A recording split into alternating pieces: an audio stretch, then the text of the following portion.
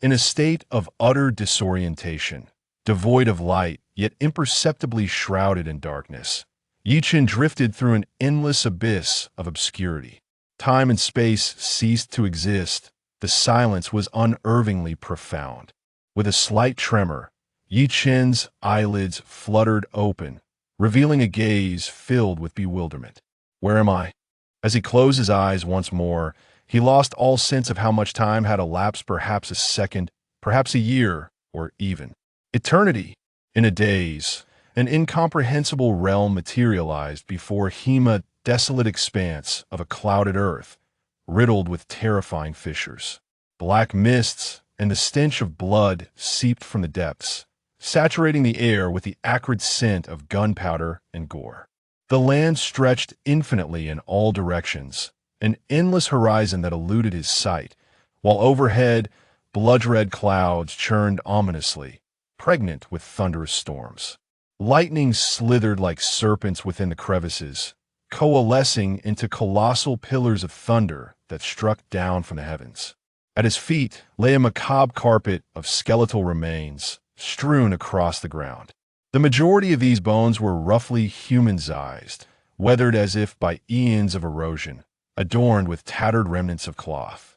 Among them loomed massive bones of azure, crimson, and obsidian hues, far grander than skyscrapers, their origins lost to time, all having met their demise in this forsaken place.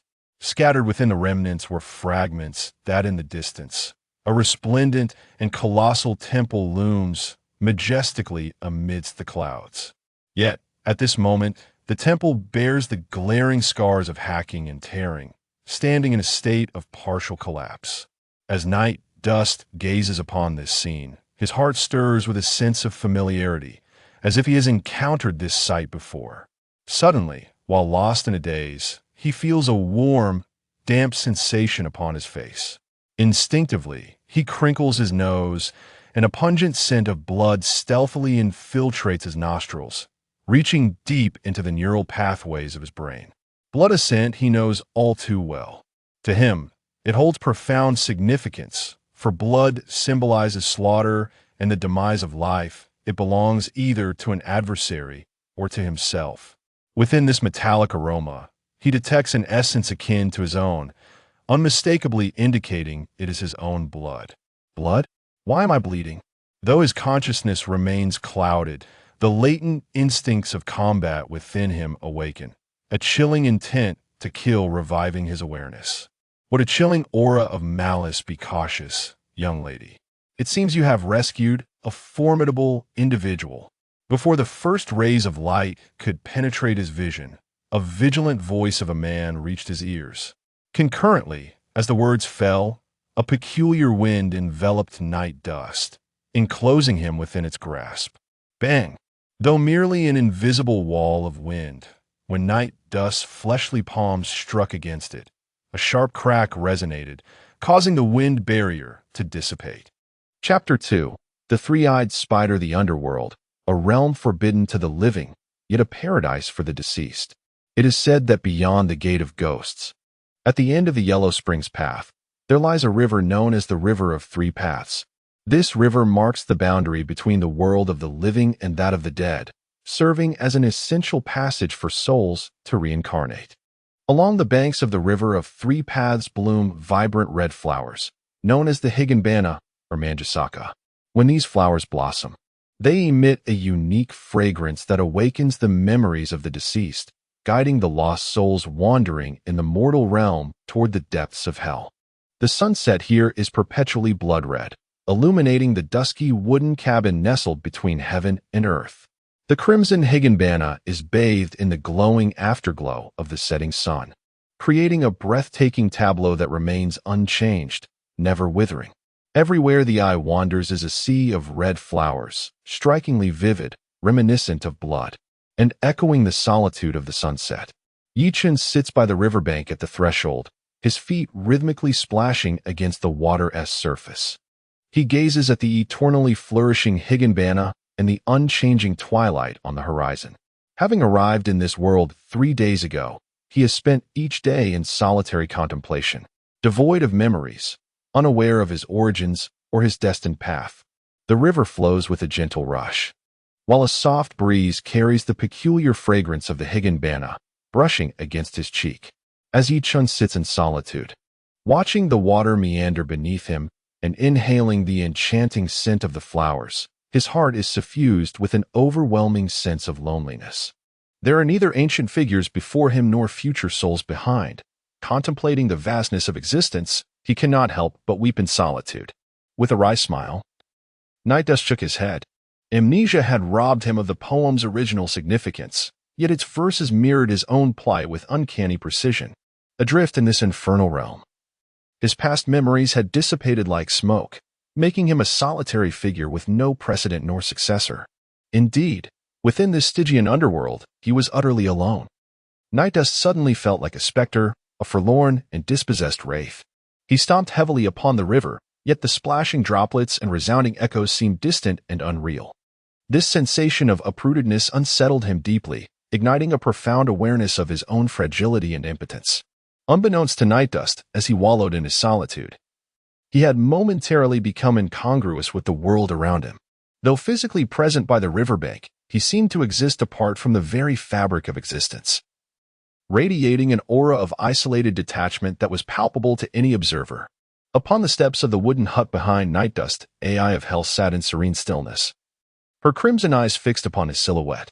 Initially, she had only glanced at him askance, but now she stared unblinkingly, her thoughts inscrutable.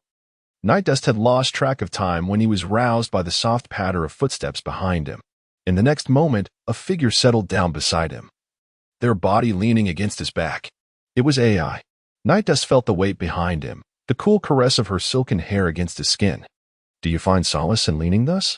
Night Dust inquired with a hint of curiosity, subsequently mimicking Ai's actions, relaxing his body and shifting his weight to his back.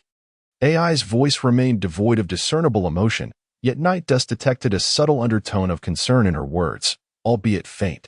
Recognizing this, a flicker of warmth ignited within Night Dust's lonely heart. Although delicate, it indeed alleviated his sense of solitude to some degree. "So be it, since I have arrived. I shall find peace within this unfamiliar realm, allowing this moment to be my solitary weakness. From this day forth, I shall embark on my path of Shura." The two sat in tranquil silence, with Enma Ai leaning slightly back against Night Dust, seemingly lost in thought as she gazed at the wooden ceiling. Meanwhile, Night Dust's gaze was fixed on the cluster of across the river, accompanied only by the gentle murmur of the stream beside the flowers. With raven-black hair and crimson eyes as vivid as fresh blood, he donned a simple yet tidy athletic ensemble. In contrast, she sported long black hair, equally blood-red eyes, clad in a pure black sailor uniform. In a certain sense, these two individuals shared an uncanny connection, particularly in this moment as they leaned back to back. Identical in their dark hair and blood-red eyes, both draped in black attire, one steeped in loneliness, the other engulfed in bewilderment. Though their experiences and encounters diverged, both were cloaked in a profound solitude. This was the shared sentiment of Bone Woman, Ippamatsu, and Renudo. Night Dust allowed love to lean against him, his body slightly tilting. Before him lay the unchanging landscape, while the gentle murmur of the stream whispered in his ears. Although this scenery was beautiful, its familiarity bred a sense of loneliness and ennui, evoking an indescribable desolation.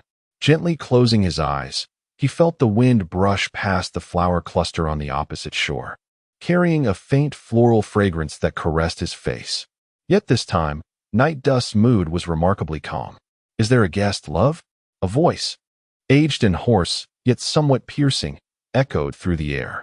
The pale paper door, illuminated by light, cast the silhouette of a figure spinning a spindle. "Little one, can you tell me who you are? What is your identity?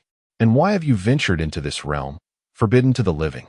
The raspy voice of the old man resonated again, this time not far above Night Dust's head. "I am Night Dust.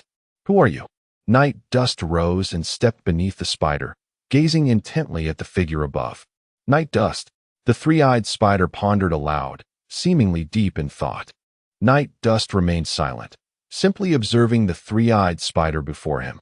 At that moment, an overwhelming pressure descended upon him, fierce and sudden, targeting Night Dust directly. The source of this formidable force was none other than the three-eyed spider before him. Boom! In an instant, a deafening roar filled Night Dust's mind, leaving him dizzy and disoriented. He stumbled and fell to the ground, feeling a tumultuous surge of energy coursing through his veins. Fortunately, Ye Chen's physical form had attained an exceptionally formidable level. Otherwise, he would have undoubtedly sustained severe injuries from such a sudden assault. Upon being ambushed, an immense fury surged within Ye Chen, compelling him to instinctively harness the power within him to retaliate. Deep within his being, in the depths of his dantian, a brilliant and intense crimson light suddenly erupted, akin to a slumbering Asura awakening to reveal its bloodthirsty and tempestuous gaze. In an instant, a torrent of scarlet malevolence surged forth from Ye Chen's body, wildly cascading towards his right arm, where it coalesced and compressed within his clenched fist, then expanded exponentially in a stunning display. Asura Technique, Slaughter. Chapter 3, The Transaction Asura Technique, Slaughter. With the malevolent energy crystallizing around Ye Chen's right fist, the three-eyed spider, which had been perched upon its web, could no longer remain complacent. Initially, it intended merely to intimidate Ye Chen and gauge his strength. Yet upon witnessing Ye Chen's display of power, the three-eyed spider was taken aback. Asura Technique. How could an ancient battle technique of the Asura clan be in your possession?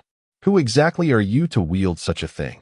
Though astonishment coursed through its mind, the three-eyed spider maintained an outward facade of composure, fully concentrating to prepare for Ye Chen's counterattack. Boom! Ye Chen's right fist collided with an invisible force of oppression, resulting in a deafening explosion akin to the roar of thunder.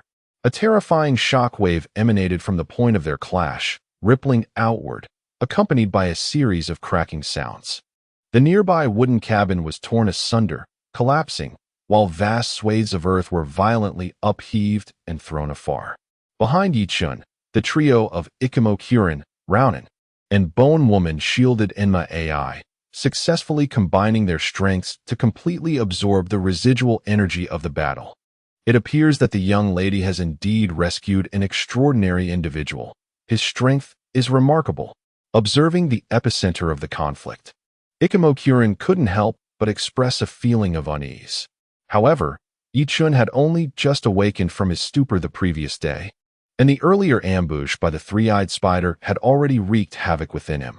The recent technique, Asura Decision, Slaughter, had placed considerable strain on his body. Under these compounded circumstances, Ye Chen found himself somewhat fatigued. Yet, gazing at the utterly demolished cabin and the vanishing three-eyed spider, a faint smile curled at the corners of his lips. If you do not provoke me, I shall not initiate any hostility. However, since you have chosen to challenge me, meeting your end at my hands is hardly unjust. Indeed, such destructive power is truly terrifying. It is no wonder that he is of the Asura lineage. Even in a severely wounded state, he can wield such formidable strength. Just when Ye Chen believed it was all over, the voice of the three-eyed spider suddenly resonated above. He lifted his gaze and beheld a resplendent purple light materializing in the air, accompanied by the appearance of three colossal eyes arranged in a triangular formation against the sky. So that was merely a projection? Gritting his teeth, Ye Chen slowly rose to his feet, his blood-red eyes ablaze with fervent combat spirit. Allow me to experience your prowess. The crimson malevolence coalesced once more, yet before Ye Chen could strike, the three eyes in the sky unleashed a brilliant beam of purple light. Threads of violet energy danced around him, swiftly weaving into an intricate net that ensnared him firmly in place. The malevolence he had just summoned dissipated instantaneously upon contact with the web, akin to a delicate snowflake succumbing to the searing heat of a furnace. Vanishing without a trace, like a cow sinking into the sea, leaving not a ripple behind. Though reluctant to concede, Ye Chen could not deny the overwhelming strength of the three-eyed spider before him. Even in his current state of disrepair, being so effortlessly bound and his inner power confined was a testament to the terrifying might of the spider's true form. Such formidable power would make victory exceedingly difficult, even if Ye Chen were in perfect condition, for the chasm between their strengths was undeniably vast. Enough, were it not for your identity as Asura. The mere fact that you have harmed my avatar would suffice to warrant your death as recompense. The voice of the three-eyed spider was laden with authority. Yet within that commanding tone lay a hint of helplessness. It had merely intended to assess Ye Chen's prowess, only to find that while the evaluation had been made, the circumstances revealed by Ye Chen rendered the three-eyed spider's predicament exceedingly awkward. Heh, death as atonement? If you possess the courage, then come and claim it. Were you not the first to launch a surprise attack? Now you pretend to be the big bad wolf. Though Ye Chen found himself ensnared by the three-eyed spider, he retorted with unabashed sarcasm. It appears that your Shura clan is indeed, as the rumors suggest, stubborn and unyielding. Very well, I shall consider it my misfortune. Your affairs are no longer my concern. Stay here if you wish. But remember, should you violate the rules, even at the risk of offending the Shura clan, I will personally escort you to hell. Tread carefully. The three enormous eyes in the sky whirled incessantly, betraying a sense of vexation. Yet, after a prolonged moment, a resigned sigh escaped its lips, and it spoke coldly. As the words fell, the three-eyed spider seemed ready to depart. Its three colossal eyes slowly closed, and simultaneously, the web binding Ye Chen began to dissolve like snow, vanishing in an instant. With the disappearance of the web, the wooden hut that Ye Chen had destroyed reappeared in the blink of an eye, and everything returned to its original state, as though the preceding confrontation had never transpired. Hey! Just as the three-eyed spider was on the brink of vanishing, Ye Chen could no longer contain his curiosity and inquired, "From what you just said, it seems you possess some knowledge about my identity?" Though hope was faint regarding his lost memories, Ye Chen felt compelled to attempt to unravel the mystery. For action was certainly preferable to inaction. The three-eyed spider fell silent for a moment, then cast a meaningful glance at Ye Chen and remarked, "I see. I had thought the Asura clan had sent you, this little fellow, to me in a fit of madness. Yet, it appears you have arrived here by accident. And it seems you are suffering from amnesia. How intriguing. Indeed, I possess some understanding of the Asura clan, and I even know their whereabouts. However, why should I assist you?" The tone of the three-eyed spider took on a playful nuance, the implication unmistakable. Ye Chen paused thoughtfully before asking, "What do you wish for me to offer in return?" "Rest assured, I shall not impose upon you." The three-eyed spider continued, "I happen to be in need of assistance at the moment. If you help me resolve a few troubles, I would be more than willing to assist you in return. What do you say? You have nowhere else to go for the time being, so why not stay here? It would not be detrimental to you, would it?" The three-eyed spider's eyes narrowed slightly, and a hint of temptation laced its tone. "Very well, I agree, but let me make it clear. If your requests contravene my principles, I shall refuse. Furthermore, I cannot remain in your service indefinitely. When I wish to depart, you must not impede my exit." Ye Chen pondered for a moment before nodding in agreement to the transaction. However, with prudence in mind, he stipulated a few conditions. Satisfied, Ye Chen meticulously examined the contract, scrutinizing it inside and out several times. Once he was certain there were no discrepancies, he affixed his signature. "So when does my work commence?" Chapter 4. Hell's Communication. It was still the same world beneath the setting sun. Ye Chen sat listlessly by the riverbank, gazing at the ever-blooming red spider lilies and the unchanging sun on the horizon. He engaged in a meandering conversation with AI, sharing amusing tales from his mind or recounting a couple of humorous anecdotes. Though at times the topics were rather mundane, and often he was forced to stretch the conversation, this was one of the few pastimes Ye Chen had to alleviate his boredom. Ultimately, conversation could not exist solely in solitude. Even though AI maintained a guise of an attentive listener, it was impossible for Ye Chen to continue this monologue indefinitely. Eventually, a sense of melancholy enveloped him. Fortunately, his despondency did not last long, as salvation arrived in the form of AI, ready to work. Accompanied by the sound of spinning, the raspy voice of the elder resonated once more. Hell's Communication was a unique service offered by the Hell Exile Studio, a form of distinct curse. Only those harboring profound resentment could establish contact with the Hell Girl. Upon receiving a request from a client, the Hell Girl would appear by their side, presenting them with a doll. If one truly wishes to eradicate resentment, one need only untie the red thread by loosening the knot. A formal pact with the Hell Girl is established, causing the one consumed by hatred to plummet into the abyss. However, should the resentment dissipate, the contractor themselves must bear a grave cost, for it is said that those who harm others ultimately harm themselves.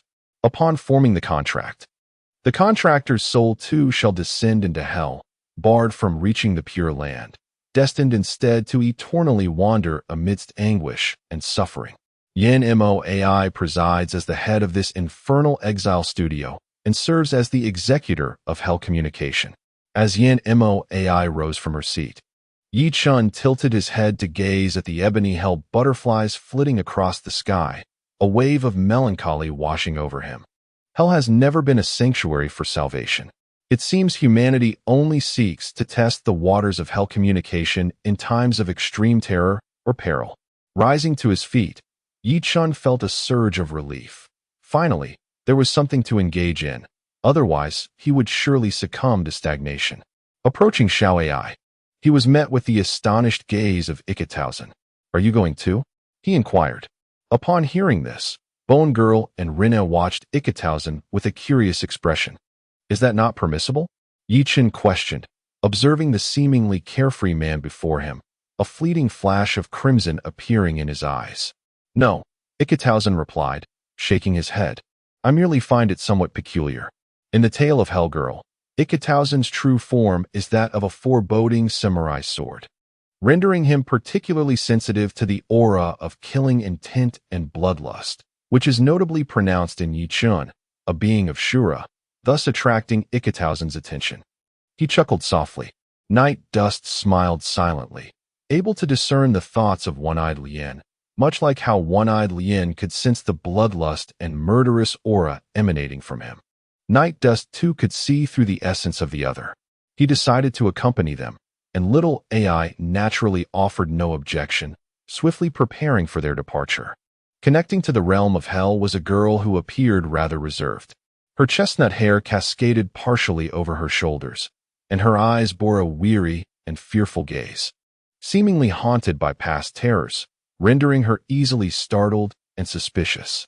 Night Dust perched upon a tree, observing the people below in the fading light of dusk, contemplating. "You are the one who summoned me, are you not?" "I am Yama AI, the Hell Girl." The girl's voice trembled with astonishment, tinged with a subtle joy. "At last. You have arrived. How wonderful. This can finally come to an end."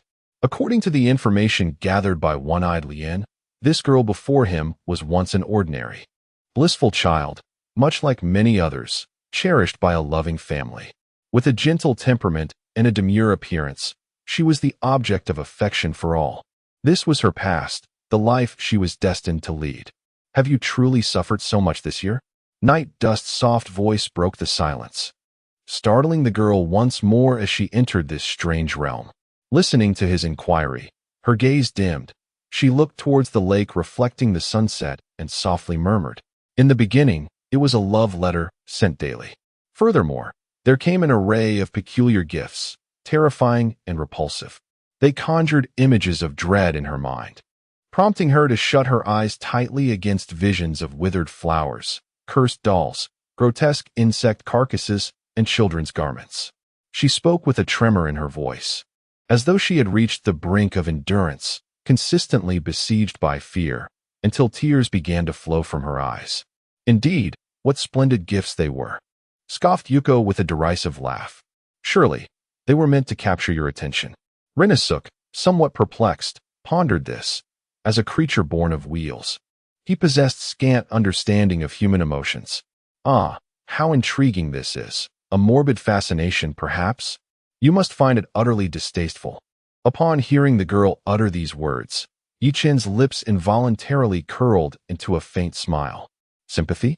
Perhaps, but at this moment, he felt more intrigued. And then, noticing the girl had fallen into silence, Bone Girl interjected. The girl continued her tale, recounting how he would frequently call and email her. No matter how many times she changed her contact information, it proved futile. That was not enough. He also followed me every night. In the end, how did he manage to enter? While we were away from home, he intruded into my room without permission. No matter how many times I changed the keys to the house, it was all in vain. I have reached my limit, and more importantly, I cannot bear to see my parents distressed, nor to live in fear myself. The trio of Rinasuk fell into silence, then quietly stepped aside, allowing Ye Enma AI to advance. Yama AI gracefully approached the girl, and with a simple gesture of her delicate hand, the noose of the wheel of reincarnation ensnared the scarf around her neck, causing her figure to vanish in an instant.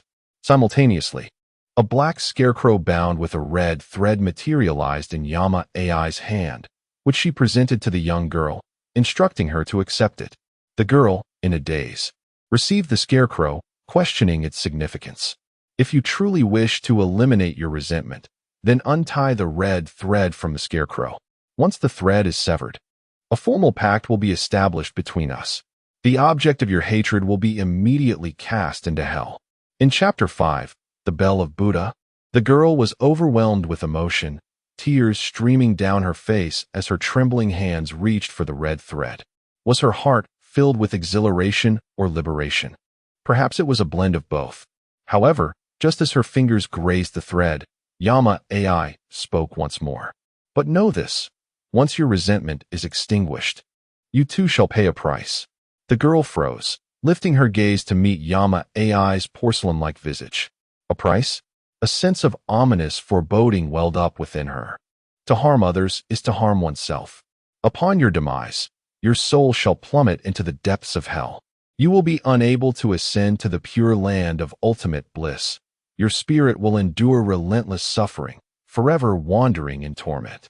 Countless individuals may, in a moment of fleeting resentment, consider the notion of infernal communication. Yet, regardless of who they are, upon hearing that sending another to hell may also lead to their own descent into the abyss after death, they would be momentarily taken aback. The fear that arises within them often deters them from forging a pact with the Hell Girl. To the majority, hell is perceived as an exceedingly terrifying realm. However, hatred, by its very nature, is a double-edged sword. If one intends to inflict harm upon others, they must, of course, be prepared to bear an equivalent cost. Are you suggesting that I will descend into hell? Well, that is a matter for after death. The girl questioned, how can this be? Why must I also go to hell when it is clearly another's wrongdoing that has led me here? Her bewilderment was palpable, for the price she was being asked to pay felt overwhelmingly steep. Do you refuse? If so, return the straw effigy to me, AI spoke calmly. Having encountered such scenarios far too often, there is no such thing as a free lunch in this world. To wish for another's demise necessitates readiness to pay the price. Ye Chen remarked instinctively. On a narrow, shadowy path, devoid of any semblance of life in the dark of night, the girl, gripped by panic, fled deeper into the abyss. Her labored breaths echoed in the stillness as she hastily glanced back, only to discern a dark figure trailing her through the previously empty alleyway. Her pupils dilated in fear. Uncertain of how to respond, she could only continue her desperate flight. Alas, despite her fervent prayers, no deity came to her aid. The so-called good people exist without fortune. For this is the harsh truth of reality, a reality darker than darkness itself. She had run to the end of her tether, with no avenue of escape remaining, as the deranged figure behind her drew ever closer. In a state of panic, she dashed into a nearby warehouse, only to trip and fall heavily to the ground, her backpack flying from her grasp and skidding away into the shadows. At that moment, the glass windows shattered. The man who had relentlessly pursued her arrived, his grotesque visage rendered even more monstrous in the darkness. The girl lay on the ground, gazing up at this stranger, recalling how the man who professed his affection for her had harassed her and harmed her father. Ryoko, this is a warning to you, as I previously stated. This man was evidently a psychopath, or one might say, a lunatic. Truly, he was a repugnant individual. Ye Chen lingered in the shadows, observing the man wielding the iron rod and the terrified girl huddled on the ground. A flicker of crimson light flashed in his eyes, despite the terror she faced. She did not sever the red thread when she obtained the scarecrow. Could this moment be more dire than descending into hell? Would it not be wiser to resolve to cut the thread sooner rather than later? Ye Chen squinted at the girl as she desperately evaded the descending iron rod. Yet her ankle still bore the marks of injury. Clutching her backpack, she retreated to a corner, rummaging for the scarecrow, only to drop it in her frantic state. As she bent to retrieve it, the man had already approached her side. In a nearby corner, Ye Chen, Ai Enma, and Bone Girl remained motionless, quietly observing the trembling girl clutching the scarecrow as she faced the pivotal decision ahead of her. Please, someone save me. The girl had been driven to the brink, her voice breaking as she raised the doll in a desperate cry. The red string stands as the sole hue amidst the enveloping darkness, impervious to its encroachment. The allure of crimson, tinged with foreboding. At the moment the red string is unraveled, the scarecrow vanishes. The solitary red cord flutters mournfully, gently descending to the ground. Your resentment has been acknowledged. In the pitch-black warehouse, only the girl remains, silently weeping. Humanity possesses an inherent penchant for hesitation. Despite lacking the capacity to resolve matters, one often clings to optimistic notions, ultimately resorting to the red string to untangle it all. What then? Was the earlier fright a lesson, perhaps? Night Dust observes the steel rod clatter against the ground, producing an eerie resonance in the shroud of darkness. It is a grotesque sight, driven solely by affection. One acts with reckless abandon, entirely disregarding the feelings of others, inflicting harm through a distorted love. Such behavior is utterly incomprehensible. Within the phantasmagoria, as Night Dust witnesses the relentless torment inflicted by the trio of One-Eyed, Wheel of Fate, and Bone Maiden on the unrepentant man, a sigh escapes him. Is that so? He muses, nodding thoughtfully, yet unease lingers within him regarding this conclusion. While Night Dust engages in conversation, on the other side, Xiao Ai enters the realm of illusion, heralding the finale. Oh, the tragic shadows lost in the abyss, inflicting pain upon others, belittling them, wallowing in a tainted soul.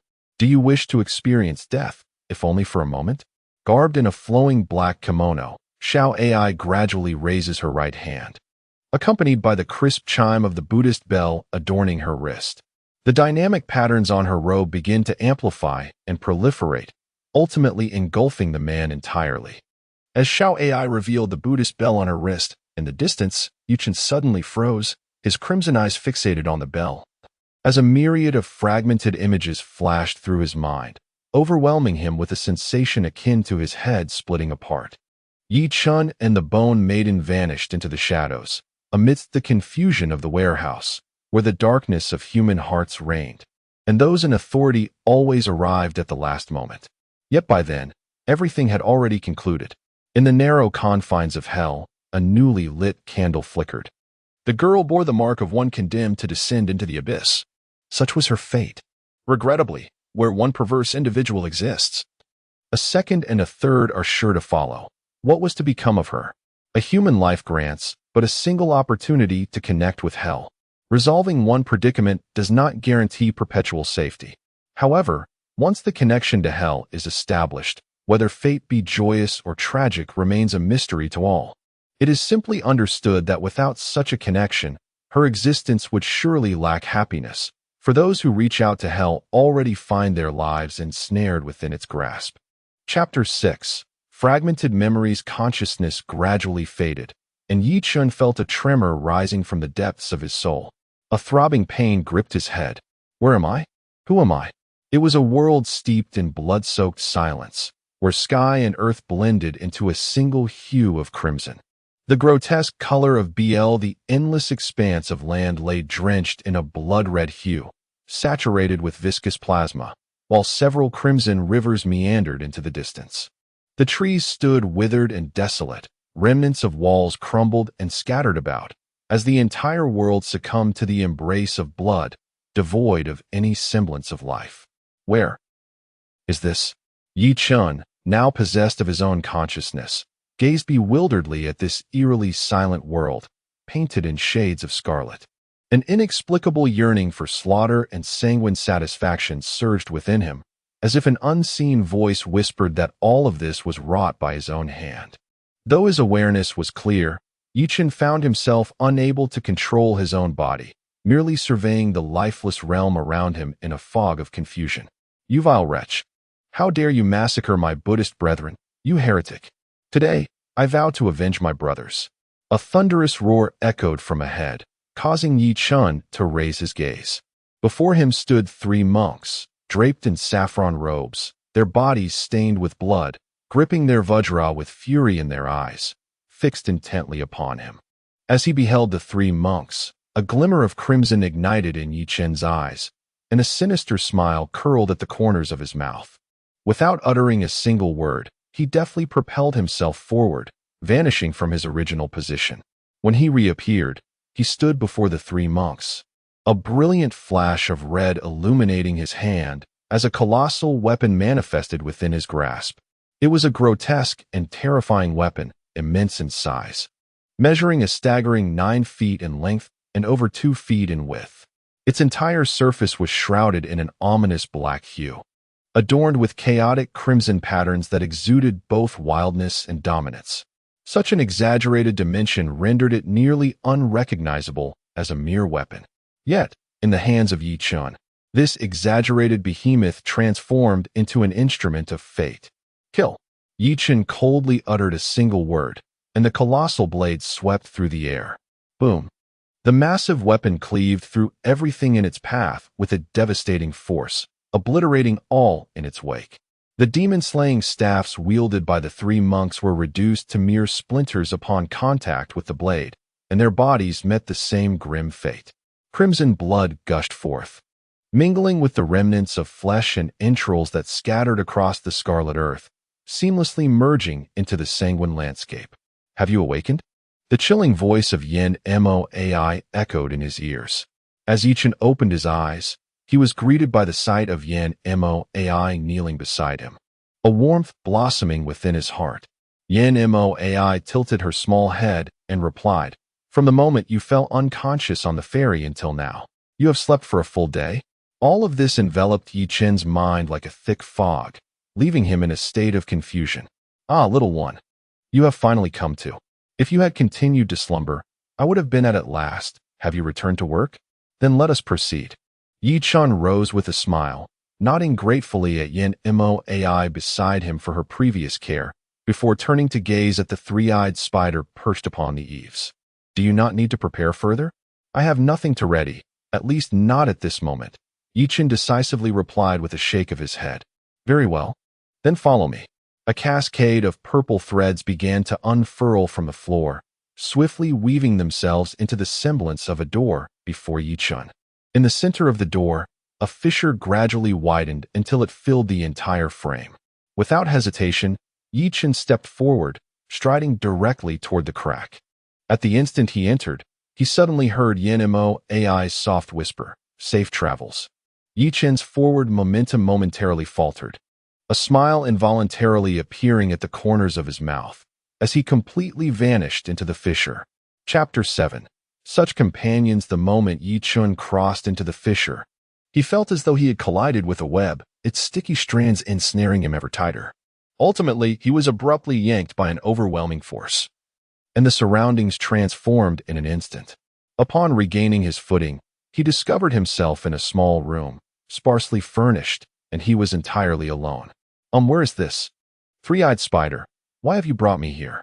To assist with your relocation?" Ye Chen found himself somewhat perplexed. According to his understanding, the task assigned to him by the 3-eyed spider should entail some form of combat, or at the very least, involve capturing some fleeing vengeful spirits. Yet, given the current circumstances, what was he expected to do? Clean the room? It would be wise for the little creature to maintain some discretion. Rest assured, your work location is not here. I brought you here merely to pick someone up. The 3-eyed spider appeared before Ye Chen, its 3 eyes spinning restlessly. "Pick someone up?" Ye Chen inquired, astonished. "Indeed, I am here to retrieve your teammate," the 3-eyed spider elucidated. "My teammate? Is that truly necessary? What kind of task requires me to have a teammate?" Despite his amnesia, Ye Chen's combat instinct remained intact, and he had a reasonable understanding of his own capabilities. Given his strength, he could likely contend with the three-eyed spider's avatar. Yet, with such prowess, why was the three-eyed spider intent on assigning him a teammate? What kind of formidable enemy awaited them? Cough. Do not misunderstand. It's not as you might think. I would prefer not to assign you this teammate, but sometimes. Well, when your teammate arrives, I will clarify the details of your mission. Please be patient for a moment. The three-eyed spider seemed to hesitate, its initial words faltering. The wait was not long. Within approximately 15 minutes, a cacophony of sounds and faint footsteps echoed from outside. 2 individuals? Upon hearing the footsteps, Ye Chen instantly assessed the number of individuals present, his brow furrowing in concern. Wasn't he supposed to be waiting for just one teammate? Why was there an additional person? In that aura, it was formidable. With a resounding crash, the door to the room was flung open, and a figure, entirely cloaked in darkness, tumbled into the room, landing squarely in the center. As Ye Chen focused his gaze, he discerned that the newcomer was a youth of similar age. Clad in a gray robe, his unkempt beard suggested it had been ages since it had been tended to, obscuring half of his face, while his hair resembled a tangled nest. Although his attire was not overtly dirty, his appearance exuded an aura of utter disarray. Good heavens, what kind of experiences could lead a youth to such a state? Had he just returned from a solitary survival in the deep mountains? TSK, you are quite late. Arriving a full 10 minutes past the appointed time. The three-eyed spider merely cast a fleeting glance at the youth sprawled on the floor before shifting his attention to the entrance, where another figure had just stepped inside. Ye Chen turned to see a strikingly handsome young man donning a white robe, his lips ruby red and teeth pearly white, with clear brows and bright eyes. He stood tall and graceful, emanating an air of gallantry and charm, a true embodiment of elegance. At this moment, the man's face was etched with a furious expression of disappointment. Upon hearing the words of the three-eyed spider, his anger slightly abated, and he spoke in a voice as soothing as a flowing spring. I sincerely apologize for the delay. I am deeply ashamed, indeed. He continued, now, let us dispense with the formalities. This place is not the heavenly court, and we are not bound by such rigid protocols. The three-eyed spider cast a glance at the untidy youth on the ground and addressed the man who identified himself as Qingxiang. Is this young rascal the Yang family's direct descendant you wish to entrust to my care? Since I have already given you my word, I shall not retract it. The three-eyed spider then turned its gaze towards the boy on the ground, inquiring with its ancient voice, Young one, please tell me your name.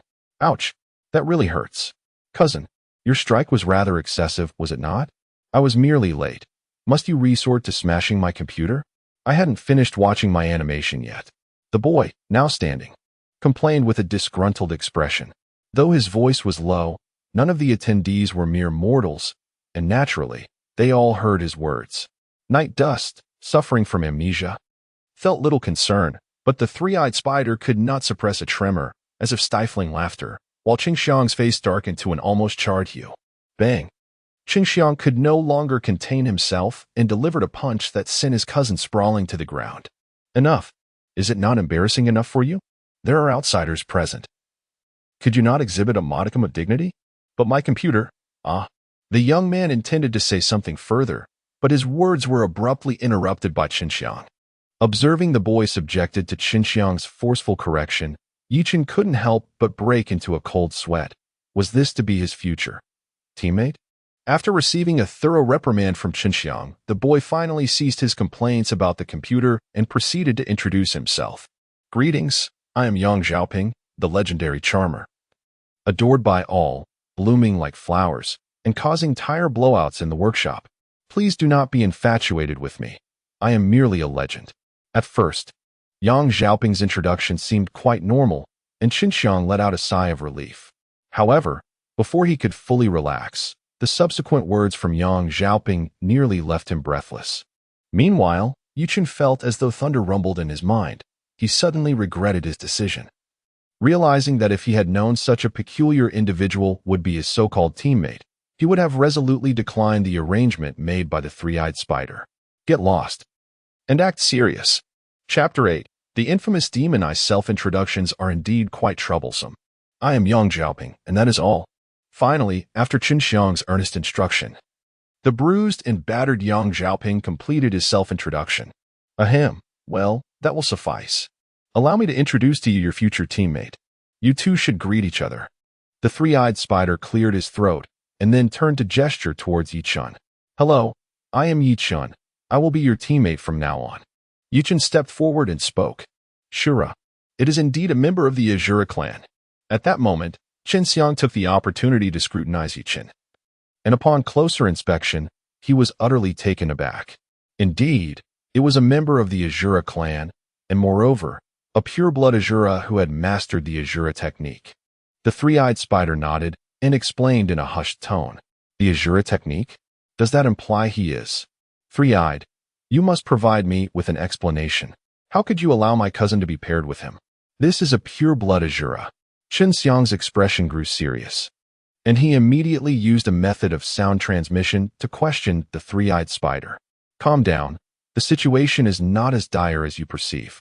You must understand that while the Asura clan is bloodthirsty, they are far from indiscriminate murderers.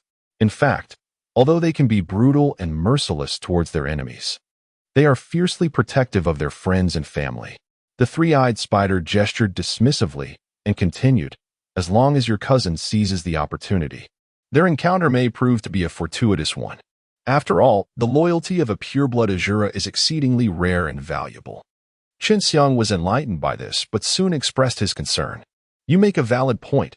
However, my cousin's circumstances are somewhat unique.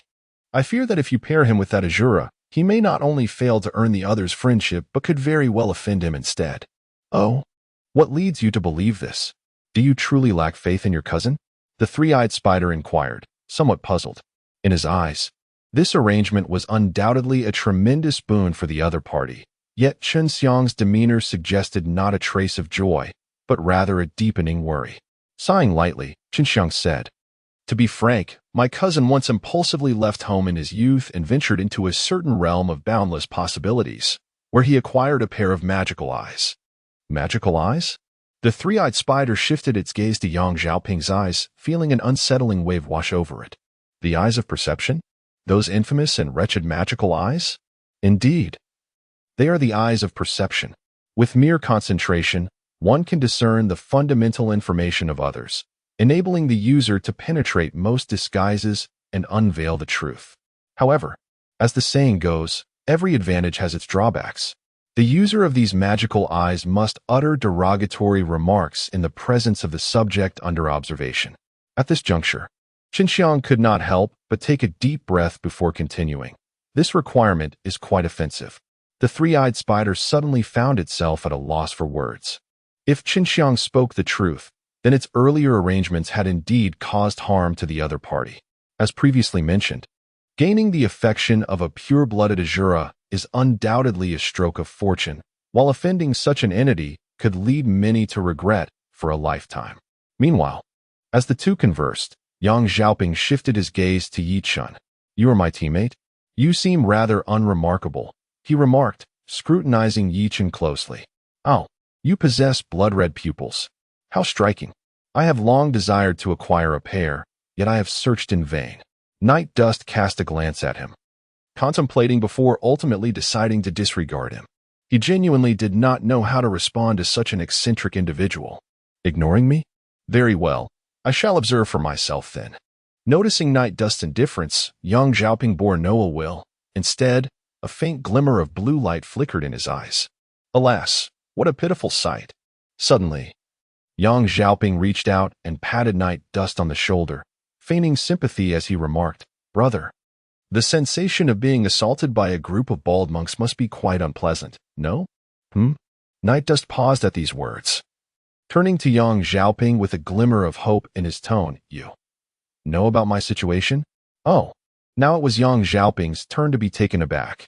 According to the information gleaned from the Eye of Insight, it was revealed that Night Dust had once been battered by a group of Buddhist monks, an event he regarded as a disgrace.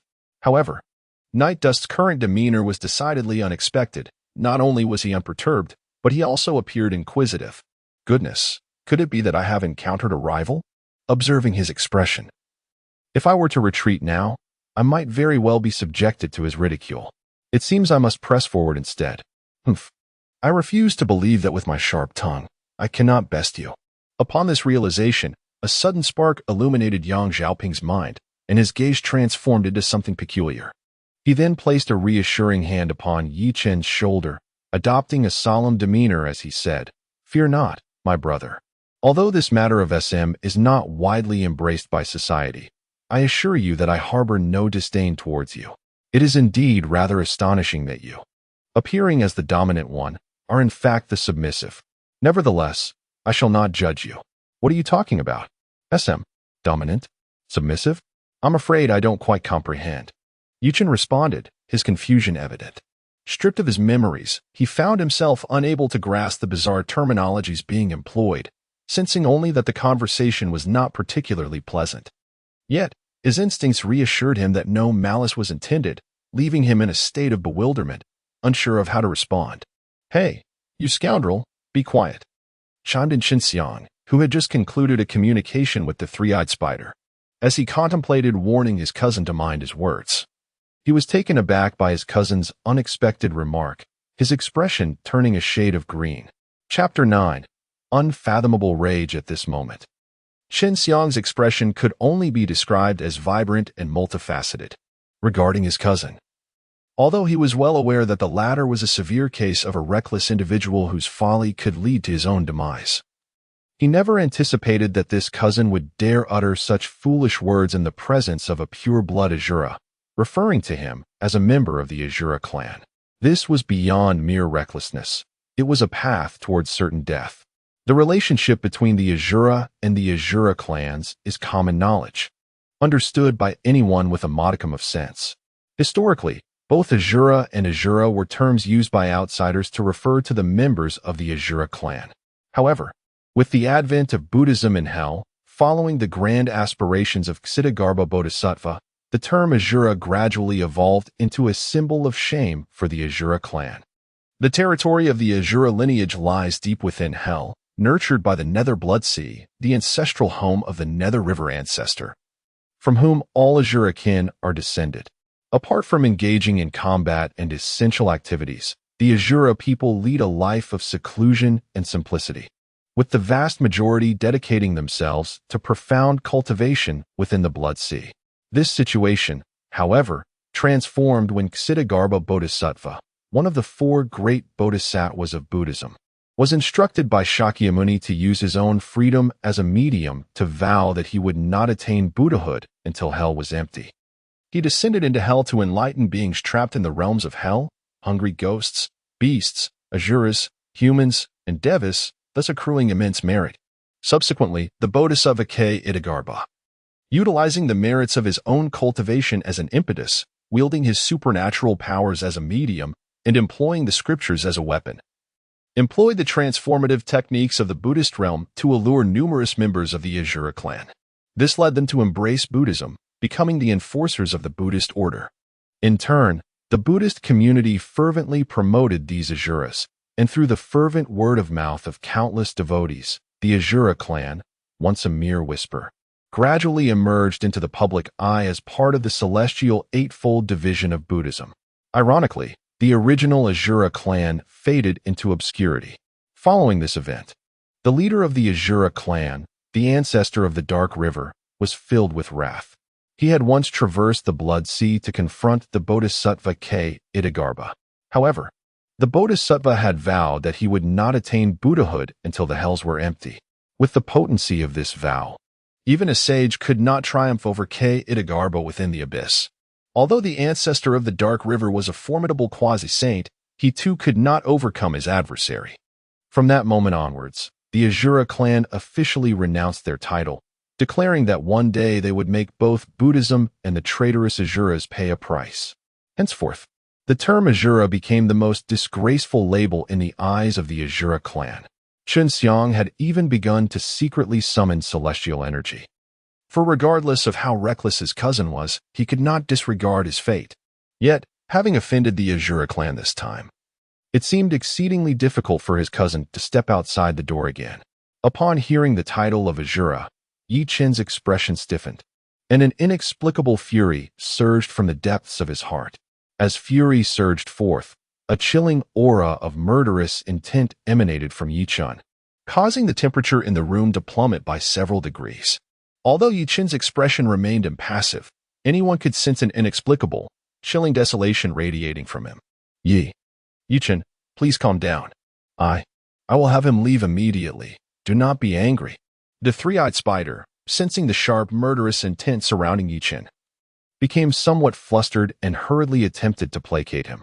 Ye Chen slowly raised his hand, the crimson aura of killing intent swirling around his fingertips. Yet his face was a mask of confusion. Why was there an anger burning within his heart, yet he could not fathom the cause? Hearing him say that, the vigilant Qin Xiang was momentarily perplexed. What is the situation? Could it be that I remembered incorrectly? Asura is not a taboo term for the Asura clan? But that cannot be right. The murderous intent just now was undeniably genuine. So what is happening now? Oh, right. I almost forgot. This young man, Ye Chen, is currently suffering from amnesia. The three-eyed spider quickly grasped the situation and whispered an explanation. Amnesia? Qin Xiang was taken aback, astonished that such an absurd circumstance could befall him. However, if that were indeed the case, it might not be entirely unfavorable. After all, since Ye Chen had lost his memory, he would likely not hold any aversion to the term Asura. Thus, it could be said that resolving this matter had become considerably easier. With this thought in mind, Qin Xiang stepped forward, placing one hand gently on Ye Chen's forehead, focusing intently. I will help you suppress the raging anger within. Night Dust initially intended to retaliate, yet upon hearing Qin Xiang's words and feeling the continuous influx of celestial energy coursing through his being, he ultimately relinquished his desire for vengeance. Instead, he closed his eyes, mastering the murderous intent within him, guiding the incoming celestial power to circulate throughout his body, nurturing the wounds that had yet to heal. After a considerable time, Night Dust, rejuvenated by the celestial energy provided by Qin Xiang, completely eradicated his remaining injuries. Not only had he recovered, but his inner ferocity had also been significantly amplified, rendering him immensely benefited from this experience. I am deeply grateful for your generous gift. Night Dust slowly opened his eyes, rose to his feet, and respectfully bowed to Qin Xiang. Not at all.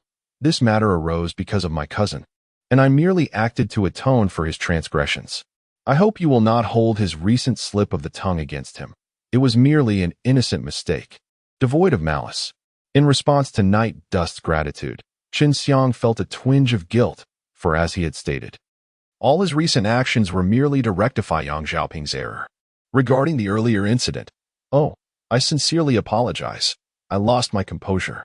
Night Dust paused for a moment, only to realize that he had attributed all the blame to himself, mistakenly believing that Qin Xiang was referring to his own inexplicable outburst. Indeed, it is not your concern. However, upon hearing Night Dust's apology, Qin Xiang felt an even deeper sense of guilt. Yet, given the current circumstances, he could not elucidate the situation too clearly. After all, should Night Dust recall the matters concerning the Asura clan due to his reminder? It would spell disaster for Yang Xiaoping if Night Dust were to seek vengeance. He, too, had his own interests to protect and could not bear to betray his cousin in such a manner. Chapter 10. The Scarlet Soul Gauntlet. Ahem. Enough of that. It is getting late, and we should discuss your assignments. Just as Qin Xiang found himself in a predicament, the three-eyed spider timely stepped forward, both to extricate Qin Xiang from his dilemma and to acknowledge that they had delayed for far too long. What? You're not allowing me to use the computer? Isn't that a bit excessive? Upon hearing Qin Xiang's words, Yang Xiaoping disregarded the incident of being kicked and promptly thumped his chest to assure the three-eyed spider, stating, "Whatever task you have, just let me know, and I promise to fulfill it." The three-eyed spider gazed at this lively character with a hint of exasperation. Very well. Time is of the essence, so I shall be brief. Recently, a horde of malevolent spirits escaped from hell and infiltrated the human realm. Your mission is quite straightforward. Eliminate them. A bloodthirsty smile graced Night Dust's face, though he had lost his memories. The yearning for slaughter that coursed through his veins had never waned. Your task is to locate them. As for whether to slay them or not, that is entirely at your discretion. However, I would like to remind you that while I have faith in your abilities to deal with them, I still urge you to exercise caution. Though these malevolent spirits may not match your strength, they are exceptionally skilled in stealth and ambush tactics. In any case, it is better to be wary than to err. Very well, I understand. Now, can you escort me? Are we ready to depart? I shall see you off. But before you leave, there is something I must present to you. As the three-eyed spider concluded its words, a purple web lowered from the ceiling, suspending a jade box that landed directly in front of Night Dust. What is this? Night Dust inquired, opening the jade box to reveal a pair of exquisitely translucent hand bones. The three-eyed spider explained, this gauntlet is an artifact I stumbled upon eons ago. I am uncertain of the material from which it is crafted, yet I can sense a formidable essence of blood power emanating from it. Such strength is beyond the grasp of ordinary individuals. However, you are different. As Asura who commands the power of blood slaughter, you should be able to wield it with great proficiency. Moreover, if my memory serves me right, common weapons cannot withstand the might of Asura, and your weapon has been lost, has it not? Indeed, it seems that this gauntlet is destined to belong to you. As Nightfall's gaze flickered, he extended his hands.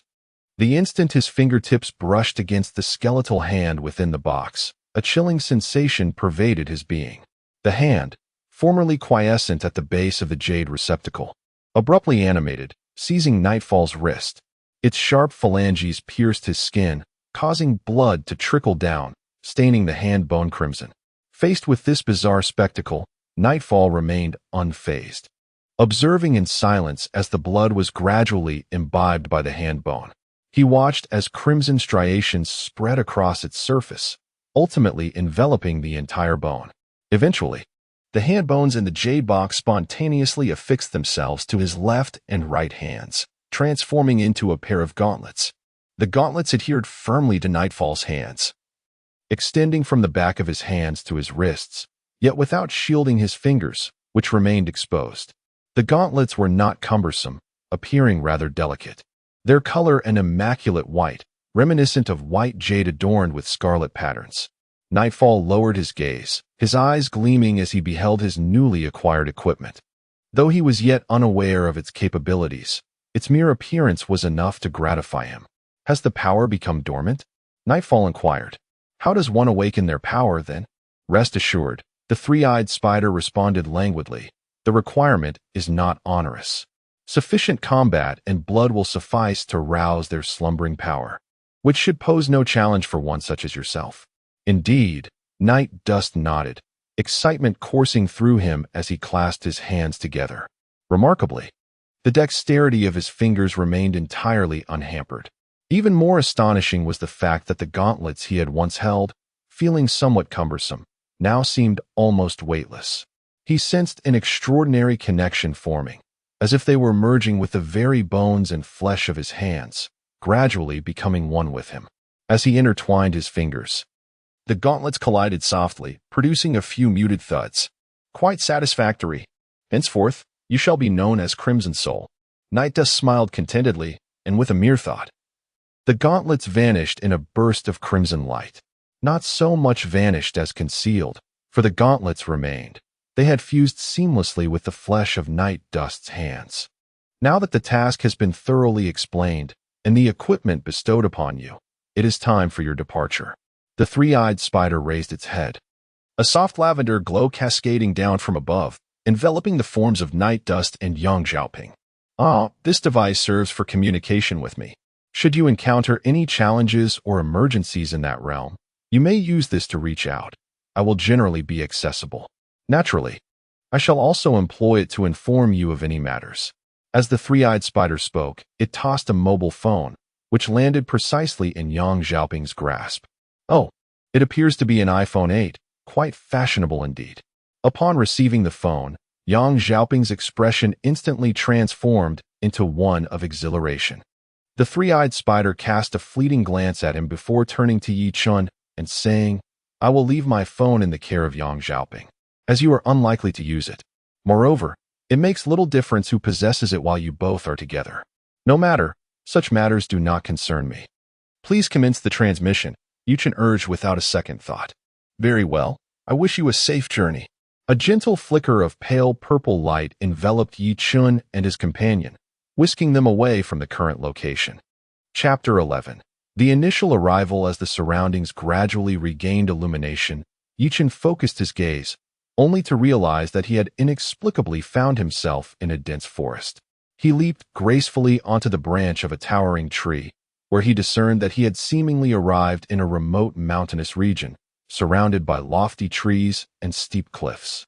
Occasionally, traces of venomous creatures and fierce beasts could be spotted, rendering the area eerily silent and desolate. Hey, where are we now? Yang Xiaoping inquired from below the tree.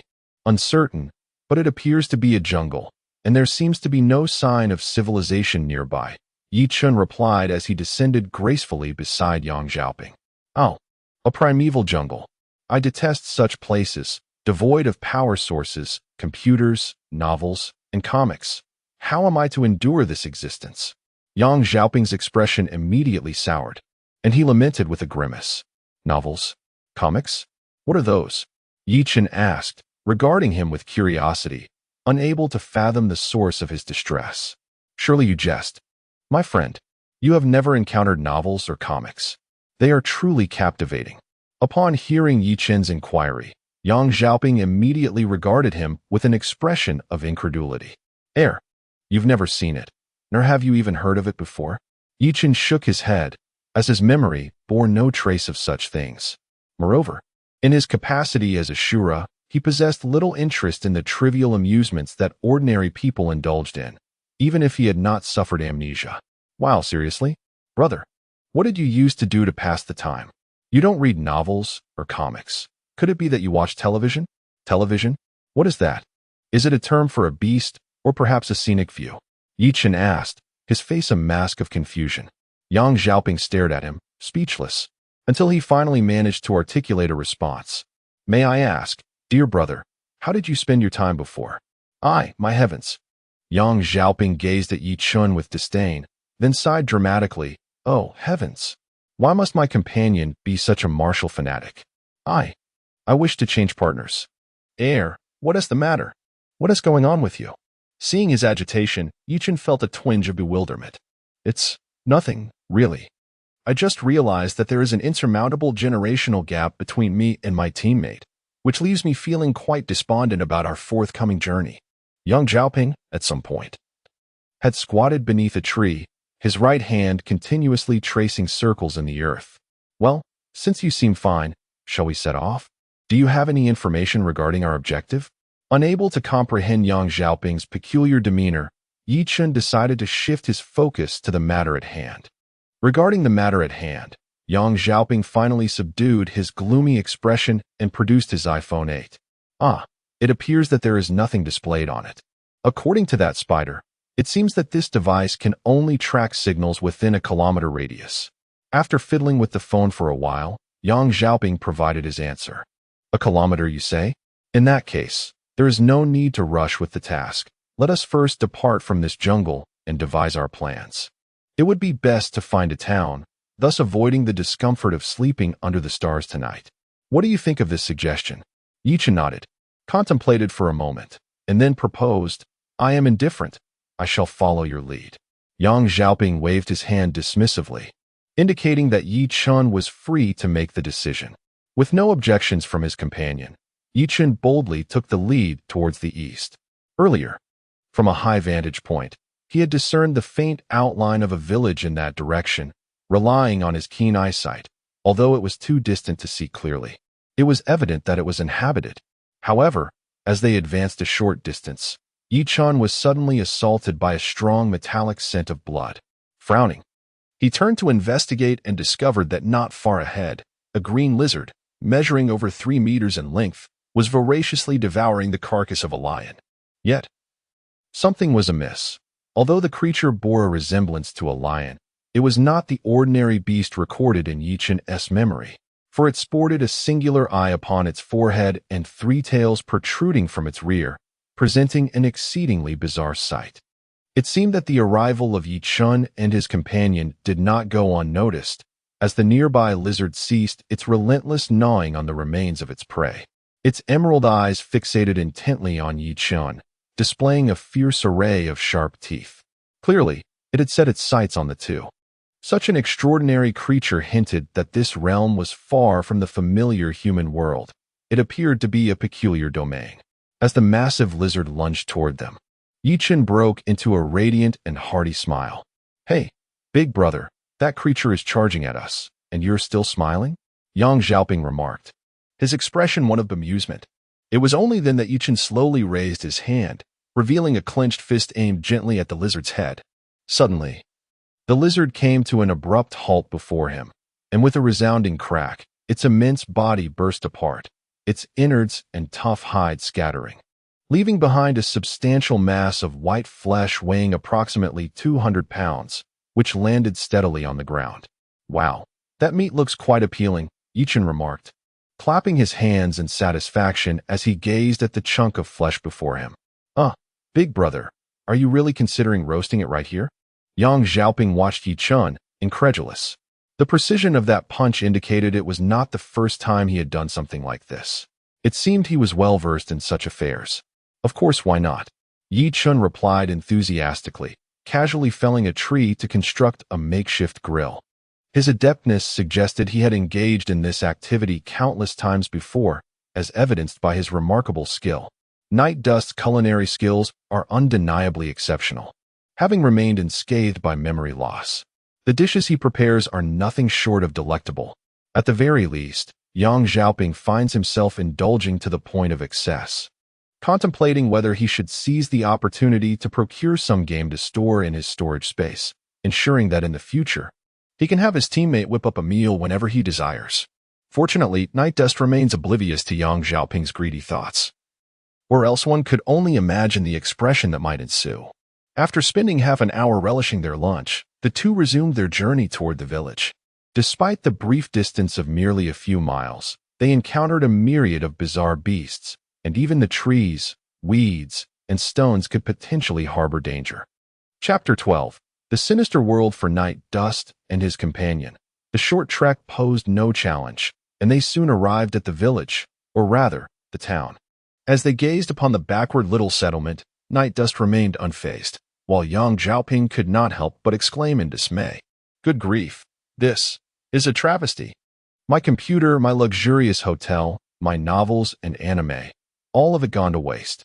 If one were to describe the town before them, the words poverty and backwardness would suffice. It was evident to any observer that this town exuded no semblance of modernity. Towering, earthen-colored rocks had been piled to form a rudimentary wall, reminiscent of ancient fortifications standing over 5 meters tall, encircling the town structures. Before the imposing city gate stood a cluster of soldiers clad in armor, armed with long spears, diligently inspecting those entering and exiting the town. In the nearby crowd, the overwhelming majority were clad in tattered, coarse linen garments, unmistakably indicative of their existence at the lower echelons of society. The most numerous among them wore rugged attire fashioned from animal hides, and one might easily mistake them for primitive tribesmen hailing from the tropical rainforests of Africa based solely on their appearance. Among all, the most distinguished were the nobles adorned in an array of splendid and resplendent garments, a fact evident from the respectful demeanor of the guards at the city gate toward them. For a fleeting moment, Ye Chen even questioned whether he had traversed into the medieval era of Western Europe, realizing he needed to seek someone to elucidate the dynamics of this world. "Come, let us enter the city," he said, adjusting his attire, filled with curiosity as he strode towards the city gate. "Hey, wait for me." Ye Chen and his companion were granted entry into the city with remarkable ease. The soldiers merely cast a hurried glance at them before respectfully allowing them passage, not daring to exhibit any insolence. This was understandable, as despite their slightly peculiar garb in this realm, it certainly did not qualify as peasant attire. Coupled with an aura that set them apart, the gatekeepers could undoubtedly discern their status. Perhaps it was due to the fact that this was the only town within dozens of kilometers that the marketplace bustled with vibrancy. However, Beneath this facade of prosperity lurked a myriad of vices and chaos. In the brief span of a few hundred meters, Ye Chen witnessed several elegantly attired nobles brazenly humiliating the impoverished. In the dimly lit alley, one could scarcely escape the sight of emaciated, lifeless bodies, emanating a pungent stench. Among these corpses, the majority appeared to be beggars who had succumbed to starvation, abandoned here by the patrolling soldiers. Another portion bore the marks of violence, their bodies marred with scars and blood, seemingly beaten to death or even tortured, then discarded in this forsaken place. It was truly a grotesque sight. While the city gates had not conveyed the same sense of dread, this locale was suffused with an atmosphere of despair and decay. As Yang Xiaoping beheld the nearly piled corpses in the alley, a flicker of revulsion crossed his face, and he spoke with a tone laced with indignation. Where there are people, evil is inevitably born. Such occurrences are unavoidable. Night Dust shook his head, his expression betraying not a hint of emotion. Let us move on. The hour grows late. We should seek lodging and perhaps learn more about this world along the way. Hey, brother, do you not feel any anger upon witnessing these scenes? Yang Xiaoping could not help but inquire, observing Night Dust's unperturbed demeanor. Anger? Perhaps there is some, but what good does it do? They have their path, and we must continue onward, Night Dust replied, his tone cold and devoid of sentiment. Is that so? While I understand you are Asura, could you truly be as cold-blooded and heartless as the legends suggest? Is there not even a trace of fury within you? Cold-blooded? Perhaps he truly embodies cold-bloodedness. Despite having lost the majority of his memories, the inherent instincts of the Asura clan render Ye Chen indifferent towards life. For him, aside from those he holds dear, the suffering or enjoyment of others is of no consequence. He is no saint, possessing neither the energy nor the inclination to save the suffering. He is merely an Asura, one who does not rescue lives, but harvests them through slaughter. Having traversed a mere few dozen paces, a piercing cry suddenly pierced the air behind them. With a resounding thud, amidst the chaos of the crowd, a figure collapsed in the center of the street, a disheveled young girl, a large footprint imprinted on her back. Her once fair face contorted in agony, blood continuously spilling from her mouth, her eyes devoid of life. She was on the brink of death. Yet, she persisted in a hushed plea. Please, spare my brother. I beg you, do not let him become an orphan. Then a sharp cry echoed, revealing a frail child desperately attempting to break free. A burly man at the entrance reached out to restrain him. The child, face etched with urgency, struggled fiercely. But how could a mere boy escape the grasp of a full-grown man? In a moment of desperation, the child bit down hard on the man's arm, prompting him to recoil in pain. Seizing the opportunity, the child dashed out, racing towards the dying girl in the street. The young girl, on the verge of death, gazed upon the approaching small figure with a mixture of joy and trepidation, feebly extending a blood-soaked hand towards her brother. At that moment, a voice roared in anger, followed by a piercing sound that tore through the air. The child, in the midst of his desperate sprint, suddenly contorted as if severed like a stalk of sugar cane. He collapsed heavily to the ground with a thud, his spine brutally shattered by a blow delivered from afar. Without uttering a sound, he succumbed to death, his corpse sliding a few feet across the earth. Eyes bulging with rage, one hand outstretched towards his sister, yet still a mere half-foot away from her grasp. This agonizingly small distance proved insurmountable, despite the siblings' life-or-death struggle. The boy had preceded his dying sister in death. The girl emitted a heart-wrenching cry of anguish, desperately crawling towards her brother's small body. However, after a few feeble attempts, she could no longer move. Her once beautiful eyes stared fixedly ahead, their light fading, yet refusing to close. Though her breath had ceased, her slender hand remained stubbornly outstretched in her brother's direction. With a soft thud, a worn copper coin fell from the girl's embrace, stained with the blood of both siblings. It spun and rolled, finally coming to rest against the edge of Ye Chen's shoe. Chapter 13. In the name of Asura, what a vile deed. A passerby muttered under his breath. How many does this make this month? Alas, these two children are truly pitiable. He shook his head and quickly vanished into the night. This was merely a servant purchased by others. What sin was there in punishing such a servant?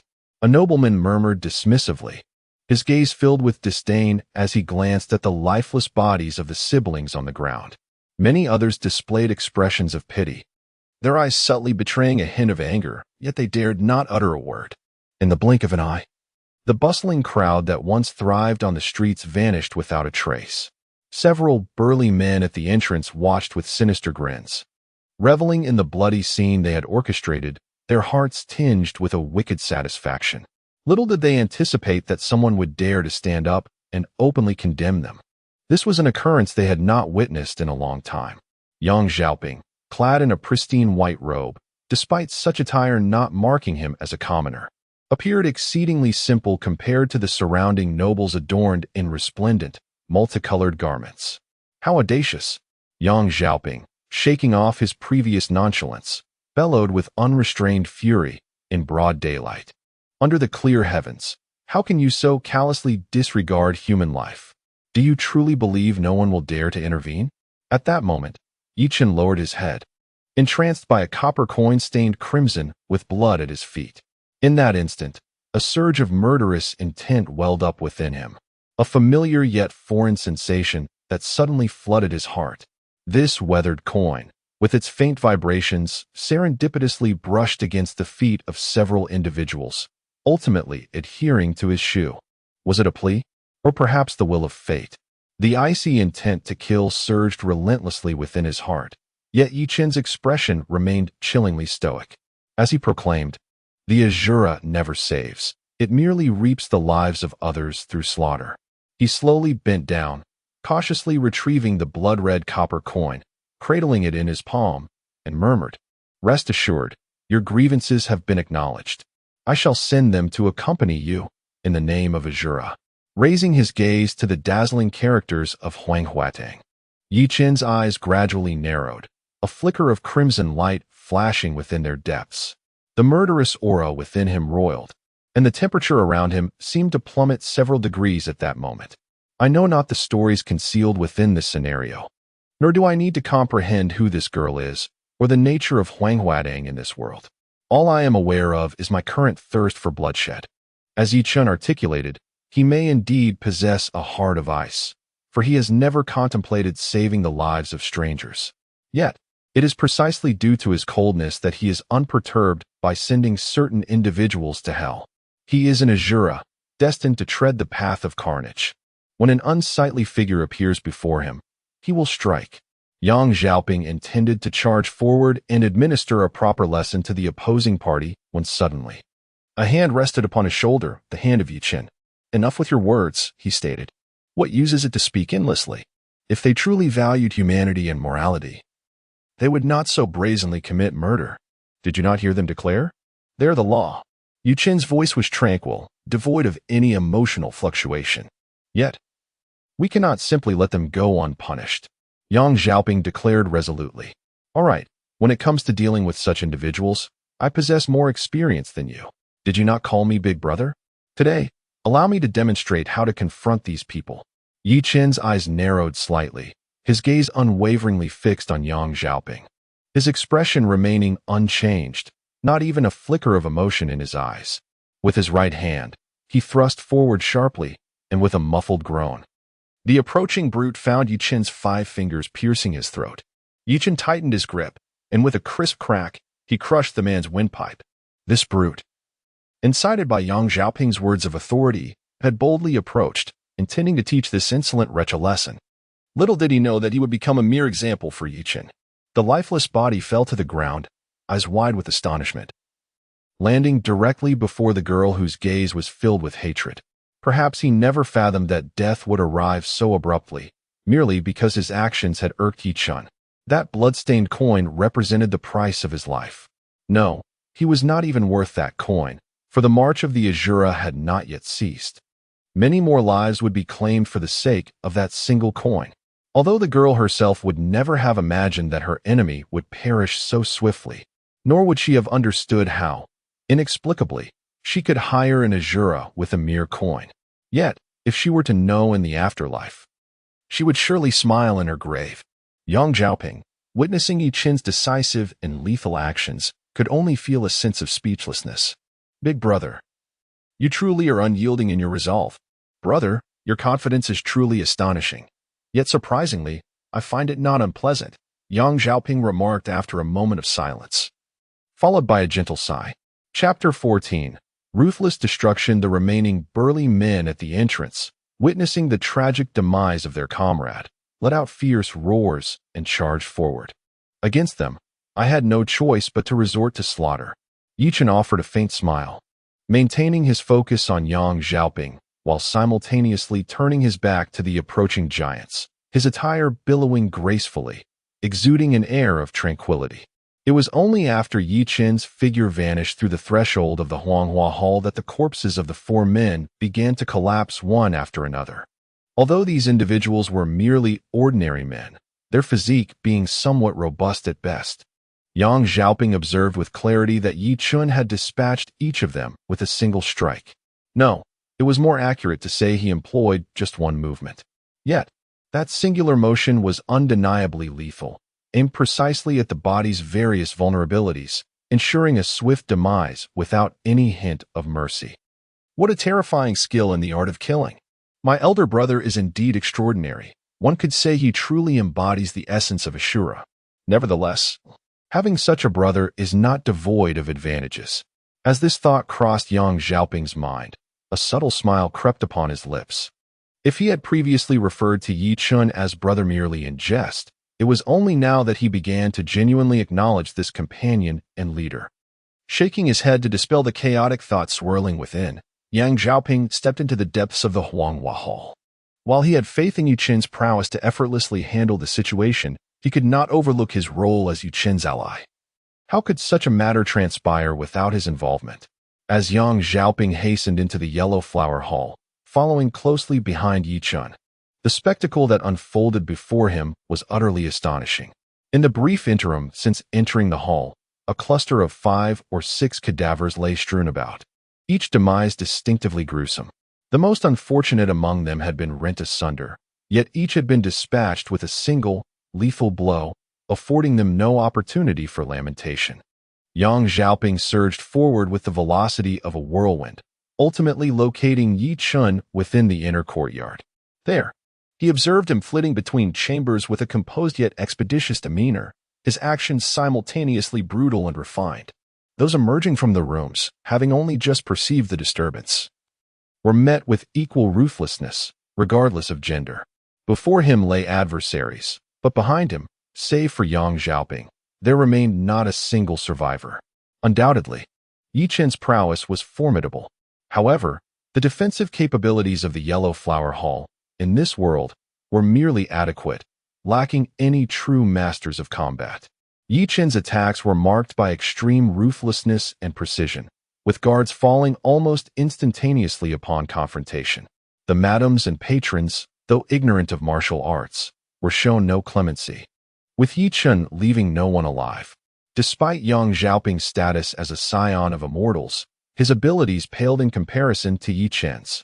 Consequently, he found himself relegated to the role of an inadequate companion, more akin to a mere attendant and observer. The expression on Ye Chen's face remained as calm as a tranquil pond, his movements swift as the wind. With a sharp crack, yet another guard had his throat shattered. He then deftly sidestepped a slicing blade, countering with a powerful punch that obliterated the helmet and skull of his assailant. As he advanced, the ground behind him was already drenched in blood, with corpses strewn about. Suddenly, 3 figures burst into the inner courtyard, emanating a fierce murderous aura. They stood at the entrance, shouting, "Who are you? Do you even know where this is? This is the Huanghua Hall under the lord of the city. How dare you cause trouble here?" The speaker was a robust man in his 30s or 40s, his muscular physique suggesting years of martial training, far superior to the guards before him. Cause trouble? Not at all. I merely came here to kill. How could that possibly be causing trouble? Ye Chen replied with a smile, his hands and feet still in motion. The remaining 5 guards were simultaneously sent flying in different directions, their bodies contorted and bloodied as they fell to the ground. With a relentless onslaught, Ye Chen left no survivors in his wake. The number of lives extinguished by his hand had reached over 100, and blood had thoroughly stained every corner of the Huanghua Hall. What audacity! Even upon seeing us, you dare not surrender? The middle-aged man shouted fervently, though it was evident that he was shaken by Ye Chen's merciless slaughter, particularly the sight of blood and bodies that chilled even the heart of a seasoned martial artist like him. Surrender? What a joke! I have yet to finish my game. Ye Chen taunted. So, Yang Xiaoping, would you care to join in the fun? Night Dust, disinterested in him, turned her gaze towards Yang Xiaoping behind her. Well, I think I shall refrain. I possess no offensive capabilities, and engaging in a fight would be quite time-consuming. It would be wiser for you to resolve this swiftly, considering we are on their territory. Moreover, did they not mention that this is the Lord's domain? It is likely that soldiers will arrive shortly. Yang Xiaoping waved his hand, dismissing this rather tempting suggestion. Soldiers? Night Dust scoffed, nodding with a hint of disdain. Suddenly, she propelled herself forward, her figure soaring like a great bird. A crimson light flickered at her fingertips, a harbinger of death. What? The three could only utter a gasp before their bodies were cleaved in two by a flash of red light. Though these individuals were stronger than the previous guard, their strength was still limited. Night Dust's prowess rendered their resistance utterly futile. The battle concluded before she even exerted herself. After dispatching the last three, Night Dust swiftly entered a room, searching frantically. Moments later, a series of loud thuds echoed as she hurled several large chests into the courtyard. With a grand gesture, the chests burst open, scattering gleaming silver coins, shimmering gold, and stacks of banknotes across the yard. While Yang Xiaoping was still taken aback, Night Dust had already begun to slash open several rooms in the corner, bellowing, "Everyone, come out. Grab the money and make haste. We shall head east once outside." Immediately, a multitude of youths emerged from within. Chapter 15. Darkness. When Ye Chen finally unsealed the last chamber, an indescribable, acrid odor assailed them. The scene within inflamed Yang Xiaoping with rage, regretting his earlier restraint in not assaulting the trio, as now there was no outlet for his fury. The confined space was filled with large jars, the openings of which each contained a sallow, emaciated head. With a resounding crash as Yang Xiaoping shattered a jar, he was consumed by a furious rage. Before him lay the torso of a person imprisoned within the jar, their lower body severely contorted and deformed. From the waist down, their legs, even when fully extended, barely reached 2 feet in length. Their arms were similarly misshapen. It appeared they had been confined within the jar for an immeasurable duration, their existence reduced to mere sustenance and excretion within its confines. Only their eyes retained a glimmer of life, pleadingly gazing at the two men, yet unable to utter a sound. Upon closer inspection, their tongues had been excised long ago. These were human swine. Individuals deemed lacking in talent or potential were reared in this manner. As their bodies gradually warped and twisted, they were sold at exorbitant prices to traveling circuses, where their deformities were exploited to evoke sympathy and amass wealth. Ye Chen averted his gaze after a mere glance. These scoundrels deserved to be drawn and quartered. Yang Xiaoping was seized by a fit of incandescent rage. Such a malevolent scheme. What depths of depravity must these miscreants plumb to perpetrate such an unconscionable act? They ensnare homeless children, groom the more promising among them into mere instruments, and mold those of comely visage into objects of lasciviousness. Male children are forged into playthings of debauchery, while female children are tutored into harlots. Those lacking in physical allure are reduced to canine servitude, and the remainder, deemed irredeemable, are relegated to the ranks of the deformed wretches before them. Every soul within this vile establishment is complicit in this heinous enterprise. For them, I can only offer annihilation. Only death can serve as their ultimate recompense. Ye Chen offered a taciturn nod, pivoting to face the threshold. Only now did the cohort of youths, both male and female, cast off their initial timidity, emboldened to gather the scattered gold and silver from the floor. One by one, they prostrated themselves before the two figures. Before fleeing through the doorway, it would appear that the world is steeped in profound darkness. If even a frontier town can harbor such depravity, one can only imagine the prevalence of similar establishments throughout the world. While perhaps not ubiquitous, they are undoubtedly far from scarce. merely operating with greater discretion than this egregious example. Ye Chen emitted a protracted sigh. He was not entirely devoid of compassion, as evidenced by his earlier intervention. The thunderous cadence of approaching hooves reverberated in the distance, rapidly closing in on their location, while the aforementioned youths possessed the agency to flee and seek salvation. What fate awaited those who remained confined within these walls? Elder brother, do you have a plan? Yang Xiaoping naturally heard the distant commotion, yet the sight of the dozens of deformed children confined within the altar posed an insurmountable dilemma. It was certain that they could not be taken away, but to leave them here would only perpetuate their wretched fate. A good idea? There was no such thing. These individuals had lost their tongues, their ears were rendered deaf, and their limbs were grotesquely malformed, with no hope of recovery in sight. Their lives had been utterly stripped of all hope. For them, existence had become a torment, a fate worse than death. Ye Chen sighed deeply. What do you mean? Upon hearing this, Yang Xiaoping immediately grasped Ye Chen's intention. Astonished and alarmed, he exclaimed, "No, absolutely not. They are already pitiable enough. Must we strip away the last remnants of their lives?" Ye Chen turned to him. "What else do you propose? In their current state, living is the greatest suffering. If you believe it is wrong to end their torment, then let them continue to endure it. Time is of the essence. The guards stationed in this town will soon arrive. If you wish to avoid a direct confrontation, it would be prudent for us to depart now." Yang Xiaoping let out a profound sigh, ultimately unable to take decisive action. With a complex gaze, he cast one last look at those living within the altar, their eyes resembling lifeless ashes. Steeling himself, he followed in Ye Chen's wake, disappearing into the shadows of this malevolent courtyard. Barely had the two departed when the guards of the city encircled the entire Huanghua Hall. Following this, a cacophony of voices erupted as a multitude of soldiers surged into the hall. "Brother, do you think I am excessively indecisive? I am acutely aware that those individuals, even if they were to survive, would only endure suffering. Yet, I find myself unable to take their lives, unwilling to strip them of their final moments. If I could learn from you to be resolute, might they not escape this tormenting existence?" On the road, Yang Xiaoping's expression grew grave, devoid of his usual frivolity. "You need not blame yourself. Your actions are merely a reflection of human nature. Moreover, you are not like me.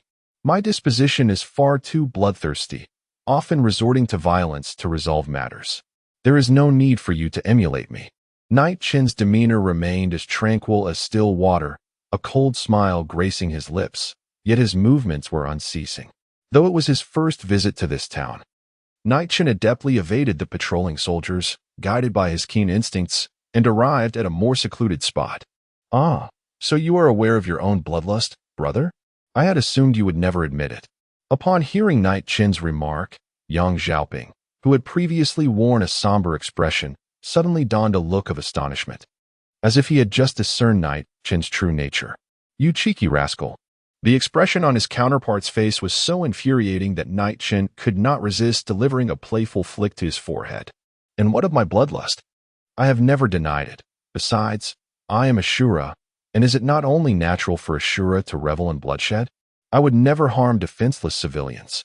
I only eliminate those whom I deem deserving of such fate. Well, let us not dwell on that matter any longer. Let us discuss something else." Yang Xiaoping shook his head and inquired, "Brother, do you think those who fled earlier managed to escape successfully? Escape? With their capabilities? It is not that I underestimate them. But if it solely depends on their own efforts, the chances of a successful escape are exceedingly slim. Then why do you still distribute wealth to them?" Yang Xiaoping asked, somewhat perplexed. "It is merely to provide them with the means to purchase sustenance or to enable those with sharper wits to venture further." Ye Chen smiled faintly. "Ultimately, we are but two passers-by. Even if we wish to assist them, our help can extend only this far. Whether they succeed in evading capture depends entirely on their own abilities. This world has always been a realm where the strong prey upon the weak. We have already afforded them an opportunity. Whether they seize it is entirely up to them." Chapter 16. The pursuer. Yang Xiaoping was taken aback. Could it be that someone was tracking the two of them? Yet why had he not sensed it? Although he had little interest in cultivation and his prowess was pitiably low among immortals, in this realm of ordinary mortals, he was considered a formidable figure. The skill of a pursuer who could follow him undetected clearly surpassed that of the individuals from the Huanghua Hall by a significant margin. After a brief silence, a voice resounded. "Ha! No wonder you single-handedly vanquished the Huanghua Hall. Your talents are indeed remarkable." A shadow darted out from a nearby corner, revealing a gaunt figure cloaked in a mask, appearing a considerable distance away. His piercing gaze fixated on Ye Chen and his companion. "To be candid, I possess considerable confidence in my ability to remain concealed. Would you be so kind as to enlighten me on how you managed to uncover my presence?" Ye Chen responded with a cold smile, stating, "Illusions are a craft that anyone can master, each with its own intricacies and uniqueness. There exists nothing particularly remarkable in this world. Do not presume that you are exceptional. However, I am curious about your intentions in following us." The man's mask was evidently hastily torn from his garments, crafted in a rudimentary manner, indicating a spur-of-the-moment decision. "I harbor no ill will. I merely hold great admiration for individuals of righteous disposition, such as yourselves.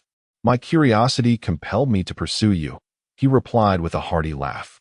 "Oh, it seems we are all kindred spirits here." "Kindred spirits? If you bear no malice, then please excuse us. We have pressing matters to attend to and would prefer not to have anyone shadowing us, particularly those who are shrouded in mystery." "Kindred spirits?" Ye Chen retorted without reservation. "You young imp, do not think that because you have acquired a modicum of skill, you can treat me with such disrespect. Are you aware of the consequences? Were it not for your impressive abilities, with just a command, I could ensure that your movements within this empire would be severely restricted."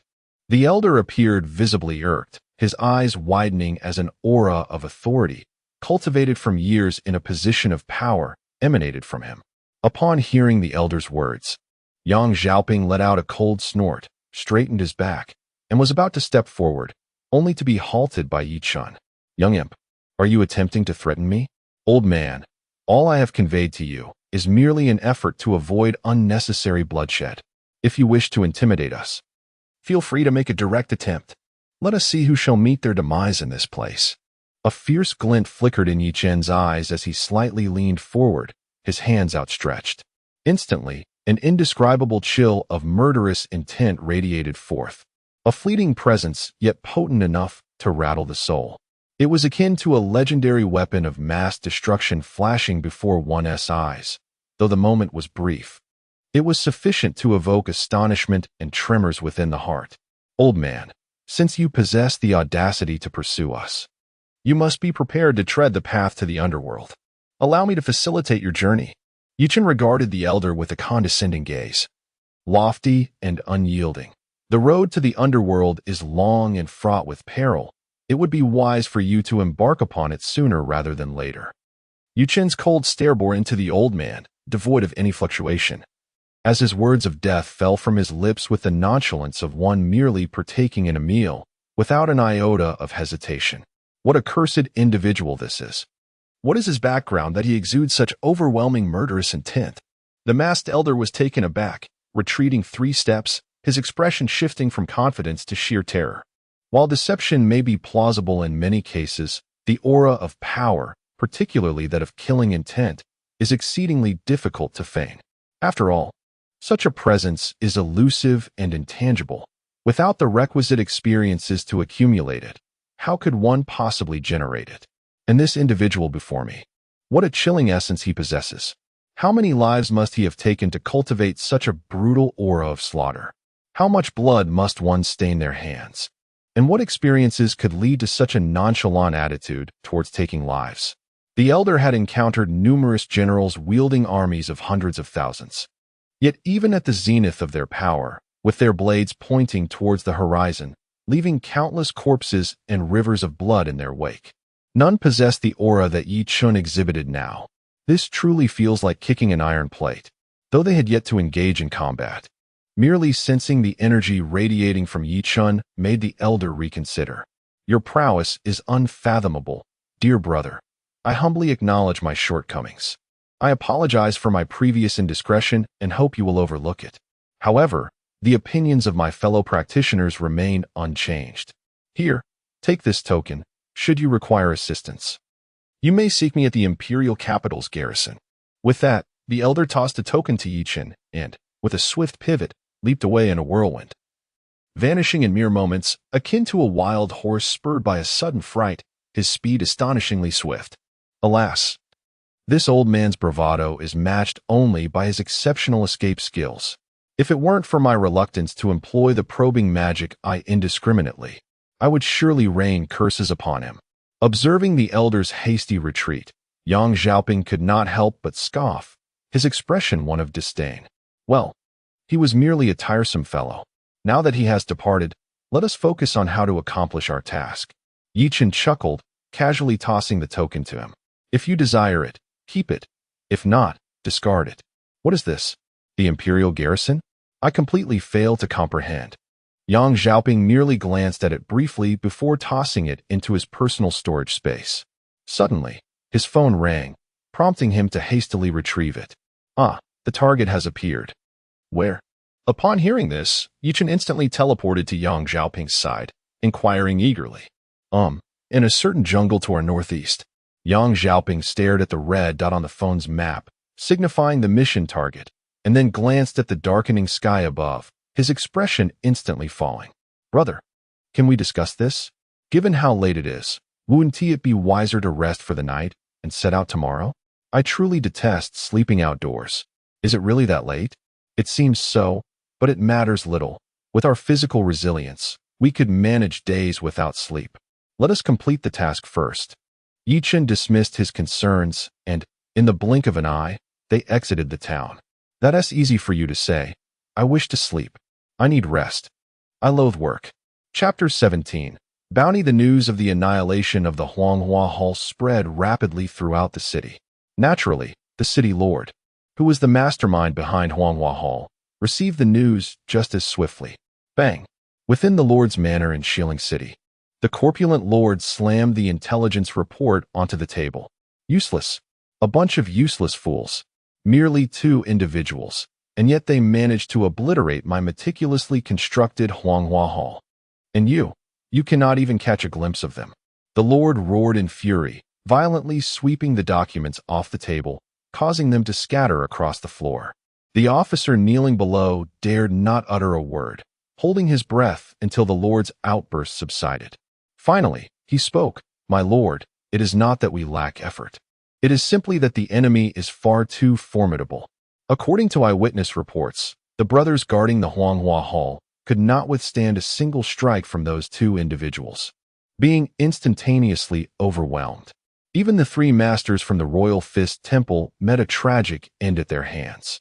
I suspect that these assailants are not ordinary foes, but rather orchestrators of a premeditated attack, possibly even empowered by the legendary Imperial artifacts. Imperial artifacts? A grave expression crossed the lord's face. Are you suggesting that the assailants are wielders of these artifacts? Indeed. Upon examining the bodies of the three Royal Fist Temple masters, we discovered that they were simultaneously severed in an instant. Their bones and muscles were effortlessly cleaved as if no resistance existed. Such a phenomenon could only be accomplished by those fabled Imperial artifacts. As the officer spoke, a look of concern darkened his features. The lord fell into a deep silence. He was well aware of the prowess of those three masters, whose strength surpassed that of ordinary men and whose bodies had been honed through years of rigorous training. While they may not have reached the level of being impervious to blades, they could certainly withstand the average weapon. Yet, even such formidable bodies had been effortlessly cleaved in an instant, and all three at once. It indeed seemed that the work of the wielders of Imperial artifacts was at play. Convey my command, known as Level 1 Martial Law. Mobilize 10,000 troops, aside from the necessary garrison, and ensure that the whereabouts of these two individuals are discovered. The lord of the city declared with a wave of his hand. 10,000. Is that not excessive? They are merely two individuals. Such a grand mobilization may invite criticism even from you, my lord. The officer's jaw nearly dropped in disbelief.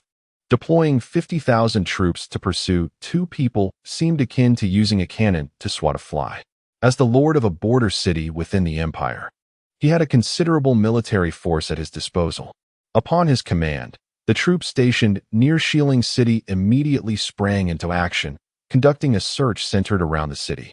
Simultaneously, the wanted posters for Ye Chen and Yang Xiaoping were disseminated across nearby cities. Though the news had yet to reach the imperial capital, the names of Ye Chen and Yang Xiaoping had begun to gain notoriety. Under the blazing sun, by the clear stream flowing through the forest, a young man clad in a pristine white robe lay languidly by the water's edge, his gaze fixated on the phone in his hand. Behind him, Ye Chen leaned against a large tree with an air of ennui, gazing into the distant scenery. These two were indeed the very same individuals who had departed from Xiling City the previous night and ventured into the depths of the forest. Curse that three-eyed spider. Why does this iPhone 8 not even have a single game of Snake? I cannot endure this. If this continues, I shall surely perish from boredom. Yang Xiaoping lamented, sprawled on a stone by the riverbank, resembling a half-dead salted fish, as if life itself had lost all hope. I remarked that it was merely a matter of lacking those trivial games. If they are absent, so be it. It is not a catastrophe. Cannot you diligently search for the precise location of our objective? We have been occupied all night, yet I have yet to catch even a glimpse of the malevolent spirit. Ye Chen gazed in silence at the nearly lifeless Yang Xiaoping, who, having never encountered such psychotropic substances, could not fathom why Yang Xiaoping was in such a state. Is it my fault? It is not as if this wretched phone provided by the three-eyed spider is of any quality. Just yesterday, I was tracking the spirit signal, only for it to vanish just as we approached. It must be this abysmal phone, incapable of accurately pinpointing even a target. Yang Xiaoping grimaced, staring at the iPhone 8 in his hand, which could do nothing but make calls, send messages, and display maps, his heart heavy with despair. Had he known this was a mere blank slate, he would have shamelessly sought out a Wi-Fi connection beforehand to download hundreds of novels and videos, at least to alleviate the tedium he now faced. Ye Chen, upon hearing his words, shook his head and replied, though I cannot comprehend the workings of that phone, I sense it has not erred. Since our arrival in this jungle yesterday, I have felt an elusive presence of ominous energy. Ominous energy? Are you not being foolish? We are in the wilderness. Is it not quite normal to feel a chill or a breeze? To hell with it.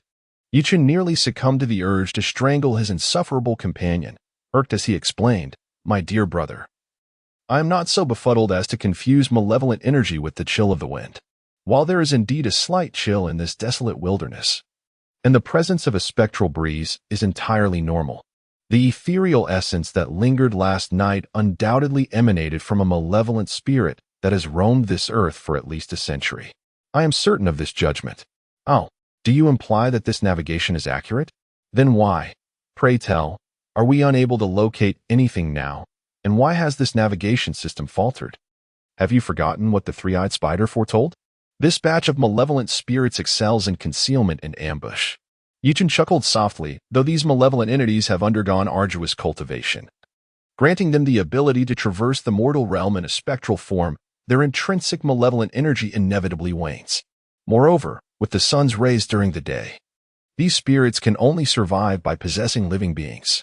By relying on the vitality of the living to nourish their own souls, these malevolent entities can endure over time. Only through the continuous absorption of the life force and souls of the living can they hope to seize control or even achieve rebirth. My brother, do you mean to suggest that this malevolent spirit resides somewhere within this jungle, within the body of some creature? Yang Xiao suddenly grasped the implication. Indeed.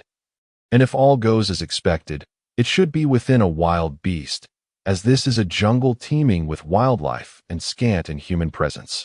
Furthermore, the beasts of this world possess formidable strength, making the act of possessing a beast's body scarcely inferior to that of a human. Chapter 18. Promising seedlings beasts? Surely, you jest. Are you implying that we are to scour this entire forest in search of a wild creature? Yang Xiaoping felt a sense of despair as he searched for a beast within the vast expanse of the forest. A task as daunting as finding a needle in the ocean. Moreover, they were utterly unaware of the species or type of creature they sought. leaving them at a complete loss. However, it was not entirely insurmountable. Malevolent spirits, even if they wished to possess a beast, would likely choose one that was not too feeble.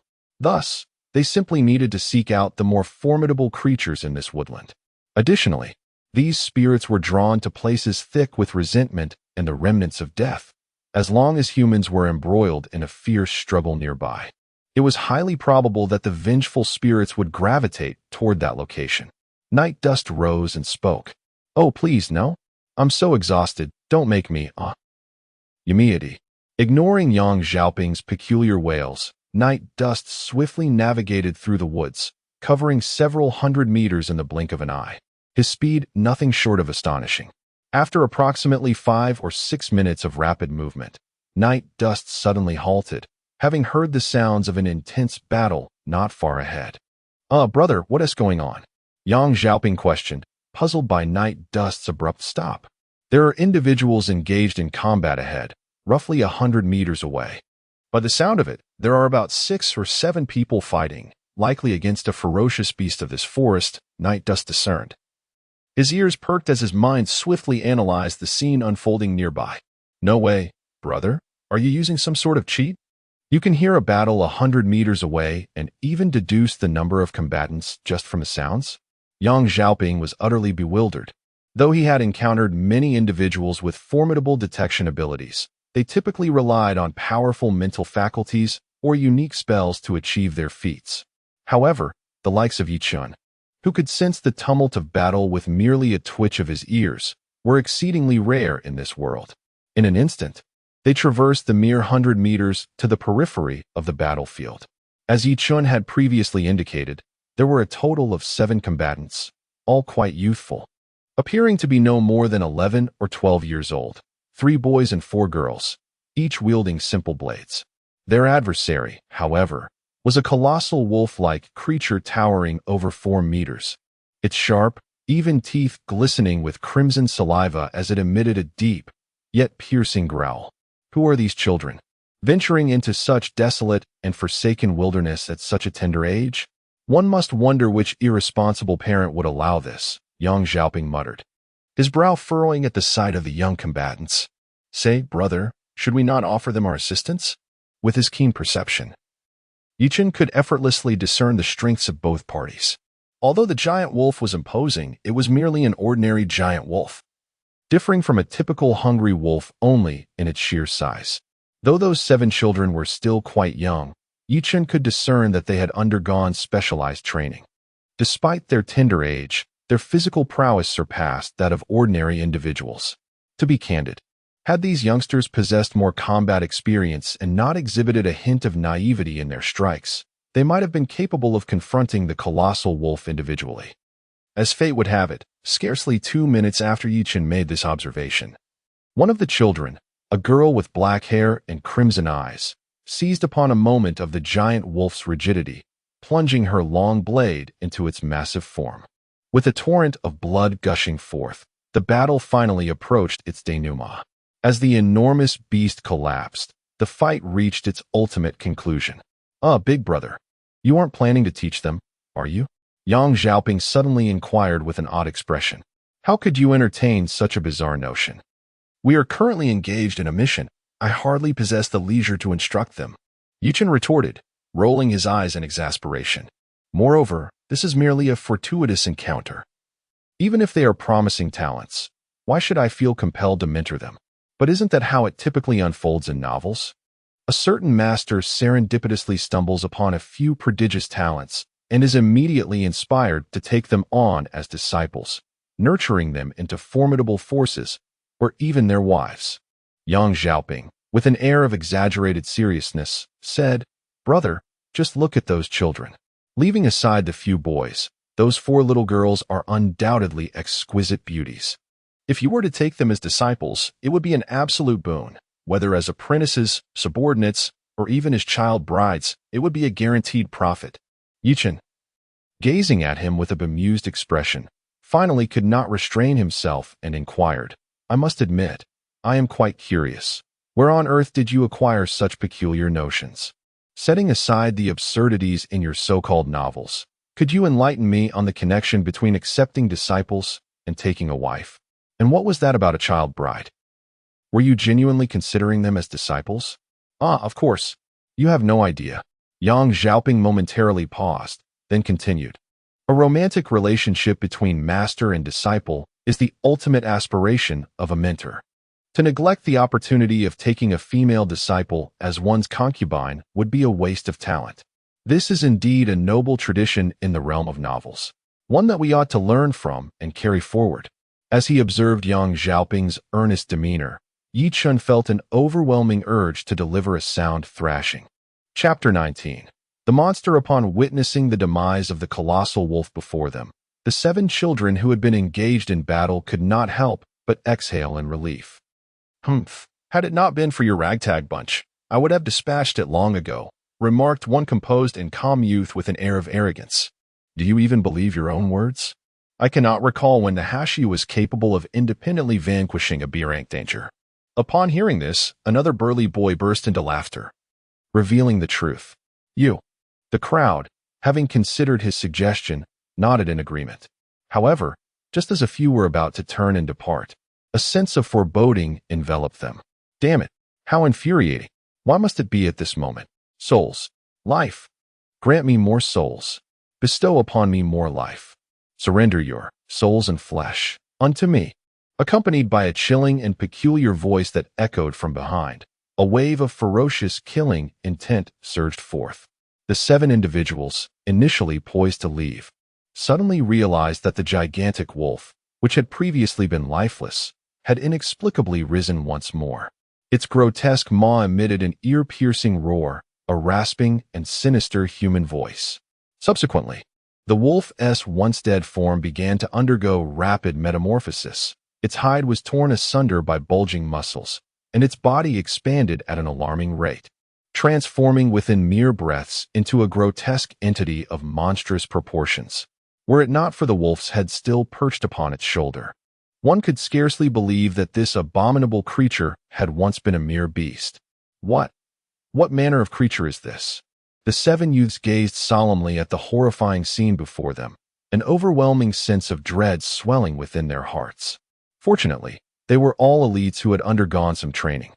Otherwise, they might have been rendered completely paralyzed by the sight before them. Hungry, so hungry. Without granting the youth a moment to comprehend, the monstrous entity took shape before them. Its massive form sprawled on the ground, and its grotesque maw, filled with jagged teeth and sinewy flesh, suddenly yawned wide, releasing a chilling black mist that surged toward the 7 individuals. This is bad, everyone retreat. The creature is launching an attack. A boy's anguished scream pierced the air, and upon hearing it, the others turned in horror. The sight that met their eyes was dreadful. The boy was ensnared by the black mist around his legs, his clothing disintegrating at an alarming rate under its ominous influence.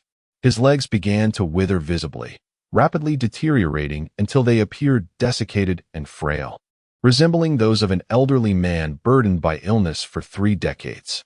Be cautious. That black mist is exceedingly sinister. Do not allow yourselves to be contaminated, Naha exclaimed, raising his voice in warning. Yet, the trepidation already lingered in the hearts of the others, for they had witnessed the grim fate of their companion, whose legs had been rendered useless in but a fleeting moment of exposure. All right, Cole, I will fetch Dad immediately. You all take care. The girl named Bonnie, a spirited maiden with a vibrant red ponytail, showed no hesitation. After a brief acknowledgement, she swiftly assisted the incapacitated guy and retreated into the distance. No, you cannot escape. I will consume you. Upon witnessing its prey attempt to flee, the monstrous entity was resolutely opposed to the idea. With all 4 limbs propelling it forward at an astonishing velocity, its colossal and grotesque form resembled a human tank. Everyone, retreat. It's coming. With a thunderous crash. As the crowd barely managed to evade, the creature's enormous iron fist descended, accompanied by a resounding explosion. Dust and debris erupted as the ground was mercilessly fractured, leaving behind a gaping chasm nearly 3 meters deep. The sheer might of a single blow was terrifying. Should any of them be struck, they would be instantaneously reduced to pulp. Could such a dreadful beast truly be something they could contend with? In that moment, a shadow of death loomed over each heart. For facing such overwhelming power, their chances of victory seemed non-existent. We must not confront this monster head-on. We are no match for it, Chizuki calmly assessed.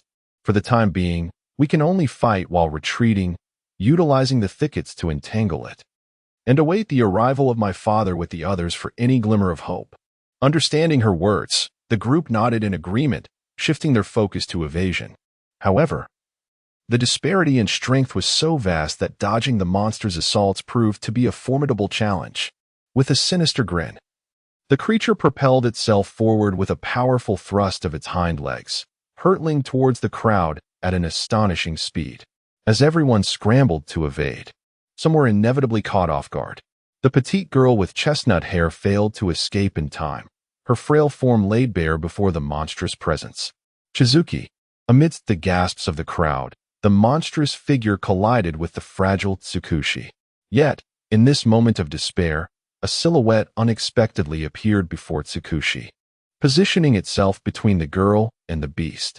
With a resounding crash, the onlookers focused their gaze, only to find that the one who had launched forward was none other than the fearsome monster itself. Remarkably fortuitous. What began as a mere gamble had surprisingly led to the encounter with the mission objective. How delightful. One can only wonder if you'll allow me the pleasure of a proper confrontation. A light-hearted voice, laced with an undercurrent of lethal intent, emerged as the mysterious figure gradually stepped forth from the swirling dust, wearing an expression of amusement as it regarded the flying creature. Chapter 20. The Annihilation of Evil Spirits. As the dust settled, a young man clad in an eccentric black athletic ensemble, with raven hair and blood-red eyes, emerged slowly. Behind him stood the delicate Tsukushi, unharmed and serene. "Oh, I'm fine." Tsukushi seemed still entranced by the peril she had just escaped, her expression one of bewilderment as she glanced around. "Indeed, you are safe now. Kindly step aside, for it is my turn to take action." Hearing the little girl's adorably dazed murmurs from behind, Ye Chen couldn't help but smile knowingly, instinctively responding, Thank you." Tsukushi finally registered his words and hurriedly ran towards her companions, her cheeks flushed as she expressed her gratitude. "I'm all right, thanks to him who saved me," she remarked, shaking her head, her small eyes discreetly glancing back at Ye Chen. Meanwhile, another voice inquired, "Who are you?" The monster rose, fixing its dark crimson gaze upon Ye Chen. Within its amber-like pupils, Ye Chen exuded no hint of formidable aura. Yet the overwhelming force that had just hurled him away was undeniably real, leaving the creature in a state of perplexity. Hell, the monster, or rather the malevolent spirit inhabiting its form, momentarily faltered before a sinister grin spread across its face. "So, you are the hellish hound dispatched to confront me. Ha ha ha. I had been somewhat concerned about your arrival, hiding and dodging for days, only to discover that hell has sent forth such insignificant vermin." "Vermin? Hound? How amusing. You are the first to dare address me thus. Let me see if you possess the capability to back your words." Ye Chen maintained a serene smile, gently beckoning with his hand. "Oh, how intriguing, a foolish insect daring to provoke me. Witness as I crush you." The malevolent spirit roared, charging fiercely at Ye Chen. Its immense size echoed with thundering footsteps, causing the ground to tremble beneath the weight of its advance. In its sprint, it extended its arm, channeling all its might into a devastating punch aimed squarely at Ye Chen. The malevolent spirit's iron fist shimmered with a layer of glistening scales, its arm glowing red-hot from the sheer speed and power exerted. It appeared that hope was fading. This creature was indeed overwhelmingly strong. The onlooking young men and women could not help but sigh in their understanding. The power exhibited by the malevolent spirit had reached a level akin to that of a super-dangerous species. They did not believe that Ye Chen's strength could possibly compare to such a formidable force. Just moments ago, the girl, Zhu Zi, who had been rescued by Ye Chen, even covered her eyes, unable to bear witness to the brutal scene unfolding before her. Yet, before she could fully shield her gaze, She inadvertently beheld the moment when the malevolent spirit swung its colossal iron fist towards Ye Chen. Faced with the ferocious onslaught, Ye Chen did not flinch or evade. Instead, he slowly raised his hand, clenched his fist, and swung. Asura Decision, Massacre. A crimson aura of murderous intent erupted from within Ye Chen, instantly converging into his right fist, expanding at an astonishing rate during the process. The Shura Bloodslaughter Decision, the sole technique he had cultivated, was the pinnacle of the ancient battle arts of the Shura clan. It was said that only a select few among the Shura were deemed worthy of its study, and legend had it that mastering the Shura Decision could annihilate all existence. The Shura Decision consisted of 7 realms, each attained level granting a corresponding amplification of strength, while simultaneously unlocking a unique Shura battle skill. The Massacre was the Shura battle skill bestowed upon him at the first level. Simple yet straightforward in its effect, it concentrated all of Ye Chen's power into a singular, terrifying strike against his adversary, capable of unleashing several times the limit of his own strength in a single burst. Boom! Without any affectation or artifice, the two fists collided, unleashing a thunderous detonation reminiscent of celestial reverberations. A terrifying shockwave emanated from the point of impact, surging outwards with unrestrained ferocity. The earth beneath their feet fissured and fractured with a cacophony of cracking sounds, as towering trees were uprooted and hurled into the distance. A sharp, resounding crack echoed through the air as scales contorted and bones fractured with brutal intensity. The malevolent and sanguinary expression on the demon's face froze in a grotesque tableau.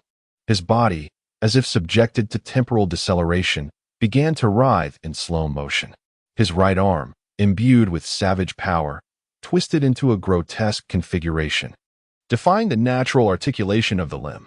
Then, an overwhelming force descended. The 4-meter-tall demon's physique was propelled backward like a projectile, ejected with immense force. Onlookers were stupefied, utterly unprepared for the battle's outcome. A cataclysmic roar erupted as the hill fractured and crumbled, the ground convulsing as if in the throes of a seismic upheaval. Both the youthful spectators and Yang Xiaoping, who possessed some understanding of Ye Chen's power, were awestruck by the sheer magnitude of the force unleashed. In a fleeting instant, the hill was utterly annihilated, its former eminence reduced to a desolate expanse of rubble and debris. A fit of coughing emanated from the ruins, drawing the attention of all present. A demon, its body partially obliterated, lay prostrate beside a colossal boulder, the surface of which was crisscrossed with fissures. Fragments of rock cascaded from the fractured stone, plummeting to the ground below. Cough. No wonder. Hell would send you to hunt us down. And it is no surprise that the leader would urge us to hide. The body possessed by the malevolent spirit has been utterly shattered, and even its soul teeters on the brink of collapse, resembling a candle on the verge of extinguishment. Even the slightest disturbance could cause it to dissipate entirely. Your existence cannot merely be that of a ghostly emissary. Why, have you become a minion of hell? The spirit inquired with a feeble voice. A minion of hell? I have never been anyone's lackey. I am simply myself. Ye Chen smiled lightly, choosing not to elaborate further as he gradually advanced. Since you are on the brink of death, then tell me, where are your malevolent companions? And where is that leader you speak of? Chapter 21. Intelligence. Since you are nearing your end, come now, divulge to me the whereabouts of your kin, as well as the information regarding your so-called leader. I can grant you a peaceful eternal slumber. Ye Chen stepped closer to the malevolent spirit, towering over it. Ha ha ha. Impossible. In response to Ye Chen's demand, the spirit vehemently refused, having endured thousands of years of torment in hell. Do you think I fear descending into hell? What? What do you intend to do? The spirit froze momentarily at these words, but before it could comprehend, a sudden headache struck, followed by an agonizing sensation deep within, as if its very soul were being torn asunder, prompting an unrestrained, anguished scream to escape its lips. Come forth. A flash of crimson light flickered, and the shattered form of the malevolent spirit disintegrated in Ye Chen's grasp, leaving behind a diminutive soul the size of a fist, curled up within his hand. This was indeed the essence of the malevolent spirit. It appeared that my recollections were not in error. The power of bloodshed not only ravages the corporeal form, but also possesses remarkable efficacy against the soul. Gazing at the frail essence within his palm, Ye Chen murmured to himself. The malevolent spirit, hearing Ye Chen's words, was engulfed by terror. Before such a formidable entity, it felt as though its very existence could be extinguished at any moment. Spare me. I am willing to divulge all that I know. I beseech you, grant me mercy. I do not wish to be annihilated. The spirit pleaded incessantly, finally realizing that Ye Chen was not the familiar specter of death it had known.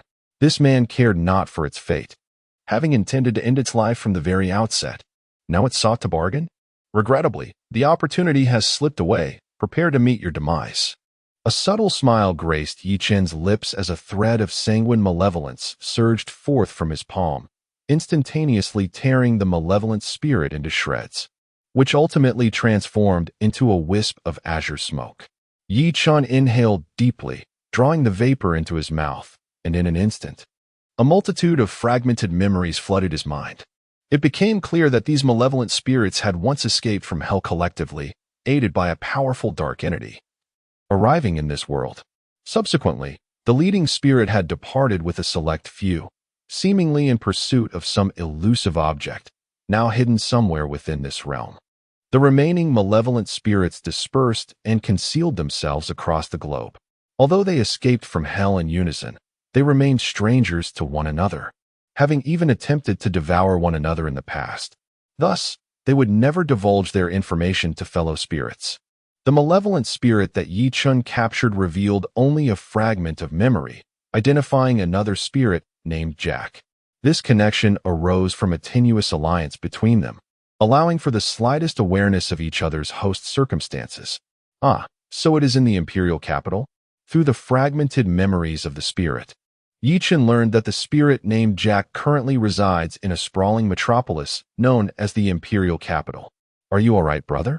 I am fine, Ye Chen replied, shaking his head. The spirit's strength was not sufficient to pose a threat to him. The dizziness he felt was merely a consequence of recently absorbing the spirit's essence, with the disjointed memories leaving him somewhat lightheaded. That's good to hear. I thought you were acting like a puppet. I was worried you had become overly immersed in the battle, Yang Xiaoping remarked. Ouch! Before Yang Xiaoping could finish his sentence, Ye Chen swiftly struck him to the ground with a decisive blow. Does that count as assistance? Does shouting 666 count? Yang Xiaoping pondered deeply before responding with a retort. All right. I understand. I will lend my aid in the next battle. Is that satisfactory? He added, slightly exasperated. Honestly, it's just a desire to take a break. Do you have any idea how torturous exercise is for a reclusive soul? Upon witnessing the dismay etched upon Ye Chen's face, Yang Xiaoping hastily declared, however, I must clarify that my role is primarily that of a tank-like support, lacking in offensive capabilities. Please do not expect me to confront the enemies alone. A tank-like support? What on earth is that? Ye Chen was utterly perplexed by Yang Xiaoping's terminology, unable to fathom the source of such peculiar expressions. You don't even know what a tank-like support is? Just how oblivious are you? Yang Xiaoping regarded Ye Chen with a look of disdain, as if the term itself were a source of embarrassment. Very well, let me elucidate. In simpler terms, my attributes are focused on defense and certain special abilities, which means I can only serve as a meat shield in battle or aid you with specific skills. Do you understand now? Somewhat, Ye Chen replied. So, you are saying you are not adept at initiating attacks, is that correct? That's perfectly fine. I do not require you to exhibit remarkable combat prowess. I simply need you to demonstrate your worth.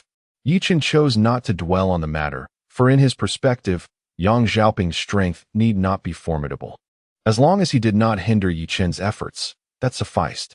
In truth, had it not been for the insistence of the three-eyed spider to assign him a companion, Ye Chen would typically prefer to operate alone. After all, in the fragmented recollections he possessed, he seemed to have always been solitary, making the concept of a teammate quite foreign to him. Rest assured, I shall astonish you in our next battle, Yang Xiaoping proclaimed, thumping his chest with conviction. Let us hope so, Ye Chen replied. Ye Chen turned around and gazed at the group of youths in the distance. Is there something you wish to discuss? Upon hearing Ye Chen's inquiry, the young boys and girls before him appeared flustered, seemingly at a loss for how to engage with him. After a considerable pause, one individual stepped forward, none other than the girl with the chestnut-colored hair whom he had fortuitously saved earlier. My name is Tsukushi, and thank you for your assistance just now. Tsukushi stammered, her delicate face adorned with a charming blush. Chapter 22. Inquiring for information. Tsukushi, is it? I shall remember your name. Ye Chen replied, shaking his head slightly. There is no need for apologies. I was initially here to eliminate him. Rescuing you was merely incidental. Ye Chen's somewhat indifferent tone left Tsukushi at a complete loss for words, creating an awkward silence. Wow, big brother, is it really okay for you to be this aloof?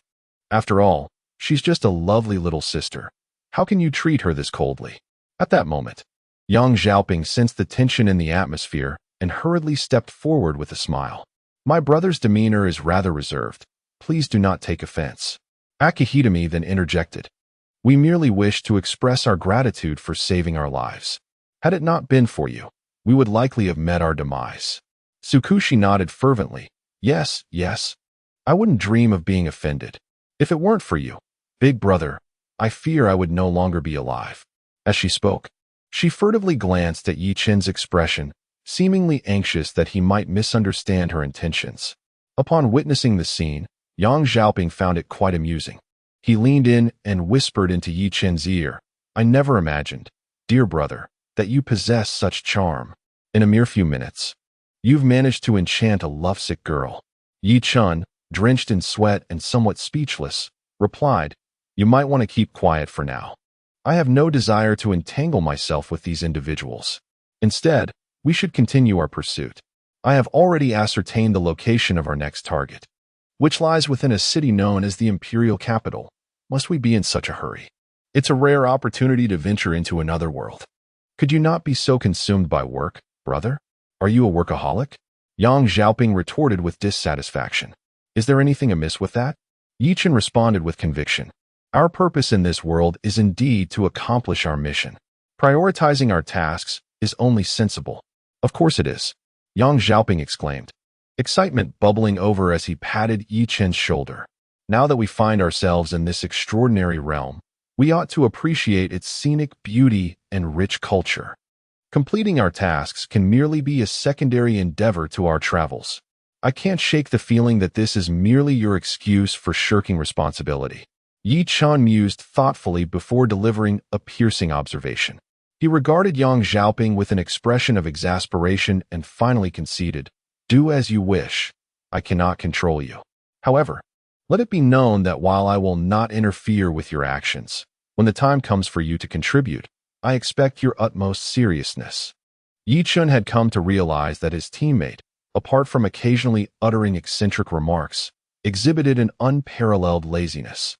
He was the type who would certainly prefer to sit rather than stand, and lie down rather than sit.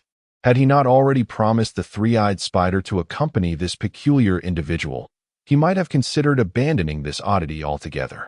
Yes, Yang Xiaoping was pleasantly surprised that Ye Chen had consented to his request, his expression brightening instantly.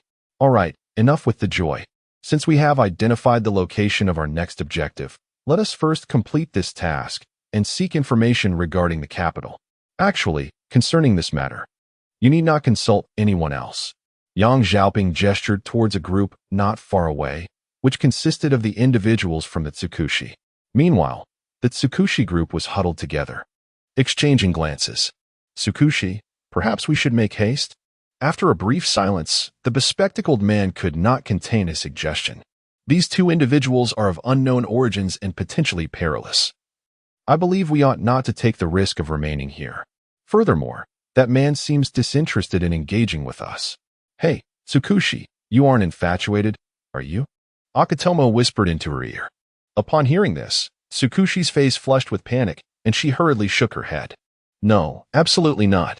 Akatomo, don't say such things. Despite her vehement denials, her occasional furtive glances toward Ye Chen betrayed her lack of conviction. At this moment, Ye Chen and the others had concluded their conversation. Ye Chen's arrival slightly alleviated the atmosphere, yet aside from Zhuji, the others regarded him with a hint of wariness. Ye Chen furrowed his brow slightly, gesturing with his hand. All right, there's no need for such vigilance towards me. After all, if I truly intended to harm you, you would be powerless to stop me. However, I do have a question I wish to pose to you, and I wonder if you would be inclined to assist me. What question? Qidong inquired. As long as it does not pertain to personal or confidential matters, we would be more than willing to provide answers. Rest assured, I merely seek to ask some straightforward inquiries. Ye Chen replied with a smile before asking, what are the primary regions and nations on this continent? The group exchanged glances, secretly finding Ye Chen's na-ve question amusing, though they refrained from laughter. Among them, the golden-haired leader, Cornelia, patiently elucidated for Ye Chen. The most powerful entity on this continent is our empire. To the north lies a region controlled by northern ethnic tribes, and to the south, another area governed by different tribes. However, these two regions are relatively backward and cannot compare to our empire. The alchemical kingdom, ruled by Western ethnic groups, is the second most formidable after the empire. Additionally, there are mysterious islands in the Eastern Sea, but few venture there, and we lack knowledge of their circumstances. As she spoke, Cornelia instructed Qidong and the others to retrieve a map of the empire for Ye Chen's perusal. Chapter 23. Crimson Eyes. Ye Chen cast a glance at the map of the empire, momentarily taken aback. This depiction, combined with the map, bore an uncanny resemblance to the geographical distribution of Huaxia. The empire was flanked by foreign ethnic groups on the north, south, and west, with the western tribes posing the gravest threat. To the east lay the sea, dotted with islands. What an extraordinary coincidence. At that moment, a sudden spark of insight illuminated Yang Xiaoping's mind, and he burst into laughter. The empire, the imperial capital, foreign tribes. Oh, it has dawned on me. This is indeed the world of Crimson Eyes. Crimson Eyes. What is that? Are you familiar with this world? Ye Chen inquired, a hint of confusion in his tone. Of course. While Crimson Eyes may not be regarded as a quintessential anime, I, as a dedicated otaku, have consumed both its animation and manga extensively. I can recite the intricacies of its universe with ease. I have even delved into its prequels, Yang Xiaoping declared, his face alight with pride, though it was unclear what exactly fueled his sense of accomplishment. Could you share more with me? Ye Chen pondered thoughtfully. Certainly. Oh, but first, you two should remain here and not wander off. I'll accompany him to procure some oranges. No, wait, I meant to discuss some private matters. Yang Xiaoping glanced around at the others before continuing, and then he led Ye Chen away to a more secluded spot. Meanwhile, Qitong and her companions exchanged glances, bewildered by the unfolding scene. Ke-Ker, Sister Ker, what are those two discussing? I can hardly comprehend it, one of them remarked. After a moment of silence, Zhuji could not help but inquire about the meanings of terms such as Crimson Eyes, world, and anime. Cornelia shrugged her shoulders, shaking her head in resignation. Meanwhile, Ye Chen was pulled by Yang Xiaoping to a distant tree, where he began to recount the intricacies of this world. Through Yang Xiaoping's narrative, Ye Chen gained a general understanding of the nature of this realm and the foundational information regarding the associated characters. In essence, this is a world characterized by a decayed millennium empire, perpetually embroiled in conflict with rebel forces. Central to this tale is a young boy named Zazami.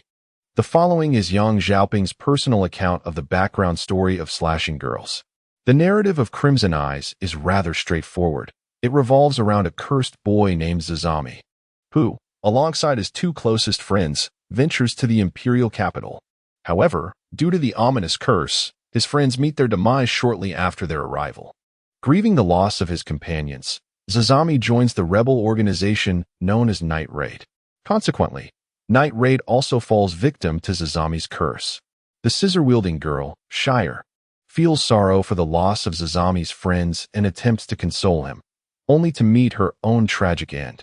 A senior member, Brand, often takes on the role of mentor, imparting combat skills to Zazami and recognizing his potential. Tragically, Brand also succumbs to fate. A new member, Chelsea develops feelings for Zazami after several encounters, only to face a similarly grim fate. Her body is devoured by a dog, and her head is publicly displayed as a grim spectacle. Subsequently, the Night Raid members, green-haired Lubbock and the inept Zazami, embarked on a mission that ended tragically. The Imperial artifact, Susanoo, sacrificed itself to save Zazami. The pink-haired lowly, Mine, after enduring numerous life-and-death battles alongside Zazami, underwent a transformation in her attitude, gradually developing feelings for him. Thus, it can be said that this narrative resembles a peculiar version of Final Destination set in another world.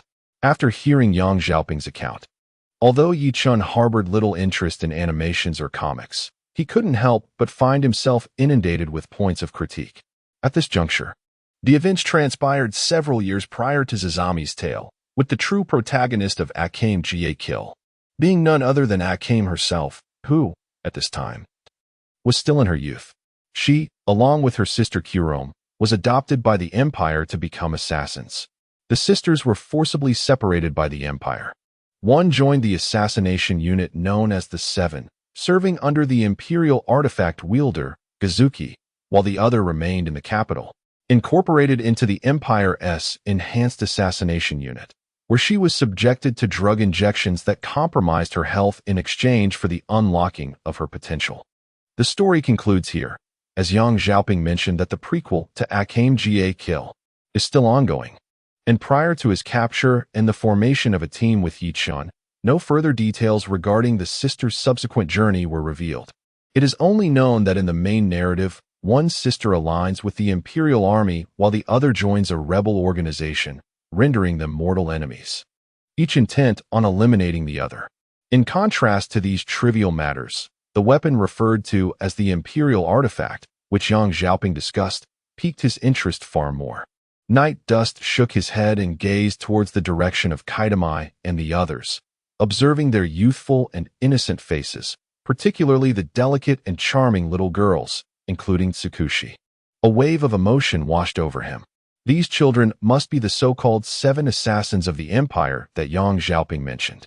It is truly lamentable that such young souls, who should be carefree and immersed in play, have become assassins at such a tender age.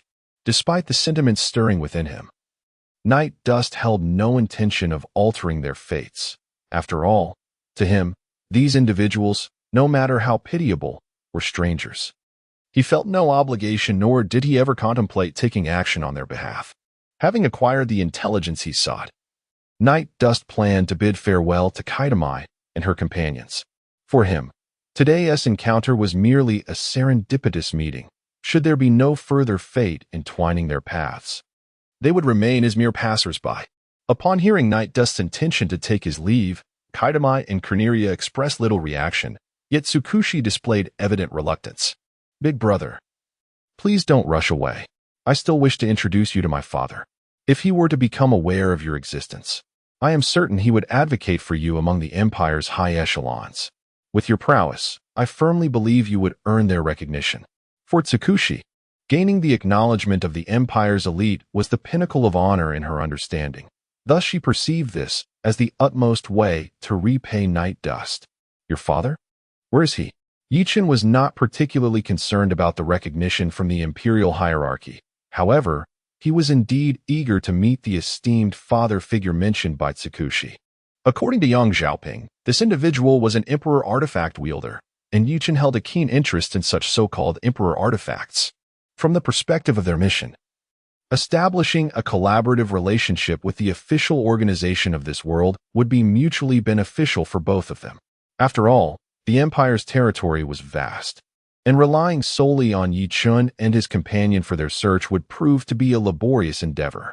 Conversely, if they could acquire intelligence through official channels, their quest would become significantly more manageable. Ye Chen and Yang Xiaoping exchanged a glance and nodded in agreement, clearly not opposed to the proposal. "Big brother, you agreed? Then I shall take you to meet father." Tsukushi exclaimed joyfully upon hearing Ye Chen's lack of objection to her suggestion. "Oh, by the way, what is your name?" "Big brother?" "Oh, I am Ye Chen. This is my companion, Yang Xiaoping." Ye Chen realized that he had yet to introduce himself. "Then I shall call you Ye Chen brother. Tsukushi beamed. Let me introduce you to my companion. Observing Tsukushi's delighted expression, Ye Chen could not help but feel a tinge of exasperation. Could this be what they referred to as infatuation? Feeling somewhat perplexed, Ye Chen finally learned the names of a few individuals after a brief introduction by Jushi. The girl with golden hair is called Cornelia, regarded as the leader among the group of girls. The girl with long black hair is named Akai Tomo. True to her name, her pupils gleam with a vivid shade of red, presenting a unique allure.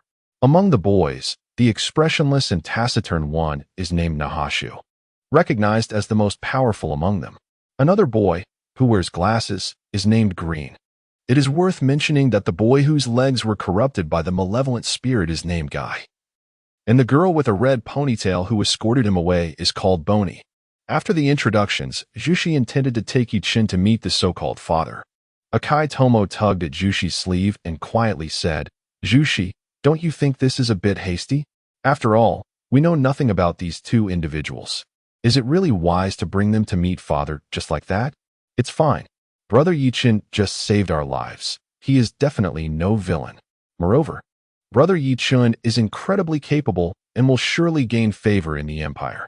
It would be splendid if we could work together in the future. Jushi exclaimed with a look of yearning. Oh, Jushi, I fear your intelligence has plummeted to negative figures, Akai Tomo remarked, bewildered. Is this how girls in love behave?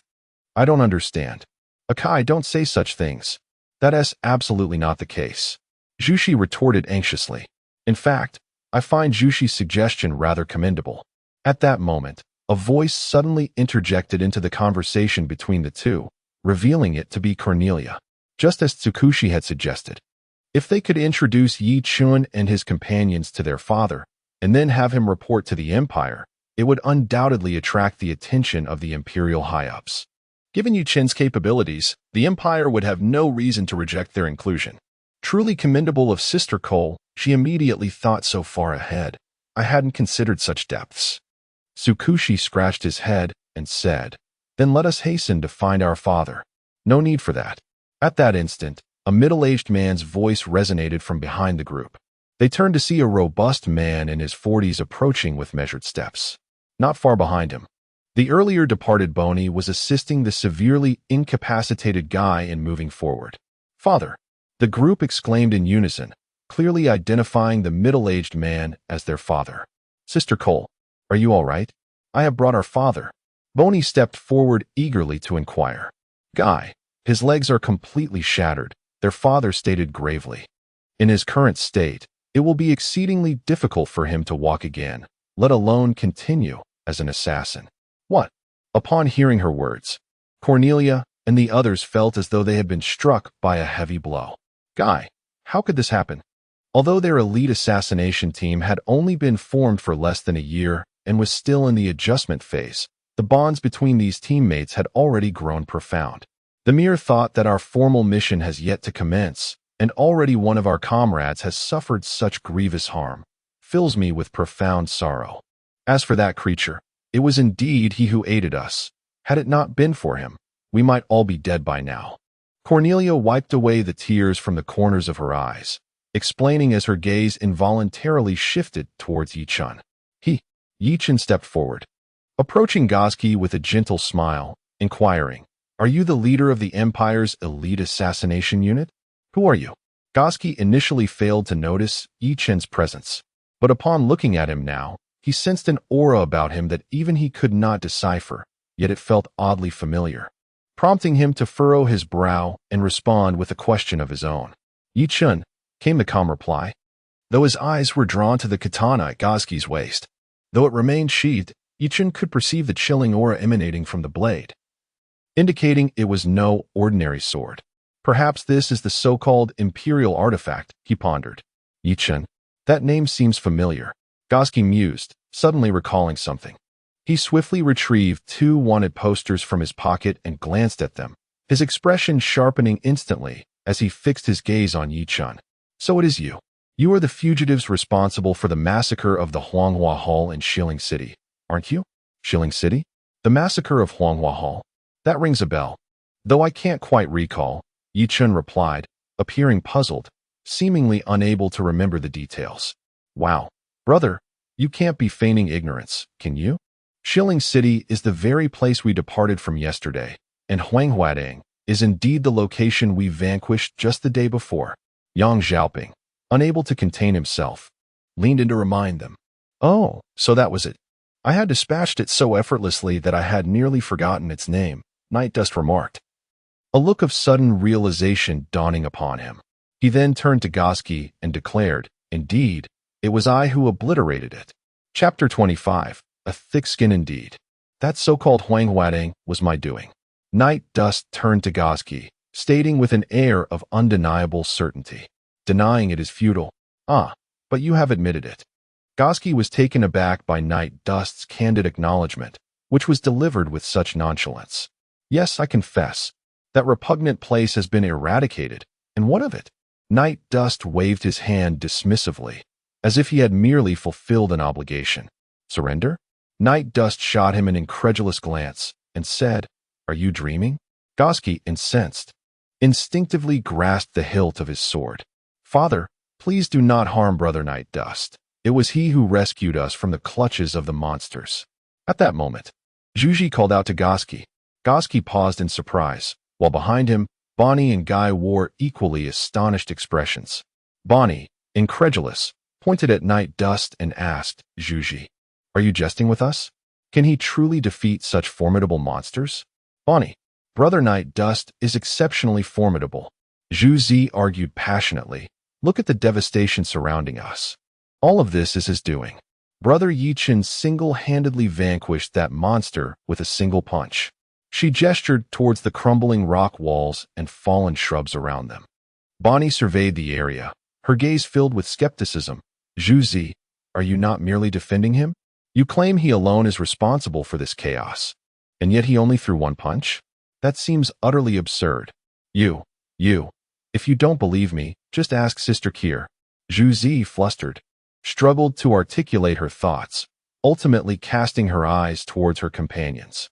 What Zhu says is true, affirmed Cornelia, meeting the incredulous gazes of Gosky and Bonnie with a nod, thus confirming the reality of the situation. How can this be? Are you jesting? Is it truly possible for a human to achieve such destruction? Bonnie was genuinely taken aback, for it was indeed hard to fathom how a mere mortal could unleash such chaos. It might be more fitting to call it a dangerous species. Father, Zhu exclaimed, her heart sinking as she realized that despite her fervent pleas, her father still intended to challenge Ye Chen and his companion. This predicament weighed heavily on her, filling her with unease. Simultaneously, Cornelia and Qitong displayed similar expressions of concern, though their familiarity with Ye Chen's prowess made it difficult for them to pinpoint the source of their anxiety. Ye Chen, meanwhile, merely shook his head, turning his gaze towards Yang Xiaoping, who stood behind him. Yang Xiaoping's expression immediately turned sour, yet he still stepped forward slowly. All right, I understand. I can just fight him, can't I? Honestly, I can't even afford to be lazy. With a bitter smile plastered across his face, Yang Xiaoping stood before Gazuki. So, you are indeed my opponent, correct?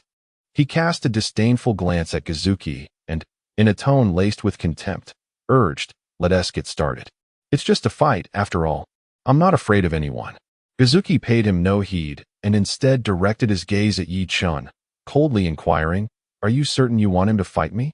If Ye Chen's prowess left Gazuki feeling somewhat uncertain, Yang Xiaoping's abilities elicited nothing but scorn, for there was not a hint of the aura characteristic of a formidable warrior emanating from Yang Xiaoping. A mere glance revealed countless flaws, and his demeanor lacked the steadiness expected of a martial artist. This fellow seemed nothing more than a pampered youth who had never even engaged in a fight. Gazuki concluded internally. With a mocking chuckle, Gazuki thought, if you are so intent on courting disaster, then you cannot blame me. He silently tightened his grip on his imperial weapon, Murakumo. While he believed that dealing with Yang Xiaoping would not necessitate the use of such a weapon, caution was a virtue for an assassin, so he resolved to wield it for safety's sake. Impatiently, Yang Xiaoping urged, if we're going to fight, let us get on with it. It's already noon, and I haven't even had lunch yet.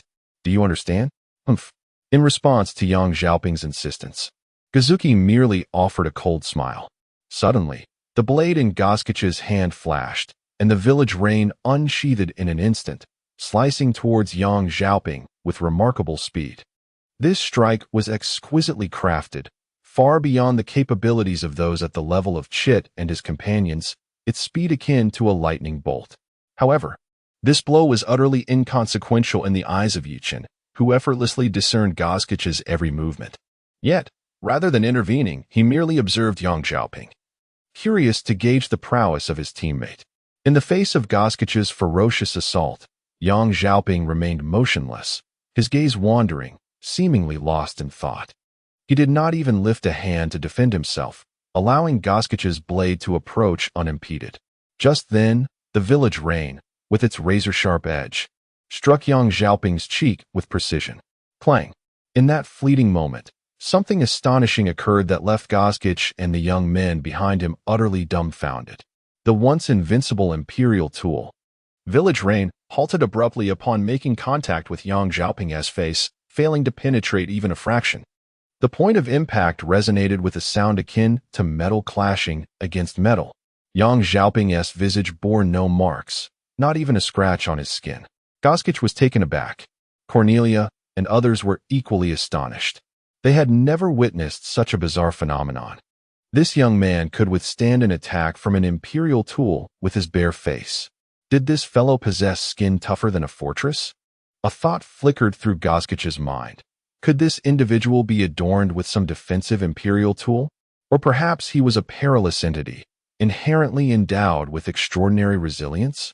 Chapter 26. Spatial Movement. Could this be the legendary thick-skinned demeanor akin to a city wall? Night Dust couldn't help but remark upon witnessing this bizarre scene, though he was unsure why such a quip crossed his mind. Meanwhile, the injured Yang Xiaoping tilted his head, shifting his face away from the edge of the sword, and innocently inquired, "Is it done?" Goski, bewildered, gazed at the nonchalant Yang Xiaoping and instinctively nodded. "Oh, since you are finished, it is now my turn. Prepare yourself for my dragon descending 10 slaps." Yang Xiaoping screeched, and with that, he unleashed a resounding slap. A sharp crack echoed, leaving the audience in astonishment as they witnessed a vivid crimson handprint blossom upon Goski's right cheek, swelling grotesquely, with blood trickling from the corner of his mouth. "Are you out of your mind?" Yang Xiaoping exclaimed indignantly. "How dare you mar my face?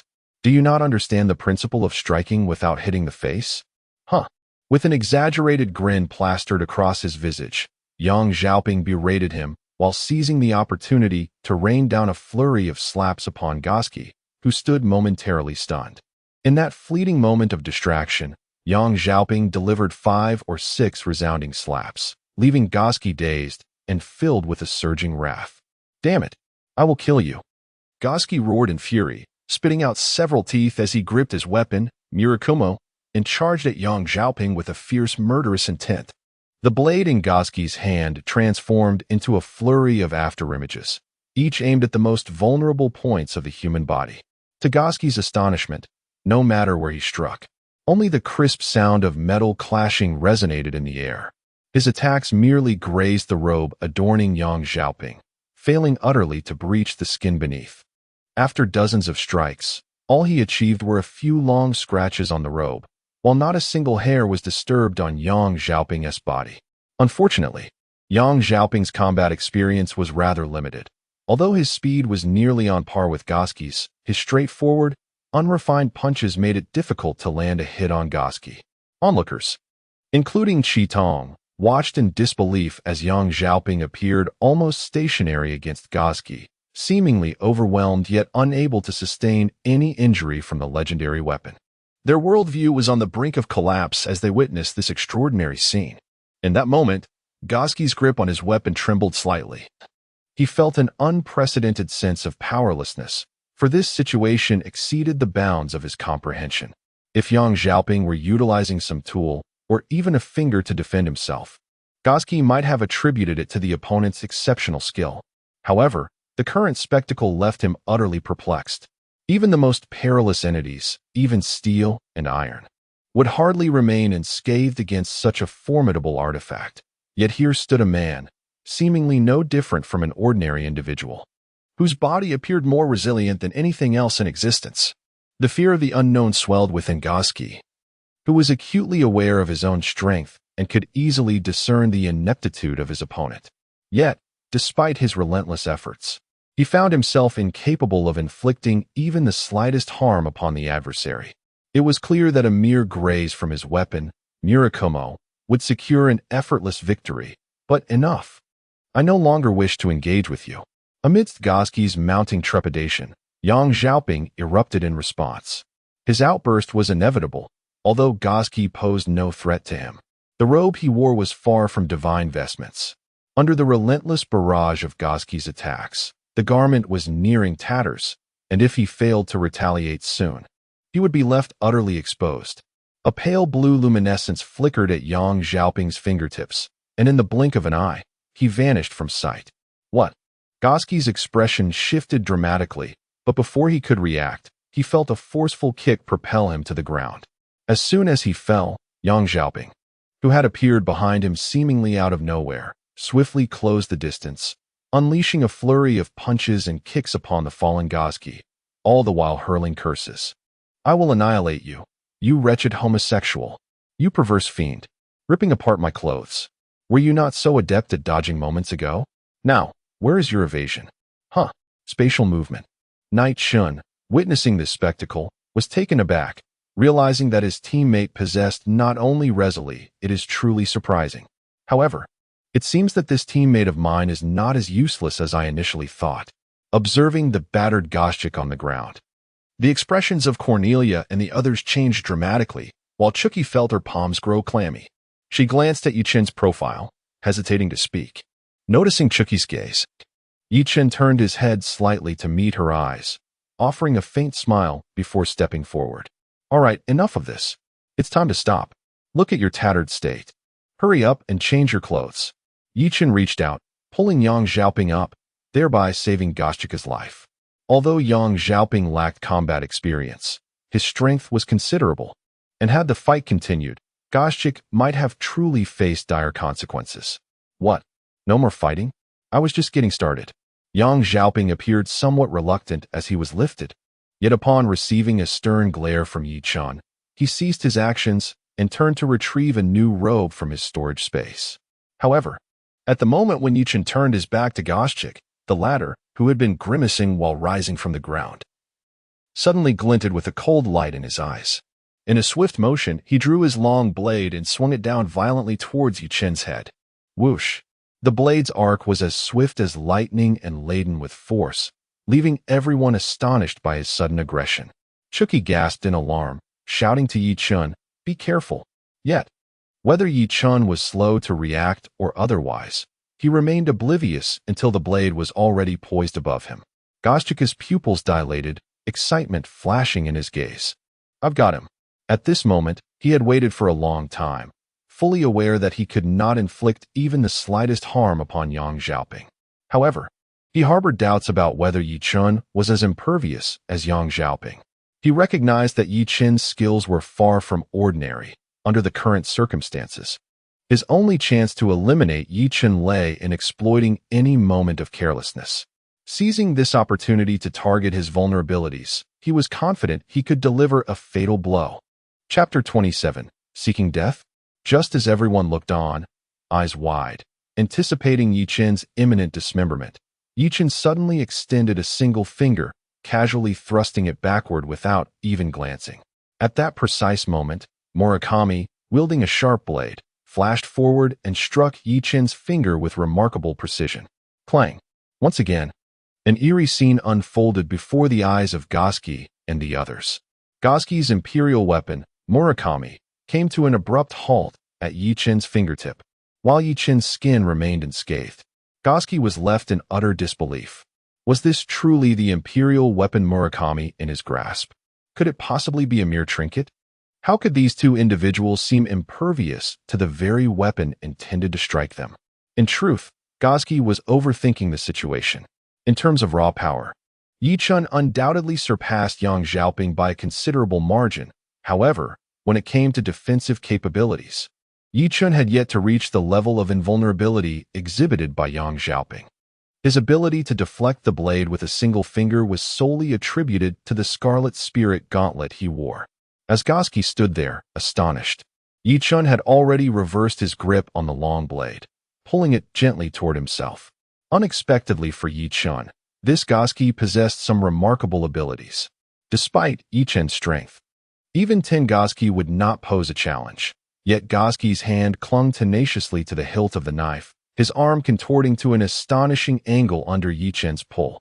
"Wow, this person's arm is incredible. It stretches like dough," exclaimed Yang Xiaoping, astonished. Ye Chen was momentarily taken aback. The ability to twist one's body in such a manner suggested that the training methods in this world indeed had their merits. Goski's face paled, as successive failures had nearly shattered his confidence, and now his ambush had been completely thwarted by Ye Chen. "Are you not courting death?" Amidst Goski's growing fear, Ye Chen suddenly inquired with a smile, the corners of his mouth lifting slightly.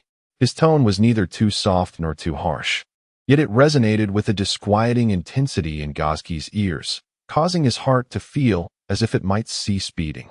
As a killer instructor, he had never fathomed that he could harbor such profound dread for another. Observing Ye Chen before him, Goski instinctively took a step back, even loosening his grip on Muramasa, before finally managing to rasp out a few pale words. Spare me. Ha. I have already given you a chance, and you failed to cherish it. Now, perish." With a gentle gesture, Nightfall patted Goski's chest, and a crimson flash ensued. Goski emitted a harrowing shriek as blood, mingled with fragments of his internal organs, gushed from his mouth. He collapsed to the ground, lifeless, his body unmarked, save for the crimson ichor that betrayed his demise. "No!" Bonnie cried out, her voice laced with anguish at the sight of Goski's sudden collapse.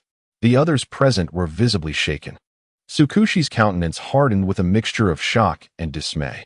She had not anticipated that her intervention would inadvertently lead Goski to his doom. While she harbored no resentment towards Nightfall, Goski, her erstwhile father, was still the man who raised her, regardless of his transgressions. The year of nurturing and guidance could not be easily dismissed. Nightfall turned to regard Tsukushi, then cast a placid gaze upon Akame and the others. For him, the act of killing Goski was of no consequence. To slay was as natural as breathing for Asura. Since Goski had dared to ambush him, he should have been prepared to face the consequences. His death was merely a testament to his inadequacy, and Nightfall felt no remorse. Night Dust shook his head helplessly, then directed his gaze to the imperial tool, Muramasa, in his hand. His fingers gently glided over the blade, and he could sense an eerie energy residing within it, a force that felt oddly familiar. This blade, known as Muramasa, was said to be a cursed sword. Those struck by it would find their wounds tainted with a lethal curse that would swiftly lead to death. Due to the incurable nature of this curse in this realm, it was also dubbed One Strike to Kill. As Night Dust pondered over Muramasa, Yang Xiaoping beside him kindly explained. "A cursed poison, one strike to kill?" Night Dust mused, glancing at the sword in his grasp. Suddenly, an instinctual thought flashed through his mind, and without hesitation, he drew the blade across his own arm. Blood flowed from the wound, while bizarre dark red patterns spread across Night Dust's arm at an astonishing pace. "Wow, brother, are you out of your mind? I warned you that this sword is dangerous. Why are you harming yourself like this? Should we amputate?" Yang Xiaoping exclaimed, his eyes nearly popping out in alarm. "Calm down. There's no need for such dramatics. I merely recalled something and wanted to test it," Night Dust replied nonchalantly, quietly observing the dark red patterns racing toward his chest without making any move to stop it. "Huh. Even if you remembered, you can't risk your life to test it. Have you lost your mind? Get lost. You're the one who's lost your mind." Enough. I understand your concerns, but this item holds little value for me," Night Dust remarked, waving his hand dismissively. In an apparent effort to affirm his assertion, he began to channel the blood-fiendish energy within him. As the crimson aura swept through, all the dark red patterns on his body were expelled, ultimately coalescing into a small drop of dark red liquid in the palm of his hand. With a shift in perspective, the iron sword had been forged. Night Dust now held a delicate carving knife, meticulously channeling the blood-fiendish energy as he engraved intricate dark red patterns upon the sword's hilt and blade. Once more, the scene changed, revealing the completed engravings. The previously smooth and lustrous blade now bore a series of blood-red runes, faintly pulsating with a scarlet glow, imparting the sword with an aura of bloodthirst. Night Dust gently flicked his finger against the blade, causing it to quiver slightly and emit a melodious, elongated note. As the sound resonated, the scarlet runes on the blade gradually faded away. Chapter 28. New Fragments of Memory. What are these blood-fiendish runes? Gazing at the runes before him, Night Dust suddenly recalled this term, accompanied by a surge of information flooding into his mind. Through the insights emerging in his consciousness, he discerned that the rune in his hand was known as Blood Curse, a relic of the ancient forging technique recorded in the blood-fiendish forging arts passed down by the Asura clan. The blood-fiend forging technique is an ancient craft passed down through the Asura clan, reserved exclusively for those of pure bloodline. This technique excels in melding the flesh and bones of living beings with various metals and ores, forging lethal weapons. It also allows for the infusion of 9 unique blood-fiend runes, endowing the forged weapons with extraordinary powers. After dedicating considerable effort, Ye Chen finally organized the chaotic information in his mind and recalled nearly all aspects of the blood-fiend forging technique.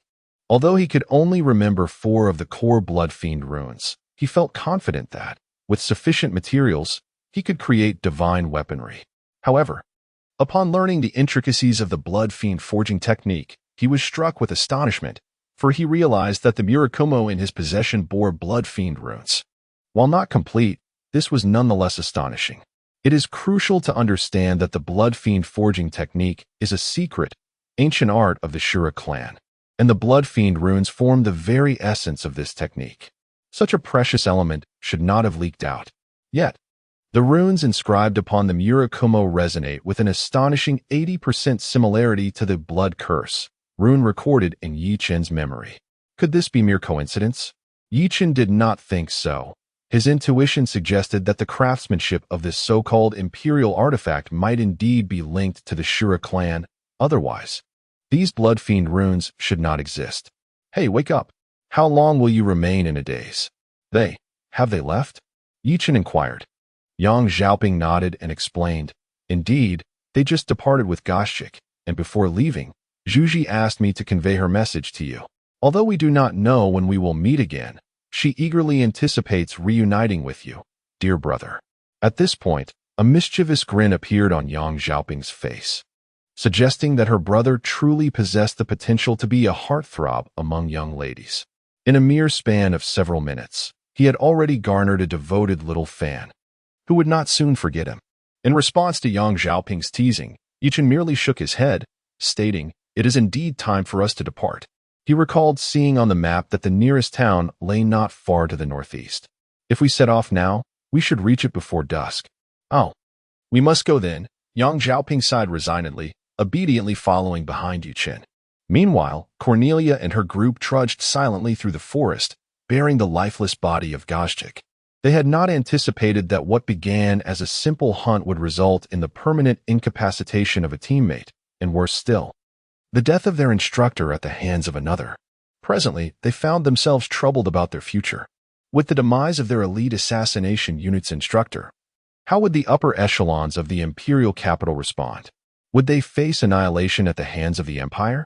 The 7 of them were an elite squad meticulously selected from the Empire's assassination unit, brought over a year ago by Goshchik from the imperial capital to the mountainous region of Longxi in the northwest.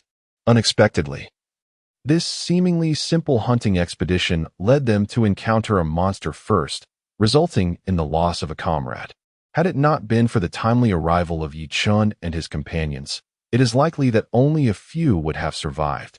Subsequently, when Gozki responded to their cries for help, a fierce confrontation ensued due to the infamous status of Ye Chen and his allies, culminating in a swift and brutal defeat for Gozki. Nahashu, is it truly appropriate for us to proceed in such a manner? After all, He is responsible for the death of our esteemed father. Green, adorned with spectacles, inquired of the perpetually expressionless Nahashu. Hey, Green, how can you say such a thing? Let us not forget that without brother Ye Chen, we would have perished at the hands of that monster long ago, Zhuji retorted firmly. I certainly remember. But our father met his demise at his hands. Should we simply walk away in silence?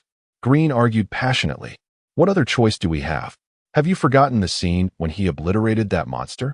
His power is capable of shattering a small mountain. Such terrifying strength. You have witnessed it. That being is beyond our capacity to confront. Moreover, I suspect he is a wielder of an imperial artifact. According to legend, each imperial artifact possesses immense power that no human body can withstand. Therefore, should a conflict arise between two wielders with murderous intent, it is inevitable that one shall perish. Regrettably, our father belonged to the doomed side, Nahashu coldly stated, as boys typically gravitate towards matters of weaponry, thus possessing knowledge of imperial artifacts. Nahashu, what do you propose we do? The crimson-eyed little girl inquired. Well, it seems we have no other choice. The proposal met with no objections from the others. After traversing the steep Longxi mountain range, the only sight before Ye Chen and his companion was an endless expanse of forest. In fact, from the peak, he had glimpsed what appeared to be a humble village at the foot of the mountain, yet he had no intention of lingering there. Instead, he continued northward with Yang Xiaoping. According to the map provided by Cornelia, the nearest city, number 16, was over 50 kilometers north of the Longxi Mountains. Known as Longbei City, Ye Chen planned to stop there with Yang Xiaoping to replenish their supplies and, en route, seek a carriage to take them to the imperial capital. As they were far too distant from it, it would be more prudent to seek assistance from the indigenous inhabitants of this world rather than attempt to navigate their way alone. Chapter 29. The leader of the Anning sect. Upon emerging from the forest, Ye Chen beheld the 5-meter-high walls of Longbei City. The city gates thronged with a multitude of people, many clad in tattered garments, their gaunt faces reflecting the struggles of poverty. As they streamed from the north to the heart of Longbei City in the northwest, finally catching sight of the town, Yang Xiaoping was naturally elated. However, upon witnessing this town, even more dilapidated than the previous Shilling City, he felt as though a bucket of cold water had been poured over him. This world was undeniably backward, incomparable to the reality he knew. Following the surging crowd, they squeezed through the northern city gate into the town, where Ye Chen noticed a significant commotion in the central square as impoverished families gathered in increasing numbers, drawn towards what seemed to be a momentous event. In order to unravel the mystery, Ye Chen accompanied Yang Xiaoping to investigate further. At the heart of the square stood an extraordinarily handsome man, his long hair cascading down to his waist, selflessly aiding the impoverished by providing free medical treatment. A cross-shaped birthmark adorned his forehead, and his bright, crystal-clear eyes bore no trace of impurity, complemented by a gentle smile that graced his cheeks. His slender fingers emanated a soft green glow as they delicately touched the severely festering wounds. A miraculous scene unfolded before their eyes, as the ghastly injuries, exposing bone, healed at a visibly rapid pace. This is the aura of a dangerous species? How can a mere human exude such a perilous essence? Have I misperceived? A flicker of astonishment crossed Ye Chen's face, his eyes shimmering with intrigue. Do not worry, my brother. You have not erred in your perception. Yang Xiaoping chuckled, explaining. A hybrid of human and dangerous species? Could it be? Indeed, within the context of this dark society, such a phenomenon is not entirely implausible. After a moment of contemplation, Ye Chen grasped the situation. However, if this man truly were the offspring of a human and a dangerous species, it would elucidate the source of his peculiar abilities and the hint of perilous essence he possessed. Noticing the atmosphere around the square turning subtly charged, Ye Chen casually inquired of a middle-aged woman nearby, whose eyes sparkled with fervor. May I ask what is transpiring here? Indeed, the master is undoubtedly a divine savior dispatched by the heavens. Many of us have journeyed from the north to arrive in the northwestern city of Longbei. Another middle-aged man spoke with reverence. Alas, it seems the northern tribes are excessively formidable. I have heard tales of a prince named Namashika. At merely 18 years of age, he has never tasted defeat in battle, wielding his weapon with unmatched prowess, and possesses a formidable strategic acumen. It is rumored that he proposed a military strategy centered around his nation's fortified cities, which is why, 2 years ago, they launched an invasion against our empire. Although our imperial forces have temporarily deterred their aggression, minor skirmishes have persisted incessantly. Many of our common folk have been compelled to flee the turmoil of the north. We are immensely grateful for the master, for it is through his guidance that we have traversed the treacherous forests unscathed. As discussions commenced, a wave of hushed whispers enveloped the surroundings, with nearly everyone extolling his virtues and magnifying his greatness. Ultimately, a significant portion of the crowd voluntarily embraced the teachings of the Way of Tranquility as the congregation, once a mere handful, began to swell in numbers. Through the conversations of these commoners, Ye Chen gleaned a wealth of information, such as the ongoing turmoil in the northern realm, akin to the historical invasions faced by the ancient celestial empire. Ye Chen glanced at the master of the Tranquility sect, their eyes meeting in a moment of connection, and he felt a subtle mental force directed towards him. This force was faint, lacking any offensive intent, serving merely to probe for potential hostility. Yet, despite this, Ye Chen had no intention of allowing this probing mental force to delve into his being. Frowning slightly, a flash of crimson light flickered in his eyes, instantly extinguishing the intrusive mental presence. As the mental force dissipated, the disciples were taken aback to witness their usually serene and gentle leader suddenly pale, his expression unusually dazed. Many followed the direction of their leader's gaze and discovered Ye Chen, who stood out like a crane among chickens. His deep, cold blood-red eyes evoked an inexplicable sense of dread within them. Although a faint smile graced his lips, it inexplicably conveyed an ominous chill that was hard to articulate. Who on earth was this individual? Why did he instill such fear? The empire was a nation steeped in a millennium of civilization, the most powerful realm in this world, with only the foreign kingdom of Rome in the west as its rival. In contrast, the southern islands and northern tundras were relatively backward, while the eastern island nation of Japan was deemed an uncivilized wasteland. As Ye Chen gradually uncovered the history of the empire, he couldn't help but scoff at how its background seemed to be a fabrication resembling the ancient history from the Qin to the Tang dynasties. The Tang dynasty flourished from 618 to 907 AD, and counting from the first emperor, Yingzheng, it appeared that nearly a millennium had passed since the inception of the current empire. Coupled with the existence of the Grand Canal, akin to that of the Sui dynasty, it was hard for Nye Kong to harbor any doubts. As for the imperial capital, located at the heart of the territory, it should have evolved into either Chang'an or Luoyang. Having endured for a millennium, like all things in existence that are susceptible to the ravages of time, it was now in a state of decay and deterioration. As Ye Chen journeyed southward, he gleaned a deeper understanding of the empire's darkness and decay.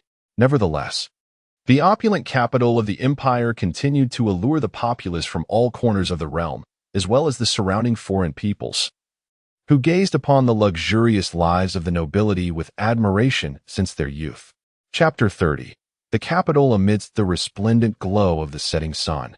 A weary carriage came to a halt before the majestic city walls of the capital. Well, we have finally arrived at the capital. This long journey has nearly driven me mad, exclaimed Yang Xiaoping, clad in a flowing robe, as he eagerly leaned out to voice his excitement. It was I who was on the verge of madness, as Ye Chen rolled his eyes in exasperation, silently lamenting within. Throughout the journey, he had been almost driven to distraction by Yang Xiaoping's incessant chatter, as the latter rambled on, illustrating his thoughts with fervor. Ye Chen had come to a profound realization regarding Yang Xiaoping's remarkably persistent and tiresome ability to engage in endless discourse. Taking a deep breath, Ye Chen finally lifted his gaze to survey the capital of this millennia-old empire. Before him loomed a formidable black city wall, rising majestically to heights exceeding 10 meters, as if it were a sentinel shielding the sky from the relentless sun. To his left, the wall stretched endlessly, and to his right, it continued in the same manner. The vast expanse of the fortifications was immeasurable, standing silently and grandly amidst the world. Yang Xiaoping gazed wide-eyed at the magnificent city before him, observing the minuscule throngs of people at its towering walls, murmuring to himself, "Though I have witnessed it in animation, seeing it with my own eyes is indeed a breathtaking experience. This world's foremost grand city, the imperial capital, is truly deserving of its illustrious reputation. For its sheer size is awe-inspiring, boasting over a dozen gates in every cardinal direction. Yet, despite this, the gates are perpetually congested with the constant influx of nobles and commoners alike. Perhaps it is so." Ye Chen wielded his whip, and the carriage gradually approached the open city gate. After a journey spanning more than 10 days, they had finally arrived at the renowned imperial capital from Longbei City in the northwest. Ye Chen's carriage entered the city smoothly, as the guards did not meticulously scrutinize each traveler, allowing the citizens to freely traverse in and out, for the imperial capital was distinct from the chaotic borders. Beyond the expansive gates, the streets radiated outwards, paved with smooth bluestone, bustling with pedestrians. Young adventurers from the countryside curiously surveyed their surroundings, their excitement unabashedly evident. Mercenaries, seasoned from their global exploits, navigated effortlessly among the taverns, their hearty laughter resonating through the air. Lastly, there remained a portion of local destitutes. While their conditions appeared significantly better than those in border towns, their lives seemed fraught with hardship. Vendors and merchants, however, thrived in their enterprises, leading a life of relative comfort. The wealth and grandeur of the entire world seemed to converge within this imperial capital, where the fervent atmosphere evokes an exhilarating thrill, and the magnificent splendor coexists with prosperity. At least on the surface, it presents an image of flourishing vitality, devoid of any signs of decay. Having finally arrived at the imperial capital, the next task is to devise a means to locate their objective, Night Dust remarked softly. "Wow, brother. You needn't be in such a hurry, right? This imperial capital appears to be quite vast." Yang Xiaoping jested with a playful grin. "How about we indulge in a sumptuous feast first, and then find a place to settle down? After all, one must rest well to work effectively." "All right. I knew you would say that. Honestly, is it really acceptable for you to be this lazy?" Night Dust replied with a resigned shake of his head. After finding a restaurant and satisfying their hunger, the most pressing issue before the two was to seek a suitable place to stay. If Night Dust and his companion intended to operate in the imperial capital for an extended period, securing accommodation was imperative. Although Night Dust asserted that with the funds they had acquired previously from the Huanghuang, they could afford to stay in hotels and enjoy lavish meals for several years in the imperial capital, the pleasure-seeking Yang Xiaoping was evidently unwilling to agree to such a proposal. Thus, they were left with the only option of spending money to navigate through this troublesome path. In truth, there existed another potential avenue. Numerous officials and nobles had fallen victim to political strife, resulting in their fortunes being shattered. Consequently, there should be a considerable number of vacant properties available. According to the information gathered by Night Dust and his companion, the current political struggle was indeed intense, primarily due to the emperor having reached an advanced age. The princes are divided into factions, each vying for the throne, while a minister named Onest exerts tremendous power. Ye Chen, accompanied by Yang Xiaoping, arrived at the department responsible for overseeing land and property in the empire, where the purchase of land and real estate requires their official seal of approval. Upon hearing that Ye Chen intended to acquire a property, the managing official promptly produced a map, directing the two as if orchestrating a military campaign, casually mentioning several prices. As previously noted, the real estate prices in the imperial capital are exorbitant, nearly rivaling those of the capital city. In the remote outskirts near the city, land prices soar to 1 gold coin per square meter. If the owner wishes to purchase 1,000 square meters, it would likely cost 1,000 gold coins. Moreover, as one approaches the heart of the imperial capital and its palace, land prices escalate exponentially. Simply put, within a 10-kilometer radius of the palace, there is no available land, as it is exclusively reserved for ministers and high-ranking officials. Beyond that 10-kilometer mark, the prices begin at a minimum of 200 gold coins per square meter. Should Ye Chen wish to acquire several hundred square meters, he would require at least several tens of thousands of gold coins. The official, smiling, acknowledged this, noting that the conditions Ye Chen presented were quite similar to those of many nobles. Without hesitation, he pointed to a location in the central ring and advised Ye Chen. What do you think of this? The property spans over 900 square meters, featuring a private courtyard, exquisite furnishings, and impeccable decor, all for the price of only 50 gold coins per square meter.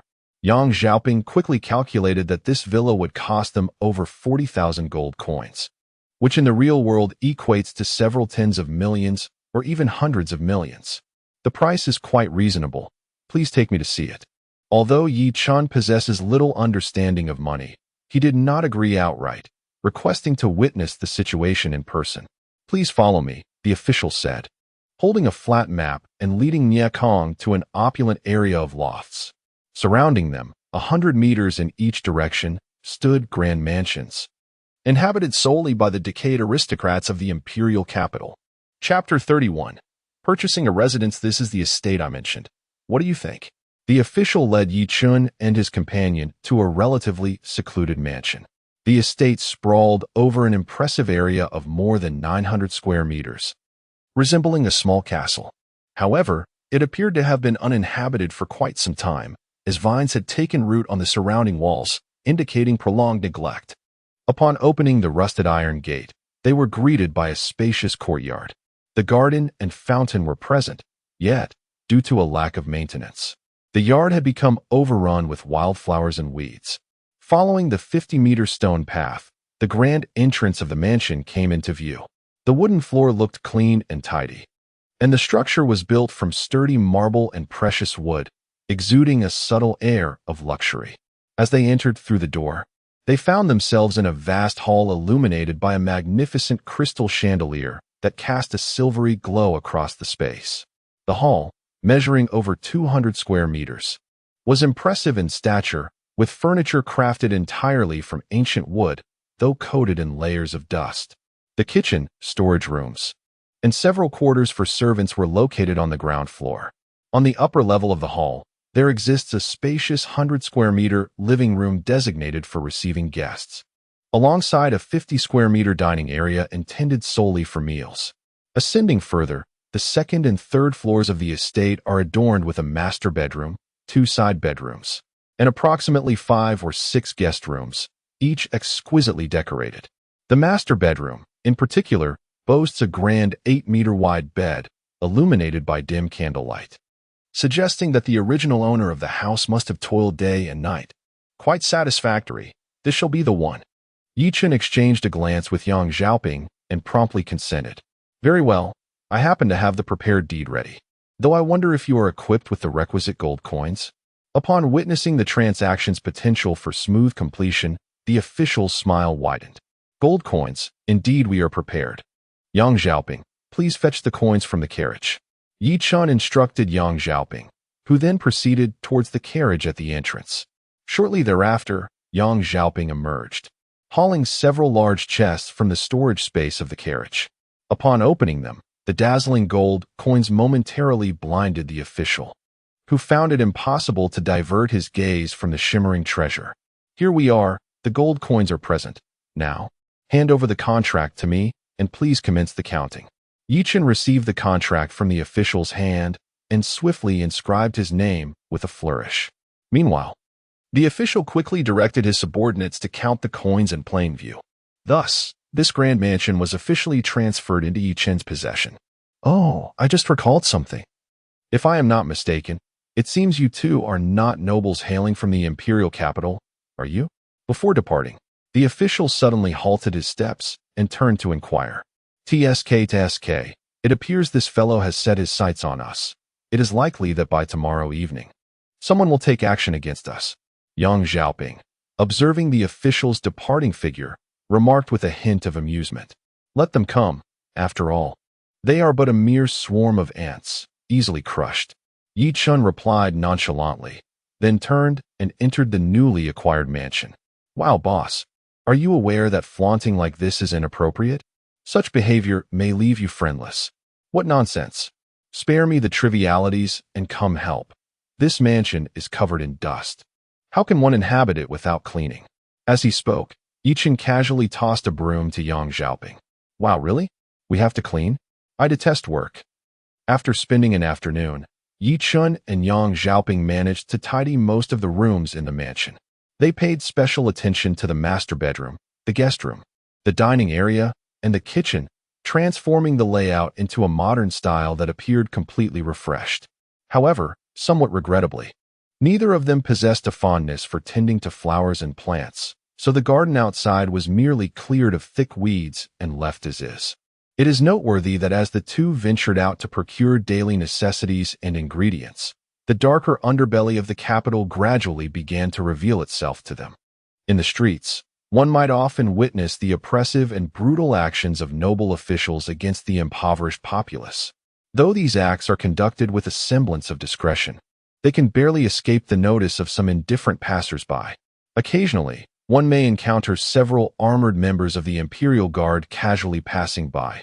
Yet, the moment a noble tosses a gold coin, the guards silently turn away. Night dust observed in the eyes of those guards a profound numbness and indifference, clearly accustomed to such occurrences. In their view, the lives of the poor and rural folk are as expendable as that of livestock, unworthy of risking ire from the powerful nobles. Each day, the bodies of the destitute that require removal in the imperial capital number no fewer than 100, some perishing from cold or hunger, while many more fall victim to the cruel whims of the nobility. Among these lifeless forms, the distribution of gender is nearly equal, with the highest number being young boys and girls aged around 15 or 16. Night Dust and Yang Xiaoping, naturally, had no time to intervene and silently chose to turn away from the scene. Early the next morning, Night Dust rose with the dawn, had his breakfast, and meticulously prepared his attire, even fastening the salvaged imperial blade, village reign, to his waist. Upon seeing his brother fully armed, Yang Xiaoping was momentarily taken aback. Brother, where are you headed? To the military? Are you planning to enlist? Yang Xiaoping stared at Night Dust in bewilderment, for if his memory served him correctly, his elder brother had always seemed disinterested in the affairs of this world. What had prompted this sudden decision to join the army? What on earth was happening? Chapter 32, Soldier Recruitment. So that is how it is.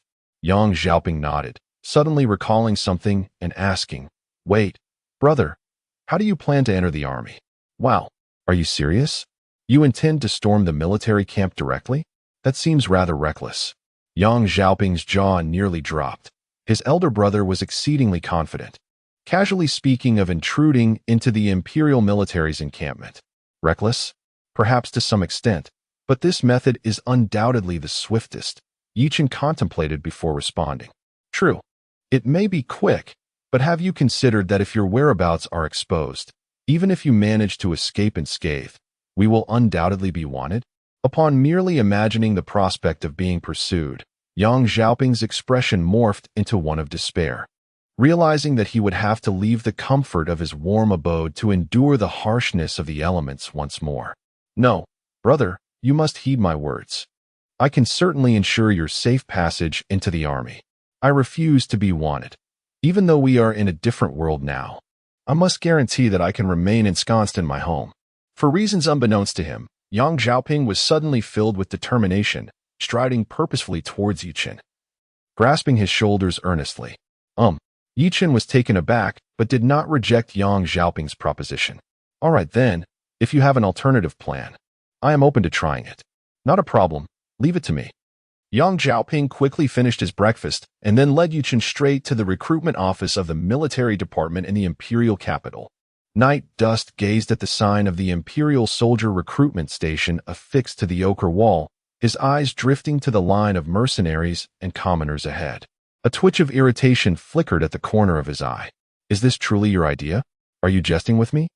You must know that only the most rudimentary soldiers are being recruited here, and that malevolent spirit-possessed officer holds a rank of lieutenant. This implies that I must at least attain the status of a non-commissioned officer to establish any reasonable contact with him. Night Dust remarked, his brow furrowed. I do not have the luxury of starting as a mere foot soldier and laboriously climbing the ranks. Unfamiliar with the military hierarchy of the slaying sister world, he opted to fabricate his own, the ranks ascending from private, captain, non-commissioned officer, lieutenant, major, brigadier, general, to grand general. Rest assured, my friend, I have indeed contemplated what you mentioned. Simply sit back and watch my performance. I assure you that I will facilitate your entry into the army. Yang Xiao declared with an air of confident assurance. Very well, Night Dust conceded, recognizing the conviction in his companion's demeanor. He decided to place his trust in him, considering that the worst outcome would merely be a waste of time. He could then proceed with his infiltration as planned. The recruiter was an imperial officer clad in military garb, appearing to be in his 40s, his expression somewhat indifferent. When he noticed someone approaching to enlist, he carelessly tossed aside the recruitment paperwork without so much as a glance. What is this nonsense? You expect me to start as a lowly private? A disgruntled man in mercenary attire exclaimed loudly upon reading the details of the form. It is all nonsense. And most of you are destined to be dispatched to the remote borders of the Northwest, remarked the recruiting officer, casting a sidelong glance at him with a nonchalant tone. How infuriating, yet I cannot afford to squander too much time. Let me demonstrate my abilities directly. If you are satisfied, grant me the position of a captain of 100. With fervor, he unsheathed the great sword at his waist, preparing to showcase his skills before the imperial officer. Do not jest. We have so many recruits that a lottery is necessary for selection. In this time of peace, the number of volunteers enlisting is beyond counting. And I have no time to watch your displays one by one. Guards, escort him out, the officer declared with ire. Instantly, several soldiers emerged from either side, seizing him and swiftly kicking him out the door. The empire had just repelled the incursions from northern tribes and was in a period of recuperation, boasting ample military strength. Naturally, they had little regard for these impoverished individuals and mercenaries who would merely serve as cannon fodder on the battlefield. Soon, it was the turn of Ye Chen and his companion.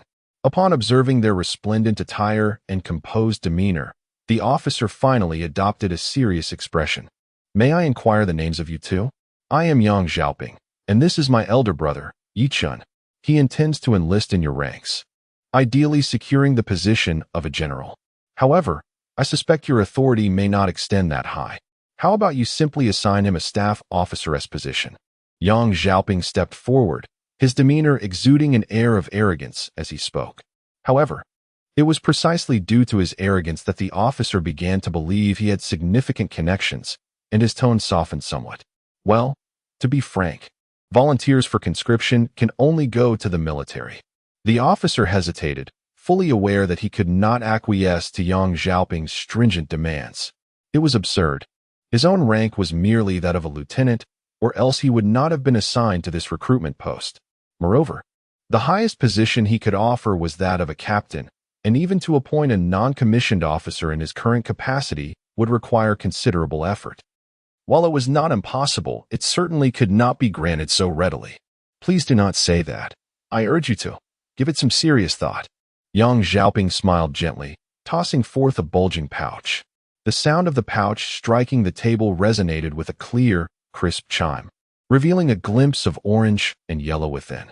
The officer's heart raced as he swiftly and naturally grasped the pouch. After weighing it carefully in his hand, he found himself swallowing repeatedly. Given his rank, he frequently dealt with substantial sums of money, and he could easily estimate that this pouch contained no less than 1,000 gold coins. Such a fortune would take him a decade to earn with his lieutenant's salary. With that amount, he could resign immediately and purchase a splendid estate in the vicinity of the imperial capital, ensuring a life of comfort for himself, his wife, and daughter. It suddenly occurs to me that I do indeed have a position for a non-commissioned officer available. Chapter 33. The Martial Arts Competition. Do not be hasty. My words are not yet complete. Yang Xiaoping smiled as he added, although my elder brother's minimum requirement is merely to be a non-commissioned officer, he has no intention of leaving the imperial capital let alone guarding the borders. Observing the amiable discourse between Yang Xiaoping and the officer, Ye Chen could not help but lament the darkness of the world. It is said that wealth can move mountains, and it appears this adage holds true. One might conjecture that with a few thousand gold coins, Ye Chen could ascend directly to the rank of general. The impoverished citizens waiting in line gazed in astonishment as the officer openly accepted bribes, yet they dared not voice their grievances. After all, had they possessed sufficient funds for their family's sustenance, most would likely abstain from enlisting. As for Ye Chen, a wealthy nobleman, perhaps he merely sought to indulge in the pomp and circumstance of military life. Rest assured, I will arrange for him a position stationed within the imperial capital, the officer declared confidently, thumping his chest. Very well, I concede your prowess, Ye Chen replied, feeling little inclination to contest the matter any further. He merely nodded and inscribed his name, address, and fabricated place of origin on the form, handing it casually to the officer. Oh, by the way, I just recalled something. I wonder if you possess the interest and sufficient strength? The officer, upon receiving the form, suddenly recalled something and spoke with great enthusiasm. Strength? Ha ha ha. Indeed I do, Yang Xiaoping exclaimed, turning to point at the Murakumo at Ye Chen's waist. Do you see what this is? This is an imperial artifact, and my elder brother is its wielder. With his prowess, he could easily ascend beyond the rank of a mere officer, perhaps even to that of a general. An imperial artifact? The officer initially dismissed Yang Xiaoping's words as mere bravado, yet upon catching sight of the Muramesa at Ye Chen's waist, his pupils involuntarily contracted. Although he had never witnessed the legendary imperial artifact in person, his instincts told him of the blade's subtle yet formidable sharpness. It was undeniably a remarkable weapon. So, you are indeed a wielder of an imperial artifact. My apologies for my earlier assumptions. It appears that, regardless of my arrangements, your strength would swiftly elevate you to the rank of an officer or even a captain. While the officer did not recognize the specific imperial artifact at Ye Chen's side, it did not diminish his respect for Ye Chen's status as a wielder. After all, imperial artifacts are the stuff of legends, and their wielders are invariably powerful individuals, far beyond the reach of a mere lieutenant such as himself. Well, let us forego the pleasantries and address the matter you mentioned earlier. Upon realizing that Ye Chen might be a wielder of an imperial artifact, the officer's demeanor softened considerably. Initially, he had broached the topic in hopes of extracting a bribe from Ye Chen and his companion, but now he chose to speak candidly. The matter at hand is that the senior officials of the military department have recently issued a notice, stating that General Esteth and General Njiatane of the Empire intend to select certain individuals from the army to form a personal guard. A martial arts competition will be held in the Imperial Arena the day after tomorrow to facilitate this selection, with candidates being nominated by all officers of lieutenant rank and above. At this point, the officer's gaze shifted to Ye Chen. If you are willing to participate, I can serve as your recommender. Should you succeed, you would ascend to the ranks of the general's personal guard, holding a commission equivalent to that of a captain. Even in the event of failure, it would not matter, as the vast majority of lieutenant-ranked officers will be present that day. If you can demonstrate sufficient prowess, it may attract the attention of other high-ranking officials. In any case, regardless of the outcome, it would be a significant opportunity. A martial arts competition. To be candid, Ye Chen had no genuine interest in such matters, as his entry into the military was solely for the purpose of capturing malevolent spirits. Everything else held little significance for him. However, upon hearing the officer mention that most lieutenant-ranked officers would be in attendance, his perspective subtly shifted. Perhaps this was an opportunity. If he could encounter malevolent spirits directly during the competition, it would spare him the trouble of searching for their precise locations. Very well. In the end, Ye Chen nodded in agreement to the proposal. I shall submit your name, the officer stated with a smile. Come to the military department the day after tomorrow, and I will guide you to the arena for the competition. With that, the officer watched as Ye Chen and his companion gradually departed. Who are you? Why are you loitering at our doorstep? Yang Xiaoping stepped forward and inquired.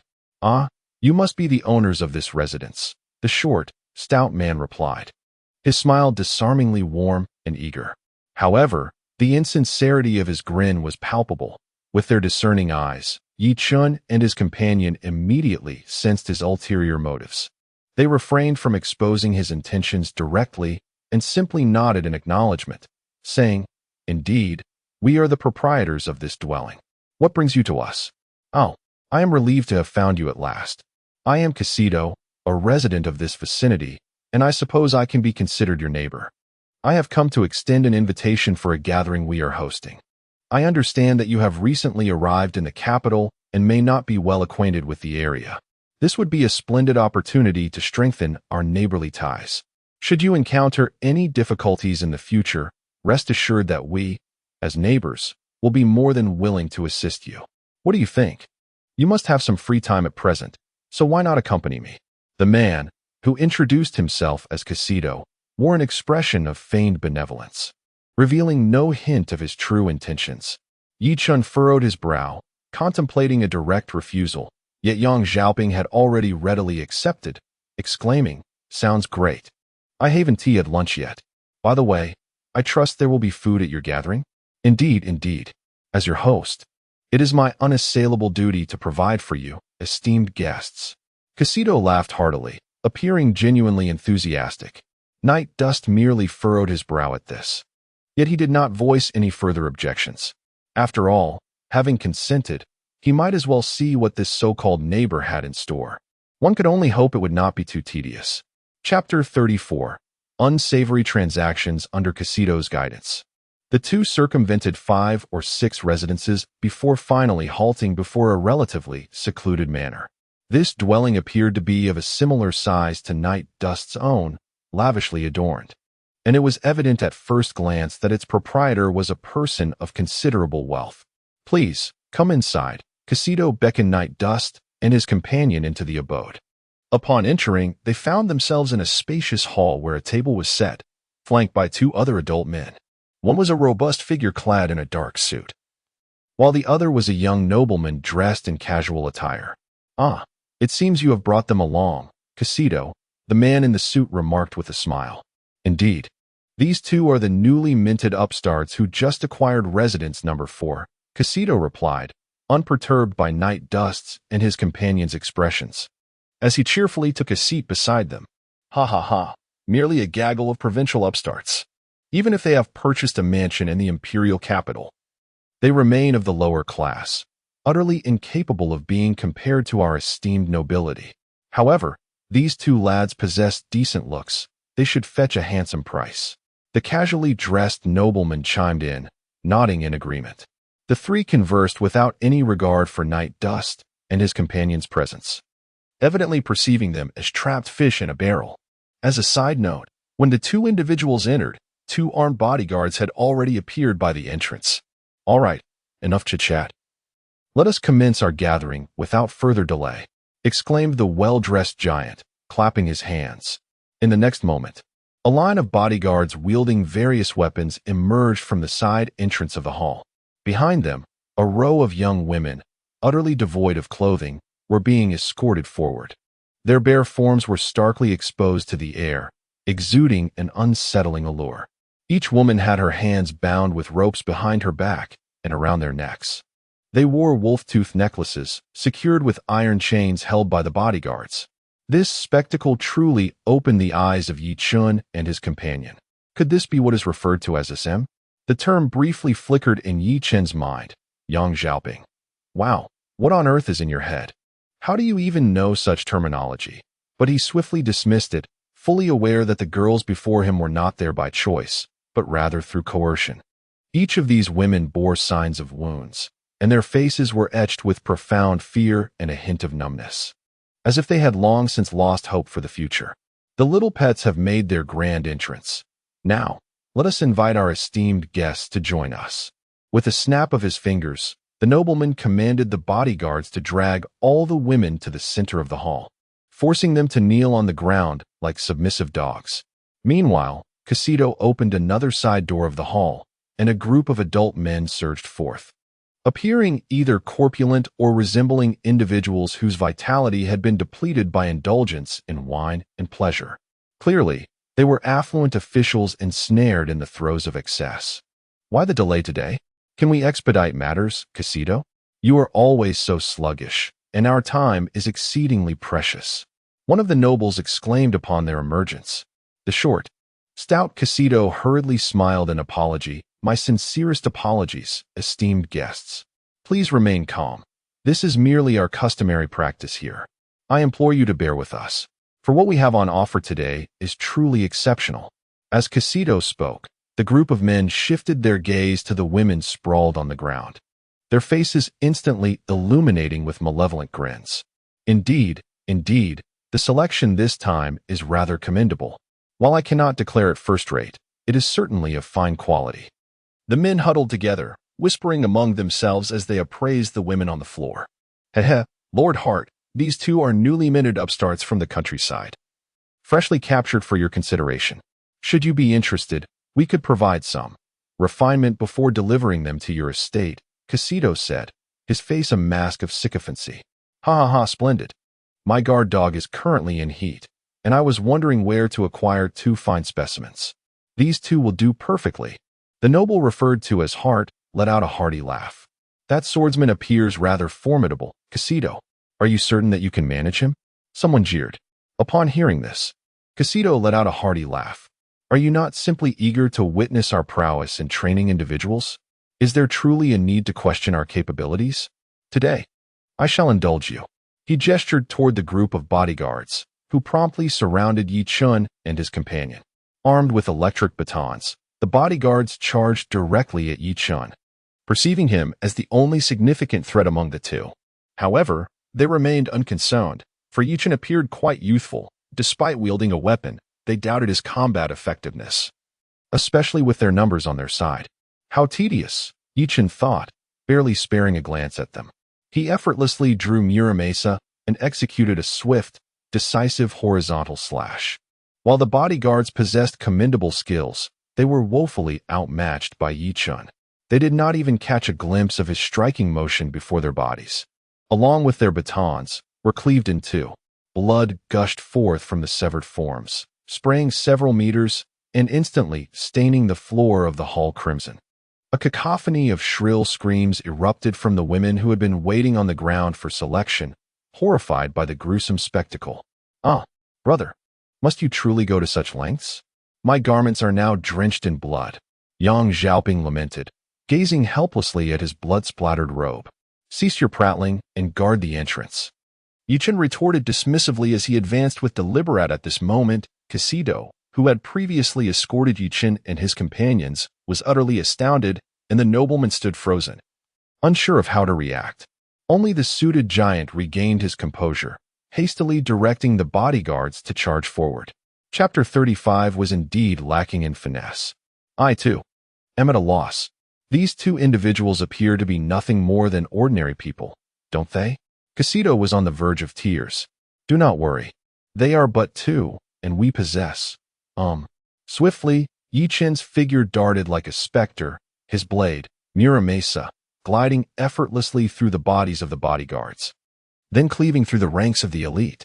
In a flash, Ye Chen materialized at the opposite end of the hall, while behind him, the bodyguards, the suited giant, the nobleman, and the privileged elite lay sprawled on the ground, bloodied and defeated, with no hope of rising again.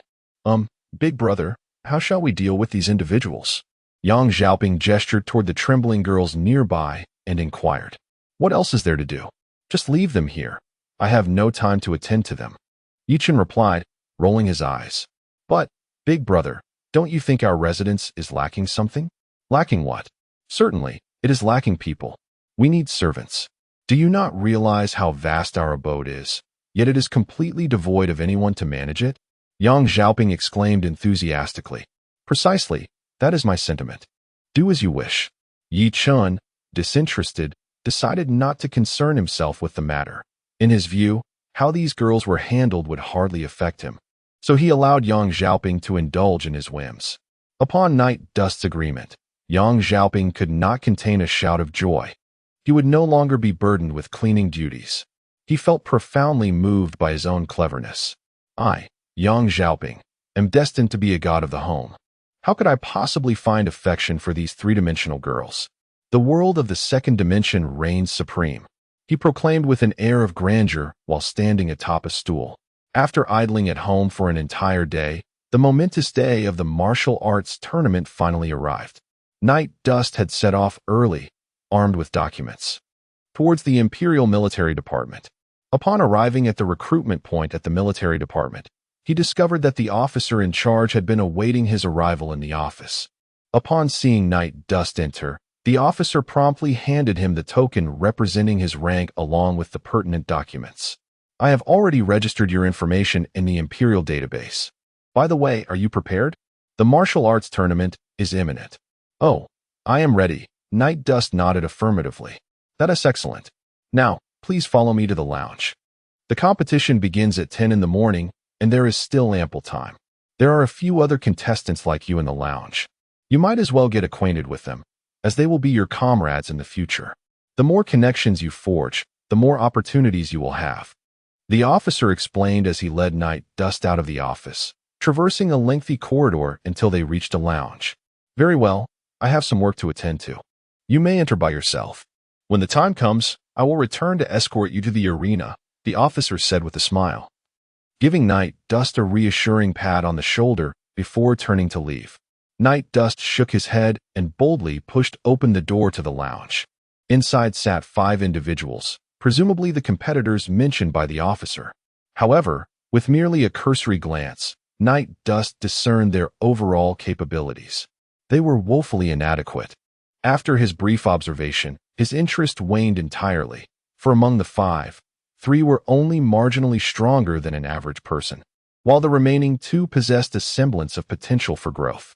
Yet, in comparison to Night Dust, they were leagues apart, existing in entirely different realms of strength. Oh, another has arrived. Greetings, I am Didos, currently striving to become the esteemed guardian of Lady's Death. I look forward to your guidance. Upon Night Dust's entrance, a towering figure with golden hair rose and extended his hand in greeting. It is worth noting that he was indeed one of the 2 individuals with commendable strength. Oh, I am Night Dust, he replied, not appearing overly aloof, and promptly took Didas's hand in a firm shake. The moment their hands clasped, Night Dust felt a surge of immense power coursing through. Momentarily taken aback, he quickly realized that Didos was testing his strength. In response, he deliberately increased his grip. As Night Dust exerted pressure, Didos immediately sensed that Night Dust's hand had transformed into a vice, tightly constricting his palm, causing an ache to radiate through his bones. Fortunately, Ye Chen did not press him too hard, merely giving his hand a brief squeeze before releasing it. Nevertheless, the force of that grip caused Didos to draw in a sharp breath. Brother, your grip is quite formidable, Didos exclaimed, his face paling slightly from the pain. Yet, he quickly brightened, saying, if possible, I implore you to engage in combat with me. Battling a warrior of your caliber would surely grant me invaluable experience. There will be opportunities, Ye Chen mused, uncertain whether to regard Didos as carefree or simply naive. Regardless, it was clear that Didos possessed a candid and somewhat reckless disposition, and Ye Chen found no aversion to such a character. After their brief handshake, Ye Chen casually chose a seat and settled down. No sooner had he taken his seat than a figure approached. Upon closer inspection, it revealed itself to be a diminutive youth, possessing an ethereal beauty reminiscent of a delicate girl. Despite his seemingly fragile and charming appearance, Ye Chen was acutely aware that this young boy ranked as the second most powerful individual in the room, excluding himself. Moreover, although the boy concealed his true nature well, Ye Chen could perceive a hint of coldness and cruelty behind those seemingly innocent eyes. A faint scent of blood lingered around him, subtle yet discernible. It bore the unmistakable traces of both beast and human, suggesting that this young boy had recently taken a life. Chapter 36. The first encounter with Death. Lacking any ambition for promotion or the desire to forge connections with peers, Ye Chen languidly occupied the lounge for over an hour. Managing to remember just 2 names, the golden-haired giant, Didos, whom he had encountered upon entering, and the small boy, Nyo, seated beside him. As for the others, regrettably, Their prowess was simply too meager for him to distinguish. Before long, the clock approached 10 in the morning, and the officers arrived as scheduled. Ye Chen and his companions boarded the carriage arranged by the military department, setting forth towards the Colosseum at a leisurely pace. The Colosseum, nestled in the heart of the noble district surrounding the imperial palace, was not far from the military department, spanning a vast area. Its architecture bore resemblance to the ancient Roman Colosseum, serving as one of the venues for the aristocracy's leisure activities, perpetually bustling with patrons. However, today, due to the impending martial tournament, the military department had cordoned off the entire Colosseum, forbidding entry to anyone outside the military. Consequently, the arena appeared considerably more spacious. Nevertheless, it was merely a relative observation. In truth, the stands were still filled with numerous officials from various government agencies, in part drawn by the spectacle, and in part to extend their respect to Generals Isteth and Nijihitan. As the only two female generals of the empire, these remarkable individuals are renowned for their formidable strength and commanding abilities within the realm. Particularly, General Isteth, having ascended to the rank of general merely a year after joining the empire, is celebrated as the most powerful warrior, second only to the Grand General Bud. Although Nijihitan may not possess the same terrifying prowess as Isteth, she is nonetheless an exceptional imperial arms user. Having once been lauded as the most beautiful woman in the capital prior to her military service, consequently faced with such formidable military figures, other officials naturally felt inclined to cultivate favorable relations with them. The officer who accompanied Ye Chen into the arena took a moment to caution him, stating, "I am unaware of your background, but it would be wise to maintain a low profile today. Many significant figures are present here, and offending them could result in repercussions not only for you, but also for me as your recommender." The notion of facing repercussions? It was a jest. With Ye Chen's strength, there were likely few capable of engaging him in a fair fight, let alone causing him any trouble. Nonetheless, Ye Chen had no intention of causing a stir, as his sole purpose was to seek out a malevolent spirit named Jack. Were it not for his participation in the martial arts tournament, he would have preferred to forego the event altogether. Upon entering the arena, Ye Chen immediately lifted his gaze towards the audience, seeking to discern the presence of the malevolent spirit. However, the sheer multitude of spectators rendered this task daunting. Compounded by Ye Chen's lack of perceptive acuity and the spirit's adeptness at concealing its whereabouts. Thus, he was unable to swiftly ascertain the spirit's position. Nevertheless, although he could not locate the spirit, Ye Chen did detect a subtle aura of malevolence within the arena, undoubtedly emanating from the spirit itself, confirming its presence in this very place. Before him stood a woman clad in white military attire, her ice blue hair cascading down to her knees, exuding a faint luminescence. She possessed a statuesque figure, towering at 170 centimeters, which made her appear a mere half-head shorter than Ye Chen. A confident smile graced her features. Despite her casual stance, she radiated an air of remarkable prowess. Yet, the most crucial aspect was the palpable sense of danger that emanated from her. Although they had yet to engage in combat, Ye Chen instinctively sensed that her strength far surpassed that of anyone he had previously encountered, even eclipsing that of the Ghoul whom he had effortlessly vanquished. Ye Chen even speculated that her power might compel him to exert his full effort in battle. Perhaps this world was not as monotonous as he had once thought. With this realization, a thrill surged within him, and a bloodthirsty smile crept upon his face. It had been far too long since he had experienced a battle of equal footing since awakening from his stupor.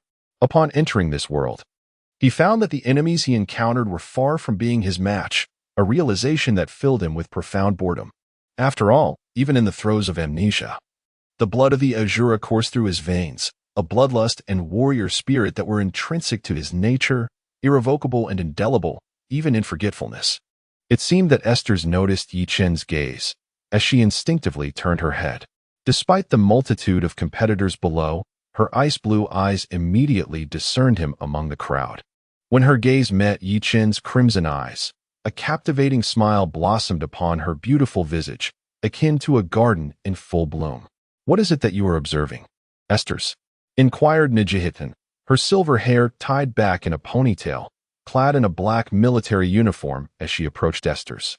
Noticing the enchanting smile on Esther's face, she could not help but ask, "Ah, Nijihidin, you've arrived," Esther's replied, slightly tilting her head. "It is nothing of great importance. I merely spotted an intriguing individual. Perhaps he could become my worthy adversary." "Your adversary? Who might that be?" Nijihidin followed Esther's gaze, but only beheld the competitors gathered at the entrance of the arena. She sensed nothing extraordinary about them. "Surely, you do not refer to that group of participants? I recall that among them, there seems to be no noteworthy contender, let alone one who could rival you, Esther's." Regarding the prowess of his death, Nijihidin, as a colleague, is quite aware of her formidable capabilities. Her physical attributes are comparable to that of a dangerous beast, and her combat skills can only be described as monstrous. There was a time when Nijihidin witnessed Esteth single-handedly engage in battle with a B-rank dangerous creature, ultimately vanquishing it with barely a scratch. Her strength is truly terrifying. Were it not for the fact that Esteth has yet to acquire her own imperial arm, Nijihidin might even speculate that her power rivals that of the Empire's Grand General. But, in Chapter 37, the arena, on the opposite side of the elevated platform, two guards tasked with maintaining order in the beast arena observed Esteth and Nijihidin atop the platform, whispering among themselves. "General Esteth and General Nijihidin are truly beautiful. They seem like goddesses descended upon the mortal realm. If I could marry a woman with even a fraction of their beauty, I would be utterly content." One guard exclaimed, his face flushed with admiration as he shared his daydream with his companion. "Stop dreaming. General Esteth is the Empire's mightiest female warrior." The other guard retorted disdainfully. Before Nijihidin joined the military, she was pursued by countless royals and generals, a stunning beauty beyond compare. "A fool like you is unworthy of even 1,000th of their charm." He kicked his daydreaming companion, his gaze lingering on the distant figures of Esteth and Nijihidin engaged in conversation. Esteth needs no introduction. Her ice-blue hair cascades like a waterfall, framing a visage of flawless beauty, complemented by a figure that is nothing short of intoxicating. Regrettably, her domineering aura and unparalleled prowess intimidate most, rendering them too fearful to entertain any romantic notions. In contrast, Nijihidin possesses a noble allure, her silvery white hair intricately braided and resting gracefully upon her shoulder. The dark military garb she dons fails to conceal her nearly perfect physique, while her eyes, reminiscent of crystalline springs, and skin as delicate as milk, enhance her captivating presence. Prior to enlisting, Nijihidin was lauded as the most beautiful woman in the Empire. Now, although her uniform and deliberately tied ponytail may obscure some of her softness, they also lend her an air of gallantry, securing her status as a beloved goddess among the populace. As two soldiers indulged in their daydreams, the competition below officially commenced. Upon the elevated platform of the arena, the officiating judge strode forward with purpose. "Ahem, allow me to introduce myself. I am Shager, the impartial arbiter of this tournament, and you might consider me a co-host of sorts." With the judge's proclamation, the previously raucous crowd gradually fell into a hushed silence. As he continued, all participants below held their breath in anticipation, intently listening to the rules. After all, this martial contest was pivotal for their futures. The opportunity to become personal guards to an imperial general and ascend to greatness hinged upon this very competition. Nonetheless, this bore little significance for Ye Chen. Being nominated by numerous factions to participate in the martial arts tournament, it is evident that each contestant possesses their own unique abilities, and it is highly likely that they will assume positions of authority in the future, perhaps even exhibiting the potential to become generals. However, this tournament is specifically designed to select personal guards for General Esteth and General Nijihidin. Thus, mere talent is insufficient for eligibility. True strength is the paramount criterion. There are only 8 slots available for advancement, meaning that only one individual from each arena can progress, rendering the opportunities exceedingly limited. The rules of the arena battles are virtually non-existent and permit lethal actions. Victory is declared when one party is either thrown off the platform or rendered incapable of continuing the fight. With those words concluded, the referee descended from the platform, signifying the official commencement of the martial arts tournament. Ye Chen joined the others on stage to sign a life-and-death contract and received a number before leisurely making his way to his designated arena. Ye Chen was assigned to Arena 4, and upon his arrival, he observed that 5 or 6 matches had already transpired, creating an intense atmosphere. On the platform, a man stood tall, having triumphed over his opponents 4 consecutive times, basking in the glory of his victories. With advancement seemingly within his grasp, he could not help but feel a surge of pride, boasting arrogantly, "Is there anyone else who dares to challenge me?" The participants in this competition had been meticulously selected by the powerful elite, each one possessing a proud disposition. Thus, how could they possibly tolerate such hubris? At that moment, a man clad in black leaped onto the arena, his imposing figure accentuated by a rugged beard, appearing to be in his 30s. Grasping a formidable broadsword, he positioned it before him and coldly declared, "Allow me to engage this pretty boy." The other combatant on the stage scoffed disdainfully and, with a swift motion, drew his sword to clash with the man in black. The sound of metal striking metal echoed through the air, a cacophony of clashing blades resonating like the tolling of a bell. The black-clad warrior wielded his massive blade with ferocity, launching a relentless assault that seemed impenetrable. Each swing imbued with the weighty force of a mountainous descent, leaving the spectators breathless with anticipation. It was undeniable that Ye Chen had generously lined the pockets of those in authority, as the officer who had accompanied him remained close by, observing the fierce battle unfold. He inquired of Ye Chen, "In your opinion, who will emerge victorious from this duel?" "I would wager on the burly swordsman with the blade," he replied. "He appears to be dominating his opponent and is likely to secure victory soon." However, Ye Chen shook his head, refuting the claim. Not necessarily. Although the swordsman seems to hold the upper hand, one must not overlook the fact that his adversary, despite appearing beleaguered, is exhibiting impeccable defense. I surmise that if the swordsman cannot secure a swift victory, the initial momentum will eventually subside, paving the way for a counterattack from his opponent. Wow, you can discern that as well? The officer was momentarily taken aback. To be frank, he harbored little faith in Ye Chen, as he perceived him merely as a young scion of some noble family, seeking to dabble in soldiering. Surely, the imperial weapon was a gift from his elders. However, upon hearing the clarity and depth of Ye Chen's analysis, he found himself questioning his initial assessment. At that very moment, a gasp rippled through the crowd. The two turned their gaze towards the arena, where the tide of battle had unexpectedly shifted. The burly man swung his blade, but to his astonishment, his opponent deftly sidestepped, narrowly evading the strike. With a flick of his longsword, he unleashed a flurry of blade shadows, launching a tempest of assaults. The momentum of the large man's attack faltered, and suddenly, he found himself at a disadvantage as the young swordsman's blade gleamed with lethal intent, aimed directly at his vital points. The burly man attempted to evade by rolling to the side, yet his opponent relentlessly targeted his wrist with a series of strikes, each one more cunning and swift than the last. With a sharp gasp, the large man felt a searing pain in his wrist. Blood gushed from his hand, causing him to lose grip of his massive knife, which clattered to the ground. In an instant, his opponent delivered a decisive kick, sending the burly man tumbling off the stage. The rapid turn of events unfolded in the span of mere moments. The swordsman on stage, panting heavily, realized that although the large man was slightly less skilled than he, the latter's robust physique and superior strength had posed a significant challenge. Securing victory in this round, he acknowledged, was somewhat fortuitous. Taking a deep breath, a glimmer of determination sparked in his eyes as he bellowed, "Who else dares to step forward?" The audience buzzed with murmurs, most of whom were merely individuals of mediocre martial prowess. Upon witnessing the remarkable skills of the man on stage, they naturally refrained from stepping forward to invite their own misfortunes.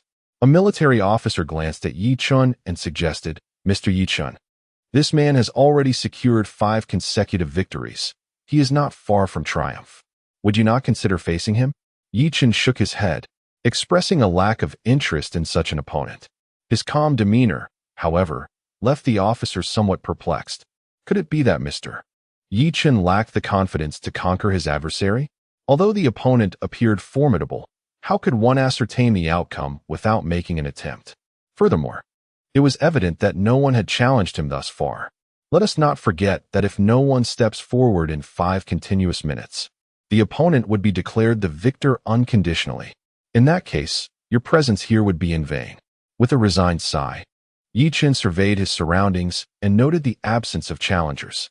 It seemed that, should another minute pass, the opponent would indeed claim victory unconditionally. Thus, with an air of inevitability, he leapt onto the arena. Standing upon the stage, Ye Chen cast a glance at the man before him, offering a slight smile before calmly stating, "You may strike first. I would not want you to claim I did not afford you the opportunity." Having uttered these words, Ye Chen fell silent, standing patiently on the platform as he awaited his opponent's move. As such audacious words escaped Ye Chen's lips, the man across from him felt as if he might explode with indignation. He had believed his own display to be sufficiently impressive, only to discover that there existed someone even more ostentatious than himself. Despite the simmering anger within him, the man refrained from unleashing a torrent of curses. Instead, he coldly remarked, "Brother, are you not afraid of failing to ascend this stage?" Night Dust nodded slightly, then replied, "I did not expect you to be so loquacious. Thus, I shall not hold back." With that, Night Dust firmly grasped the hilt of his blade, transforming his form into a fleeting shadow, and struck the man's abdomen with the pommel of his sword. With a resounding thud, the man was forcefully sent tumbling off the stage, crashing into the wall beneath the arena, leaving a deep imprint due to the ferocity of the blow. Blood streamed from his mouth, rendering the scene utterly harrowing. Witnessing the man's plight, both Esther's and Nejeshiden on the platform turned their gazes, their faces betraying expressions of astonishment. My judgment was indeed correct. This man could undoubtedly become my worthy adversary. Esther's clenched her fist, her face alight with eager anticipation.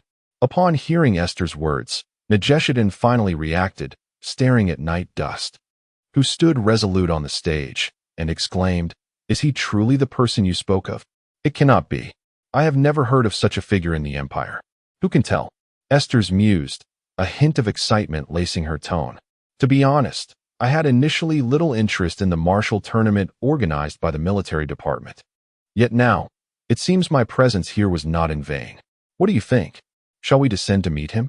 Nejeshiden proposed, unable to contain her curiosity about the formidable opponent that had captivated her friend so fervently. "No, the time is not yet ripe. Such opponents cannot elicit his true prowess. Based on this alone, one cannot ascertain the extent of his genuine strength. Let us wait a while longer."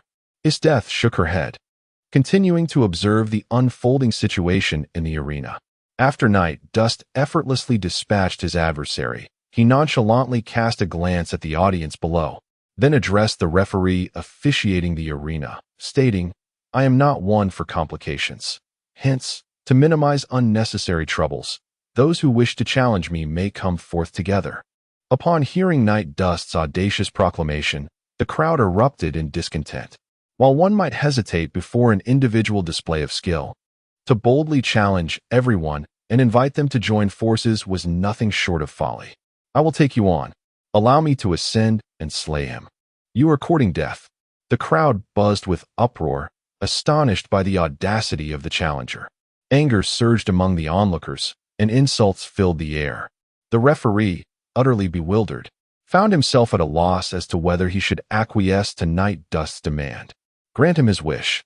Fortunately, before he could ponder for too long, a voice resonated from the elevated platform. The referee looked up in surprise to discover that it was General Isdeath herself who had spoken, leading him to a swift conclusion. "As the referee of this arena, I hereby consent to your request." With the referee's permission granted, Night Dust casually scanned the audience below and lazily remarked, "The referee has already agreed. Why are you not coming forward? Are you all merely cowards? Is there not a single soul brave enough to challenge me?" Beneath the arena, an uproar of insults erupted. While some expressed their astonishment, It was evident that many could no longer contain themselves. Suddenly, over a dozen individuals surged onto the stage without a moment's hesitation. Witnessing this onslaught, Ye Chen above felt a twinge of concern and inquired whether such audacity was perhaps excessive. To challenge so many at once, even if they were merely ordinary soldiers, was not to be taken lightly. "Ha, fret not," replied Esteth with a subtle smile, her eyes brimming with confidence in Ye Chen. "If he is vanquished by these insignificant fools, he will scarcely merit my attention." Meanwhile, as more than 10 figures advanced towards him, Ye Chen called out, "Hold on." His voice resonated, causing the crowd to abruptly halt in their tracks. "Are you afraid, young man?" they taunted. "If you're scared, beg for mercy, and I'll let you off. If you're frightened, then scurry off." The jeers echoed, each mocking the other. Ye Chen yawned, turned his head, and remarked, "I merely wish to inquire if there are any others below eager to join the fray. If you intend to ascend, do so swiftly, rather than dawdling." Thus, after much ado, Ye Chen concluded that the number of opponents was disappointingly scant and resolved to bring the contest to a decisive end. "Bring your weapons, all at once. Let us finish this." The disdainful underestimation ignited a palpable indignation among the spectators. What of the supporting roles? Even they possessed their own dignity. In an instant, nearly all the contestants below surged towards the arena, a dense throng of almost 100 individuals converging upon the small platform. The referee was dumbfounded, even suspecting that this mass of people might trample the arena and himself. Confronted with the challenge of nearly 100 opponents, Ye Chen didn't even bother to blink. He leisurely drew his blade, subtly shifted his stance, and abruptly dashed forward. In the ensuing moment, a gale swept through, and the blade's radiance erupted. Chilling flashes of the blade incessantly flickered amidst the crowd. Almost in the blink of an eye, Ye Chen reappeared at his original position, calmly sheathing his sword. Crimson bloomed. Accompanied by a soft exclamation, heads were seen flying into the air. The nearly 100 individuals who had charged onto the arena were now utterly bewildered. Spurts of blood erupting like fountains, resembling a macabre floral display of beauty and gore from above. Upon the ground, severed heads rolled. The faces of these individuals still bearing the anger of their charge, never anticipating that they wouldn't even perceive their own demise. Having instantly slain nearly 100 people, Ye Chen calmly turned around. He gazed at the audience below, leisurely inquiring, "Who else?" Splattered blood rained down from the air, enveloping Ye Chen, bathed in the bloody downpour. Ye Chen felt no discomfort. Instead, a contented smile crept onto his lips, a smile that, accentuated by the blood, didn't seem incongruous but rather conveyed a bizarre sense of harmony. Gazing upon the blood-soaked arena, with Ye Chen drenched in crimson, Ye Chen's countenance darkened. This fellow, actually, slaughtered them all. How utterly magnificent. He is precisely the adversary I have longed for, a perfect entity worthy of battle. Ye Chen felt a surge of exhilaration, an overwhelming excitement coursing through his veins. In stark contrast, Esteth was entirely enraptured by the spectacle. What a splendid encounter this is, powerful, decisive, and strikingly attractive. He embodies my ideal type. I can hardly contain myself. I yearn to engage him in combat, the thrill igniting a fire within me. Esteth murmured softly from her elevated perch, her ice-blue hair dancing in the wind with each movement, a testament to her fervor. I nearly forgot, when it comes to cruelty, Esteth is by no means inferior to this man. It is astonishing that her first response to such an event was sheer elation. Perhaps only a battle fanatic like Esteth could react in such a manner. Ye Chen observed the exuberant Esteth beside him, pondering her remarkable enthusiasm. Fortunately, despite her excitement, Esteth resolved to bide her time for the moment, as the contest had yet to conclude. Nonetheless, in her heart, she was resolute in her desire to claim Ye Chen as her own. Alas, this fellow is truly terrifying. The officer who brought Ye Chen here was utterly astounded. Ye Chen's performance had not merely exceeded his expectations, but had utterly shattered his worldview. Although it was anticipated, the extraordinary prowess of this individual truly exceeds expectations. On the second arena, Didos, who had already vanquished 7 opponents, gazed at the formidable figure of Ye Chen standing on the fourth arena, beads of sweat on his brow, and could not help but exclaim in admiration. Meanwhile, on the fifth arena, a man clad in a black military uniform fixated his pale eyes on Ye Chen's silhouette, his voice barely above a whisper, "Hunter. Damn it. Kill."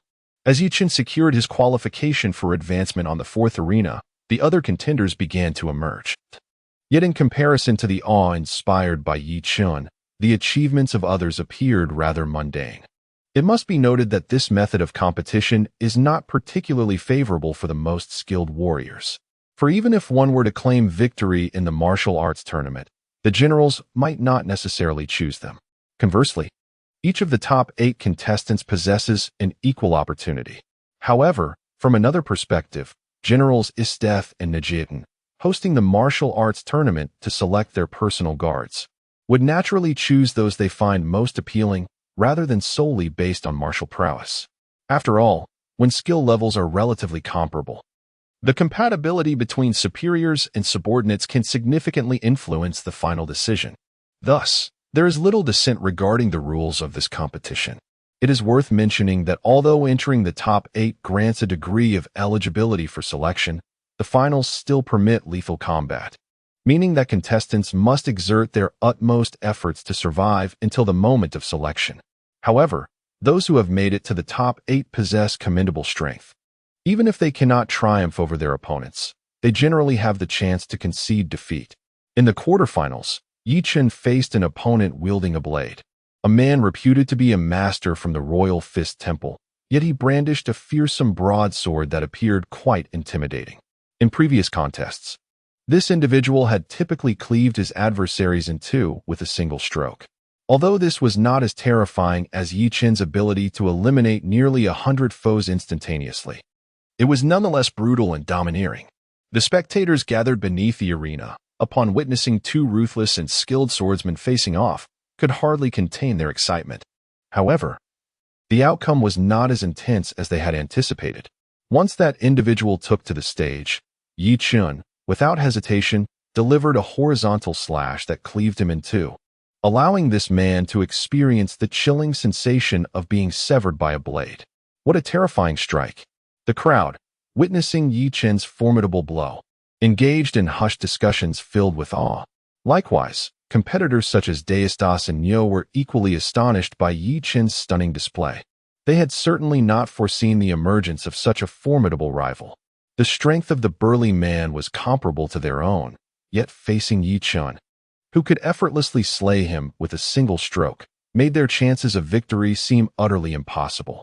Involuntarily, they began to express relief regarding the rules of the competition. Fortunately, the selection criteria for this round were established by Isteth and Najishishin, who would choose their favored individuals from the top 8 as their personal guards. Otherwise, if only the champion were eligible, they would have no confidence in competing with Ye Chen. Among the participants, there was a peculiar man clad in a black military uniform, whose ghastly, pallid eyes fixated intently on Ye Chen, emitting a distorted and hoarse growl from his throat. Minions of hell, an obstruction, to be eliminated. Accompanying his guttural roar, wisps of subtle black mist seeped from beneath his skin, causing the ambient temperature to plummet noticeably. Although Ye Chen was not particularly sensitive to energy, such proximity made it impossible for him to remain oblivious. Instinctively, he turned his head and locked eyes with the man in black, a flicker of recognition stirring within him, and a faint smile graced his lips. At last, I have found you. To be honest, it came as a surprise to Ye Chen that the malevolent spirit had concealed itself among the competitors, rather than lurking within the audience, which had led him to pay little attention to the other participants. Nevertheless, despite his oversight, the spirit's ability to remain hidden was indeed commendable. Ye Chen had previously been in close proximity to it on several occasions, even brushing past it without any hint of its presence. One must acknowledge the exceptional skill of this malevolent entity in evading detection. However, having discovered its whereabouts, it would be prudent to seize the opportunity to eliminate it directly. Upon this realization, Ye Chen instinctively clenched his fists, intending to confront and eliminate his opponent directly. However, at that moment, The referee timely declared Ye Chen's victory, interrupting his impulsive intent to act. Casting a glance at the referee, urging him to exit the stage, Ye Chen ultimately opted to abandon his plan for immediate confrontation.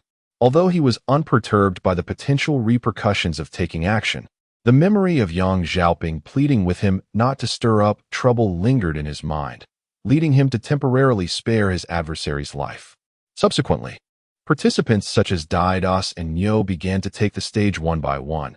Yet at this juncture, these individuals no longer harbored ambitions of contesting for the championship. For them, the objective was merely to enhance their standings and aspire to be chosen by the general. Ye Chen had no recollection of the opponents drawn by Dai Das and Nyo. Their abilities and potential failed to capture his attention, marking them as inconsequential figures. A mere glance was sufficient for Ye Chen to discern that these two were not formidable adversaries for Dai Das and Nyo. Indeed, the matches involving Dai Das and Nyo unfolded without suspense. Upon ascending to the arena, Dai Das wielded a sharp battle axe and, utilizing his innate divine strength, relentlessly forced his opponent into retreat, ultimately disarming him and compelling a surrender. In contrast to Dai Das's power-driven victory, Nyo relied entirely on her petite stature and agile movements, skillfully maneuvering around her opponent while inflicting numerous wounds with the dagger in her hand. If not for the timely surrender of his opponent, his dagger would have nearly severed the adversary's throat. The final battle, of course, was the confrontation with the man clad in black, possessed by a malevolent spirit. The outcome of this clash is self-evident. After all, if a spirit that has escaped from the depths of hell cannot vanquish even an ordinary human, one would certainly question how it managed to escape in the first place. Following several rounds of combat, the list of the 4 finalists emerged: Ye Chen, Dai Das, Nyo, and the man possessed by the malevolent spirit. With the finalists determined, it was time to proceed to the subsequent matches that would narrow the field from 4 to 2. According to the draw conducted by the event organizers, the opponents for the 4 contenders were decided. Upon the completion of the draws, Ye Chen was astonished to discover that his opponent was none other than the man possessed by the malevolent spirit. He was at a loss for words. Was this serendipity? Just as he was contemplating an opportunity to confront the spirit, his next opponent turned out to be him. What an uncanny coincidence! Yet, it was fortuitously convenient, as it spared Ye Chen the need to seek another opportunity and allowed him to resolve the matter in this very match. Ye Chen turned to the malevolent spirit beside him, and indeed, the entity was fixated on him with its ghastly pale eyes, exuding palpable hostility and murderous intent. Oh, so you have discerned my identity but chose not to flee. Instead, you harbor a newfound desire to kill me? It seems this spirit is far bolder than the previous timid one. Ye Chen gazed at his opponent with a smile, utterly unfazed by the spirit's animosity and lethal intent. Thus, the fierce contest between Ye Chen and the malevolent spirit commenced, marking the first match of the semifinals in the Grand Martial Arts Tournament. The man possessed by the spirit bore a slight and somewhat pallid physique, though it remained uncertain whether this pallor was a consequence of the spirit's possession. His weapon was a black iron staff, seemingly unremarkable at first glance. Yet, Ye Chen sensed a profound aura of death emanating from it. It was likely that the spirit had intentionally infused the staff with its own necrotic energy, rendering it a formidable weapon that, while not on par with divine artifacts, far surpassed ordinary arms in quality. Upon ascending the arena, Ye Chen wasted no time. With a cold smirk, he unsheathed Murakumo and launched a horizontal strike towards the malevolent spirit. The clash resounded as the spirit's iron staff met Murakumo with a sharp bang, heralding the commencement of their battle. Chapter 41. The instinct of slaughter. Despite appearing to be at a disadvantage, Ye Chen wielded Murakumo with flawless precision, deftly neutralizing the shadowy strikes of the spirit's staff. The two combatants seemed evenly matched. However, the spirit's relentless onslaught, though fierce, bore little fruit. As the spirit's momentum began to wane, Ye Chen seized the opportunity to unleash his own power. With a thunderous roar, akin to the tolling of a great bell, Ye Chen's voice reverberated through the arena, stirring the hearts of the spectators below and momentarily halting the spirit's advance. Seizing this moment, Ye Chen thrust his sword forward with a crack like thunder, aiming directly for the spirit's torso.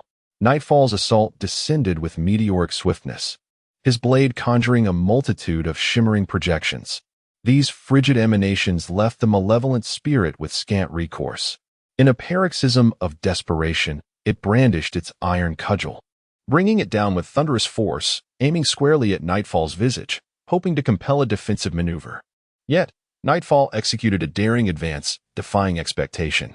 Closing the distance in an instant, his rapier arced obliquely, targeting the fiend's vulnerable throat. The specter recoiled in terror, but Nightfall, now a veritable engine of destruction, pressed his attack. Each limb, each joint, hand, foot, shoulder, elbow, knee, became a lethal instrument, aimed with unerring precision at the body's most vital vulnerabilities: throat, heart, brainstem, coccyx, eyes, even the groin. The sheer ferocity of his assault sent shivers through the spectators, while the uninitiated recoiled in visceral horror.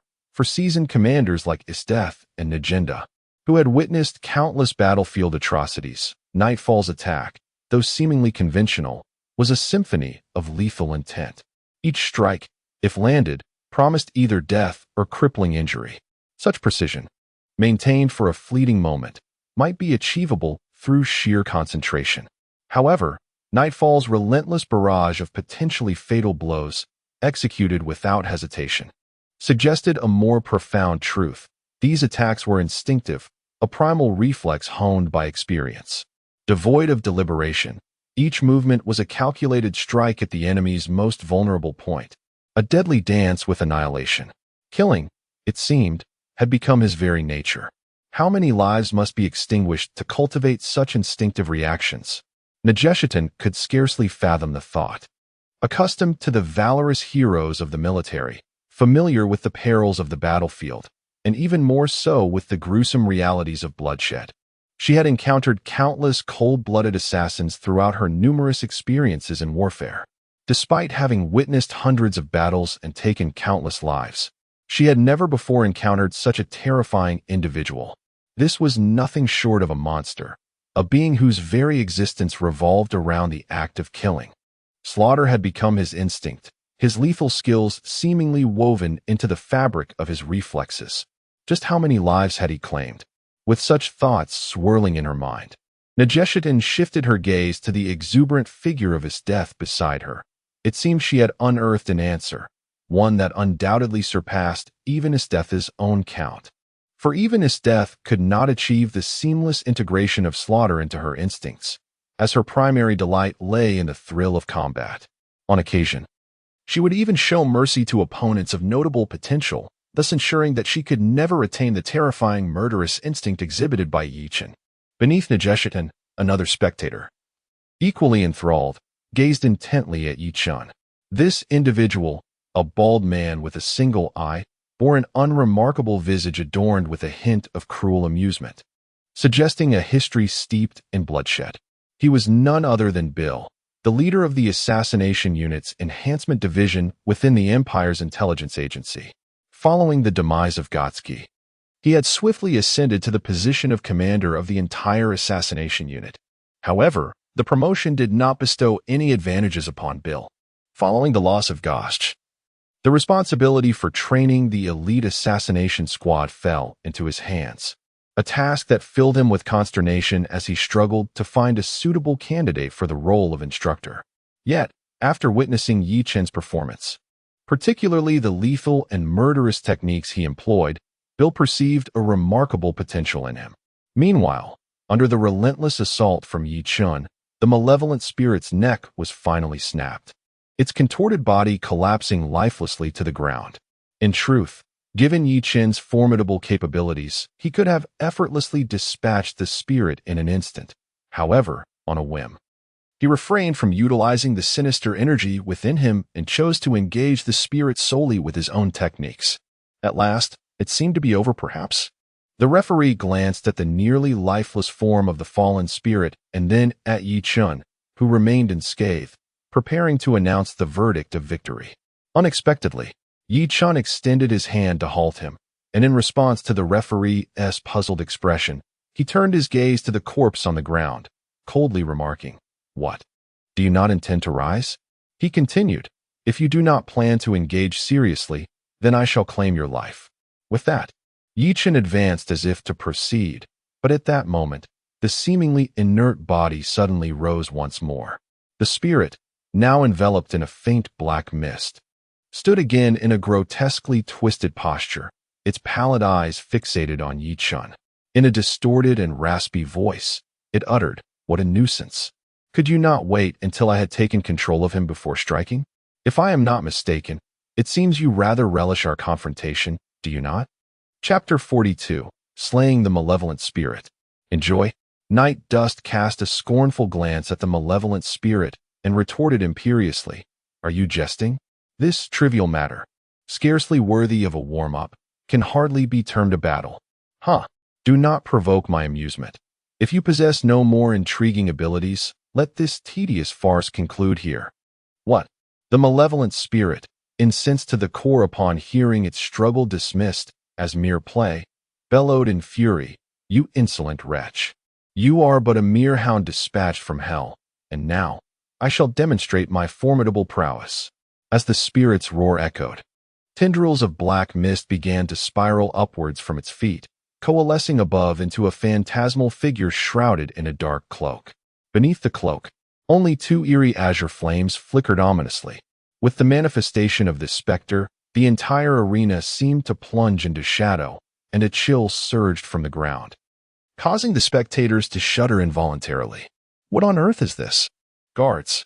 Where are the guards? Summon assistants to subdue this monstrosity. The noble spectators, accustomed to indulgence and revelry, had never encountered such a spectacle. As the oppressive aura enveloped them, many began to scream in panic. What is this creature? One that cannot perish even when its neck is broken, transforming instead into this peculiar form. It appears rather intriguing. I yearn to hunt it down and test my prowess. Upon the elevated platform, gazing down at the malevolent spirits below, Isthetha's smile deepened with intensity. Grasping her longsword firmly, she found the unfolding scene utterly captivating. First, she witnessed a worthy adversary, and now a creature ripe for the hunt. Today was simply splendid. "Hey, Isteth, in this situation, are you not going to intervene? That monster seems quite perilous." "Intervene? No need. Let us observe for now. After all, the competition is still underway. It is unwise to meddle in others' battles." Isteth replied with a light chuckle, her gaze shifting to the figure of Ye Chen on the arena. You. Najeshitan sighed in resignation, then turned to instruct the guards to remain vigilant.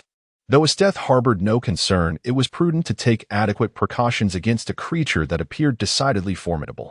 Meanwhile, observing the colossal, ghostly apparition summoned by the vile spirit, Ye Chen's eyes finally sparkled with intrigue. "Have you finally chosen to reveal your true form? That's more like it. Otherwise, it would be dreadfully dull to dispatch you so easily." With a thunderous roar, the encroaching black mist surged forward, coalescing into countless dark green minions that lunged menacingly towards Ye Chen. Corrosive black tide, dreadful apparition, as the ominous tide rolled before him, accompanied by the onslaught of smaller monstrosities from all directions. Ye Chen's lips curled into a slight smirk. This is rather interesting.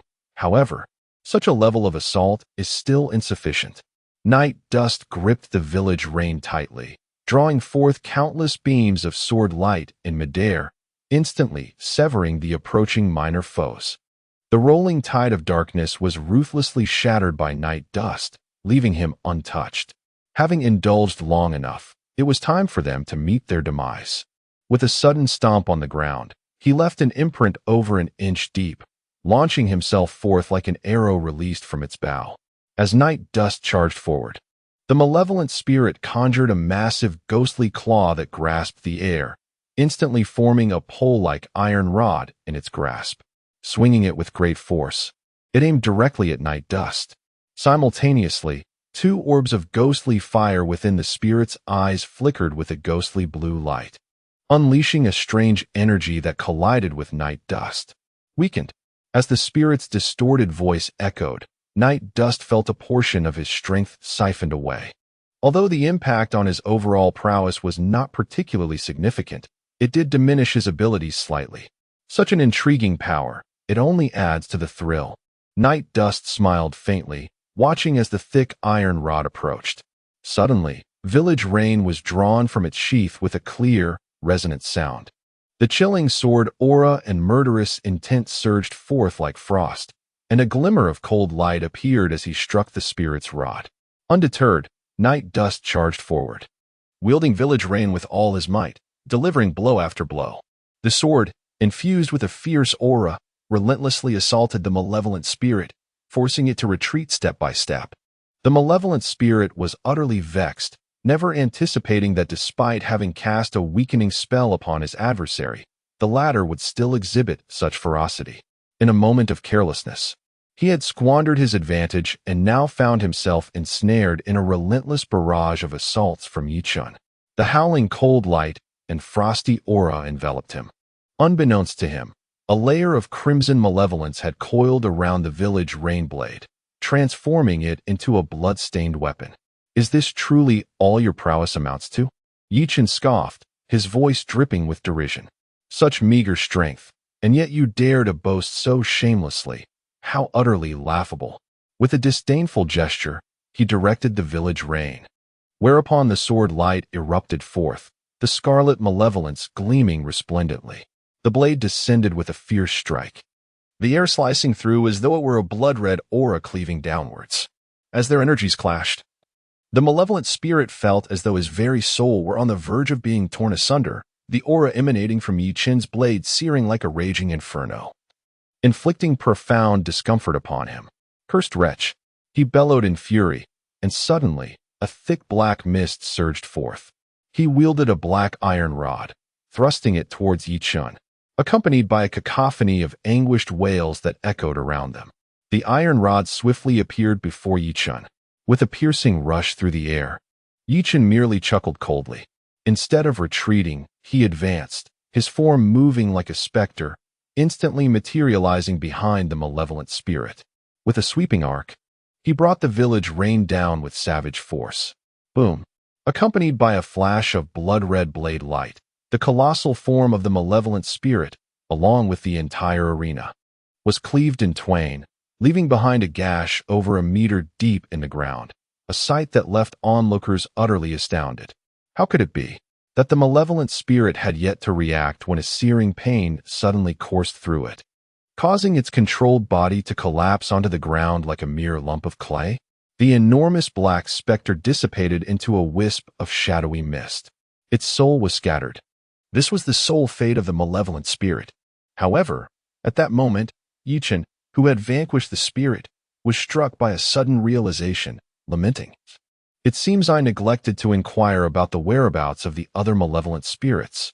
Cursed be the folly of overindulgence.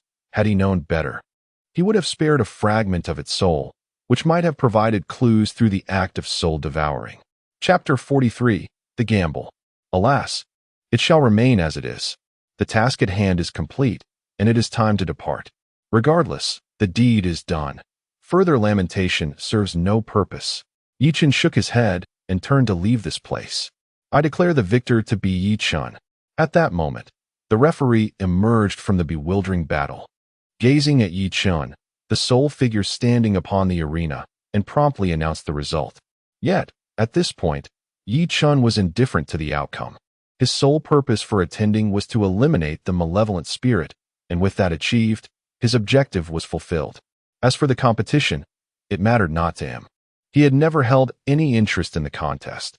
The victor or the vanquished bore no significance to him, and he had no desire to serve as a general's personal guard. However, just as he was about to depart, Esteth, who had been observing his battle, could contain herself no longer. I cannot hold back any longer. It is decided. I shall claim him. Esteth shouted with excitement, unexpectedly producing an iron collar in her hand. She leaped gracefully from the platform, performing several elegant flips in midair before landing beside Ye Chen. With a swift motion, she aimed the prepared iron collar directly at his neck. Sensing the gust of wind approaching from his side, Ye Chen instinctively raised his hand to block, successfully intercepting the collar that his death wielded. In a fluid motion, he drew the Muramesa sword with his other hand and executed a horizontal slash. Ah, quite a swift reaction. His death remarked, evading Ye Chen's attack, her elegant brows arching in intrigue. Who are you? What do you intend? Ye Chen inquired, furrowing his brow at the sudden assault from his death. My name is Esteth. You have triumphed in the competition and earned my admiration. Now become my subordinate. Fear not. I shall treat you as a confidant, for you possess that qualification. Upon hearing Ye Chen's question, a captivating smile illuminated Esteth's beautiful face, reminiscent of a snow lotus blooming in winter, proud and pure. For a moment, Ye Chen was momentarily entranced, but he quickly regained his composure and straightforwardly declined. A confidant? I'm afraid that is not my intention, and you seem to lack the qualifications to be my superior. This audacious declaration left everyone present utterly astounded. Was this man out of his mind? How dared he speak to General Esteth in such a manner?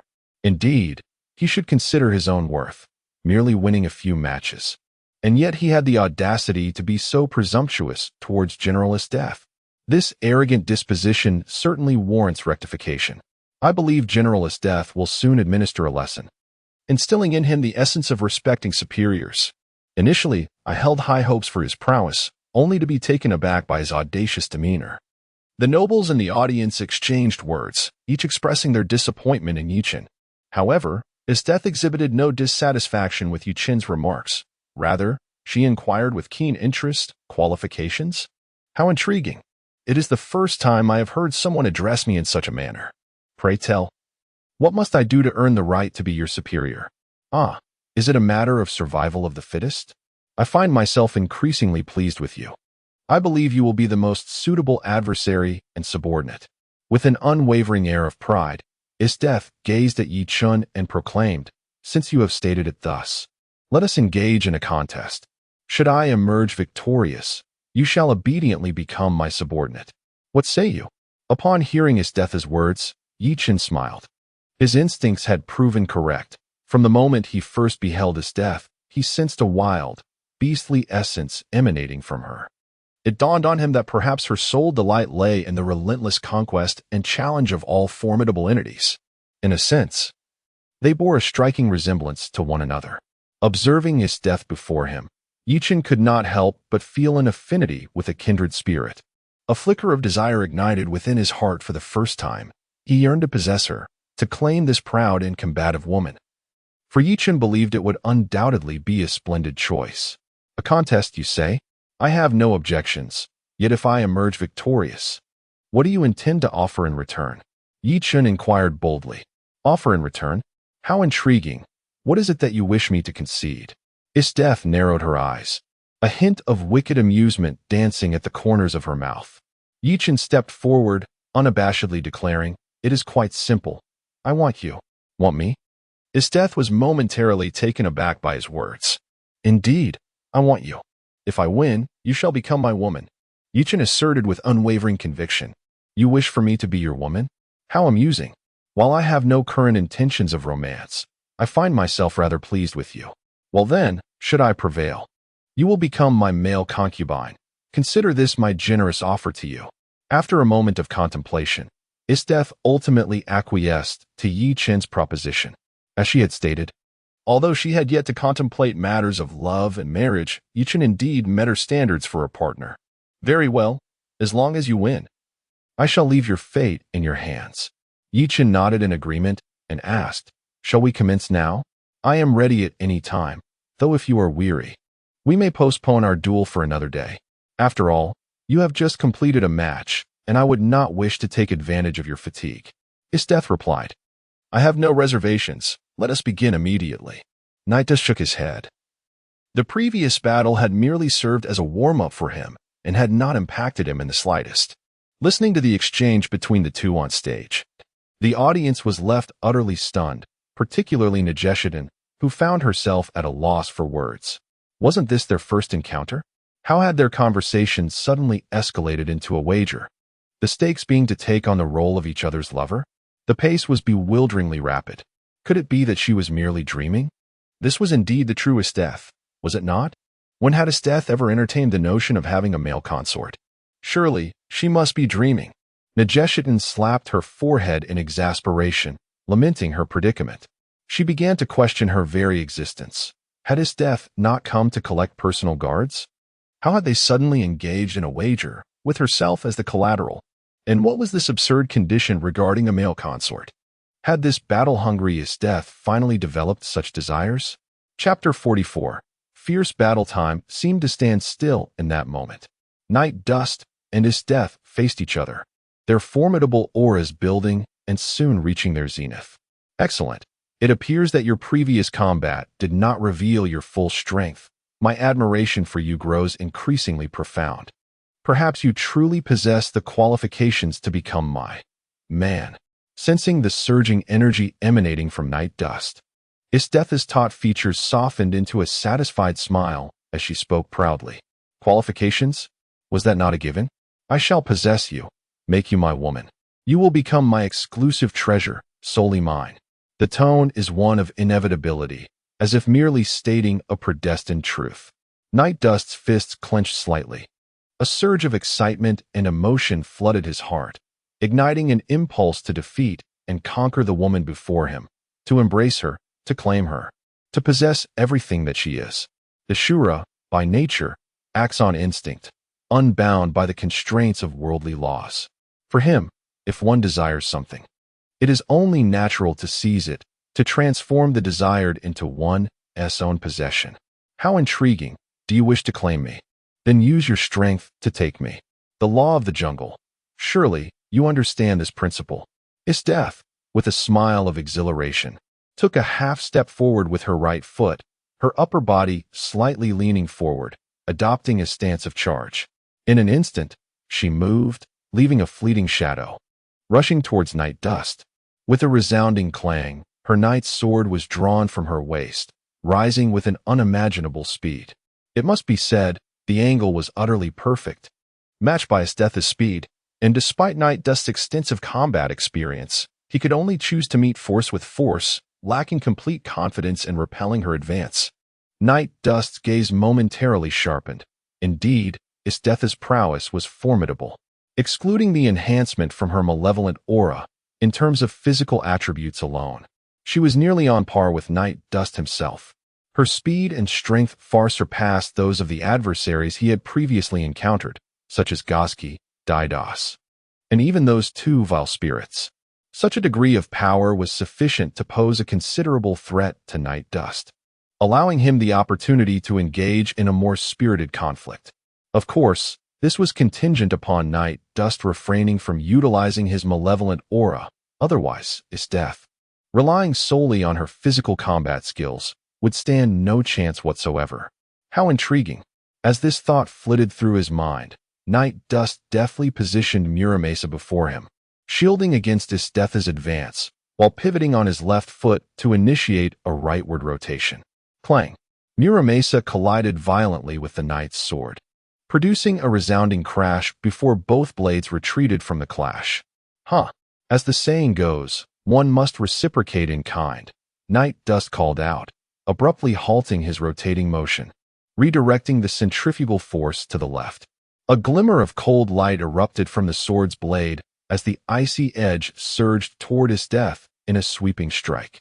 There was no embellishment, no intricate technique. If Esteth's previous strike epitomized a flawless blend of speed and skill, then Night Dust's attack was a pure manifestation of unadulterated strength and velocity, a supreme blow.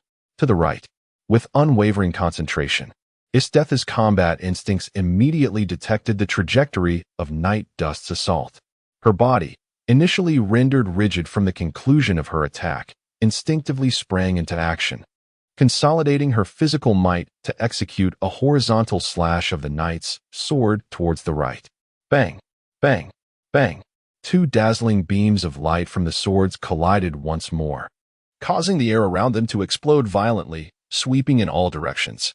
As the blades clashed, the momentum of both combatants intensified, their swords refusing to part as they unleashed an even greater force. Bang! Another fierce impact resonated, the powerful shockwave shattering the sturdy arena, leaving intricate spiderweb-like cracks in its wake. Following the thunderous sound of the air bursting, both Ye Chen and Isdeth staggered back a few steps. However, it was evident that Isdeth was at a disadvantage this time, retreating 2 steps more than Ye Chen. Could it be? From a distance, Najeshitan's face betrayed disbelief at the scene unfolding before her. Clearly, it was unfathomable to her that Isdeth, in this moment, was faltering. Who on earth is this man? Isdeth, of all people, is losing ground. With a casual flourish of his sword in midair, Ye Chen gazed at Isdeth in the distance and remarked with admiration, "Impressive. You have indeed grasped instinct. Truly remarkable." Instinct is a rare ability that only the most gifted warriors can awaken after enduring countless battles and crises. This enigmatic skill can be described as a form of combat intuition, allowing its bearer to anticipate the enemy's actions and attacks in advance, and even foresee other impending dangers. Although this effect typically only allows for a time difference of mere fractions of a second, the outcome of a battle is often decided in the blink of an eye. A brief moment can indeed alter the fate of a conflict, potentially preserving a warrior's life at a critical juncture. Such a skill is exceedingly precious and rare. Even the most seasoned and formidable generals may not possess it. For the capable Isdeth, the future is undoubtedly boundless. You truly are remarkable. I never anticipated your strength to surpass my expectations. It is simply astounding. Isdeth's eyes sparkled with uncontainable excitement as she once more wielded her blade, launching an onslaught. In an instant, a myriad of sword shadows erupted, enveloping Ye Chen entirely. In that moment, the half-meter radius surrounding Ye Chen transformed into Isdeth's singular domain of blades. Clang, swoosh, crack. The relentless dance of the knight's sword produced a symphony of sounds, each strike barely separating. The Muramasa in Ye Chen's grasp had become akin to a shield, barely withstanding the countless blossoms of swords stirred by Isdeth's onslaught. The air sliced through with a piercing whistle, causing Ye Chen's dark hair to flutter wildly in the wind. Faced with Isdeth's nearly frenzied attacks, even Ye Chen could not help but take a step back. However, the Asura blood within him awakened in response to Isdeth's ferocity. A flash of crimson flickered in his eyes, and Ye Chen retaliated fiercely, wielding the Muramasa as he engaged in a fierce exchange with Isdeth. For a moment, their blades became but afterimages, flowing light, a chaotic dance as they clashed relentlessly, each strike resonating with a rhythmic symphony of sound. As the battle raged on, a smile gradually spread across Ye Chen's lips, ultimately transforming into a bloodthirsty grin. It was simply exhilarating, the sensation of engaging in such an all-out struggle. The sheer thrill of combat was utterly irresistible. The warrior bloodline within him, belonging to the Asura, was on the verge of boiling over, truly magnificent. Chapter 45. The game concludes. One cannot help but remark on the absurd strength of Isdeth, particularly among ordinary beings. Her voluptuous form concealed a ferocious power, entirely unlike anything a typical human might possess. Confronting this woman felt akin to facing a primeval beast. Isdeth's combat skills were also formidable. It was evident that they had been honed through countless battles amidst mountains of corpses and rivers of blood. Each strike was executed with ruthless precision, whether in angle, force, or speed. She showcased her strength impeccably. However, this was merely the extent of it. Though her physical prowess was sufficient to rival Ye Chen, it was not enough to secure her victory. In fact, it hardly compelled him to unleash his full potential. After all, compared to brute strength, Ye Chen's true power resided in his bloodlust. Without tapping into this potent force, he could not employ many of his techniques, which was precisely why Isdeth was able to engage him so vividly. Isdeth queried, a hint of confusion flickering in her eyes. Yet her lips curled into a faint smile. What is this? Are you planning to concede? That simply won't do. The outcome has yet to be determined. And you won't be able to claim me this way. Concede? How could that be possible? I simply do not intend to continue this game any longer. It has come to an end. Ye Chen confidently fixed his gaze upon Isdeth's face, revealing a smile that suggested victory was assured. A game? Finished? Are you implying that this battle is merely a game to you? Upon hearing Ye Chen's words, Isteth's expression shifted dramatically. How audacious! If you possess such confidence, then let me witness it. Isteth was unfazed by Ye Chen's taunts, once again swinging her longsword, unleashing an overwhelming and formidable aura as she advanced. Regardless of the adversary or foe she faced, Isteth firmly believed in her ability to crush them and achieve ultimate triumph. Very well, allow me to show you. Ye Chen reattached Muramasa to his waist, then slowly raised his right hand, where a sinister crimson aura erupted, dazzlingly illuminating the surroundings and capturing Isteth's full attention. What is that? It appears quite perilous. Fascinating. That earlier display was not your full strength? Splendid. Now, reveal your true power to me. Instinctively, Isteth sensed the intense danger emanating from the malevolent aura in Ye Chen's hand, yet this did not diminish her fighting spirit. Rather, it invigorated her resolve, intensifying the smile upon her lips. Very well, as long as you can withstand it. A faint voice drifted to Isteth's ears with the whisper of the wind. At that moment, Isteth's smile froze. When did this happen? I failed to perceive his movement. Isteth's countenance shifted dramatically. She had just failed to perceive Night Dust's movements. He had been right before her eyes, yet in the blink of an eye, he had positioned himself behind her. Isteth inhaled quietly, sensing the breath emanating from behind her. An enigmatic figure had appeared at her back, quietly observing her silhouette. How remarkable! Isteth marveled, a smile curling at the corners of her mouth. In an instant, her fingers tightened around the hilt of her sword as she executed a swift strike backward. Although she was unaware of when he had arrived behind her, she was acutely aware that he was indeed there, and from the direction of the sound, it was clear that she was targeting his vital artery. With a decisive slash, her longsword transformed into a translucent ripple, slicing through the air with unparalleled speed. However, as Asta turned to confront her opponent, she was astounded to see a glimmer of red light enveloping the tip of Night Dust's right finger, unrelentingly aimed at her. A profound sense of danger washed over her. With her exceptional combat instincts, Asta sensed the imminent peril. An overwhelming aura of death surged toward her, the chilling intent to kill causing her heart to momentarily falter. In a split second of crisis, Asta forcibly redirected her sword's trajectory in a desperate attempt to deflect Night Dust's assault, while simultaneously retreating several paces in the opposite direction. Whoosh! It was as if a gentle breeze had swept past her, and she soon realized that the knight's sword she had been wielding was now merely a hilt clutched in her grasp. Meanwhile, a fissure began to spread from where she had just stood, extending across the entirety of the arena and continuing to ripple outward. Suddenly, the once solid platform began to ripple like a carpet, quaking violently before shattering into countless fragments akin to glass strewn upon the ground. A cacophony of sound, sharp and piercing like a tsunami, echoed in Isteth's ears. The thunderous roar compelled her to retreat, and she inhaled sharply, a strand of her azure hair cascading down.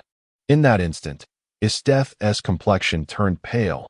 Had she delayed even a moment longer, it might have been more than just a hair that was severed. An involuntary shiver coursed through her, realizing that this individual truly possessed such terrifying power. His earlier words were not mere bravado. To him, our battle was indeed just a game.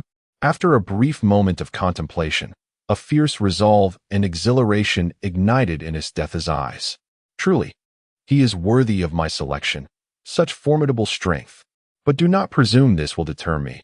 I, Isteth, shall never concede.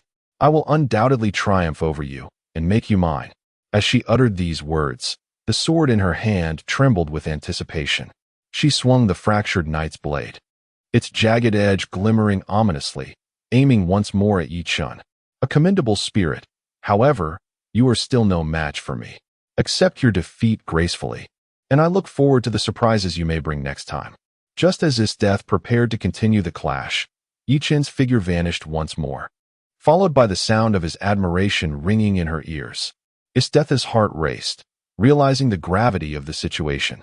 Before she could even react, two hands emerged from behind Isteth, encircling her from both sides. The right hand seized her own, wresting the knight's sword from her grip and casting it aside. while the other arm encircled her waist, holding her tightly. Although the back of her head had already made contact with the robust chest of her captor, Esteth found herself indifferent to this sensation. Her expression shifted repeatedly. She recognized her defeat, which plunged her heart into a profound sense of dismay. Chapter 46. The Kiss. Night Dust held Esteth firmly, the crimson aura swirling around his fingertips rendering her utterly immobile. Despite her relentless struggles, her strength paled in comparison to the bloodlust-fueled power that Night Dust possessed. The outcome was clear. It was I who triumphed. Observing Esteth, who seemed unwilling to concede and continued to resist, Night Dust smirked playfully. He leaned down, his lips brushing against her ear as he spoke, and then exhaled a warm breath. I have been teased. This man has dared to toy with me. The unexpected blow, coupled with the tickle at her ear, caused Esteth's body to weaken, leaving her languidly leaning against Night Dust. Yes, you have won. Upon hearing Night Dust's words, Esteth's expression darkened, and she ultimately clenched her teeth, conceding her defeat. However, do not revel in your victory just yet. My hunt is far from over. Esteth lifted her gaze, her ice-blue eyes glimmering with indomitable spirit, fixed intently upon Night Dust's face.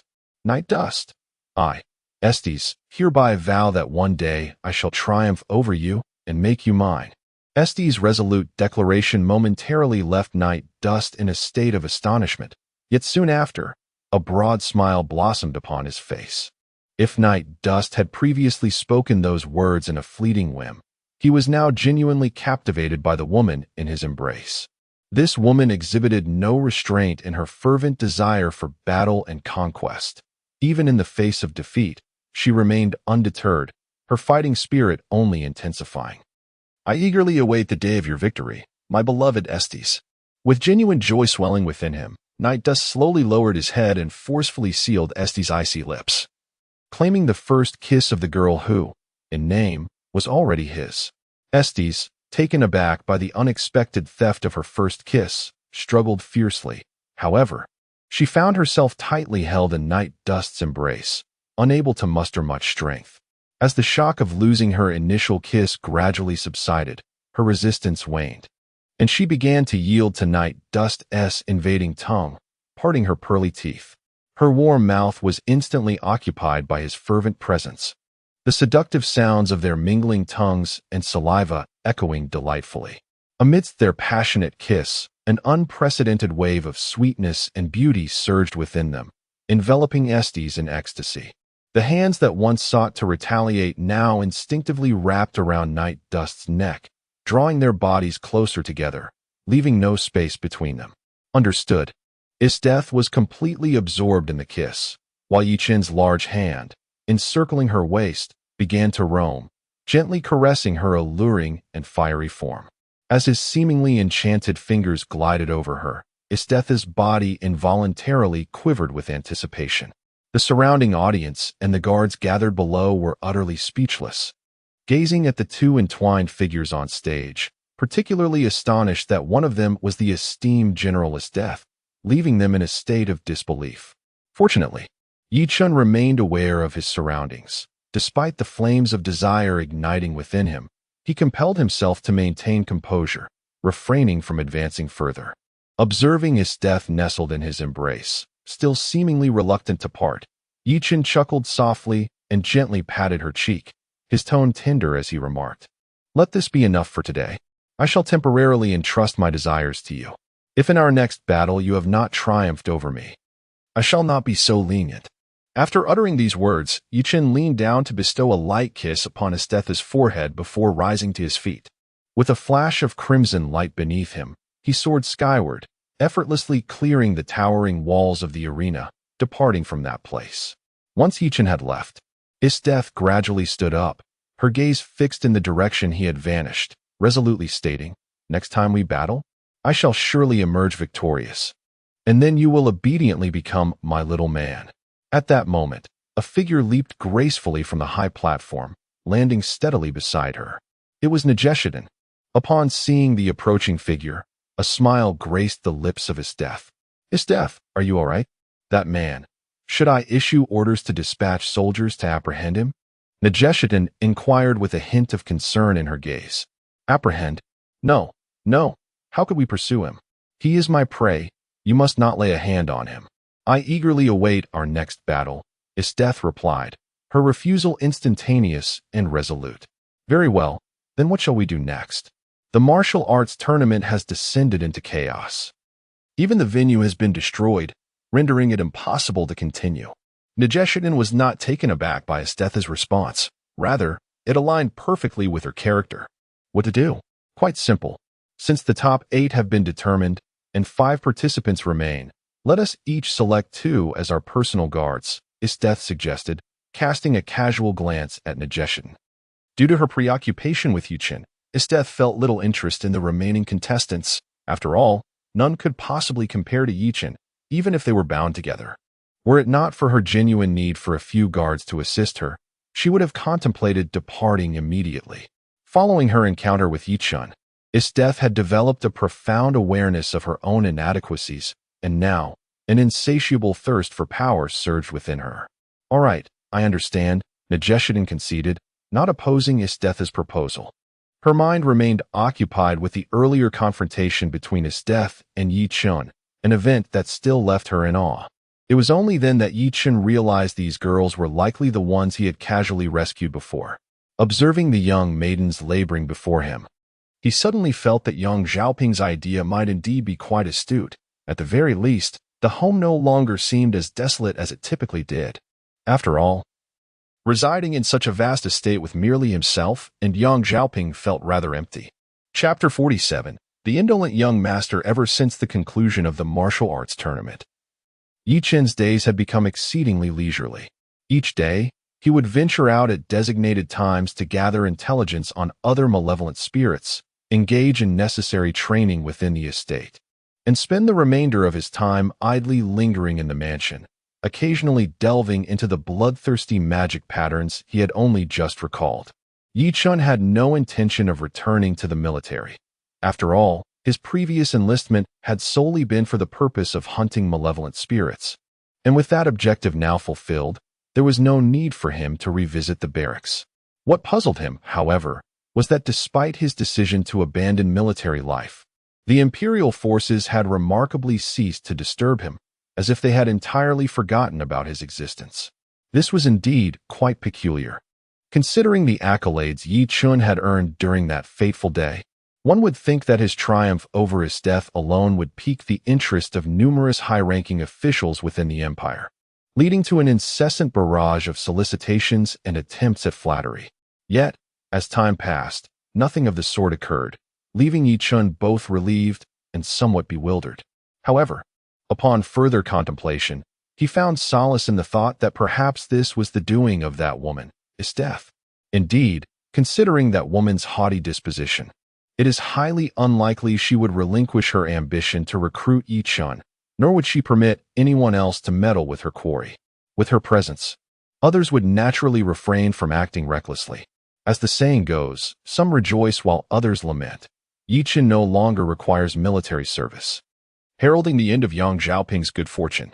As a seasoned recluse, he found the days when Ye Chen was occupied with hunting malevolent spirits to be blissfully leisurely, indulging in a life of eat and sleep within the confines of his home. Although devoid of a computer or mobile phone, it was far more tranquil than when he had accompanied Ye Chen on his aimless wanderings. After all, the household affairs were managed by a maid, leaving him unperturbed. However, with Ye Chen's pursuit of evil spirits concluding and the next lead vanishing, Yang Xiaoping's misfortunes had finally commenced. Each morning, he was forcibly extricated from his warm cocoon by Ye Chen, who insisted on dragging him through the streets of the capital in search of the next malevolent entity. After enduring the morning's exhaustive search, he would find himself again coerced into the backyard's training grounds under the pretense of practice, subjected to 3 hours of relentless sparring. Though termed a practice session, it could more accurately be described as a one-sided onslaught, for Yang Xiaoping offered no effective resistance, serving merely as a punching bag for Ye Chen's unyielding assault. Nevertheless, despite the overwhelming defeat, Ye Chen could not help but admire Yang Xiaoping's remarkable physical resilience. Without employing the Shura combat techniques and lacking a suitable weapon, even with all his might, Ye Chen could only inflict a minimal degree of damage upon Yang Xiaoping.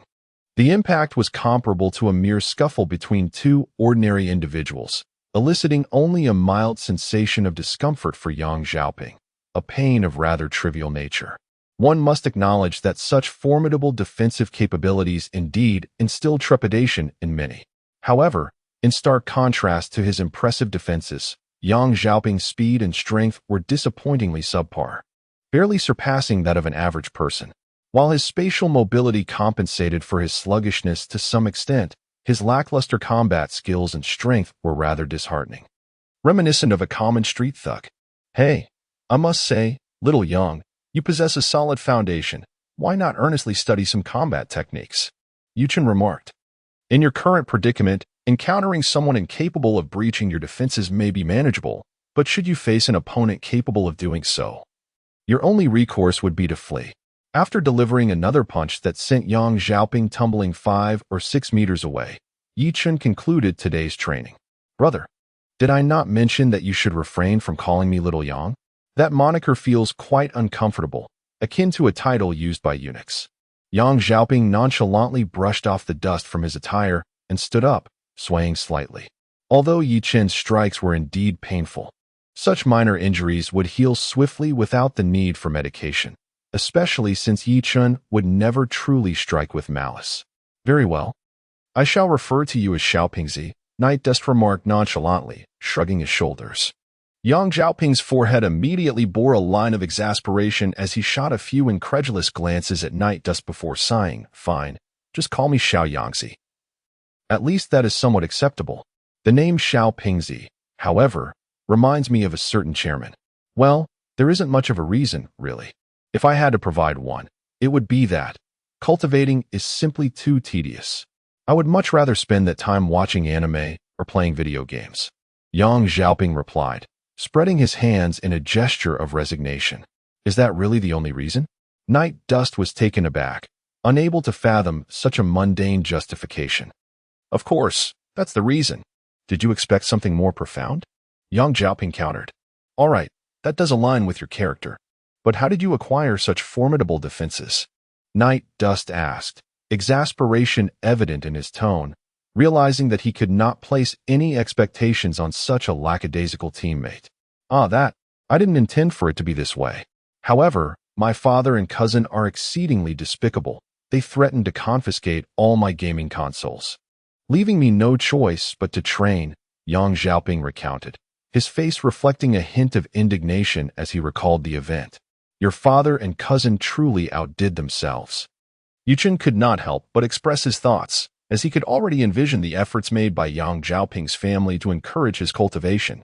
To have transformed such a lazy individual into someone with formidable defensive capabilities was indeed an impressive feat, young Master Ye Chen. Someone is here to see you and is currently waiting outside. Shall I let him in? At that moment, a maid entered the training ground, interrupting their conversation. Oh, someone is looking for me. Let him wait in the parlor for a moment. I shall be there shortly, Ye Chen replied, slightly taken aback before issuing his command. Understood. The maid bowed and then exited. Is it someone from the military seeking my elder brother? Upon hearing that someone had come to find Ye Chen, Yang Xiaoping's eyes sparkled with excitement. That is wonderful. Ideally, it would be something that could draw Ye Chen away, allowing me to return to my previous leisurely existence. Who knows? Let us go and see. Fortunately, Ye Chen was not versed in telepathy. Otherwise, upon discovering Yang Xiaoping's thoughts, he would have surely challenged him to a live duel. Chapter 48. Bald Bill. When Ye Chen and Yang Xiaoping entered the parlor, Ye Chen immediately noticed the bald man seated on the sofa. The visitor was none other than Bill, the head of the assassination division under the Empire's intelligence department, who had come specifically to recruit Ye Chen. I heard someone was looking for me. Are you the one? Ye Chen inquired without hesitation as they met. Indeed. That would be me. You must be Mr. Ye Chen, correct? What a pleasure to meet you. I am Bill, the head of the Empire's assassination division, part of the intelligence department. Upon the arrival of Ye Chen, Bill displayed an exuberant demeanor, rising to his feet and extending a hand towards him. Ye Chen scrutinized him momentarily before offering a perfunctory handshake, then straightforwardly stated, "If you have something to discuss, please be direct. I am not one for convoluted exchanges." "Huh. Given your forthrightness, I shall speak plainly," Bill replied without taking offense at Ye Chen's seemingly indifferent attitude. "I am here to extend an invitation for you to join the Imperial Assassination Corps." Join the Imperial Assassination Corps? Ye Chen's brow furrowed slightly. He was not unfamiliar with the term. If memory served, the individuals from the previous encounter were indeed affiliated with this very corps. The one he had slain, Goski, was apparently an instructor within that organization, holding a position of considerable rank. What a remarkable coincidence. It seemed fate had conspired to bring them together. For he had dispatched Goski just the previous week, and now the head of the assassination corps sought to recruit him. "Indeed, I wish to invite you to join our ranks. Of course, the position would be far from insignificant. I would arrange for you to assume the role of deputy minister and instructor for the elite squad. What say you?" Unbeknownst to Bill, who remained oblivious to Ye Chen's contemplations, he proceeded to tempt him with this enticing proposition. "A rather prestigious position, isn't it? Come on, just accept it," interjected Yang Xiaoping, sensing the hesitation in Ye Chen's silence. Go away, go away. You know I'm completely uninterested in those positions, and besides, I don't have the leisure to be some kind of instructor," Ye Chen remarked, rolling his eyes with exasperation. "Come on, brother, don't say that. Being an instructor is quite fascinating. Let us not forget there are 4 little girls in there. Based on my years of experience, they are undoubtedly charming beauties. Moreover, I recall you mentioned those children have great potential." Yang Xiaoping was evidently not ready to give up. After all, if Ye Chen had nothing else to occupy his time, it would mean he would have to continue enduring these daily torments. Ye Chen rolled his eyes again, feeling helpless against Yang Xiaoping's absurdity. After all, the head of the assassination unit was sitting right here.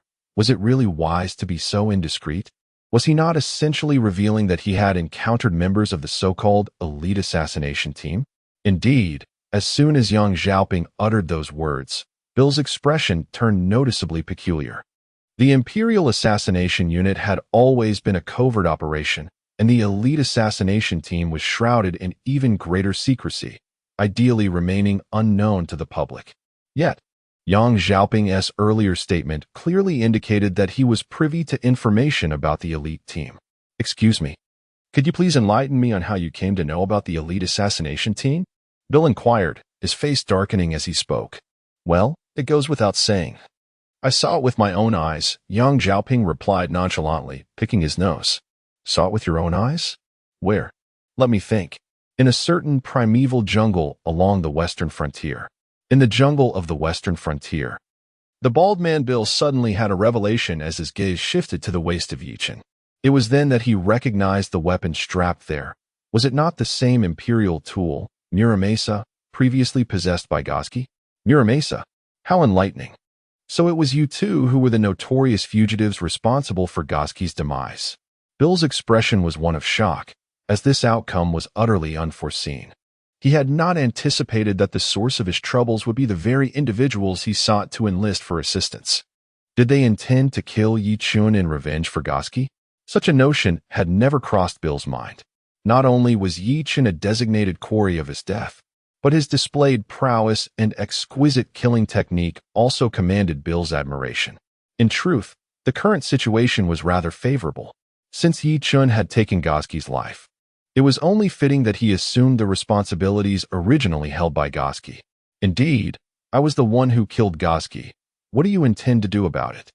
With the truth now laid bare, Ye Chen felt indifferent.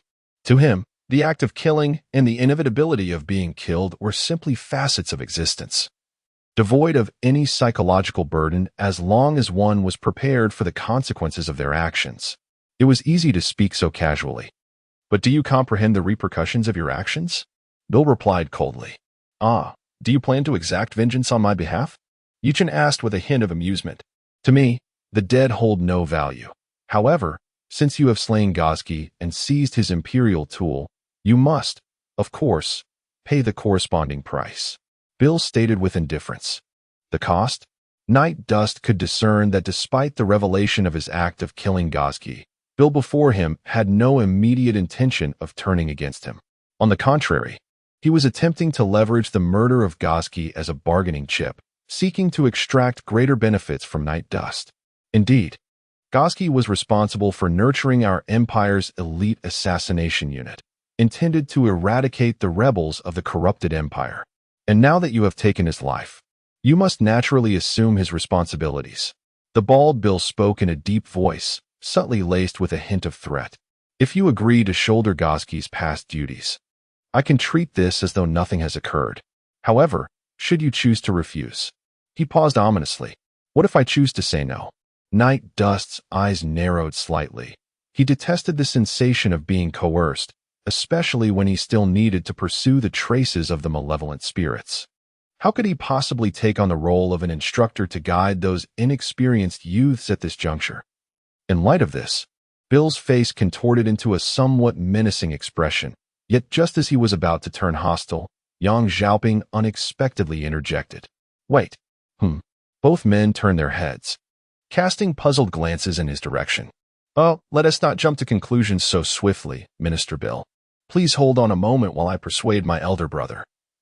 Perhaps I can sway him to reconsider. Chapter 49, The Power of Destiny. Very well, since you have said so, I shall wait a little longer, hoping that you can indeed change your mind. Upon hearing Yang Xiaoping's words, the demeanor of the bald Bill softened. After all, his visit was not intended for avenging Godzik, but rather to recruit Ye Chen in order to alleviate his own burdens. Following Godzik's demise, the responsibility of training the elite assassination unit fell squarely upon Bill's shoulders, a task that caused him considerable distress as he found himself perpetually occupied. Although he held the title of Minister of the Assassination Corps, his prowess paled in comparison to that of Godzik, who hailed from the infamous Four Ghosts of Russia. While it was manageable for him to instruct the expendable enhanced group members, guiding the elite who were to become the backbone of the future assassination unit proved to be an arduous challenge. Compounding his difficulties, the current cohort of the Four Ghosts of Russia had only recently assumed their positions. Their abilities were commendable, yet they lacked the qualities suitable for mentorship. Consequently, the burden of overseeing the assassination unit ultimately rested upon Bill alone.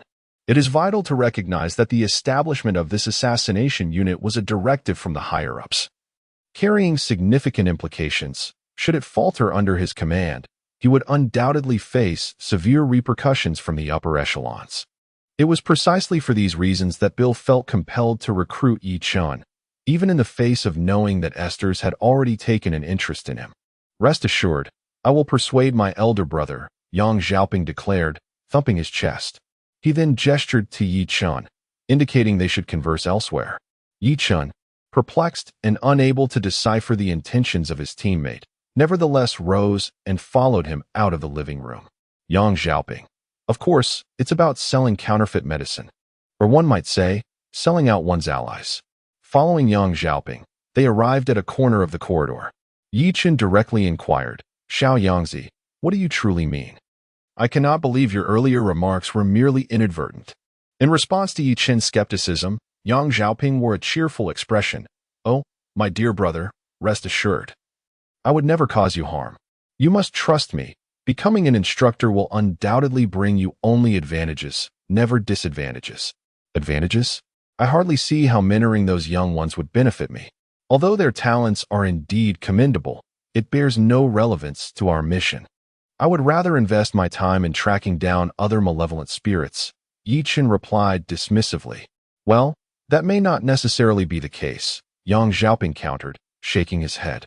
If you agree to accept the position of instructor for the elite assassination unit, not only can we leverage our authority to utilize the Empire's intelligence agencies to trace malevolent spirits, but merely associating with individuals like Qi Tong will yield unexpected benefits.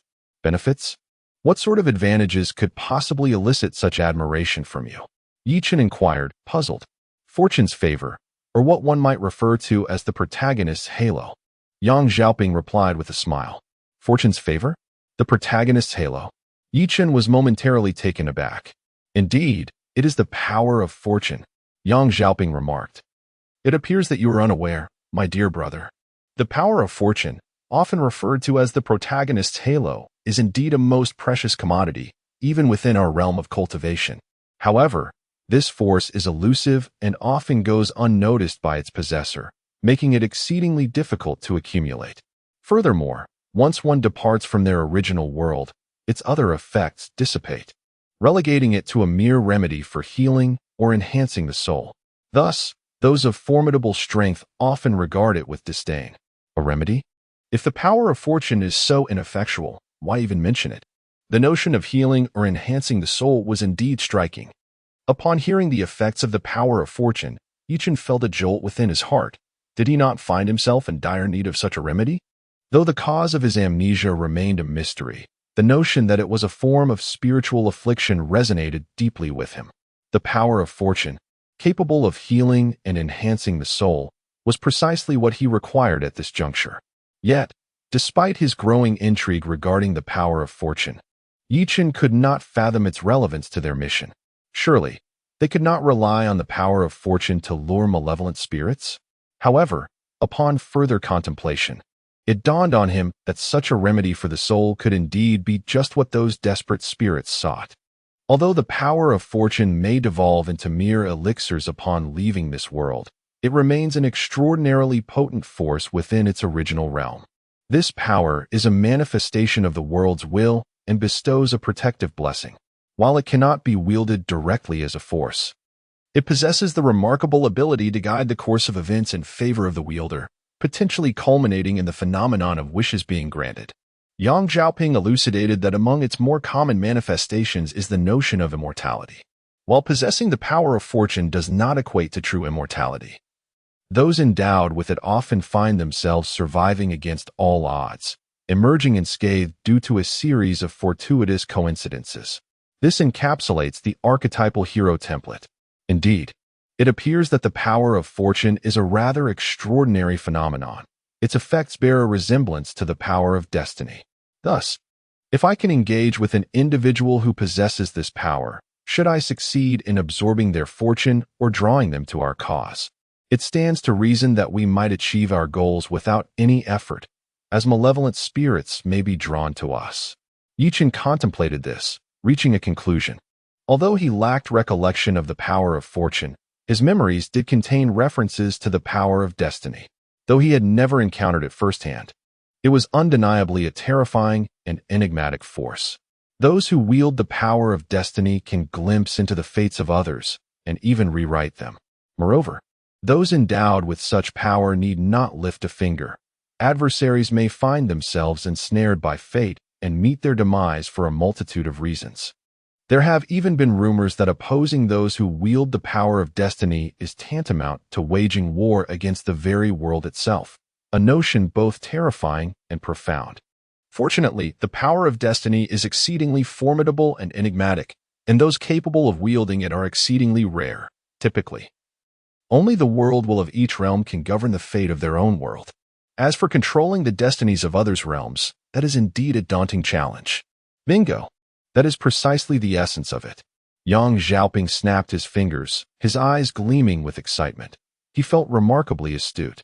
Merely by recalling a dubious rumor he had overheard from his father during his time in the celestial realm, he had successfully maneuvered his elder brother into this situation. How splendid! A wonderful life awaits. Chapter 50. The awkward method of collection. Very well. If that is the case, I shall consent to become an instructor.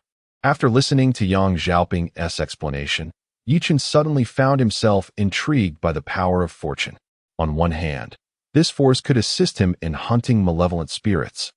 On the other, it possessed the healing and enhancing properties for the soul that Yang Xiaoping had mentioned. Perhaps this power of fortune could indeed aid him in regaining his memories. With this thought, Ye Chen was imbued with a new sense of purpose and motivation. Yes, dear brother, you may confidently proceed to become an instructor. Although this method may sound somewhat ethereal, it is certainly more effective than our aimless searches on the streets. Moreover, even if the results are not particularly promising, you can still rely on the resources of the Imperial Intelligence Department for assistance. Yang Xiaoping enthusiastically chimed in. Yet the slight detachment in his gaze suggested that his excitement stemmed from the prospect of sending Ye Chen away. A person endowed with abundant fortune? Ye Chen mused, perplexed. You mentioned that fortune is elusive and difficult to perceive. How then can we identify our target? Haha, dear brother, fret not. In a typical alternate world, I might be at a loss, but here we dwell in a two-dimensional realm. As a devoted otaku, I possess knowledge of every protagonist and supporting character within this universe, rendering this question utterly trivial. Yang Xiaoping declared, having unexpectedly perched himself upon a stool, brimming with confidence. Ah, I see. So, if I wish to amass fortune, I merely need to befriend those who possess it, correct? Ye Chen inquired. Indeed, that's precisely the case. What is this, brother? Are you intent on collecting fortune? Yang Xiaoping discerned Ye Chen's intentions and curiously asked. Well, in that case, allow me to propose a more efficient method. Yang Xiaoping suddenly recalled something, a sly grin creeping across his face. What method? Ye Chen disregarded Yang Xiaoping's peculiar smile and pressed for clarification. If the individual endowed with fortune happens to be a woman, there exists a nearly foolproof strategy to acquire her fortune. The key lies in making her fall in love with you and uniting with her. Thus, dear brother, you shall effortlessly inherit nearly all of her fortune. Yang Xiaoping replied, his face alight with mirth. Night Dust nearly spat out a mouthful of old blood, feeling that this method was rather dubious. Are you not trying to deceive me? Are you certain there is no mistake? Come on, brother, your words cut deep. If you hadn't asked me, I wouldn't have divulged such confidential matters to you. Why are you doubting me now? Yang Xiaoping feigned a look of displeasure as he complained. All right. I do not intend to cast suspicion upon you deliberately. Night Dust waved his hand and replied, it is merely that what you have said is so astonishing that I could not help but inquire further. Hee. Although this method may indeed sound fabricated, it is, in fact, the truth. You must understand that within our Taoist philosophy, the union of yin and yang is a concept of profound significance. The male represents yang while the female embodies yin. Their union can achieve a harmonious balance, even engendering new vitality. Only in this state of yin and yang can you fully harness the fortune and power of the other party. Yang Xiaoping seemed to transform into a sage as he elucidated the tenets of Taoism to Night Dust. Then, with a playful smile, he patted Night Dust on the shoulder and teasingly remarked, coincidentally, among the children you are to instruct, there are 4 little Lolas, all pivotal characters from the original narrative, undoubtedly possessing considerable fortune and power, especially that one called Red Eye. She is the protagonist of both the prequel and the main story. If you seek to gather fortune and power, she would certainly be an excellent choice. I have high hopes for you. Ha. Of course, that is no issue. As long as you are willing to train them, the methods of training and the location are entirely up to you. I only require a satisfactory outcome. As for other matters, rest assured that I will make the necessary arrangements for you. It would be more advantageous for you to remain in the capital, as it facilitates access to higher-level support. The menacing visage of Bald Bill broke into a smile. In truth, Night Dust had initially intended to stay in the capital as well, although it was he who sought Night Dust. Their unfamiliarity made it difficult for him to entrust his elite subordinates entirely to another.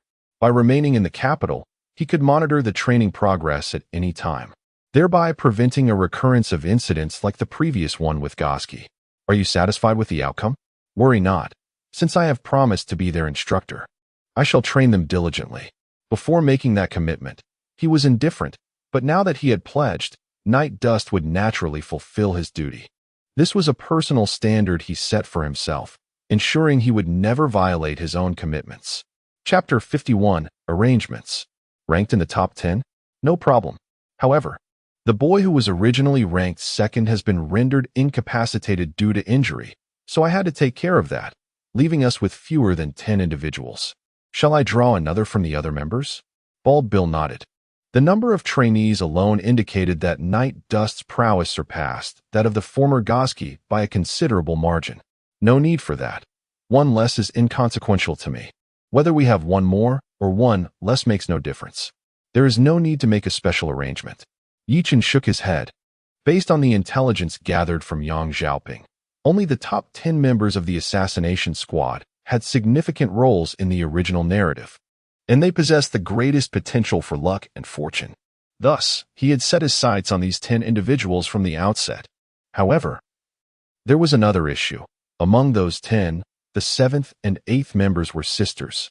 According to Gaziki, placing sisters in the same unit could foster dependency, which would hinder their development, so they had intentionally been separated. Perhaps you should heed Bald Bill's advice, he suggested, acknowledging the validity of the point. In such a perilous profession as assassination, an over-reliance on relationships could indeed pose substantial obstacles. Should the sisters allow their emotions to interfere during a mission, it could easily lead to failure and, consequently, the downfall of the entire team. That may not be necessary, Ye Chen replied. Emotions can be two-edged, if managed properly.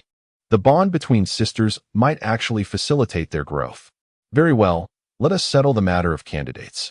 As for the training location, I recall that there are several forests and mountain ranges near the capital. We can select a forest teeming with dangers as our training ground. My requirements for the venue are not particularly stringent. Although he had lost the majority of his memories, Ye Chen retained a wealth of training methodologies in his mind, including many extreme conditioning techniques, which instilled him with confidence regarding the training process.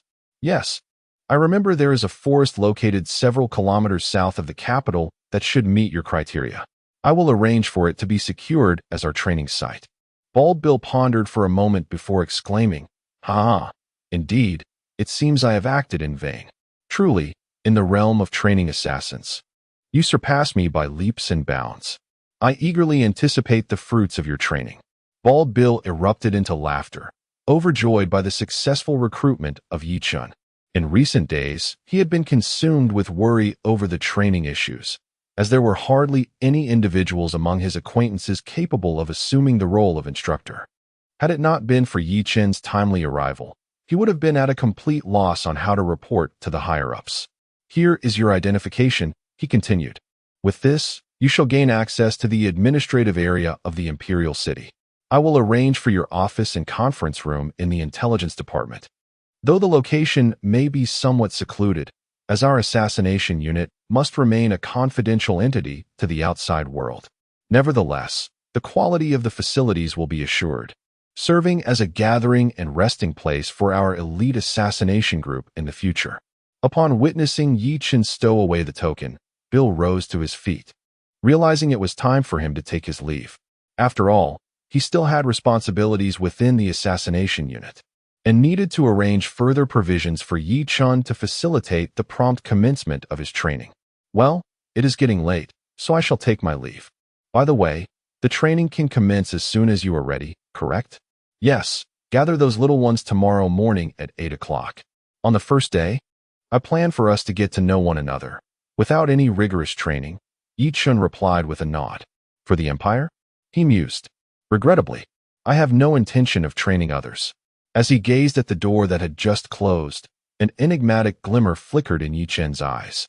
To cultivate an exceptional assassination unit for the Empire? In jest, Ye Chen had no intention of crafting a wedding garment for another, for he understood that training a satisfactory team was no trivial endeavor, demanding considerable time and effort. How could Ye Chen possibly be inclined to labor for others? Since those young ones were entrusted to him for training, he naturally intended to cultivate them into formidable individuals capable of standing on their own. According to his recollections, as a pure-blooded Asura, he was meant to possess his own guard, or even an army. Although it remained uncertain whether the pre-amnesia Ye Chen had ever assembled a force, he had already resolved to nurture those promising youngsters into the inaugural battalion under his command. "Haha, brother, have you finally come to your senses? Are you planning to take those little girls into your harem?" Yang Xiaoping discerned Ye Chen's intention to appropriate the assassination squad for his own use, and a teasing expression danced across his face as he mocked. In response, Ye Chen merely cast a languid glance his way before slowly raising his hand. Bang! With a resounding crack, Yang Xiaoping found himself plastered against the wall like a mural, only sliding down after a considerable interval. "Fool," Ye Chen muttered. massaging his fist before turning to depart. Through these days of rigorous sparring, he had grasped a fundamental truth when it came to his rather insipid teammates. Imparting lessons was never as swift as taking action. Ye Chen's new office was established within the imperial city, nestled within the grand and imposing walls at the heart of the capital. This locale served as the administrative and military nexus of the empire, as well as the residence of the imperial palace. Ye Chen's office is situated in a secluded corner of the administrative district governed by the intelligence department. Although referred to as an office, its design resembles that of a small villa. The ground floor comprises a hall and a conference room for organizing meetings, while the second floor houses 5 or 6 individual rooms, designated for the daily lives of the assassination squad members. In front of the villa, there is a modestly constructed training track and equipment, which overall signifies a fairly decent standard of living. However, the exterior of this villa is surrounded by tall walls, with numerous soldiers stationed as guards, creating a formidable atmosphere of vigilance. Unauthorized departures are strictly prohibited without upper-level permission, rendering it akin to a luxurious but small prison, albeit not entirely devoid of light. Chapter 52. A reunion. Upon waking in the morning, Ye Chen made his way directly to the imperial city. After navigating through multiple checkpoints, he arrived before the villa. As he presented his token to the guard at the entrance, a familiar voice suddenly resonated from behind him. "Ah, Deputy Minister Ye Chen. You've arrived just in time. I've brought along the other members you selected." Turning around, he found the bald Bill from yesterday, accompanied by 3 youngsters, a boy and 2 girls, who were presumably the additional 3 individuals he had requested, aside from the original assassination squad of 7. The leading girl, well, she was rather petite, and Ye Chen found himself momentarily stumbling over his words, a habit formed from conversing too much with Yang Xiaoping. Nevertheless, he brushed it off. The petite girl at the forefront possesses a cascade of ebony hair that grazes her ears and a pair of eyes as pure as the night sky. She appears to be around 10 years of age, exuding an innocent charm. Notably, her resemblance to a previously encountered girl named Akito suggests that she is likely her younger sister. Behind the little girl stands a tall young lady with flowing silver hair styled into a single ponytail, radiating vitality. However, what draws the most attention is her noticeably well-developed figure, comparable to that of the youthful giant, Tsukushi, whom I had seen before. Finally, at the rear, there is a golden-haired boy, whose handsome features are somewhat overshadowed by his bashful demeanor, betraying a lack of confidence. "Ah, it is the director. Since he has arrived, let us proceed inside together." Ye Chen greeted him with a tone of casual indifference. Yet, Bill paid no heed to Ye Chen's demeanor, merely shaking his head as he stated, "I shall not enter. I have already briefed them on the specifics. The rest is in your capable hands." After entrusting the 3 individuals behind him to Ye Chen, he departed with an air of composure. Observing the 3 somewhat anxious youngsters before him, Ye Chen gently ruffled his hair and said, "All right, there is no need to feel so tense. Allow me to introduce myself. I am Ye Chen, and henceforth I shall be your instructor. Now, let us go meet your future companions." All right. Sensing Ye Chen's amiable disposition, the trio appeared significantly less apprehensive, their voices now imbued with a newfound steadiness, particularly the little girl with black hair and eyes, who seemed overwhelmed with excitement at the prospect of soon reuniting with her sister, though she made a valiant effort to maintain her composure. She led the 3 of them to the door of the conference room, and Ye Chen gently pushed the door open. A hush fell over the room. The commander had arrived. "Huh, Ye Chen, is that you?" As soon as the door swung open, Ye Chen caught sight of the figure of Tsukushi, her face a portrait of disbelief, as if she hadn't expected to encounter him here. "It's you." Just as Tsukushi's words fell, the others also recognized Ye Chen's visage, and all 5 of them gasped in unison. "Indeed, it is I. It appears our fates are quite intertwined." A smile unwittingly spread across Ye Chen's face as he beheld the familiar countenances before him. Having saved their lives while simultaneously ending their instructors, he never anticipated that merely a week later, he would become their new mentor. What a remarkable twist of fate. "Ye Chen, how did you end up here?" Tsukushi, who had been harboring thoughts of Ye Chen, stepped forward and instinctively inquired. Why shouldn't I be here? Ye Chen reached out to gently tousle Tsukushi's chestnut short hair, replying with a smile. But, you scoundrel, you killed my father, and yet you dare to come to the imperial capital. Bonnie, who shared the deepest bond with Gazki and always considered herself as his daughter, could not suppress her outrage upon seeing Ye Chen. TCH, truly lacking in manners. Do you even consider yourself a member of the elite assassin group? Such insolence in front of our instructor. Stepping forward from behind Ye Chen, Ying could no longer contain her admonition. Although she was unaware of the unfolding events, it was undeniable that Ye Chen was their instructor. How could anyone dare to shout at their superior? Instructor? At that moment, Chi Tong, overhearing Yin's words and noticing Ye Chen's presence, suddenly made a connection. Could it be that you are the new instructor mentioned by the higher-ups? Upon hearing this, the elite team members were momentarily stunned, gazing at Ye Chen with wide eyes. Rendered speechless. Indeed, I am your new instructor, Ye Chen affirmed with a nod. You must have heard from the department head. My name is Ye Chen, and from this day forth, I shall oversee all your affairs. Henceforth, you may address me as Lord Ye Chen. What? You are the new instructor? A look of disbelief washed over Pony's face. She never imagined that the one who had slain their father, Gotsuki, would become their new guardian. In truth, she was not alone in her shock. The other elite team members shared her surprise. However, unlike Pony, who was mired in her own thoughts, the others quickly came to terms with the situation. Welcome, Lord Ye Chen. The first to respond was Nahashu, the most powerful and composed among them. As his words echoed, the others swiftly joined in. Welcome, Lord Ye Chen. Welcome, Lord Ye Chen.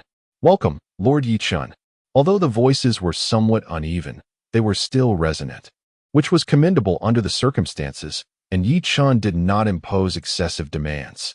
Gazing at the 9 youthful figures lined up before him, Ye Chen offered a faint smile and remarked, All right, today marks the first day of training, primarily intended for us to become acquainted with one another.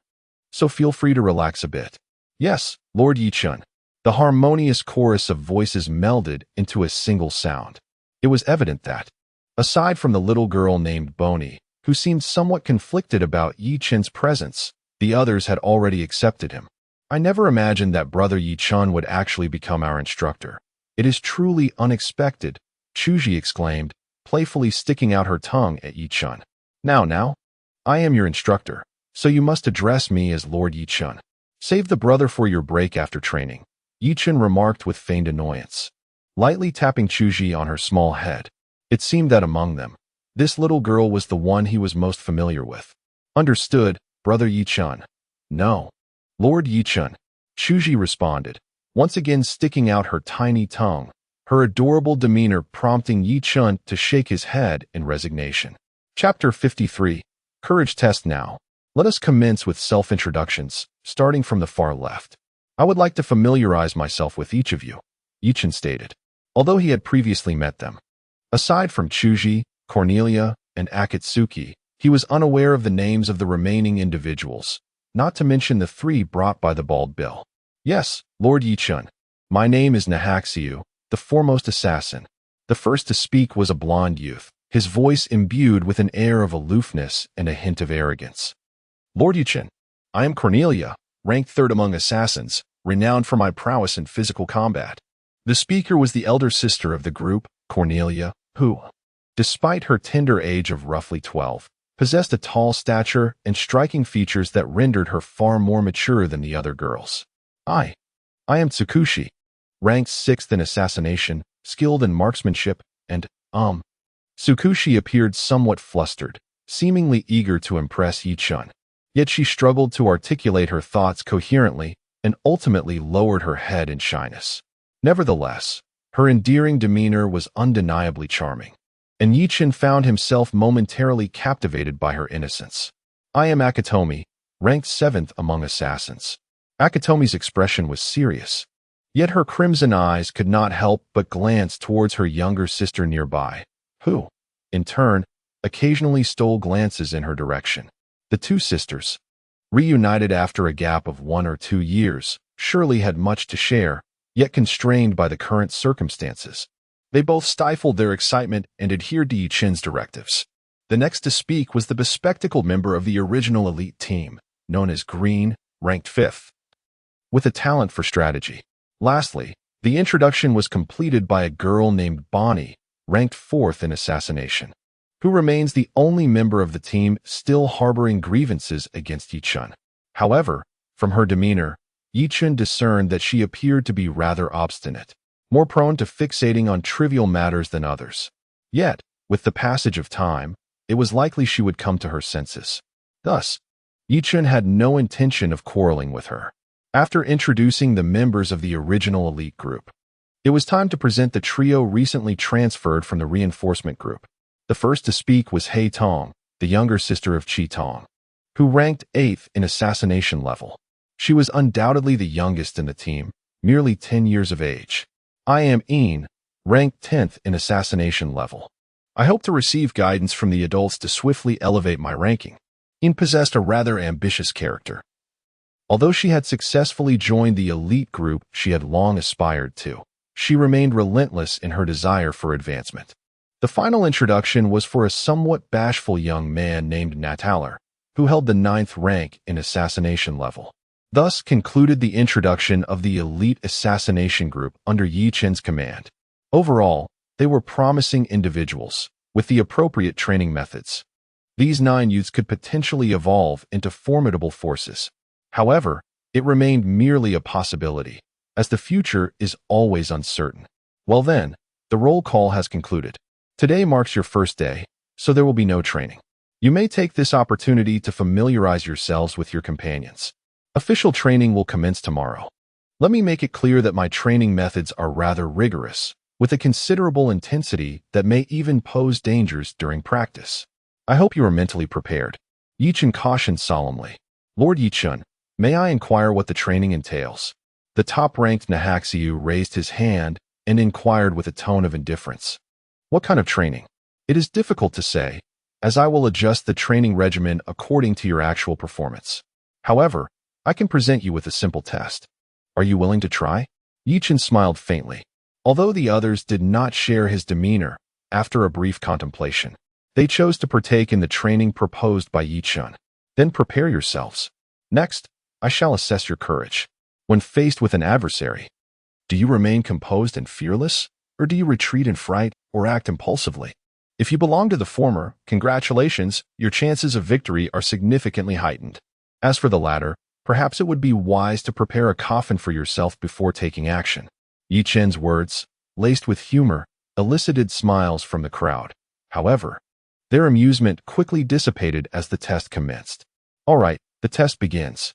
Ye Chen stood firm, yet his aura shifted instantaneously. A chilling and piercing murderous intent surged forth, enveloping them in an overwhelming wave of hostility.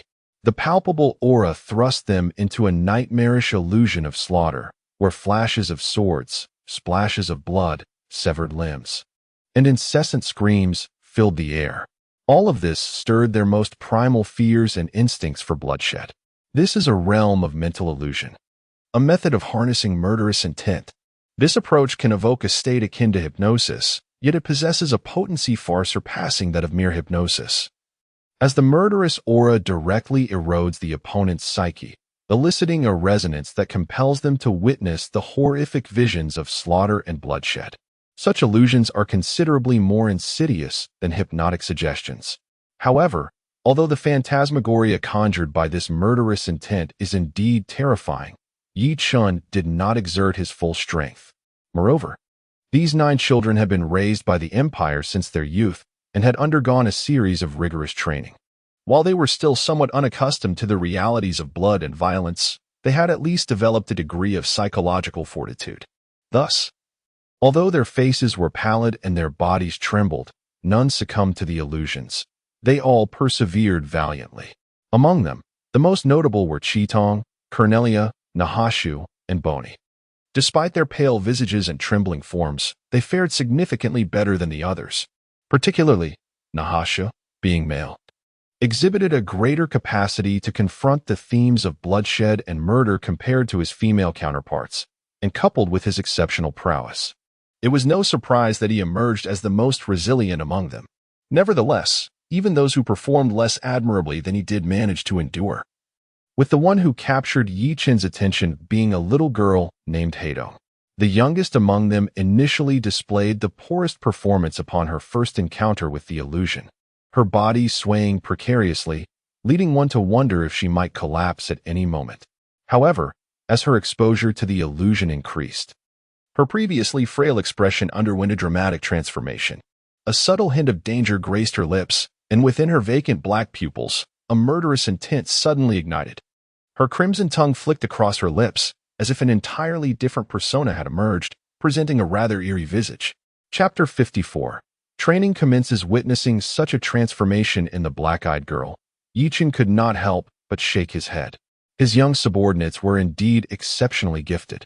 He had not anticipated that even the seemingly most delicate of them, the little black-eyed girl, possessed the potential for darkness. It seemed that one should not judge by appearances. Strangely enough, the aura exuded by her darkened self was quite terrifying, though it lasted but a fleeting moment. Ye Chen sensed the despair and murderous intent lurking deep within her heart, likely remnants of the brutal experiences she endured after joining the Empire's assassination unit at such a tender age.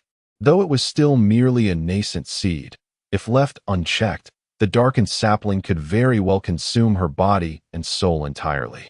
As the murderous aura and the illusion dissipated, the members of the team gradually regained consciousness. However, they appeared pale, drenched in sweat, as if they had just endured a genuine battle. Several of them collapsed onto the ground, struggling to gather their wits for quite some time. As soon as the black-eyed one awakened, she instinctively dove into her sister's embrace, repeatedly calling for her sister in search of solace, completely oblivious to her prior darkened demeanor induced by the illusion. Though the responses from the others varied, they all successfully passed Night Dust's test, with not a single failure among them. This brought Night Dust a sense of relief, for only those with such qualifications were deemed worthy candidates for his personal guard. He could also confidently entrust them with the myriad techniques and skills embedded in his memory. I must say, your performance was commendable and worthy of praise. Thus, we shall conclude for today. Tomorrow, we shall embark on our true training. Should anyone feel timid and wish to retreat, I welcome you to come forth and request an exit in advance. However, let me be clear, if anyone falls behind during the training, resulting in lackluster performance, do not blame me for expelling them from the elite assassination group. Night Dust spoke with a stern demeanor. Lord Night Dust, you speak with great wisdom. Our elite group has no need for weaklings, Nash remarked in agreement, noting how swiftly his adaptability shone through, as he quickly shed the aftereffects of the illusion. Well then, I shall take my leave for now. You may arrange the remaining matters of daily life amongst yourselves. With those words, Night Dust turned to depart, fully aware that the recent events necessitated time for these young ones to gather their thoughts and shield their hearts from potential shadows. As the architect of their turmoil, it was best for him to temporarily withdraw. As Night Dust departed, the previously tense atmosphere in the room remarkably softened, prompting many to exhale deeply. Lord Night Dust truly instilled fear, almost making one feel as though death was imminent, Cornelia exclaimed, patting her chest, still haunted by the memory. Her words resonated with several others. After the brief trial of murderous intent, Night Dust's image had transformed into something unfathomable in their minds. That terrifying aura of menace was incomparable to their former instructor, Gotsuki. However, does this not further affirm that following Lord Night Dust will undoubtedly strengthen us? This sentiment was voiced by Silver, whose competitive spirit, now ignited by witnessing Night Dust's power, led her to idolize him. It seems I must strive harder, otherwise the distance between me and Brother Night Dust will only grow. The petite, purple-haired girl murmured softly. After finally being able to be with her sister, Akame resolved to put in the effort. Clenching her fists tightly, her crimson eyes radiated determination. Having the opportunity to live alongside her sister was something she refused to jeopardize. The following morning, Night Dust meticulously gathered the training equipment and headed straight to the small villa assigned to the assassination unit. Upon entering, he found 9 individuals seated neatly at the table, indicating that none intended to withdraw from training. Come here. Each of you take a weighted vest and put it on. I will now lead you to the training forest, he instructed. Ye Chen tossed a heavy bag before them, within which lay a complete set of weighted equipment. In addition to the weighted vest, weighted wrist guards, and weighted greaves he had mentioned, there were also several loose lead weights. The entire ensemble, excluding the additional lead weights, weighed over 70 pounds. It was a challenge for even an adult to don such a load without gasping for breath, let alone these children. However, Ye Chen did not intend for them to be fully burdened from the outset. Hence, he allowed them only to wear the weighted vest. This vest was not excessively heavy, weighing merely 10 pounds, a burden that these adolescents could just about bear. How heavy! Exclaimed Hei Tong, the youngest, after putting on the weighted vest. She then turned to Chi Tong, her concern evident. Sister, are you all right? Don't worry. Hei Tong, I'm fine, replied Chi Tong, whose physical endurance far surpassed that of her younger sibling. If Hei Tong could manage the 10-pound weight, Chi Tong had no doubt she would be unaffected. Observing them as they donned their gear, Ye Chen led the way as they stealthily exited the royal city through a designated path arranged by the assassination unit. Upon stepping out of the royal city for the first time, Hei Tong and her companions could not help but look around in awe. As former members of the enhancement group, they had never been granted the privilege of training excursions like the elite group led by Chi Tong. Having never ventured beyond the confines of the military restricted zone, this outing filled them with extraordinary excitement. Our objective lies in the forest situated 18 kilometers south of the capital. From this moment forth, our rigorous training commences. You are to follow closely behind me, and falling behind is not permitted. The last one to arrive shall forfeit their lunch, while the second to last may only partake of my leftovers. Having laid down the stipulations, Ye Chen took the lead with unwavering determination. Victory is assuredly mine. Naha Xiao cast a cold glance at his teammates before confidently following Ye Chen's swift pace. The others exchanged glances and soon began to jog, closely trailing behind Ye Chen. Chapter 55. Training in progress for Ye Chen. Running 18 kilometers is hardly a challenge. He could effortlessly sprint even 80 kilometers without a hint of fatigue. However, while Ye Chen maintained his ease, the children behind him struggled to match his stamina. After 5 or 6 kilometers, their pace noticeably slowed.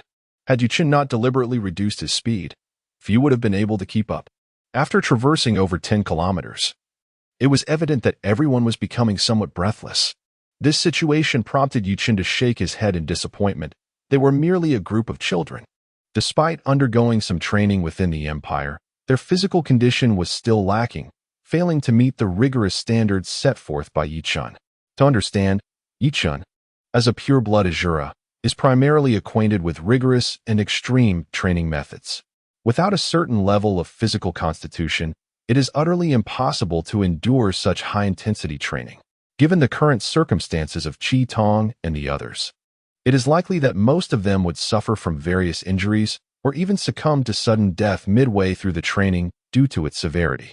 This predicament troubles Ye Chen greatly, for he must weigh the intensity of the training against the physical limitations of Chi Tong and the others before he can confidently impart the training techniques residing in his mind. Should he forcibly enhance their physical capabilities with Asura blood? The thought flickered through Ye Chen's mind, but he could not help but shake his head. Indeed, Asura blood could directly improve their constitution and even grant them the unique talents of controlling the Asura clan's blood energy and killing intent. However, given Chi Tong and the others' current strength, they would be unable to withstand the Asura clan's ferocious power. It would likely lead to their immediate demise. Moreover, although Ye Chen has resolved to cultivate Chi Tong and the others into his personal guard, this outcome is not guaranteed. If they fail to demonstrate the requisite value during subsequent training, Ye Chen may very well choose to abandon them. Therefore, until he truly recognizes their worth, he will undoubtedly refrain from entrusting them with anything of significant value. Casting a glance at the individuals behind him, who, despite their labored breaths, have chosen to grit their teeth and persevere, Ye Chen finally revealed a smile of reassurance. Though their foundation may not be particularly strong, it is one that can be transformed. It merely depends on whether these young souls possess sufficient resilience. The journey of 18 kilometers ultimately consumed over 2 hours. As anticipated, the first to arrive was the physically superior Nahaxiu, while the second, somewhat unexpectedly, was Bony. It came as a surprise that the petite Bony exhibited remarkable stamina. Night Dust realized that had Nahaxiu not hastily accelerated at the end, Bony might well have claimed the first position. The training location was meticulously chosen by Night Dust, a secluded valley deep within the forest, characterized by steep cliffs and a rushing river. Nearby, a small waterfall could be found, and the surrounding woods were home to numerous ferocious C-grade dangerous species, rendering it an almost perfect training ground. Upon hearing Night Dust announce the rankings, no one was particularly surprised. After all, considering their assassination levels, Silver and Black Eye were evidently among the weakest, so their positions at the bottom of the ranking were hardly shocking. As for the other low-ranking individual, Natara, being a male, he naturally possessed greater physical capabilities than the females, making his successful completion of the challenge unsurprising. However, despite the clarity of this reality, both Black Eye and Silver felt a wave of despondency upon realizing their standings. After all, no one relishes being at the bottom. The fiercely competitive Silver was particularly disheartened, and Black Eye also felt a twinge of disappointment for not keeping pace with her sister. Yes, Master Night Dust. Upon hearing Night Dust's comforting words, the two girls' spirits lifted considerably, and they quickly regained their fighting spirit. After Night Dust nodded, he turned his gaze towards the crimson-eyed figure beside the black-eyed one. Unable to suppress a frown as he admonished, "Crimson Eye, I am astounded that you have managed to secure the 7th to last position given your capabilities. This is not reflective of your true potential. I understand your concern for your sister, yet I must remind you that this is a training exercise. Excessive care will only hinder both your growth and hers. Therefore, I urge you to be mindful in the future. I do not wish to witness a recurrence of today's situation, or I shall be compelled to impose penalties upon both you and your sister." Although Night Dust had been leading the group during the running session, he remained aware of the circumstances behind him. Thus, he was fully cognizant of Crimson Eye's deliberate reduction in speed to accommodate Black Eye. While he felt a pang of empathy for their deep sisterly bond, he recognized that training must take precedence. Undue concern would impede their mutual progress, hence his need to offer this counsel. With that thought lingering, Night Dust nodded again, glancing up at the time and realizing it was nearly noon. As the midday hour approaches, I trust you are all feeling quite famished. Before we embark on the next phase of training, let us first partake in lunch. Upon hearing Night Dust's words, the others were immediately struck by a profound sense of hunger. After enduring an arduous 18 kilometers, laden with weight, they were nearly devoid of the strength to stand, their bellies having long since declared their hunger. The entirety of the sustenance Night Dust had procured consisted of a 5-meter-long earth dragon and a 3-meter-long wild boar. Ye Chen casually tossed the prey onto the ground, then swiftly drew the Muramesa blade from his waist. With a flash of steel, the wild boar was effortlessly dismembered, its inedible entrails and tusks removed, leaving behind assorted chunks of meat scattered atop the spread hide. Chapter 56, Training in Progress, Part 2. "This is your lunch for today," Ye Chen announced, gesturing towards the meat. As for his own meal, it would naturally be the earth dragon. "Yes, Master Ye Chen," Nahaxiu replied eagerly, stepping forward to select the largest and finest piece, squinting his eyes in delight at the honor of being first. Qitong bit her finger, watching in dismay as her favorite piece was claimed by Nahaxiu. She felt an immense regret for having deliberately slowed her pace, resulting in a reprimand from Master Ye Chen and the loss of her chance to choose her food. Subsequently, the others approached in accordance with their rankings to collect their portions. A campfire was soon kindled, and they began to grill their selections. In a corner, the defeated He Tong and Xiao Yin exchanged glances, resigned to merely watching Nahaxiu and the others as they roasted their meat, their stomachs churning with discomfort, especially as the savory aroma wafted toward them, nearly causing them to drool. However, while the remaining participants enjoyed their right to feast, they were merely a group of teenagers, lacking any commendable culinary skills. The elite group, led by Kaizome, fared somewhat better, having undergone rigorous training with Gozki in the remote mountains for over a year. Although their grilling skills were rather lacking, the least competent among them could still manage to produce something somewhat edible. In stark contrast, Natala, who remained in the imperial capital, was the sole member of the original enhancement group capable of consuming food. However, with no experience in barbecuing, he nearly reduced the meat to cinders. Yet, his hunger compelled him to endure the unpalatable taste and force himself to eat. Before long, Ye Chen began his culinary endeavor, and as the rich aroma wafted through the air, the others found it increasingly difficult to appreciate their half-cooked meat. How delectable! They turned to see Ye Chen's skewers sizzling over the flames, the surface of the meat radiating a golden sheen while exuding an irresistible fragrance. Unable to suppress their salivation, they glanced at their own charred or undercooked offerings and felt a wave of despair. The disparity was monumental. They were not even in the same league.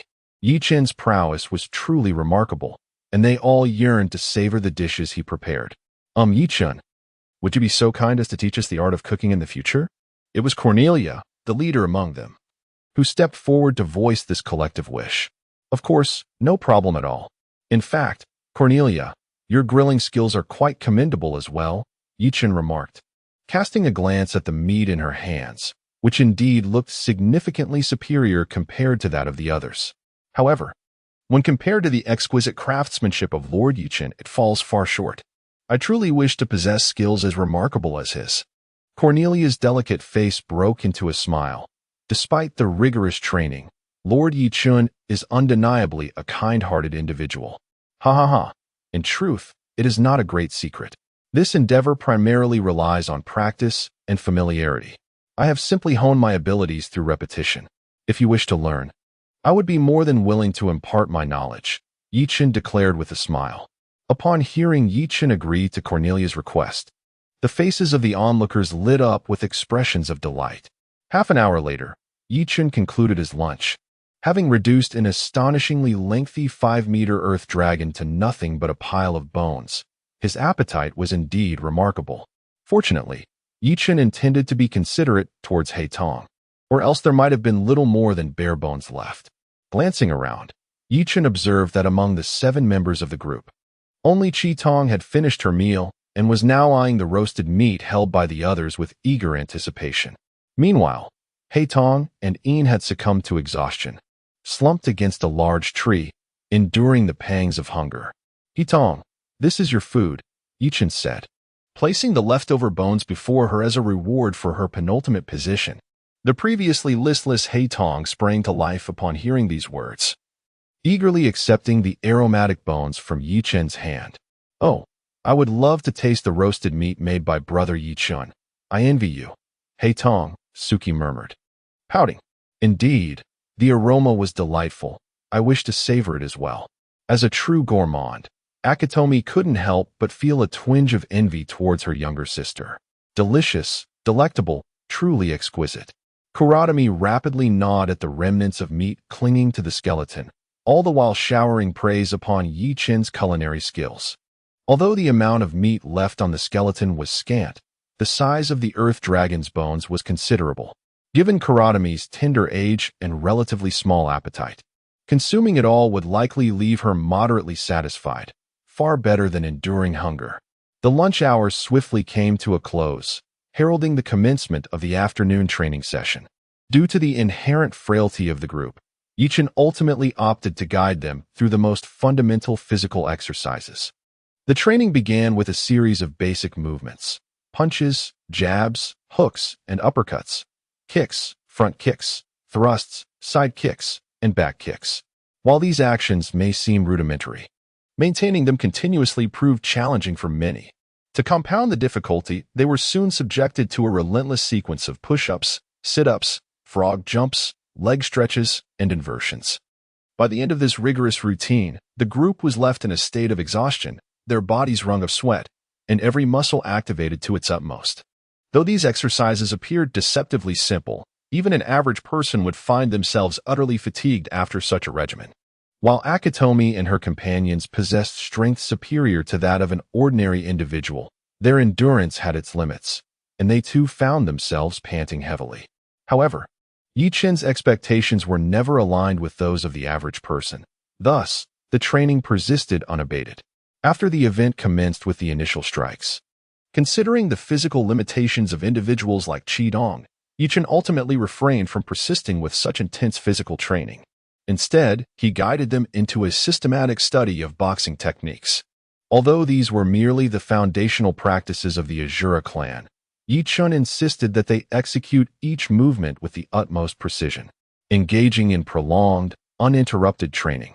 Even if the movements were merely superficial, would undoubtedly result in a profuse sweat, especially when adhering strictly to the prescribed standards. Every punch must be delivered with a coordinated effort from the toes to the heels, followed by a twist of the ankles, the engagement of the calf muscles, the bending of the knees, the support of the thighs, and the conversion of all this power through the waist, ultimately channeling it into a torrent that flows through the shoulders and animates the entire arm, effectively unleashing all the accumulated strength. In Chapter 57, Training in Progress, Part 3, it is emphasized that every punch requires an understanding of how to unleash 100% of one's power. A martial artist once proclaimed that one should never underestimate the simplicity of a single punch or kick. It is essential to realize that such strikes can only achieve their maximum potential when the entire body is harmonized, with all muscles engaged in the operation. This explains why some individuals can deliver a punch that fatally incapacitates another, while others, despite their efforts, may merely injure themselves due to improper technique. Not only in punching, but every movement in combat requires a thorough comprehension of how to exert force. Even the ability to execute a single punch effectively embodies the essence of martial arts. The foundation of martial arts lies in these humble yet essential training practices, and its pinnacle is precisely in this simplicity, a return to the essence of the craft. The unadorned and ordinary foundational training serves as the ultimate crucible for a warrior's temperament. Moreover, Ye Chen has mandated that every member of the assassination team engage in weighted exercises. Although the current burden is a mere 10 pounds, it has nonetheless doubled the difficulty of their training, requiring an expenditure of physical strength that surpasses twofold. However, this level of difficulty merely marks the inception of Ye Chen's rigorous training regimen. To become part of Ye Chen's elite guard, Qi Tong and her companions find their current abilities woefully inadequate, as their physical condition is exceedingly poor. After systematically imparting a complete set of boxing techniques to Qi Tong and the others, Ye Chen commenced training by leading by example. Not only did he engage in this specific exercise, but he also intended to participate in all training activities proposed by Ye Chen, striving to complete them alongside Qi Tong and her team. Ye Chen set his standards at tenfold, if not 100-fold, of their own, carrying an astonishing weight of 600 pounds, this being the maximum achievable load that does not impede mobility. Otherwise, he might have escalated the burden to 1,000 pounds. As a renowned combat race from mythology, the Asura clan's training methods can undoubtedly be described as hellish. It could even be argued that the tortures found in the depths of hell pale in comparison to this inhumanly rigorous regimen that inflicts profound suffering. Although Qi Tong and her companions only underwent the most rudimentary level of training, it was sufficient to leave them in utter despair. They have now come to fully comprehend the weight of Ye Chen's warning from the previous day. Such training is indeed excruciatingly torturous.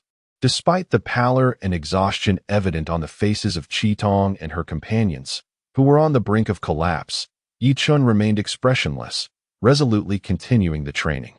It is no jest. If one cannot endure such a degree of training, how could they possibly possess extraordinary strength? Ye Chen has always held firm to a belief. To attain unparalleled power, one must first cultivate indomitable resilience and perseverance. Otherwise, such aspirations are mere fantasies. Furthermore, with sufficient determination, one must exert an effort exceeding that of any other individual, pouring forth sweat and diligence. Failing that, such dreams are equally futile. Only by achieving these two prerequisites can one even broach the subject of opportunities. Ye Chen steadfastly believes that without effort, Even the most fortuitous opportunities will slip through one's fingers.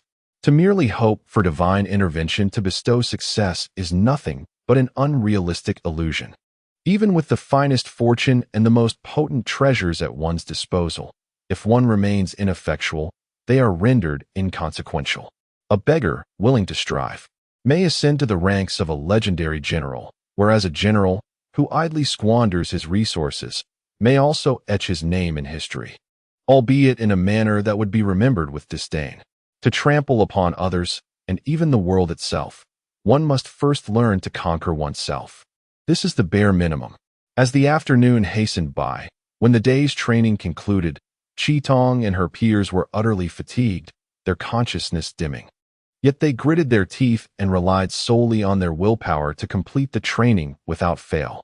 Observing the young men and women before him, teetering on the brink of exhaustion, yet resolutely persevering, Ye Chen smiled and remarked, "Indeed, it seems you have all endured. This brings me great solace. I have not misjudged you. Each of you possesses the potential to become formidable." Upon hearing Ye Chen's praise, smiles blossomed across the faces of the gathered, though none could muster the strength to respond verbally. The reason was simple. They were utterly fatigued. Even standing had become a strenuous endeavor, leaving them devoid of energy to speak.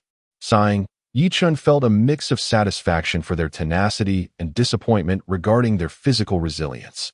Nonetheless, their achievement was commendable. From a human perspective, they had performed admirably. The remainder would be remedied by the passage of time. With a gentle push of his foot, Ye Chen's figure suddenly materialized behind Qitong and the others. He lightly tapped each of them on the back of their heads, causing them to collapse onto the ground, succumbing to slumber.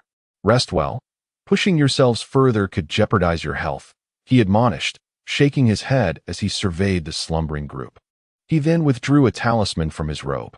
A flash of crimson light erupted as the talisman shattered, followed by a glimmer of soft blue radiance, heralding the appearance of Yang Xiaoping, clad in Taoist robes, beside him. "Wow, brother, your training is rather intense, isn't it? Aren't you concerned about any potential after-effects?" Yang Xiaoping had just arrived and immediately spotted the fallen Qitong and others. Their hands and legs were visibly swollen and red, a sight so distressing that it was easy to imagine the agony they must be enduring. "Isn't it cruel? If I were to tell you that this level of suffering barely scratches the surface of the most inadequate training regimen in my mind, what would you think?" Ye Chen remarked calmly. He was fully aware of the circumstances, yet he harbored no regrets about his actions. To attain strength, one must invest considerable effort. Otherwise, even the most fortuitous opportunities would only lead to their demise rather than their advancement. Damn, that's truly ruthless. Indeed, the Asura clan is a collection of aberrations. This is merely a fraction of the intensity. Have you genuinely considered their humanity? Yang Xiaoping mused, unable to fathom the complete training plan that Ye Chen had alluded to. How terrifying could it possibly be? Perhaps even the term devilish training would fail to encapsulate its horror. I certainly have taken that into account. Otherwise, I wouldn't have lowered the training intensity to this extent and prepared those materials for you, Ye Chen replied. Chapter 58, Pharmaceuticals. Indeed, given the plethora of diverse training plans stored in his memory, it suggested a profound interest in becoming stronger prior to his amnesia. Otherwise, he wouldn't have retained such detailed knowledge of numerous training regimens and techniques. Yet, if that were the case, why did his physical prowess only reach this level? In his recollection of extreme training methods and a plethora of formidable body refinement techniques, one would assume that acquiring a powerful physique would pose no challenge. Yet, despite his body being significantly stronger than that of an ordinary individual, it still falls short of extraordinary capabilities. In fact, without the augmentation provided by the blood fiend power, his current physical prowess merely matches that of his death, a situation utterly unacceptable for someone with access to countless body refinement techniques. What could have led to such a predicament? Is it due to insufficient training time? That seems implausible. The wealth of knowledge stored in Ye Chen's mind, encompassing forging techniques and various training methods, is not something that can be mastered in mere decades. Particularly in the realm of forging, while knowledge can be forcibly memorized through secret methods. The art of forging cannot be grasped solely through such means, especially when it comes to inscribing the blood fiend magic runes, which may appear as mere symbols. Each curve, every line's length, and even the energy utilized in constructing each segment must be executed with flawless precision. Such intricate memory can only be cultivated through years of dedicated practice. Ye Chen, having already achieved a profound understanding, even reaching the level of muscle memory, could not have honed the blood fiend forging technique to such an extent without several decades, if not centuries, of effort. This implies that Ye Chen must have been over 100 years old prior to his amnesia. Given such an extensive duration, how could he possibly lack the ability to enhance his own physique? Well, if that is the case, why not take action promptly instead of waiting for my prompting? Ye Chen cast a glance at Yang Xiaoping and raised his hand in a gesture of acknowledgement. Even before the training commenced, he had anticipated the possibility of Qi Tong and the others collapsing from exhaustion. Thus, he had specifically assigned Yang Xiaoping the task of attending to them and coordinating additional resources to aid in their recovery. Yes, understood. Honestly, I loathe such menial labor. Yang Xiaoping grumbled, simultaneously raising his hands to mimic the action of opening a door. As his fingertips sparkled with a soft blue luminescence, a fissure materialized before them. Through this rift, the cozy living room of the assassination team's quaint villa came into view. The ambience here is quite delightful. Though it is somewhat smaller than our residence, the decor is undeniably more opulent, Yang Xiaoping remarked, admiring the exquisitely designed villa before him. Enough idle chatter. Have you prepared the items I requested? Ye Chen inquired, placing Zhuzi on the sofa to recline alongside Qi Tong and the others before turning back to Yang Xiaoping. Rest assured, I have taken care of everything. I completed the preparations by noon. However, it is indeed quite troublesome to adjust these elixirs to a level that mere mortals can tolerate, Yang Xiaoping replied, producing 2 small vials from his pocket. Inside the vials was a verdant liquid, exuding a vibrant aura of life. These concoctions were the result of a day's labor, crafted from the limited healing potions and body refinement elixirs in his storage space. They were designed to effectively mend various physical injuries and hidden ailments, while also possessing the ability to enhance one's constitution. The concoction indeed demanded considerable effort from him. Although the body refining pill possesses genuine efficacy, it originates from the celestial realm, and its potency is so intense that even Yang Xiaoping, with his current physique, experiences significant discomfort. As for ordinary individuals like Qi Tong and the others, consuming it might lead to catastrophic consequences. After all, this elixir was entrusted to Yang Xiaoping by his father for the cultivation of his body refinement technique, and if its effects were not sufficiently potent, it would likely be rendered ineffective on Yang Xiaoping's current form. Thus, to temper the potency of the body refining pill, Ye Chen spent an entire night collaborating with Yang Xiaoping, ultimately determining that they could neutralize its effects using the healing medicine that Yang Xiaoping carried. Although this healing medicine also hails from the celestial realm, its properties are remarkably gentle. By blending it with the body refining pill in a specific ratio, they could leverage the restorative effects of the healing medicine to counterbalance the violent effects of the body refining pill. To ascertain this precise mixture, Yang Xiaoping was reluctantly roused early in the morning for experimentation, a task he found utterly burdensome. Were it not for Ye Chen's threat of personally overseeing his training should he refuse to assist, Yang Xiaoping would have undoubtedly preferred to spend the day in repose. Eschewing such exertion, Night Dust casually picked up a vial, pouring a single drop onto the back of his hand. As the essence within the potion permeated through his skin into his muscles, a refreshing energy flowed like a crystal-clear spring. He felt the tension in the muscles of his hand, strained from intense training, gently quivering in a rhythmic yet unconscious manner. Gradually, a delicate sheen of moisture emerged, and after the tremors subsided, the muscles slowly relaxed, returning to a state akin to complete ease before the training. Soon after, a tingling warmth coursed through the muscles, tightening them once more before allowing them to gradually loosen again under the nurturing influence of the energy.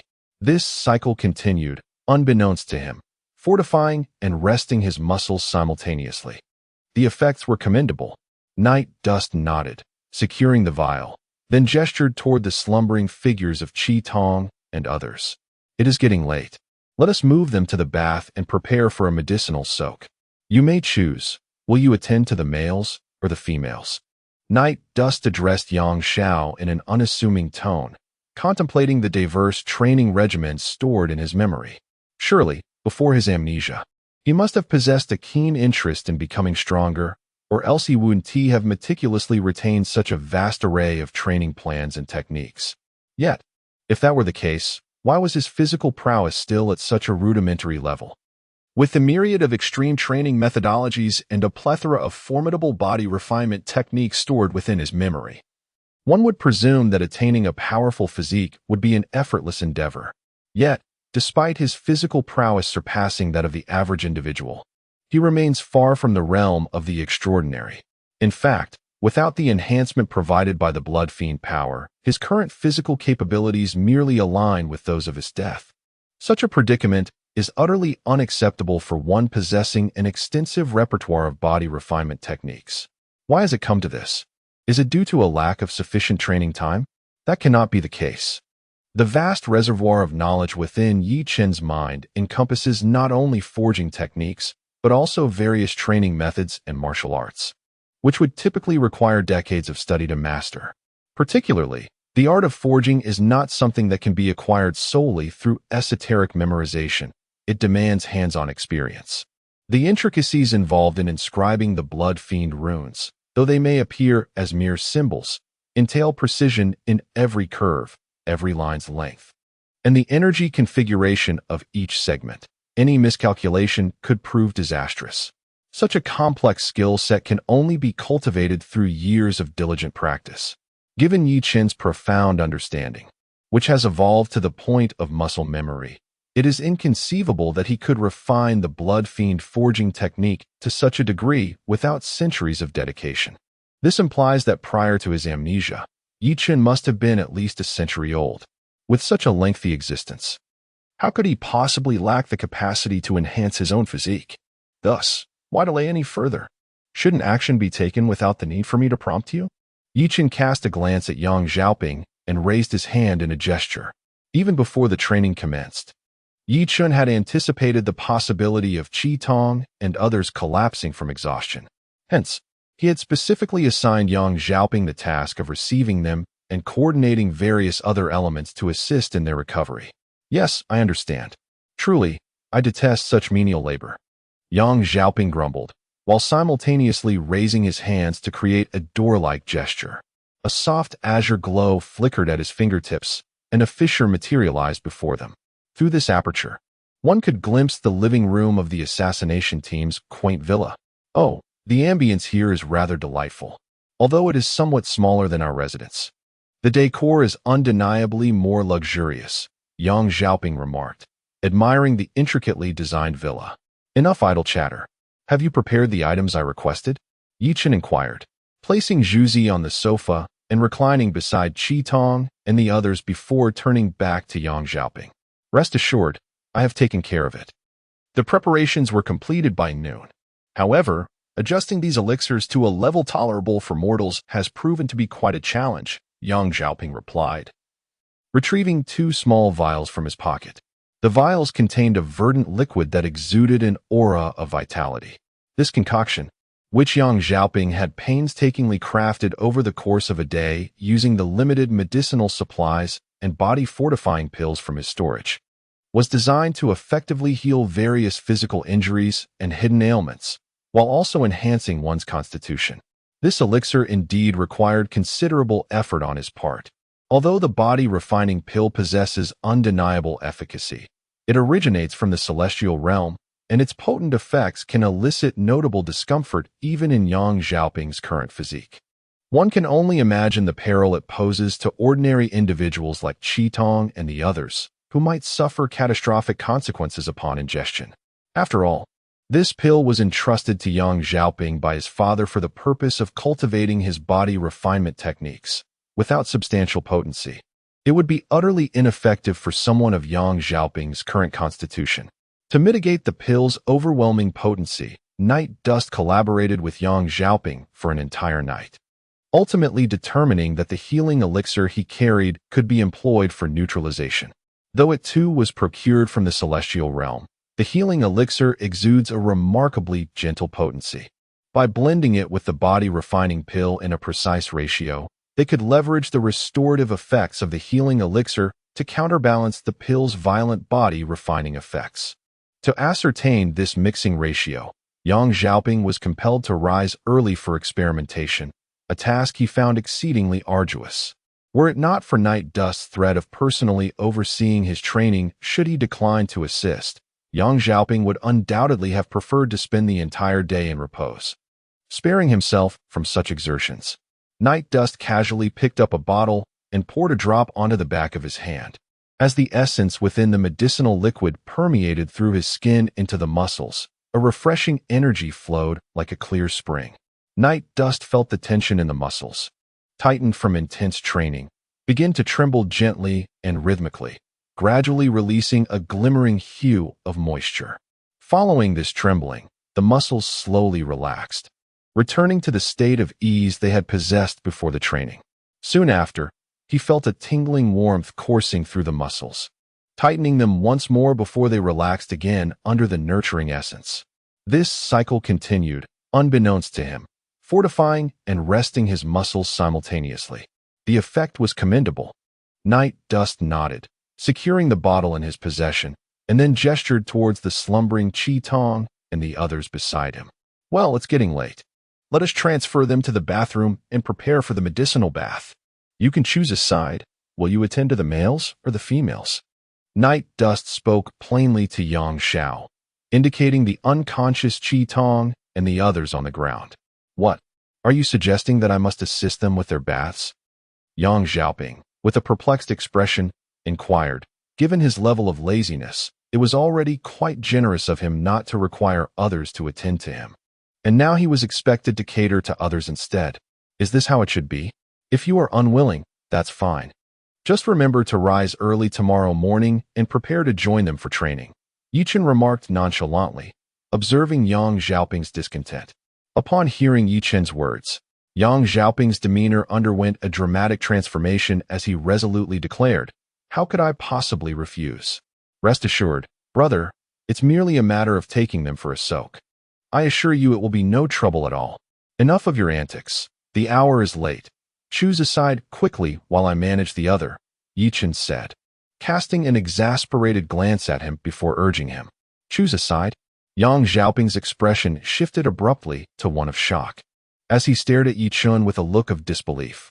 Wait, brother, you are entrusting me with the responsibility of Qi Tong and the others. This is not right. They are your beloved disciples and future companions. How can you allow other men to take advantage of them? Let me tell you, this behavior is a grave taboo for a male protagonist and may lead to readers' condemnation and subsequent cancellations. What on earth are you talking about, Xiao Yangzi? Ye Chen replied. Bewildered, I merely asked you to assist them with a medicinal bath. What are you thinking? There is no harem involved. They are just a group of mere children in their teens. Even children are not exempt. My intuition tells me that these adorable young girls are destined to become a part of your harem in the future, elder brother. Therefore, for the sake of my future well-being, I will take charge of the boys' side. Mumbling these inexplicable words, Yang Xiaoping turned around and seized the bodies of 3 boys from the group. Accompanied by a flash of blue light, they had already entered the men's bathroom. After carrying all 6 of the Akame members into the bathroom, Ye Chen prepared the water and then poured the medicinal liquid from the bottle into the bath. As the water in the bath gradually transformed into a verdant hue, Ye Chen also removed Akame and the others' clothing. If one were to inquire about Ye Chen's sentiments upon beholding these 6 stark naked, beautiful young women before him, Ye Chen could only respond that he harbored absolutely no thoughts whatsoever.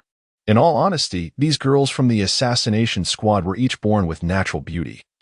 Every one of them a quintessential beauty in the making. Cornelia, Tsukushi, and Kogain, in particular, exhibited bodies that were manifestly overdeveloped, belying their mere 11 or 12 years of age, unequivocally the age of a lowly, yet with the physique of a young woman. Alas, after enduring Ye Chen's entire day of hellish training, the Akame member sacrifices were not limited to physical exertion alone, but also encompassed the bodily trauma induced by high-intensity training. The girls' arms and legs displayed conspicuous redness and swelling, and their delicate skin was marred by abrasions in numerous places. Blood, along with lymphatic fluid, slowly oozed out. Ye Chen even discovered that in many areas, their clothing had adhered to their wounds when he undressed them. The chest, abdomen, and back, especially those covered by the weighted vests, were essentially riddled with grazes. Even now, the sight of these young women's bodies would likely inspire not desire, but a sense of unease or heartfelt pity.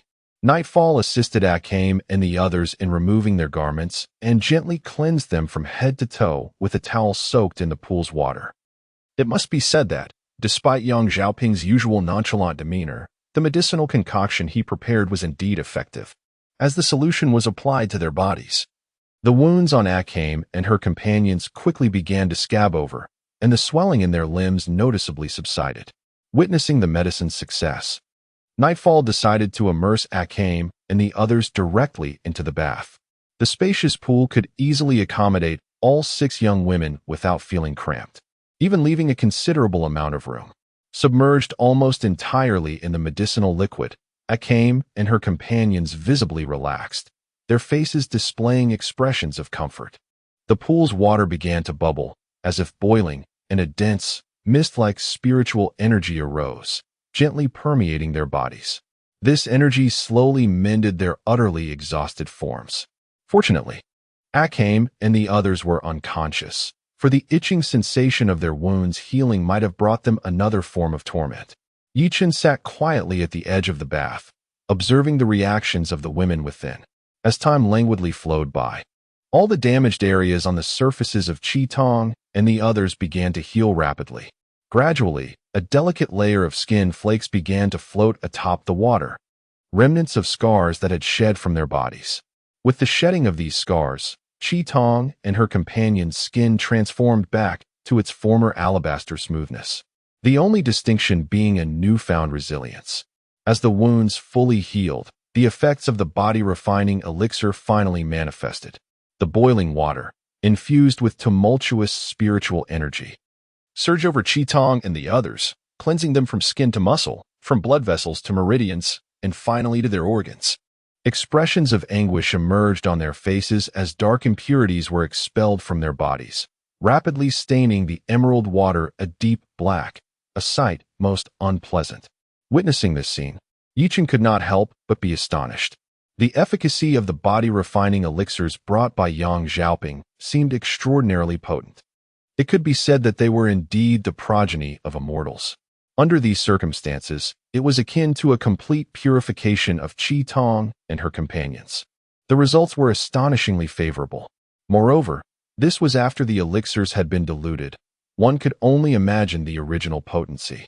Perhaps, he mused, he should inquire with Yang Xiaoping for a bit to try for himself. Chapter 60. The Bewildered Lady Awakening from Slumber. A sense of unparalleled comfort enveloped Cornelia as she luxuriated in the warm embrace of the bath. Having previously succumbed to unconsciousness, she stretched languidly, inadvertently revealing her alluring form to the watchful gaze of Ye Chen, seated beside her. Where am I? She pondered, memories of her fainting spell flooding back, leaving her puzzled as to how she found herself in this bathing chamber. As her eyes scanned the surroundings, they landed on Ye Chen, who was also soaking in the tub alongside her. A surge of instinct urged her to scream, but Ye Chen, quick to react, swiftly covered her mouth with his hand. "Shoo, be quiet. Aikido and the others are still asleep," he whispered, leaning closer to her ear, his breath warm against her skin.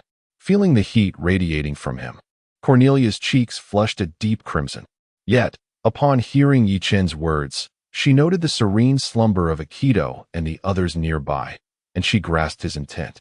Forcing herself to regain composure, she was grateful for the psychological fortitude instilled in her during her training with the assassination unit.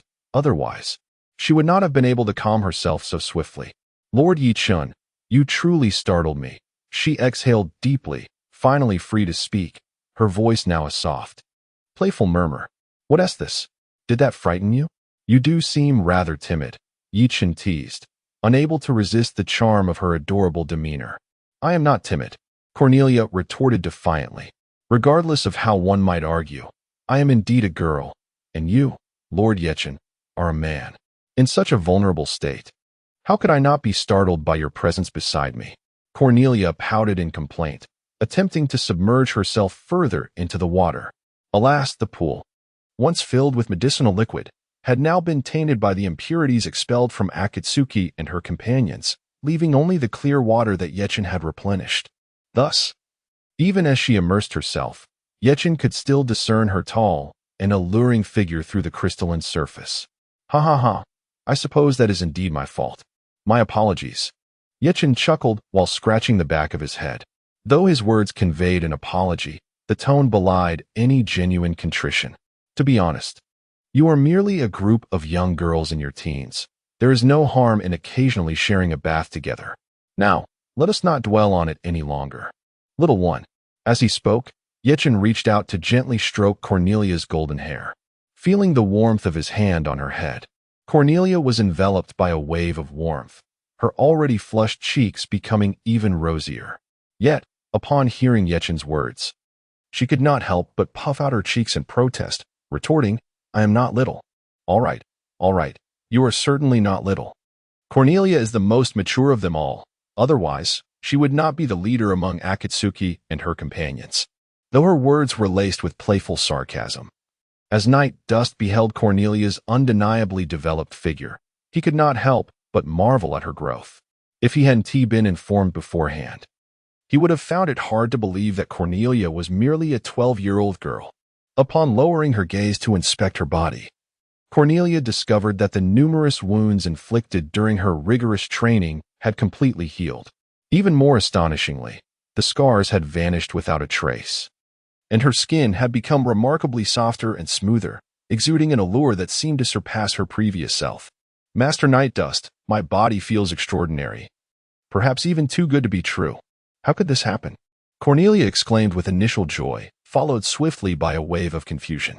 Given the grueling training she had endured that day, she had anticipated an array of injuries, yet to her astonishment, she bore no marks at all. She appeared as if she had just undergone a rejuvenating treatment. "Indeed, the results are impressive. This means you need not worry about the after effects of excessive training in the future," Night Dust replied, nodding with a smile. "This is truly remarkable, Master Night Dust. You are indeed exceptional." "I cannot thank you enough," Cornelia declared, though she remained uncertain about the cause of her transformation. What she did know for certain was that it was undoubtedly due to Night Dust's influence, and she gazed at him with newfound admiration. Night Dust merely shook his head, gently caressing her hair once more, and said softly, "What is there to thank? I am your instructor, and you are my subordinates. Thus, my actions are merely my duty. If you wish to express gratitude, strive to become stronger in the future." At that moment, a cacophony erupted as the previously silent bathroom came alive with the awakening of the unconscious Crimson Eyes and others. "Ah, Master Night Dust." Unlike the previously bashful Cornelia, the other girls, upon noticing Night Dust's presence, eagerly surrounded him, displaying their affection openly. Even the ordinarily shy Tsukushi summoned her courage and nestled closely beside Night Dust, wrapping her arms around his, enveloping him in warmth and softness. It is worth noting that Crimson Eyes and her companions, having grown up in the assassination squad, were utterly naive regarding the dynamics between genders. After all, within the confines of the assassination unit, the Empire's elite treated them not as girls but as mere tools for their purposes. Even the timid Tsukushi and Cornelia felt a hint of shyness purely due to their feminine instincts, remaining entirely oblivious to the complexities of relationships between men and women. Chapter 61. Esther's returns with the medication provided by Yang Xiaoping. Night Dust's training regimen could now proceed with confidence and boldness. It was precisely for this reason that, from that day forth, Akatsuki and her companions found themselves ensnared in a veritable hell of rigorous training. If the training of that previous afternoon had left them utterly exhausted, the subsequent days would strip them of their very essence. Were it not for the nightly restorative baths prepared by Ye Chen to rejuvenate and regulate their bodies, it is likely that within a mere 2 days, their physiques would have been rendered utterly unfit for purpose. Despite the grueling nature of their training, which felt akin to an infernal ordeal, the tangible enhancement of their prowess was undeniable. In just a few short days, the physical capabilities of Akatsuki and her comrades had at least doubled. While they could not yet stand shoulder to shoulder with beings like Ye Chen and his death, who were akin to humanoid beasts, they had nonetheless ascended to a prominent rank within the empire. Moreover, beyond the fundamental improvement in their physical attributes, Akatsuki and her friends had also made significant strides in combat techniques. Should they face their former selves from just days prior, they would undoubtedly triumph with ease. However, due to time constraints, Ye Chen refrained from imparting any profound techniques. Instead, he shared only a few basic fighting skills from his memories, which merely endowed Akatsuki and her companions with a modicum of self-defense in close combat. As for the more advanced combat techniques and maneuvers, it was not that Ye Chen was unwilling to teach them. Rather, such skills necessitated customization to align with each individual's unique attributes. Therefore, until Akatsuki and her friends had fully met the requisite physical standards, Ye Chen had no intention of introducing those high-level martial arts. However, once Bill confirmed that Qidong and the others were in generally good health, even showing significant improvement, his mood swiftly transformed from worry to delight. He marveled at his own perception, as his initial search for Ye Chen had been somewhat of a desperate gamble. To his astonishment, Ye Chen's performance exceeded all his expectations, and the strength of Qidong and her companions far surpassed what he had anticipated. Although Bill departed without uttering a word, anyone familiar with him could discern that he was in remarkably high spirits. Suddenly, a loud crash echoed through the office, causing the entire room to tremble violently. Bill, who was seated behind his desk with his legs propped up and a drink in hand, was startled, nearly spilling the red wine from his glass. Who on earth? How rude. Do they wish to court disaster? He promptly lowered his legs and turned in anger toward the door, wondering who possessed the audacity to intrude upon his space. Had he been so amiable in recent days that others had forgotten his reputation as the cold-faced Bill? Yet, as Bill glared at the entrance, his fury was extinguished upon encountering the striking figure standing there, their icy gaze meeting his. In that moment, only one thought occupied his mind, so it seems. I thought I had evaded calamity, yet this harbinger of trouble has come knocking. Truly vexing. Though his mind was filled with countless thoughts, Bill maintained his composure, greeting with a rare gentle smile. Ah, Generalist Death, what brings you to my humble abode? Before him stood the striking figure of his death, her waist-length azure hair cascading elegantly, adorned in her distinctive white military garb. Such iconic traits could only belong to the Empire's most formidable general. However, it is worth noting that despite her breathtaking beauty and flawless physique, very few dared to pursue her. For upon encountering her, most would be captivated solely by her commanding presence and an aura that seemed to dominate all. In such circumstances, engaging in a calm conversation was already a feat. The notion of igniting desire was utterly inconceivable. Isdeth strode gracefully into Bill's office, her long legs accentuated by her white knee-high heeled boots. With her icy blue gaze, she surveyed the spacious office before finally directing her slightly disappointed eyes toward Bill, seated behind the desk. What is the matter? Do I need to remind you of the situation? Bill, you have quite the audacity to challenge me, do you not? Isdeth's voice, laced with a chilling tone, seemed to drop the temperature in the room several degrees. The formidable power of this harbinger of doom had evidently grown stronger. It was rumored that after the martial arts tournament, Minister Onist had taken her to select her imperial arms. Now that she had arrived, she must have already adapted to the power of her new weapon. Sensing the frigid aura emanating from his death, Bill's heart sank. Nevertheless, he mustered the courage to respond. Generalist Death, what are you saying? You are the most formidable general of the Empire, while I am merely a minister in the intelligence division. How could I possibly dare to challenge you? Dare? I beg to differ, Isdeth retorted with a cold snort, her voice laced with disdain. I advise you not to engage in these convoluted games with me. Just a few days ago, I declared, night dust is my prey. You shall not lay a finger on him. And yet, what transpires? I step out for merely a few days. And you seize the opportunity to drag him into your intelligence division. Impressive, indeed. It became apparent that following the martial arts competition, Isdeth sought to enhance her strength in order to triumph over night dust in their next encounter. To facilitate this, she had requested a relic from Minister Wonister and embarked on a journey to hone her skills. Bill, having acquired this intelligence, had capitalized on the situation a few days prior to recruit night dust into his ranks. However, now that the die was cast, it would be challenging for Isdeth to leverage her authority to forcibly transfer night dust, given Bill's ministerial position. The pressing concern now lay in how to navigate the complexities of dealing with Isdeth. With this thought in mind, Bill's demeanor visibly improved. Chapter 62. Isdeth returns General Isdeth. Your approach is rather domineering. The recruitment of talents should inherently be a matter of mutual consent. It was only with Mr. Ye Chen's permission that I appointed him as the Deputy Minister of the Assassination Department, Bill said with a forced smile. What? Are you implying that after rejecting my overtures, he has chosen to accept yours?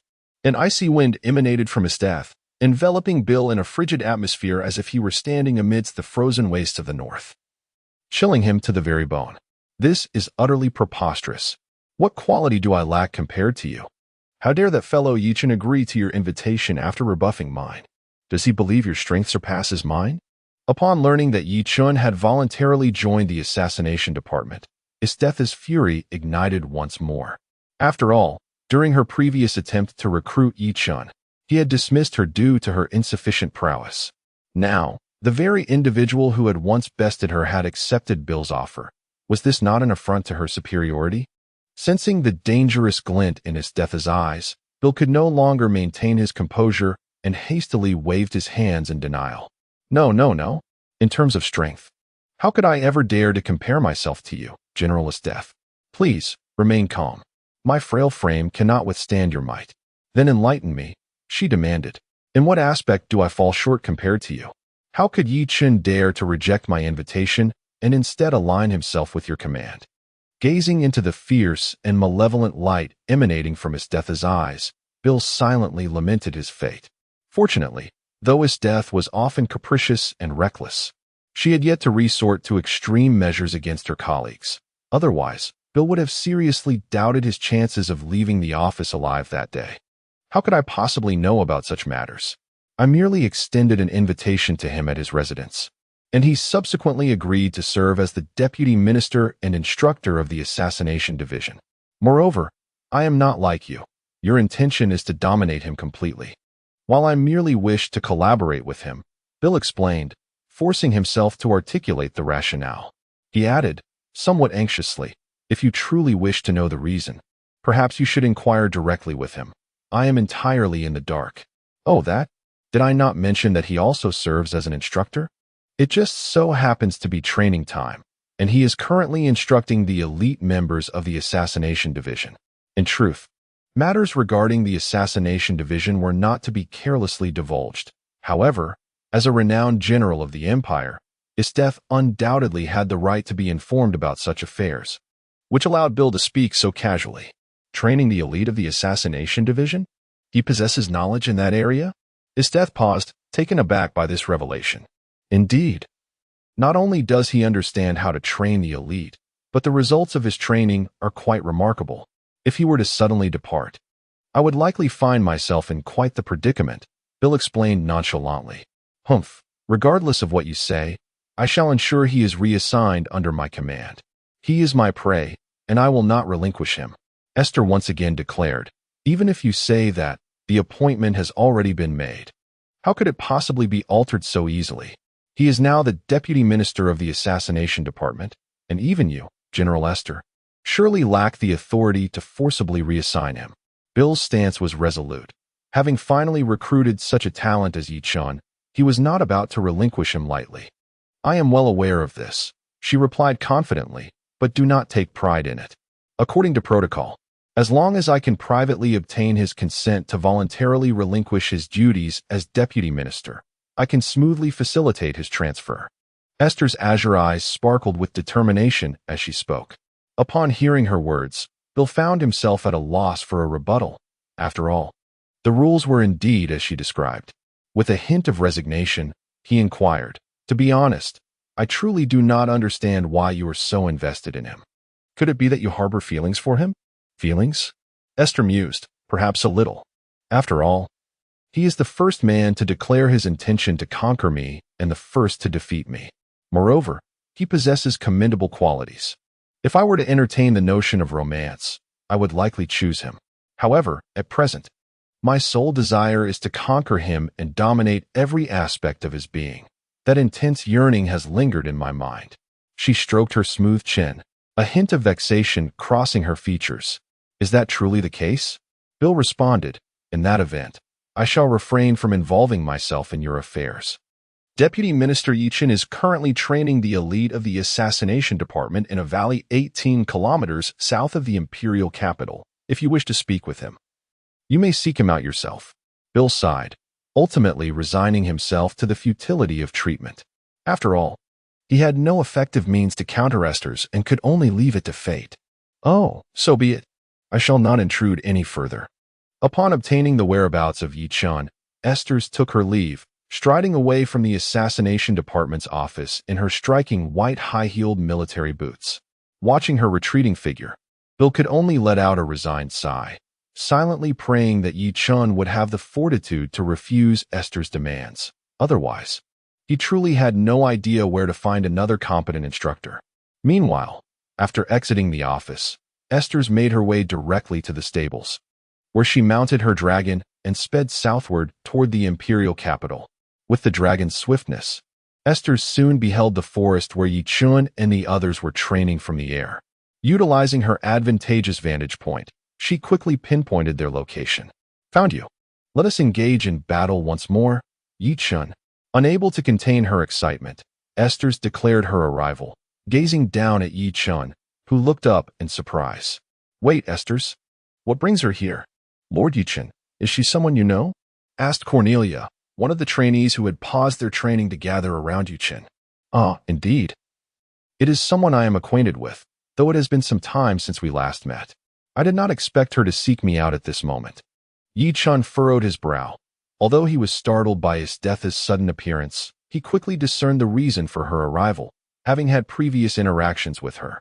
He promptly instructed Akame and the others to cease their training. Chapter 63.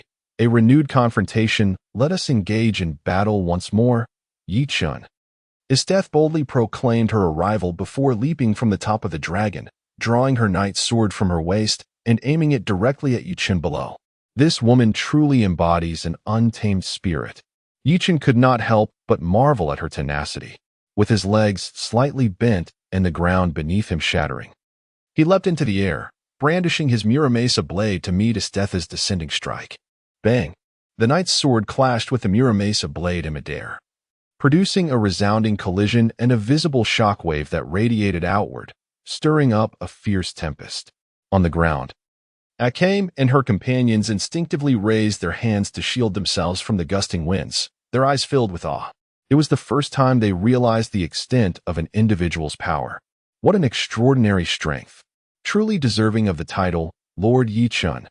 Nahashu could not help but exclaim, having felt his own abilities enhanced daily through rigorous training over the past few days. He was steadily becoming a devoted admirer of Ye Chen. As for the former instructor, Ghoul, let us not dwell on that. When Ghoul was in charge, although he spoke with great authority, his training primarily involved guiding them in hunting various perilous creatures. While it cannot be said that his training was entirely ineffectual, it pales in comparison to Lord Ye Chen's methods. They are simply not on the same echelon. Who, indeed, is that individual engaged in combat with Lord Ye Chen? Zuxi gazed at the two figures clashing in the sky, a hint of concern etched on her face, as she pointed towards the silhouette of Esteth, inquiring, "Esteth? Could it possibly be the Esteth?" Upon hearing the name, Cornelia's expression shifted noticeably. As the eldest sister, she possessed the most extensive knowledge among them, and naturally, she had heard of the illustrious General Esteth, renowned throughout the empire. In truth, it was not only her. Akame, Nuja, and Glenn were also somewhat aware of Estetha's existence. Among the elite group, only the more introverted Zuxi and the boisterous Pony remained largely oblivious to such matters. As for the trio of black-eyed individuals who had ascended from the enhancement group, they had been confined within the assassination unit's base for training, devoid of any means to acquire information from the outside world. Estetha? Is she truly formidable? Noticing Cornelia's anxious demeanor, Zuxi could not help but feel a surge of tension herself. Indeed, she is formidable. General Estetha is hailed as the Empire's mightiest general. Her prowess is extraordinary. But why would Lord Ye Chen engage in battle with General Estetha? Cornelia pondered, her gaze fixed on the two combatants suspended in the air, feeling a sense of bewilderment. The mightiest? Does this not imply that her strength is the most formidable in the Empire? Is Lord Ye Chen not in great peril? Upon hearing this, Zhuzi immediately became flustered. As the foremost admirer of Ye Chen, she was unwilling to see him come to any harm. Well, Zhuzi, there is no need for such urgency. Although General Estetha is indeed acclaimed as the strongest in the Empire, our Lord Ye Chen possesses formidable power as well. I am confident that Lord Ye Chen will not be defeated, analyzed Green calmly while adjusting his glasses. Indeed, Lord Ye Chen is the strongest and absolutely cannot lose. Little Silver declared with unwavering confidence. One can only hope so. Though reassured by her companion's words and harboring faith in Ye Chen's abilities, Zhuzi could not suppress her lingering anxiety. Meanwhile, in midair, engaged in a fierce clash with Estetha, Ye Chen beheld her familiar figure and could not help but smile. Indeed, he mused, as he exerted a slight force with his right hand. Immediately, Estetha sensed a tremendous power surging towards her, propelling her body back once more. While Ye Chen, reacting to the counterforce, landed against a nearby cliff. Let me personally test this. With the rocks beneath his feet crumbling, Ye Chen soared into the air once again, wielding his Muramesa blade mercilessly toward Estetha, who found herself without any means of support in the sky. As she observed the swiftly approaching figure of Ye Chen, Estetha could not help but clench her teeth, muttering in frustration, "Damn it, it seems I have been too hasty." Knowing full well that this individual possesses formidable strength, I still acted so recklessly. How vexing. I initially intended to surprise him, but it seems I must resort to this instead. Despite her incessant complaints, Estetha's movements were anything but sluggish. She gracefully waved her delicate hand in the air, and a cerulean circle of ice-blue light began to manifest around her, enveloping an area of several dozen meters. Such an unusual occurrence naturally captured Ye Chen's attention. He mused internally that this must be the source of Estetha's audacity in challenging him. Logically, Ye Chen should have sought to evade her formidable aura. Yet two factors hindered him. First, the vast extent of the circle rendered escape impossible, as he lacked the ability to fly and was unable to extricate himself from its grasp. Second, his curiosity about the extent of Estetha's newfound power compelled him to remain and observe her next move. Before long, Ye Chen discerned Estetha's intentions. As the icy circle expanded, the surrounding air instantaneously turned frigid and solidified, encasing Ye Chen within a towering iceberg. Peering through the transparent ice, he maintained his airborne posture. Though this outcome diverges from my expectations, you are indeed frozen now. I suppose this counts as my victory. Estetha remarked with a sigh of relief as she gazed at Ye Chen ensconced within the ice. Is that so? Suddenly, the figure of night dust within the ice mountain raised its head, revealing a smile and silently inquiring with lip movements. Estetha's expression froze in utter shock. It was astonishing to witness someone speaking normally even while encased in ice. Crack, crack, boom. Without granting Estetha a moment to collect herself, radiant crimson light enveloped night dust, accompanied by a multitude of fissures spreading forth. The ice mountain erupted instantaneously, shattering into countless shards that scattered in all directions. Chapter 64. Victory. Again having shattered the ice that had confined him, Night Dust and Estetha found themselves perched upon the rocky cliffs on either side of the valley, facing each other in a tense standoff.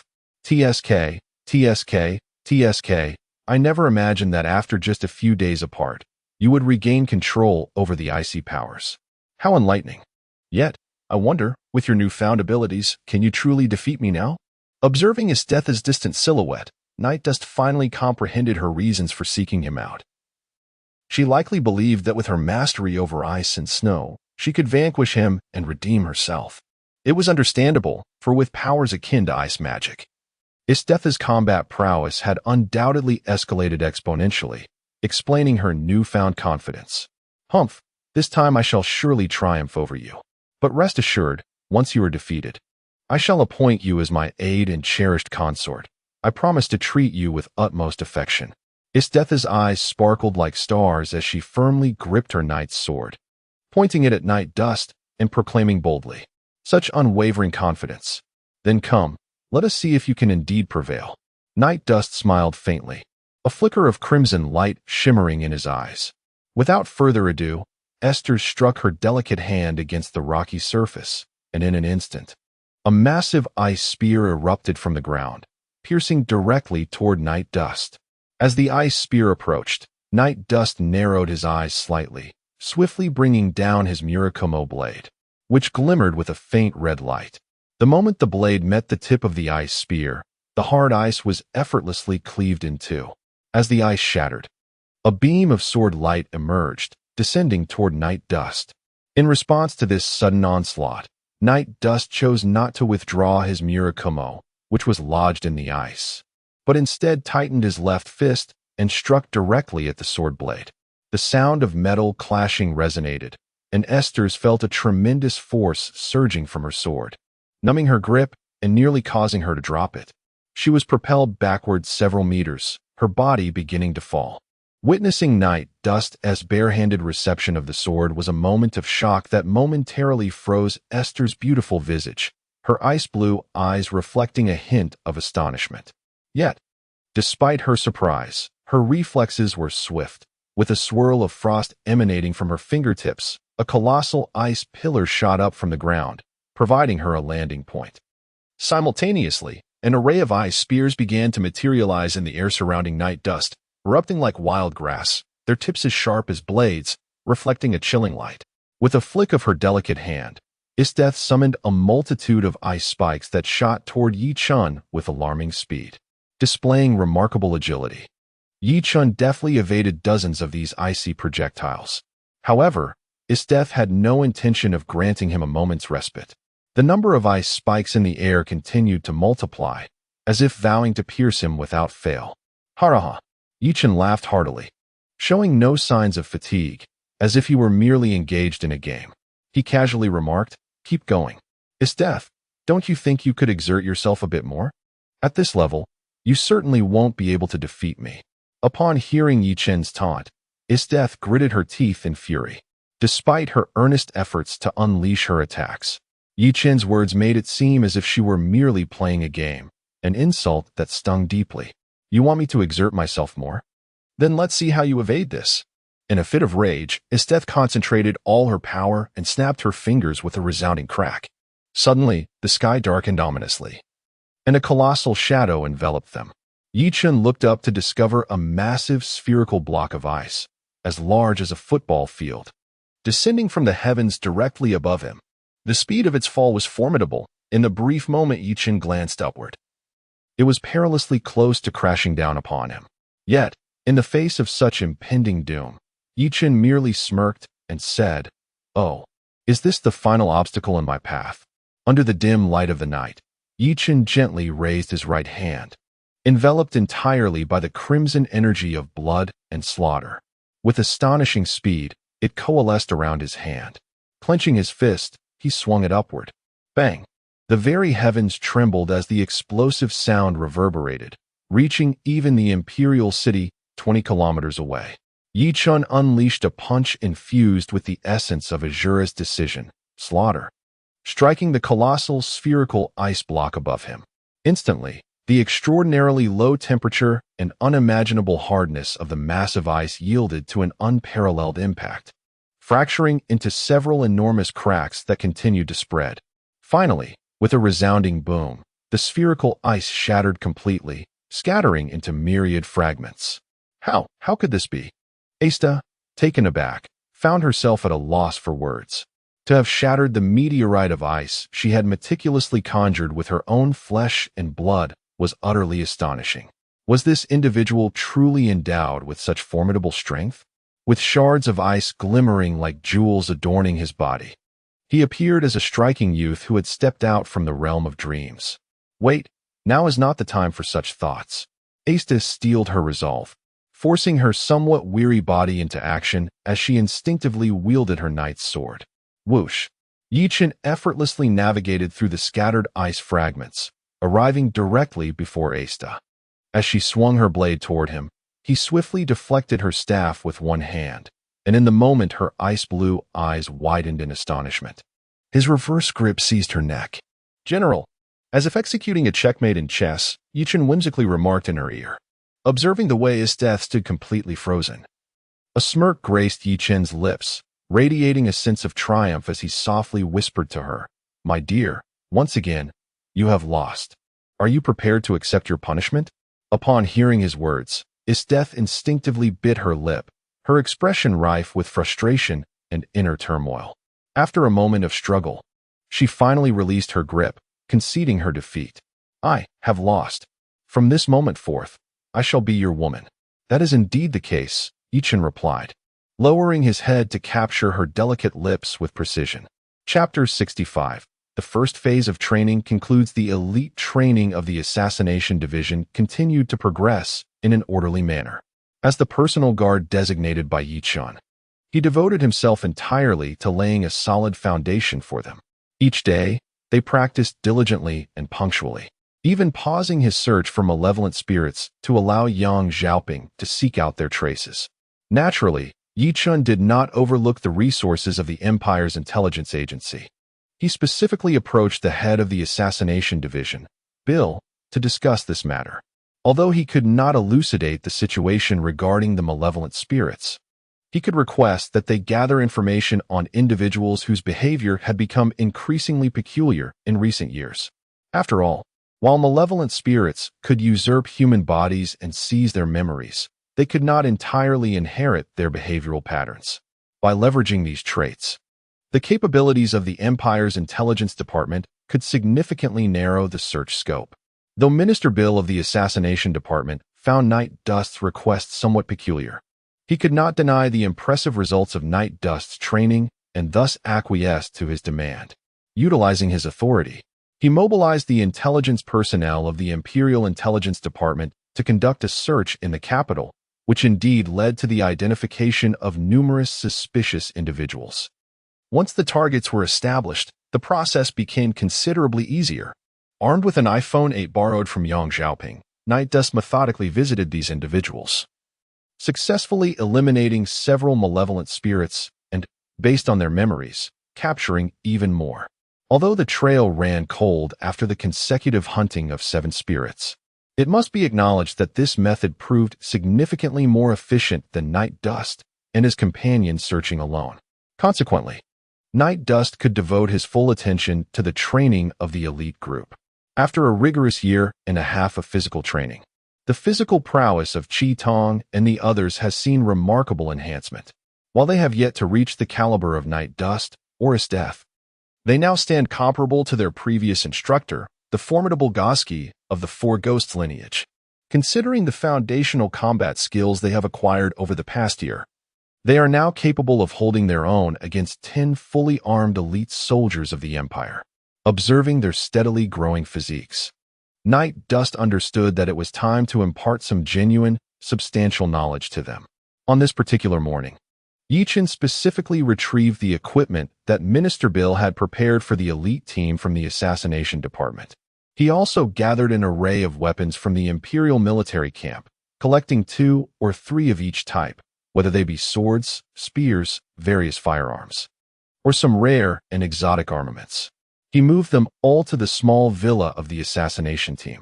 "Xiaozhu, Qitong, you may come out now," Ye Chen called out from the living room of the villa, addressing the members of the assassination team who resided upstairs. The second floor was home to 3 young men, while the third floor was the domain of the young women. "Oh, I think I heard Lord Ye Chen's voice. One girl exclaimed. Indeed, I heard it too. Lord Ye Chen has arrived. Everyone, hurry out. The once tranquil villa was suddenly filled with the cheerful laughter of the girls. Soon after, Ye Chen watched as the doors of the third-floor rooms swung open, and one by one, young ladies and lolas clad in form-fitting undergarments emerged, leaning over the railing to gaze down. Wow, it really is Lord Ye Chen. Upon seeing his figure, the girls exclaimed in unison, their faces lighting up with charming smiles. All right, you all hurry and get dressed. I have matters to discuss with you, Ye Chen said with a smile, observing the vibrant girls above. Although he was strict during training, he was quite easygoing in daily life, fostering a good rapport with the girls and the team over the course of the year. Meanwhile, the boys on the second floor had already donned their attire and descended the staircase, forming an orderly line before Ye Chen, in stark contrast to the lively girls. These young men from the assassination unit exuded a much greater composure. Although their private relationship with Ye Chen was amicable, under the stern and composed leadership of Nahaxu, they remained acutely aware of their subordinate status, maintaining the respect and deference befitting their positions. Nahaxu had even previously suggested to Ye Chen that he refrain from overly indulging the girls, asserting that as their superior, he should uphold the necessary respect towards his subordinates. However, Ye Chen paid little heed to this advice. To him, anyone who pledged loyalty to him was akin to family. As long as his subordinates refrained from acts of betrayal against their comrades, he adopted a notably lenient stance. Naturally, he did not reject or hinder the affectionate gestures from Akatsuki and the others. While it was generally true that girls took longer to prepare themselves, the members of the assassination unit were adept and swift in their grooming, soon appearing in a neat formation before Ye Chen. Lord Ye Chen, is there still an hour until the training session? Has the schedule been moved forward? As soon as they took their places, Cornelia raised her hand to voice her confusion. I have summoned you to clarify your future developmental trajectories and to assist you in selecting your weaponry, Ye Chen indicated towards the array of weapons behind him. Chapter 66. Choosing Weapons and Techniques, Determining the Future Trajectory and Weaponry. Upon hearing Ye Chen's words, the crowd couldn't help but feel a sense of perplexity. Choosing weapons was easily comprehensible, but what did a developmental direction entail? Having been acquired by the Empire since childhood, they were groomed solely to become instruments of assassination for the Empire. They had always adhered to the Empire's arrangements, possessing little in the way of freedom. The concept of a developmental direction was foreign to them, let alone any thoughts regarding it. I will heed Lord Ye Chen's every word. After a brief moment of contemplation, the single-minded pony resolutely declared without further deliberation. Indeed, we all follow Lord Ye Chen's guidance. This statement was met with immediate agreement from others, who expressed their willingness to comply with Ye Chen's arrangements. This is not acceptable, Ye Chen replied. While obeying the commands of your superior is the duty of a soldier, the ability to adapt and respond to changing circumstances is equally a hallmark of an exceptional soldier. You must learn to be independent, for I cannot always be by your side. Sooner or later, you will need to operate on your own, and lacking your own thoughts and opinions is simply not viable. Ye Chen shook his head, reflecting, perhaps I have been a bit too hasty. Ye Chen shook his head, expressing a sense of resignation. If that is the case, you shall each take turns to step forward and select your future weapons and techniques. I will offer suggestions regarding your paths of development and weaponry, but the ultimate decision rests in your hands. After all, determining what is suitable is inherently elusive. Thus, personal preference and intuition hold considerable significance. Understood. Although Ye Chen articulated a multitude of thoughts, the compliant demeanor of Chi Tong and the others suggested they would likely heed his counsel without hesitation. The first to step forward was Nahaxu, the one with the most formidable overall strength among them. Standing before the array of weapons, he turned to Ye Chen, clearly seeking his opinion. Before I provide my recommendations, let me clarify that the assortment of weapons before you has been sourced from the military, encompassing a vast array of types. Among them, there are 8 noble weapons and 1 imperial weapon, from which you must choose one that suits you best. Upon hearing this, the expressions of the group shifted dramatically, their gazes fixating on the few noble and imperial weapons that stood out even amidst the collection. Particularly, the imperial weapon, Murakumo, captured their attention. They recalled that this was a weapon previously wielded by Ye Chen. It was rumored to possess the power to slay an enemy with but a single strike, rendering it immensely formidable. However, its presence here raised a question. Lord Ye Chen, if I am not mistaken, is not the imperial weapon Murakumo yours? If we were to take it, would you not be left without a weapon? Zhu Shi raised his hand to inquire.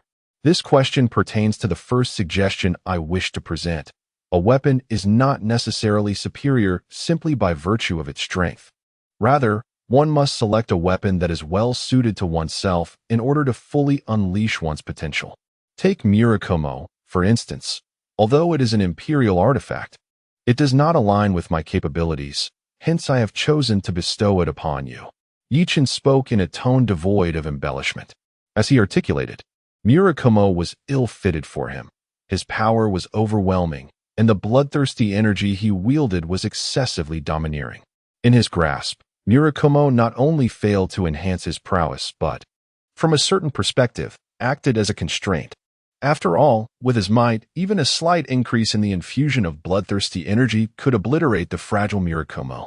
Therefore, I implore you to refrain from solely fixating on imperial or ministerial artifacts when making your selections. My desire is for you to choose the weapon that best complements your individuality, for only then can you truly manifest your full potential, or even surpass it. Understood. Upon hearing Ye Chen's words, the assembly nodded in agreement, shifting their gaze away from the imperial and ministerial artifacts to contemplate the weapon that best suited them. Nahaxiu, your overall strength surpasses that of the others. Your temperament is composed and steady, your attributes are well-balanced, and your combat style is decisive. I recommend that you opt for a melee weapon such as a sword or blade. Ye Chen remarked, observing Nahaxiu before him. After a year and a half of camaraderie, Ye Chen has garnered a considerable understanding of each individual's character, combat style, and areas of expertise among Qi Tong and the others. Thus, he could readily assign them appropriate weapons and techniques if he so desired. However, as he expressed, he hopes that Qi Tong and the others can cultivate their own opinions and ideas. He does not wish for them to become mere automatons, blindly following commands. This is why he encourages them to make their own choices. Moreover, as previously mentioned, determining the suitability of weapons and techniques is inherently challenging. Reality is not akin to a game. Individual talents and proficiencies are not explicitly marked, and one can only ascertain their innate abilities through continual experimentation and a degree of serendipity. Upon hearing Ye Chen's advice, Nahaxiu nodded and subsequently directed his gaze towards bladed weapons. Indeed, he intended to fully embrace Ye Chen's guidance, resolutely limiting his focus to this category. Ultimately, Nahaxiu settled on the Qinju Water Dragon Sword, a weapon that, once activated, augments combat prowess for 3 minutes, albeit with the drawback of inducing significant fatigue afterward. Although the effect may seem somewhat lackluster, this posed no dilemma for Ye Chen, as his mastery in blood fiend forging rendered the enhancement of a Qinju sword a trivial task. Enhancing its efficacy, or even transforming it into an imperial-grade weapon was well within his capabilities. Had it not been for the lack of suitable materials and tools at hand, Ye Chen had contemplated forging a weapon for each of Qi Tong's companions, the quality of which would undoubtedly surpass that of imperial artifacts. In fact, with divine-grade materials, he could craft divine weapons without hesitation. Chapter 67. Allocation of weapons. After Nahaxiu selected his weapon, he casually withdrew a beginner's swordsmanship guide from his pocket and handed it over. This guide was one of the techniques that Ye Chen had meticulously compiled over the course of a night, detailing the various sword techniques of the Shura clan at the most basic level. Although these were relatively ordinary moves, they were more than sufficient to contend with the foes and dangers of this world. Following Nahaxiu was Cornelia, the eldest among the girls. Beyond her tall stature and mature demeanor, she possessed the most exceptional talent in martial arts among the group.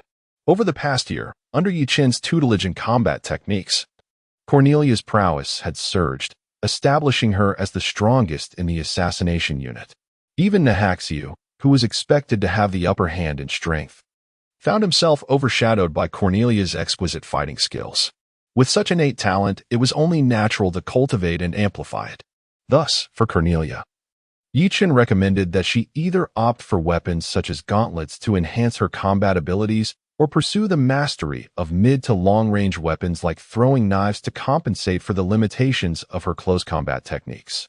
Ultimately, after a brief moment of contemplation, Cornelia opted for the armament of the Crushing King, a gauntlet that bestowed immense strength upon its wielder and could generate shockwaves to harm adversaries. However, if misused, it could also inflict damage upon its user. Yet, as Night Dust observed the armament adorning Cornelia, he couldn't help but furrow his brow, for he discovered that the gauntlet was singular, meant solely for the right hand, which posed a significant dilemma. In such a scenario, Cornelia's combat engagement area would be exceedingly limited. Despite her physical prowess having been honed far beyond that of an ordinary person through Night Dust training, she still fell short of the capability to confront armed foes unarmed. Is there a problem, Lord Night Dust? Did I make an erroneous choice? Seeing Night Dust's furrowed brow directed at her gauntlet, Cornelia's confidence faltered, and she began to doubt her decision, mistakenly believing he disapproved of her selection. No, your choice is not at fault. I merely observed a minor issue, Night Dust remarked, finding amusement in Cornelia's anxious demeanor. He understood that her unease stemmed from her unwavering trust in him. Otherwise, she would not question a decision she had previously made based solely on his subtle expression. A minor issue? What could it be? Is it serious? Perhaps you could assist me in selecting another? Upon hearing Night Dust's mention of a problem with her chosen armament, Cornelia became flustered, her anxiety palpable as she inquired nervously. Do not worry, it is not a significant issue. Once everyone else has made their selections, I will readjust the equipment for you. Night Dust reassured while gently patting her small head with a smile. Upon hearing Night Dust's words, Cornelia, who had been feeling a bit anxious, instantly found tranquility. She placed immense trust in Night Dust, to the extent that she was willing to believe anything he said. This sentiment was not unique to her. The other members of the assassination group shared the same trust. Their year of close companionship had fostered a profound confidence in Night Dust. In their eyes, whatever Lord Night Dust asserted was undoubtedly correct, and any problem ceased to exist as long as he declared it so. Returning to the matter at hand. After Cornelia completed her selection, Bonnie, Green, Tsukushi, and Akatome took their turns to choose their weapons. Bonnie, who possessed a natural talent for agility and speed, opted for the cloth equipment, the Yuji pants, which enhanced her speed and footwork based on Night Dust's suggestion. The bespectacled Green chose the Viper Whip, a whip-like equipment that could move according to the user's will. Tsukushi, known for her keen eyesight and proficiency in shooting, made a predictable choice by selecting the only gun-type equipment, Prometheus. This handgun was capable of executing various challenging shooting techniques, such as curved shots and ricochets. However, Night Dust considered its shooting power to be somewhat lacking. When it was Akatome's turn, her choice astonished everyone except Night Dust, as she directly opted for the Murakumo, successfully synchronizing with the Imperial gear. This elicited a fleeting glimmer of envy in the eyes of others, particularly in the case of Tsukushi and her companions, who pouted in unison, their faces adorned with jealousy as they gazed upon Akane. Their envy did not stem from Akane's recognition by the Imperial artifact, but rather from the fact that Murasame had once been wielded by Ye Chen. As for Ye Chen himself, he felt no surprise at this outcome. He had already learned from Yang Xiaoping that Murasame was destined to be Akane's weapon.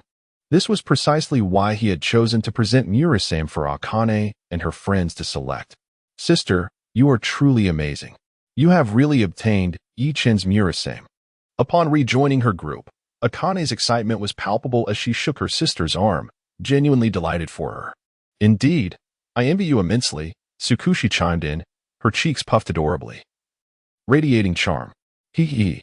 In the face of her companion's envious gazes, Akane felt an overwhelming sense of pride, her smile unwavering.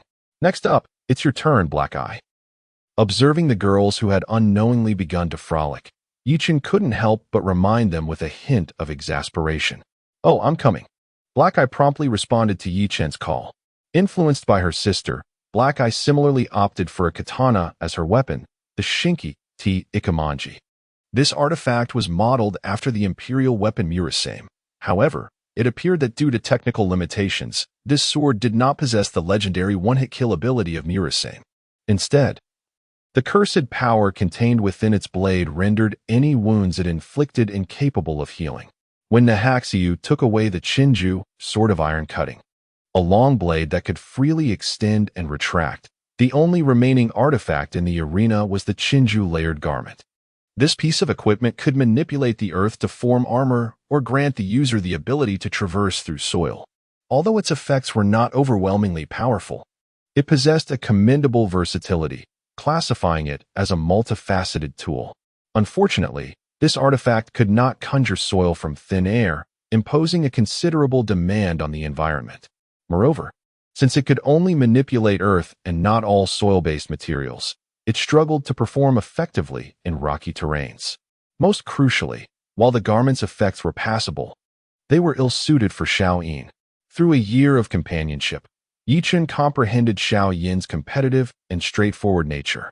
Although her stubbornness did not quite rival that of Boni, she was certainly not adept at adapting to changing circumstances. She was the type of warrior who thrived in direct confrontation. Thus, for Xiao Yin, the layered garment, which required intricate maneuvers and environmental adaptability to unleash its full combat potential, was an unsuitable choice. She was far better suited to straightforward weapons such as swords, spears, and halberds. Chapter 88. Crafting a new weapon with Night Dust's gentle persuasion. Xiao Yin naturally refrained from insisting on selecting the layered garment of the minister. However, as she glanced at her companions behind her who had successfully acquired their minister or emperor-grade weapons, and then at the array of ordinary weapons before her, her lips involuntarily pouted. Though she acknowledged the wisdom in Lord Night Dust's words, she found it exceedingly difficult to lower herself to choose from those commonplace swords and knives. "Lord Night Dust, what should I do?" In her turmoil, Xiao Yin could only cast a pitiful gaze towards Night Dust. Perhaps you could choose one at random for me." "No, that would not be appropriate."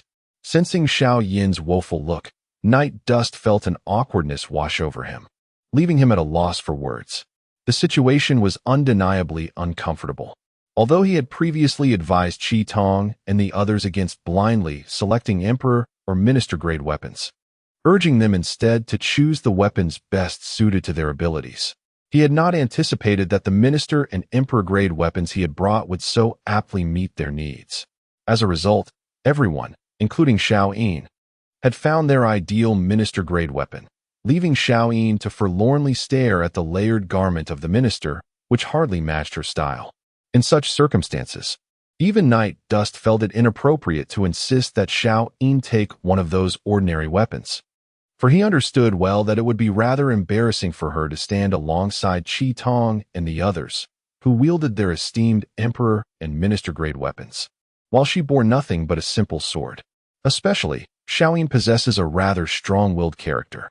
Although she would certainly acquiesce if Lord Ye Chen insisted, she would undoubtedly feel a sense of discomfort in her heart. "Lord Ye Chen, please help me think of a solution.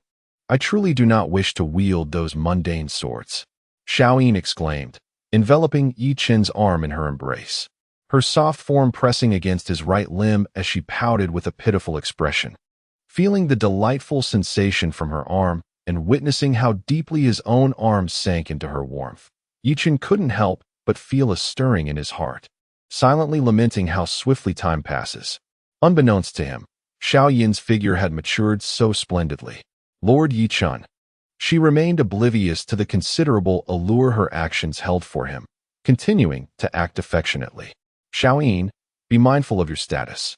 You are putting Lord Ye Chen in a difficult position," the captain, Nahaxiu, interjected sternly as he noticed Xiao Yin becoming increasingly audacious. "Oh, understood." Xiao Yin pouted before reluctantly releasing her grip, yet she still cast a pitiful gaze towards Ye Chen. "Perhaps, Xiao Yin, you could take this imperial sword of iron cutting?" After much hesitation, Natala finally summoned the resolve to present the weapon he had just acquired. No, I refuse to take your weapon. It is suited for you. Not for me. Xiaoyin promptly declined his kind offer. Though she was pouting at Ye Chen due to the absence of a suitable weapon, Xiaoyin was not the type to act selfishly, and she would never resort to taking a comrade's weapon. All right, let us all quiet down. It is merely a matter of lacking a fitting weapon. I have a solution. After a brief contemplation, Ye Chen finally spoke. Do you have a solution? My lord Ye Chen, could it be that you possess other relics? Upon hearing this, Xiaoyin's spirits lifted, and she eagerly inquired. Ye Chen shook his head. I truly have no other relics at my disposal. Not only do I lack them, but even Minister Bill has exhausted his supply. While the Imperial Vault still holds some relics, given that our assassination unit is merely in its infancy, securing these relics is already a formidable challenge. Obtaining Imperial relics is utterly out of the question. Ah, no other relics? But my lord Ye Chen, you just mentioned having a solution. Naturally. Xiaoyin was deeply concerned about the weapon that would shape her future. Rest assured, Xiaoyin, it's merely a relic. A trivial matter. Since there are no ready-made options, I shall forge a new weapon for you. Ye Chen proclaimed confidently.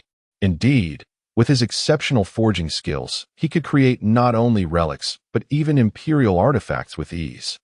In theory, Ye Chen could even tailor weapons specifically for Qi Tong and the others. However, regrettably, a skilled artisan cannot work without materials. Currently, Ye Chen lacked both the necessary materials and suitable forging tools. No matter how proficient he was, he could not conjure something from nothing. Thus, they were left with the option of selecting from available weapons. Forge a new weapon?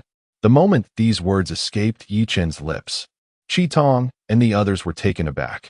What did my lord Ye Chen mean by this? It sounded as though he intended to craft a new weapon for Xiaoyin. Indeed, I intend to personally forge a weapon for Xiaoyin, one that rivals even the finest of royal artifacts. Night Dust bent down to pick up the royal artifact, the layered garment, and gently caressed its surface, instantly discerning the materials that constituted it. After a brief mental assessment of the materials required, Night Dust felt a profound confidence in his ability to craft a new weapon for Xiaoyin. Lord Night Dust, do you truly possess the skill to forge weapons? Cornelia inquired, her voice tinged with astonishment.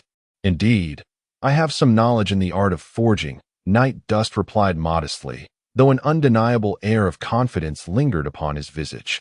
Despite his current amnesia, the mere mention of forging evoked a sense of pride within him. Zhuzi gazed at Lord Night Dust with reverence, completely devoid of doubt regarding his words, and inwardly praised him. Very well, since time is still on our side, please hand over your royal and imperial artifacts to me. I shall refine and enhance your weapons as well, Night Dust declared. Understood. Upon hearing Night Dust's words, Akatsuki and the others promptly relinquished their weapons without hesitation. After gathering all the weapons, Night Dust held 9 royal and imperial artifacts and, accompanied by Akatsuki and the others, proceeded directly to the forging chamber of the Imperial Logistics Department. In the forging chamber of the Imperial Logistics Department, Akatsuki and the others, alongside the Imperial blacksmiths, fixed their gaze intently upon the figure by the forge, Night Dust, who was diligently engaged in the art of weapon forging. Do you think he is capable? One of the observing blacksmiths whispered softly. Who knows where this audacious individual emerged from, boldly proclaiming a desire to forge imperial artifacts. It is indeed a reckless boast, for the ancient craft of such forging has been lost for nearly a millennium, rendering his claims utterly implausible. The blacksmith, with a dismissive curl of his lip, muttered his disdain under his breath. After all, Night Dust holds the esteemed position of Deputy Minister within the Assassination Division of the Intelligence Agency. While the clandestine nature of this division remains undisclosed, Night Dust's public rank is certainly beyond that of a mere blacksmith, making it unwise for him to slander. Who does he think he is? I doubt he even knows how to forge, probably just trying to impress his subordinates, he scoffed. Enough. You shall not disparage Master Night Dust. If he asserts it can be done, then it undoubtedly can, retorted Suki with a hint of defiance. Upon hearing Suki's words, the blacksmiths displayed expressions of indifference, yet they prudently fell silent. Though they were unaware of the purpose behind these youngsters, it was evident from their armed appearances that they were soldiers. Knowing the futility of confrontation, they wisely chose to refrain from provocation. All right, enough chatter. Look, he has begun. Meanwhile, Night Dust, having overheard the blacksmith's murmurs, paid them no mind as he quietly inspected his forging tools and equipment, preparing to commence his work. First, he meticulously disassembled the layered garment of the ministerial artifact, discarding the extraneous components and retaining only the essential metals required for the creation of new weaponry. The disassembled metals were cast into the furnace, where they were melted into a liquid state before being poured into pre-prepared molds. Subsequently, the entire mold was immersed in ice water, and soon a perfectly rectangular block of metal emerged. With a resonant clang, I struck the surface of this block, composed of various rare metals, to gauge its hardness. Night Dust nodded in satisfaction, though it could not rival the exquisite celestial stones and meteorite iron from his memories. As a material for an ordinary mortal, this metal exhibited commendable hardness and toughness. It was no wonder that the crafted Murakumo could withstand the power of blood curse magic patterns, temporarily setting the metal block upon the anvil. Night Dust turned to behold a colossal draconic beast, a super dangerous species, firmly bound to the ground by several stout iron chains. This was the earth dragon that Night Dust had specifically captured during his previous expedition. The creature measured over 20 meters in length and possessed considerable strength. However, regrettably, apart from its robust physique, it exhibited no other extraordinary abilities. While Night Dust deemed the earth dragon's prowess merely mediocre, it was nevertheless sufficient as material for crafting an imperial weapon. Moreover, given the scarcity of super dangerous species, he could not readily find alternative materials. Night Dust approached and gently placed his palm upon the dragon's heart. What was he intending to do? The blacksmith, observing this action, was utterly perplexed by his intent. Uncertain. I watched in silence, observing his forging skills, which appeared quite adept. It seemed he possessed some measure of competence. Yet what of it? Proficiency in forging is one thing, but let us not forget he is tasked with crafting an imperial artifact. Absent the long-lost esoteric techniques, it is utterly impossible to create such a masterpiece. I suspect he can at best forge a blade of decent quality. The blacksmith remarked with disdain. Blood fiend forging technique. Decomposition. On the other side, Ye Chen pressed down on the heart of the earth dragon, invoking the secret art recorded in the blood fiend forging technique. In an instant, a crimson aura enveloped the earth dragon's body entirely. With a hissing sound reminiscent of dissolution, the earth dragon's form rapidly shriveled before my eyes, its muscles and organs disintegrating under the influence of the blood fiend's power. The blood evaporated, transforming into wisps of sanguine mist that escaped through its pores, subsequently absorbed by the scarlet soul gauntlet adorning Ye Chen's hand. In the blink of an eye, the once massive earth dragon vanished, leaving behind only an intact carapace, scattered scales, and sturdy bones, teeth, and claws, valuable materials indeed for forging. Blood fiend forging technique. Soul binding. Ye Chen clenched his palm, the released blood fiend energy morphing into a prison, within which a diminutive, ethereal form of the earth dragon was ensnared, its very soul. Bending down, Ye Chen collected several sharp tusks from the ground, and without hesitation, he forcefully infused the earth dragon's soul into the tusks.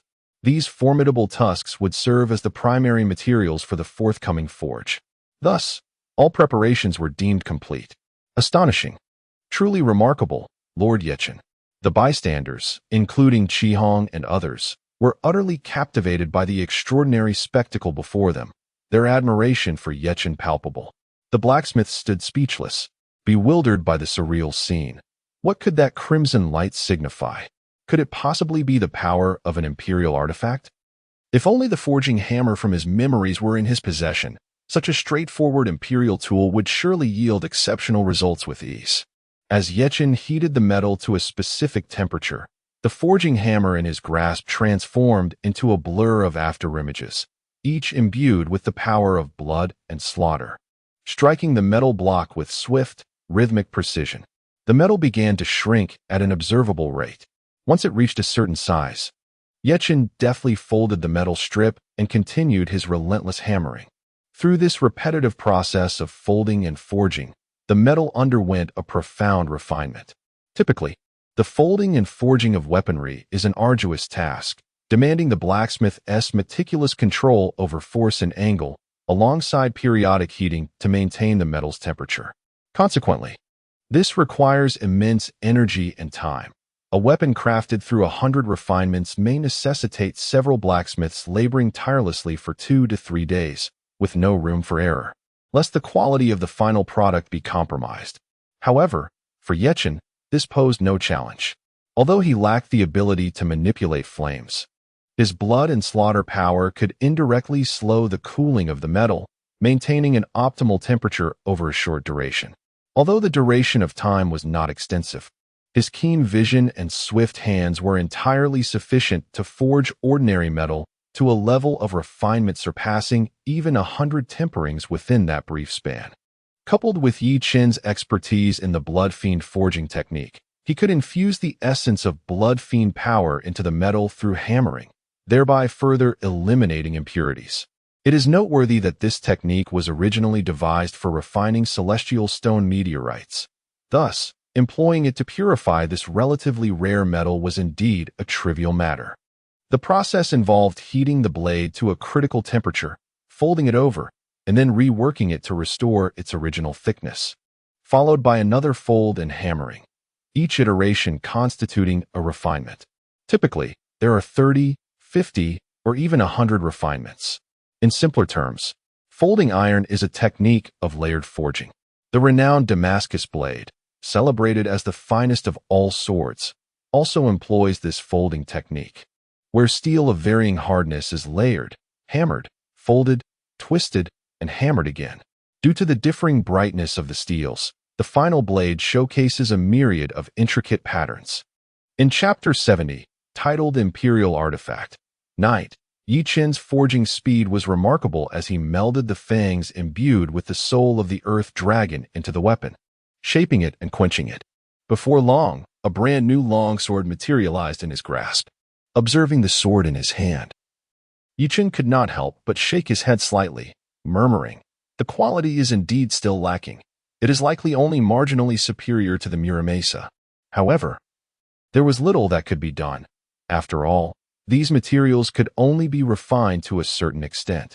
For the time being, it would have to suffice, as this level could barely endure the most rudimentary form of the Blood Fiend rune.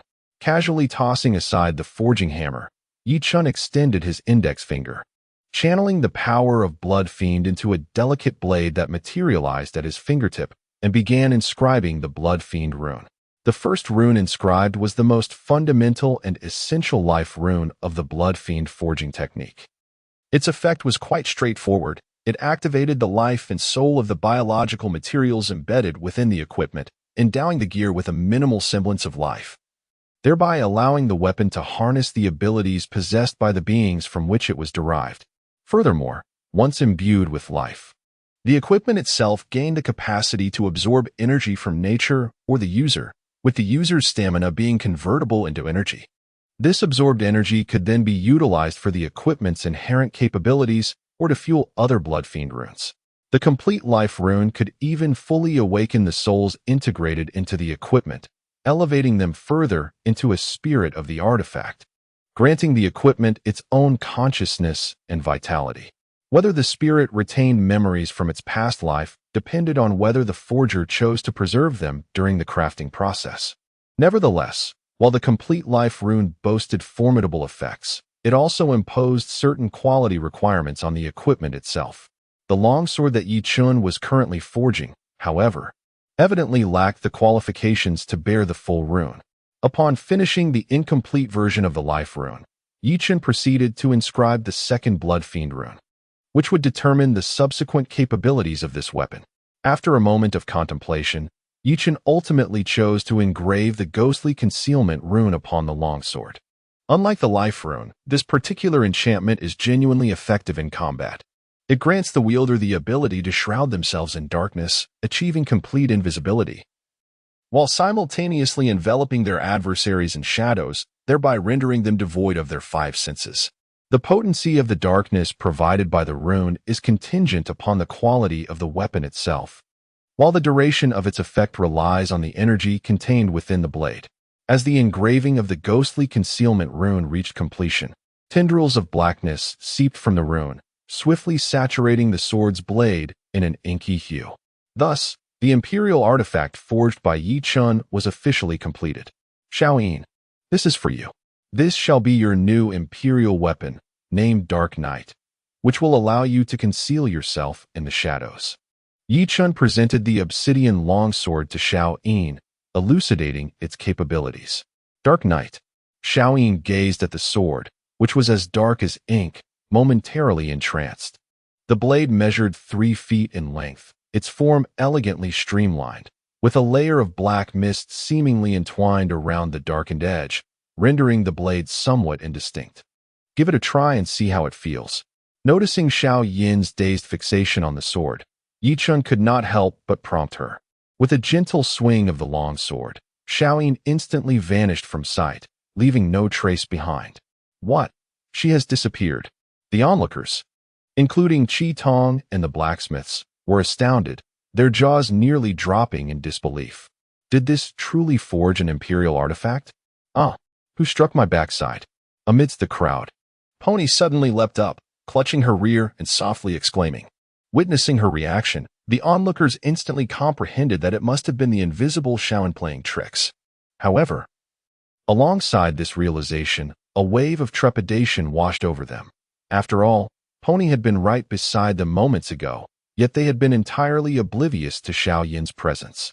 The thought of encountering such an adversary in battle, with no chance to perceive their approach, and being instantaneously slain, was chilling. Moreover, Lord Ye Chen had mentioned that this sword could unleash darkness that obscured the 5 senses, implying that the wielder would transform into a supreme assassin. All right, Xiaoyin, enough of the antics. Ye Chen chuckled, taking a couple of steps forward before extending his hand to press down in the air before him. In an instant, a silhouette emerged, revealing the concealed Xiaoyin. Ah, discovered at last. Truly, Lord Ye Chen is remarkable. The caught Xiaoyin playfully stuck out her tongue, then wrapped her arms around Ye Chen's, expressing her heartfelt gratitude. Thank you so much, Lord Ye Chen. You are truly kind to me. Oh, how envious I am of Xiaoyin, who has received an imperial artifact crafted by Lord Ye Chen himself. Observing Xiaoyin's contented expression, Heitong couldn't help but murmur with a hint of jealousy. Upon hearing Heitong's remark, Qi Tong and the others swiftly reacted, their faces adorned with expressions of envy and jealousy. Lord Ye Chen, you cannot show favoritism, Zhuzi declared, clutching Ye Chen's other arm, pouting indignantly. Feeling his arms enveloped by 2 magnificent peaks, Ye Chen secretly marveled at the remarkable development of these 2 enchanting figures. With a hint of resignation, he inquired, Little Zhuzi, you mustn't slander me. How could I be biased? Zhuzi murmured, her head bowed and her cheeks flushed. Her voice so soft that Ye Chen almost couldn't discern her words. Lord Ye Chen specifically forged an imperial artifact for Little Yin, and I also desire one. Ah, so that is the matter at hand, Ye Chen thought. How could that possibly be construed as favoritism? Did you not both receive suitable vassal artifacts?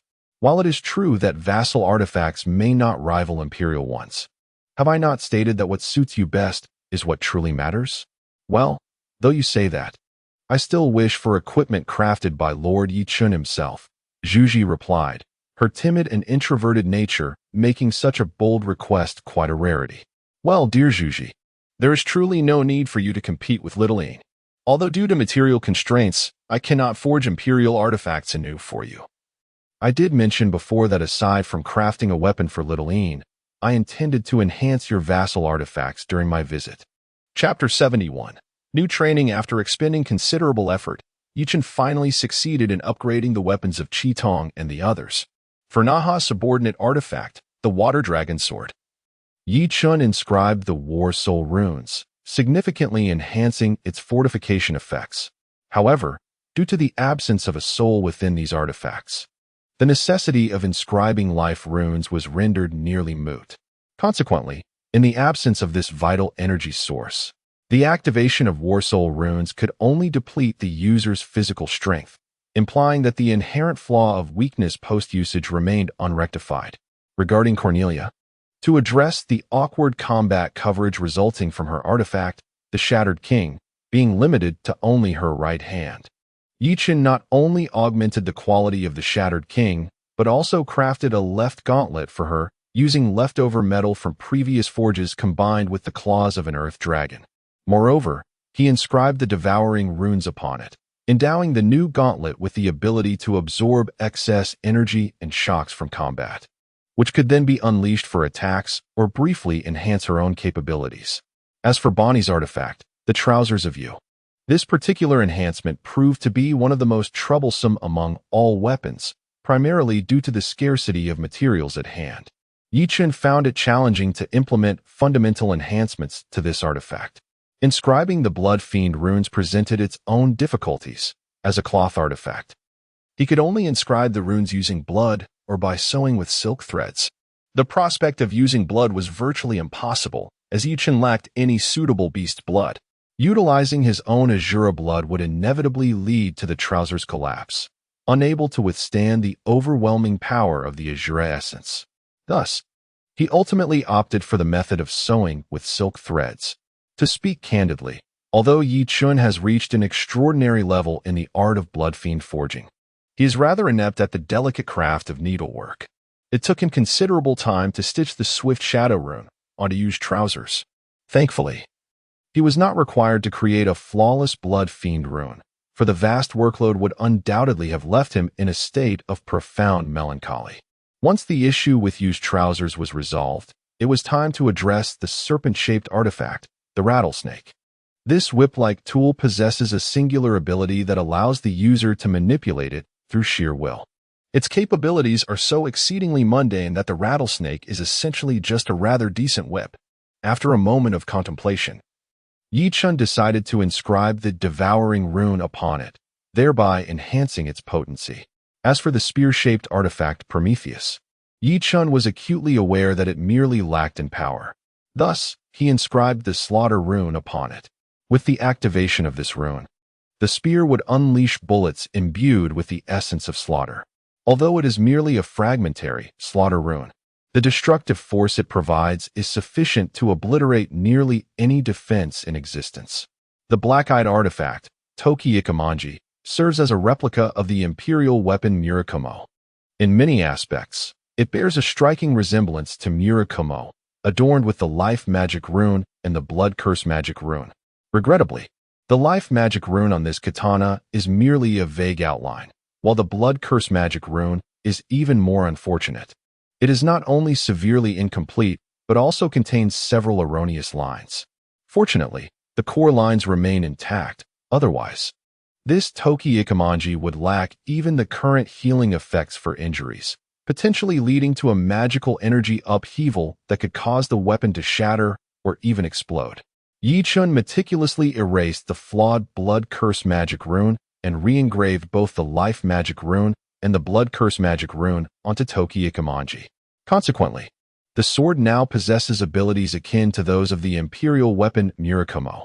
The primary distinction lies in the materials and craftsmanship of the artifact, which are somewhat inferior to those of the imperial weapon, resulting in a significantly lesser activation of magical power. After inscribing the Battle Soul Magic rune onto Natara's artifact, the weapons of the group were all thus enhanced. As for the imperial weapon Murakumo in the hands of Akatsuki, it required no reinforcement from Ye Chen. The engraved Life Magic rune and Blood Curse Magic rune had already reached the utmost limit of what the weapon could endure, leaving no room for further enhancement, prompting Ye Chen to disregard it entirely. At this point, Qitong and the others had acquired new weapons, significantly enhancing their strength. Coupled with the weapon-related techniques and manuals previously imparted by Ye Chen, similar to the foundational swordsmanship guide given to Nahaxu, crafted from the rudimentary external techniques residing in Ye Chen's mind, their capabilities had indeed seen a remarkable uplift. observing Qitong and the others joyfully toying with their newfound arms. Ye Chen nodded approvingly. He then clapped his hands, drawing their attention towards him, and spoke. It appears you are all quite pleased with your new weapons. With appropriate arms in hand, I trust you possess unwavering confidence for the upcoming specialized training?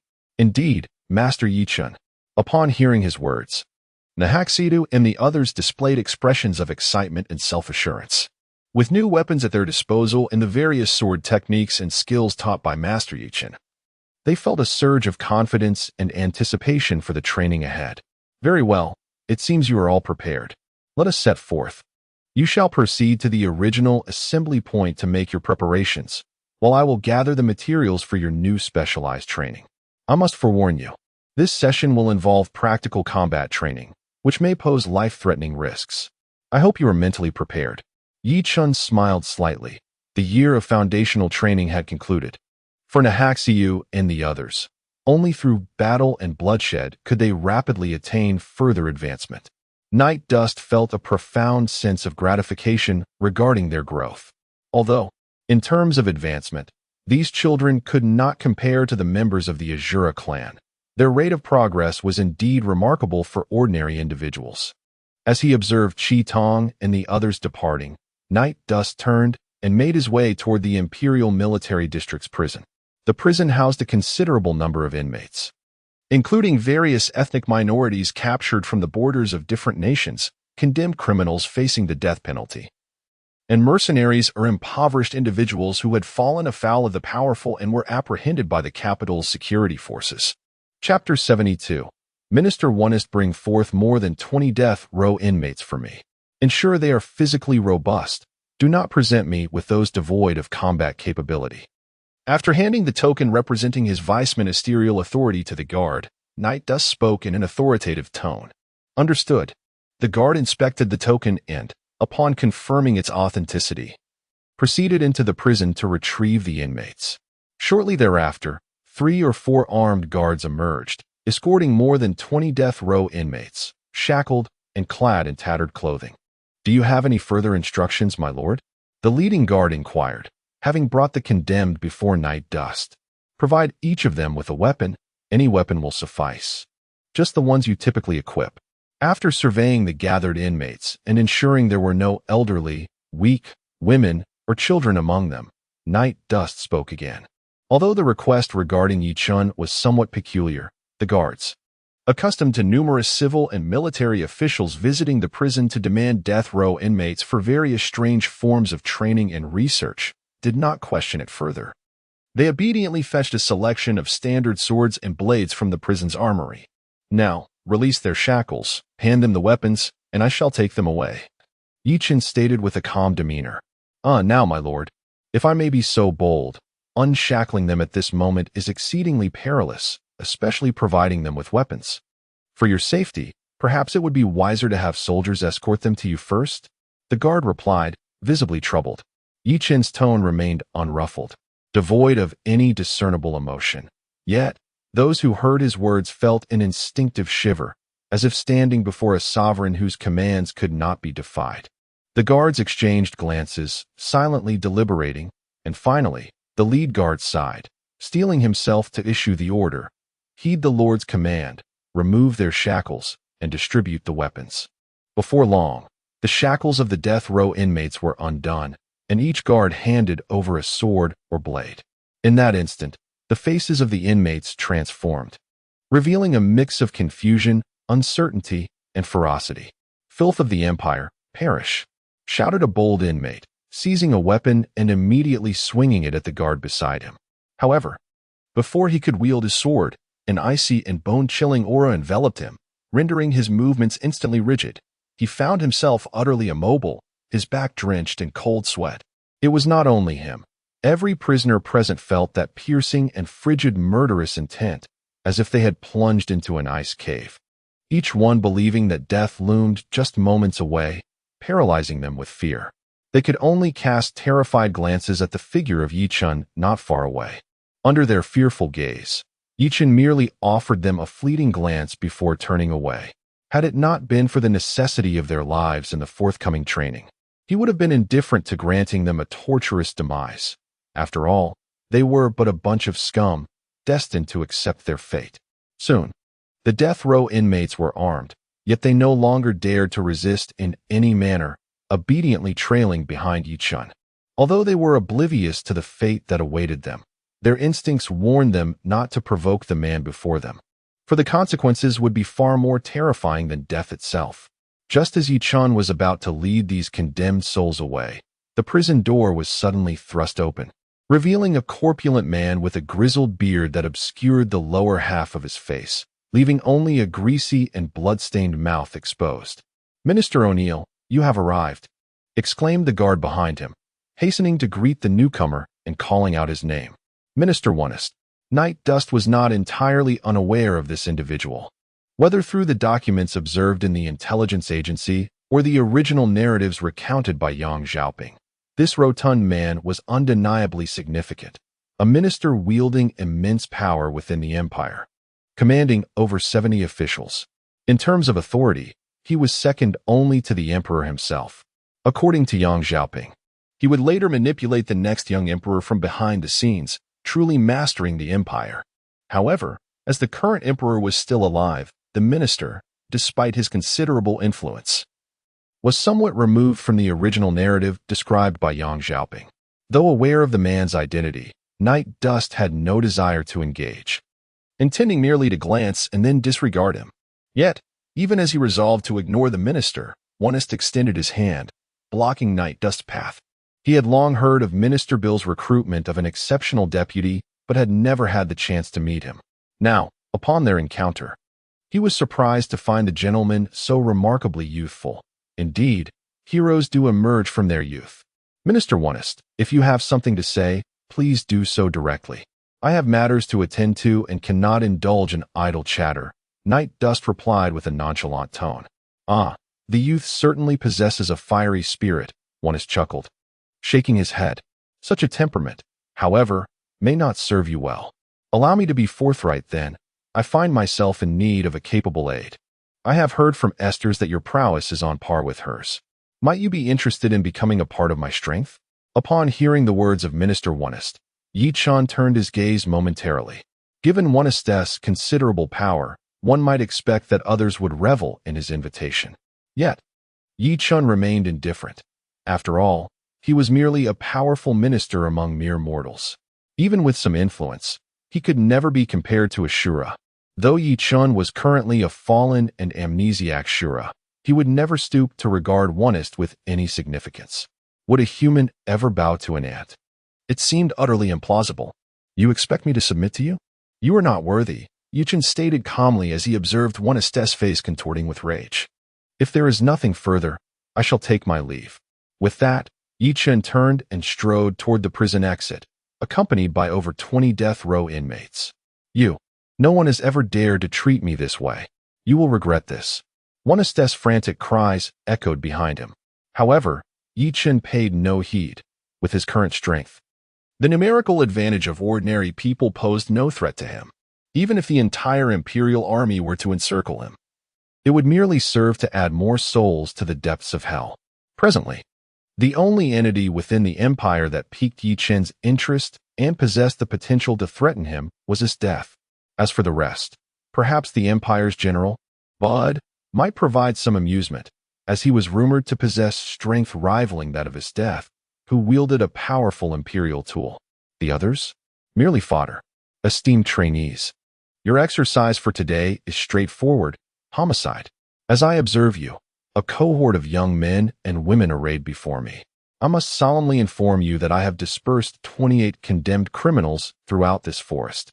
Each has been furnished with armaments. I have communicated to them that should any among them manage to slay one of you, that individual shall be granted freedom. Your task is equally simple. Procure your weapons and, employing the skills you have cultivated over the past year, dispatch them. With approximately 1 hour remaining until sunset, your mandate is to ensure that all the condemned are deceased by then. Furthermore, each of you is required to present me with no fewer than 2 severed heads as evidence of your success. You are now in possession of imperial arms or taigu suited to your individual aptitudes. I trust this challenge will not prove insurmountable. However, I implore you to maintain vigilance. Remember, even a lion exerts its full might when preying on a rabbit. Complacency is a harbinger of demise. I shall eliminate them all, Lord Nightdust. Naish declared with unwavering resolve, his countenance betraying no hesitation. Despite his lack of experience in taking a life, Naish exhibited the unwavering obedience of a flawless soldier, diligently executing Nightdust's directives. Rest assured, Lord Nightdust, I pledge to fulfill the mission. I shall not fail you. Upon hearing Ye Chen's command to take a life, Xiao Yin's countenance darkened, yet she feigned bravado, declaring, Xiao Yin, your legs are trembling with fear. Qi Tong stated earnestly, Foolish, how could I possibly be afraid? I am merely quivering with excitement. Xiao Yin hastily retorted, attempting to mask her inner trepidation, though her efforts only served to reveal it more starkly. Relax a little, just perform as you do in our regular training sessions. If we apply the skills imparted by Lord Ye Chen, we shall have no trouble at all. After all, we are the elite trained by Lord Ye Chen. The leader, Kuer Nai Liya, consoled. Indeed, that is correct. They are merely a group of condemned prisoners. We are the elite trained by Lord Ye Chen. Although it was also her first encounter with taking a life, Boni displayed no fear. I will do my best. Tsukushi silently encouraged herself, her small hand gripping the pistol, Prometheus, tightly. Hey Tong, are you all right? Qi Tong inquired with concern, unable to shake her worry for her somewhat delicate sister. Nevertheless, due to Ye Chen's previous admonitions, she could only suppress her maternal instincts. No, I'm fine. Hei Tong can do it. I will not disappoint you. Nor Lord Ye Chen, Hei Tong whispered nervously, her demeanor casting doubt on her ability to fulfill the task and successfully take a life. Well, it's getting late. You all must depart now, or you may not have enough time. Remember, you are the product of my training, and I shall not tolerate failure. Should you falter in fulfilling my demands, I will ensure that your punishment is severe, Night Chen spoke coldly. As the chosen candidates for his personal guard, despite their current lack of strength, they must become accustomed to taking lives, particularly when their adversaries are nothing more than a band of inept individuals. Yes, Master Night Chen. The 9 responded in unison before turning to vanish into the depths of the forest. Upon entering the woods, they concealed their presence, dispersing in 9 separate directions, lost within the dense foliage. Over the course of the past year, Night Chen had imparted to them the fundamentals of combat training and close-quarters fighting. Nevertheless, during their spare moments, he had also equipped Qi Tong and the others with practical hunting skills to enhance their self-preservation and survival abilities, thereby facilitating any potential assassination missions in the future. He taught them how to suppress their aura, conceal their tracks, and pursue and capture their quarry. Although time constraints limited the depth of his instruction, these skills were more than sufficient for dealing with the death row inmates they faced.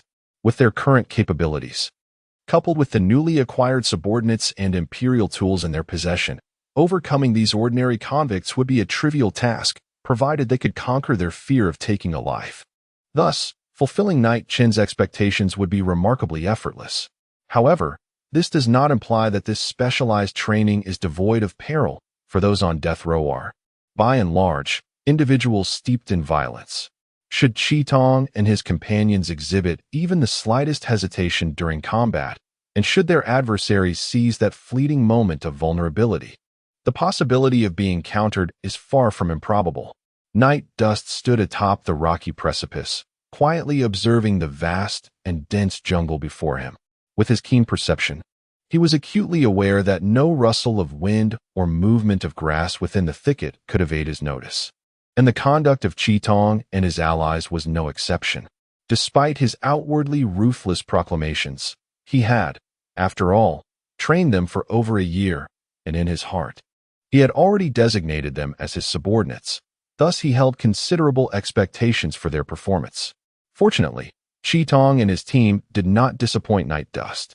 They adeptly demonstrated the skills of stealth and concealment he had imparted to them, transforming into shadows that traversed the forest swiftly, leaving neither trace nor sound. while their sharp vision captured the subtle signs of their prey's passage. However, one individual stood apart, Xiuluo, the most formidable among them, whose slightly arrogant demeanor led him to dismiss the threats posed by the death row inmates. He boldly strolled through the forest, awaiting his quarry to present itself. Such audacious conduct inevitably attracted attention as 5 death row inmates emerged from the shadows, launching a relentless assault against him. Alas, they had misjudged their opponent, Xiuluo's actions, while audacious, were indicative of his profound confidence that he could surmount any danger that lay ahead. Indeed, the reality unfolded as Naha skillfully evaded the ambush of the death row inmates, dispatching them mercilessly within a mere 5 minutes without resorting to his subordinates' abilities. Blood stained Naha's pristine uniform as he nonchalantly wielded his sword, decapitating them with ease. While Naha acted with remarkable swiftness, the other 8 were equally quick. After a brief search, Akame and the others identified their targets and transitioned from defense to offense, launching their attacks with determination. Chapter 74. The Weeping Black Eyes. The battle proved to be quite perilous. Although Akame and her companions possessed an undeniable advantage in strength, the death row inmates, as prey, cleverly banded together in groups to exploit their numerical superiority. While this would not alter their fates, it undeniably enhanced their chances of survival, particularly since Akame and her allies still experienced hesitation about taking lives. Nonetheless, despite the emotional turmoil of their first kill, marked by doubt and anxiety, they quickly overcame their psychological burdens. Driven by their identities as assassins and the desire to live up to Ye Chen's expectations, fully immersed in the fray, they valiantly unleashed their powers and skills, slaying their foes beneath the blades. And through this brutal encounter, they gleaned invaluable insights. It brought Night Dust a modicum of solace that no unforeseen calamity had transpired. Qihong and her companions had all successfully completed their tasks. Each individual had claimed at least 2 lives, while the prodigious Xiuluo stood out, single-handedly vanquishing 7 foes. His swift and decisive strikes forming a stark contrast to the performances of his peers.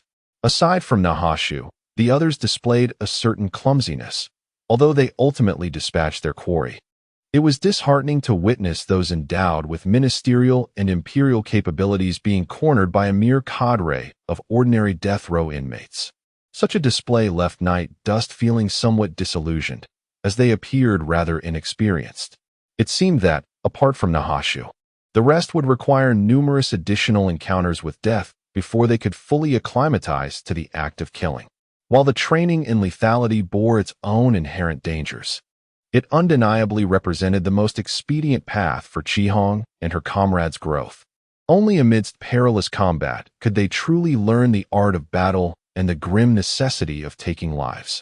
Among the group, the most beleaguered were Tsukushi and Xiaoyin. Possessing somewhat introverted and delicate natures, they found themselves repeatedly thrust into precarious situations during combat. Ultimately, despite their formidable skills securing victory, their performances fell woefully short of Night Dust's expectations.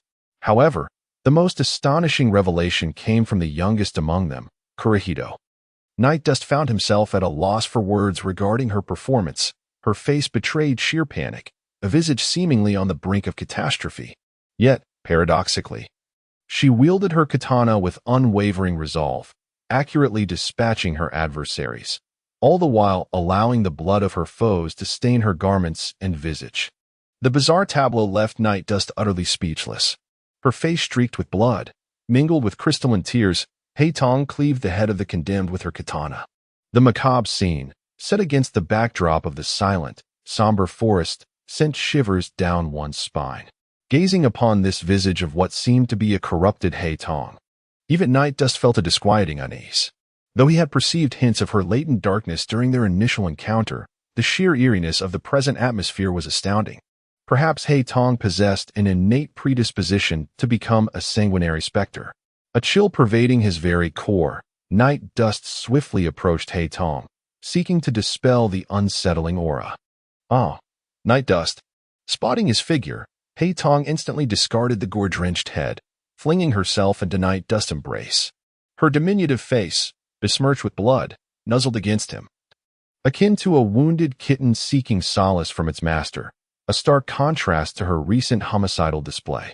There, why the tears? He Tong succeeded, didn't she? I was watching you the entire time, and your performance was remarkable. Night Dust enfolded He Tong's petite frame in his arms, gently caressing her blood-stained face with his right hand, his voice a soothing balm. Remarkable indeed. He Tong's performance had sent a tremor through Night Dust's very being, and he was a veritable demon of slaughter. Wah! This is the second time He Tong has taken a life. The first time, I vomited all night. Master Ye Chen, Black, I will gradually acclimatize. Black Eye tilted her little head and gazed at Ye Chen with tear-filled eyes.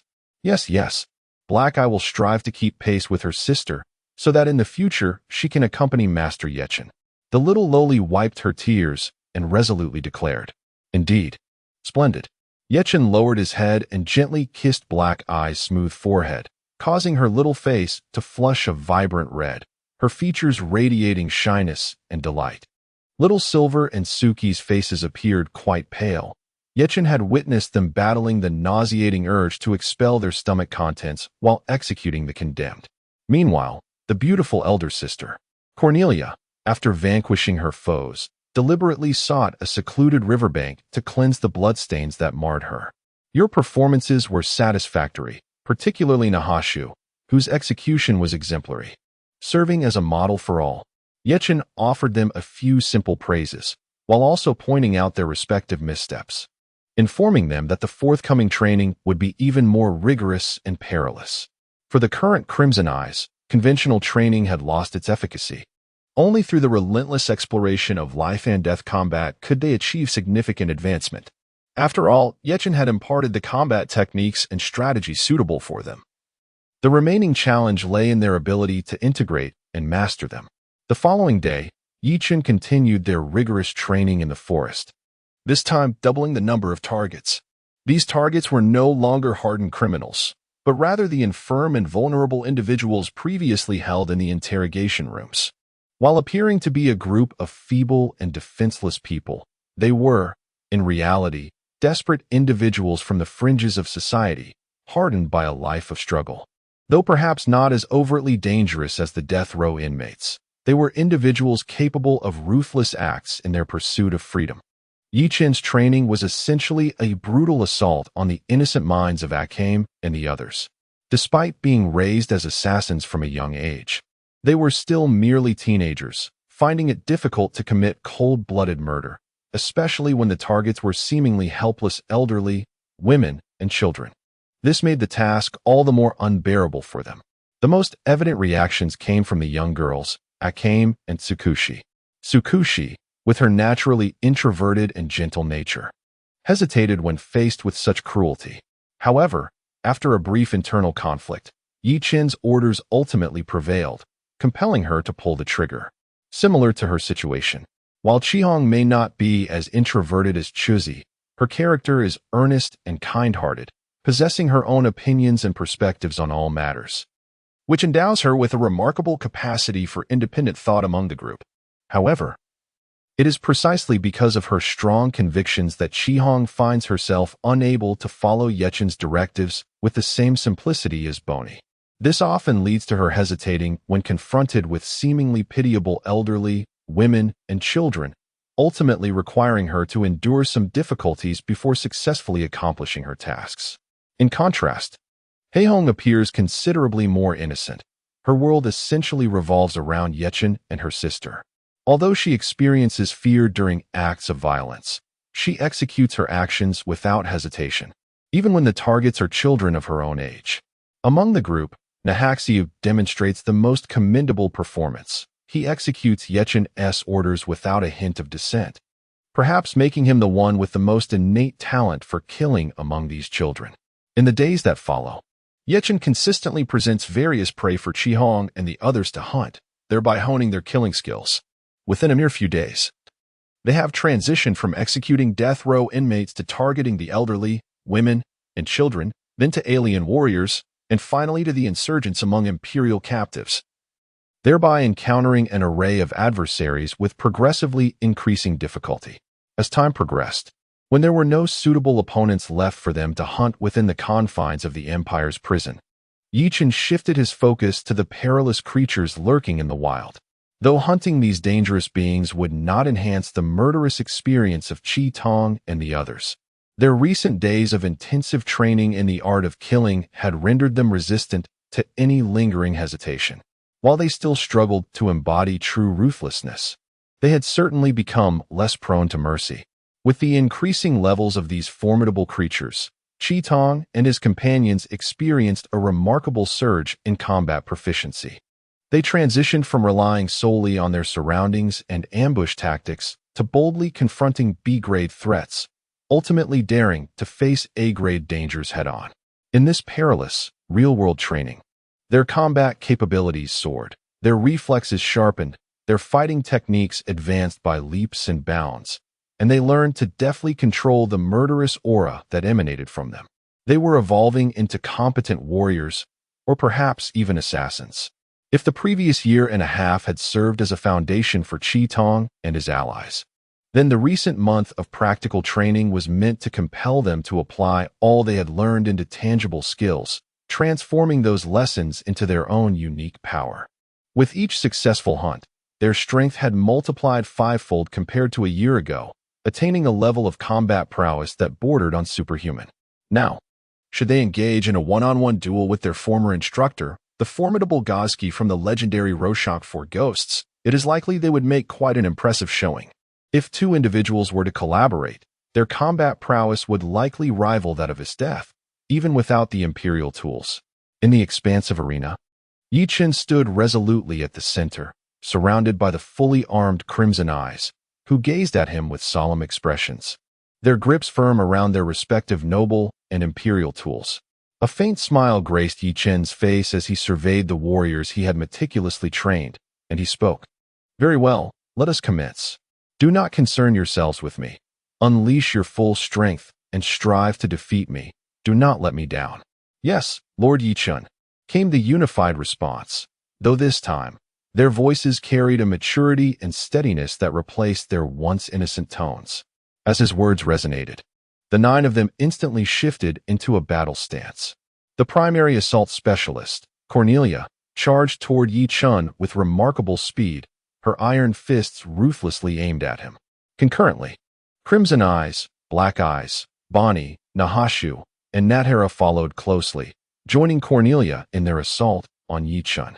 Little Silver tightened her grip on her Imperial tool, Nightfall, her figure vanishing into the shadows, poised to deliver a lethal strike at any moment.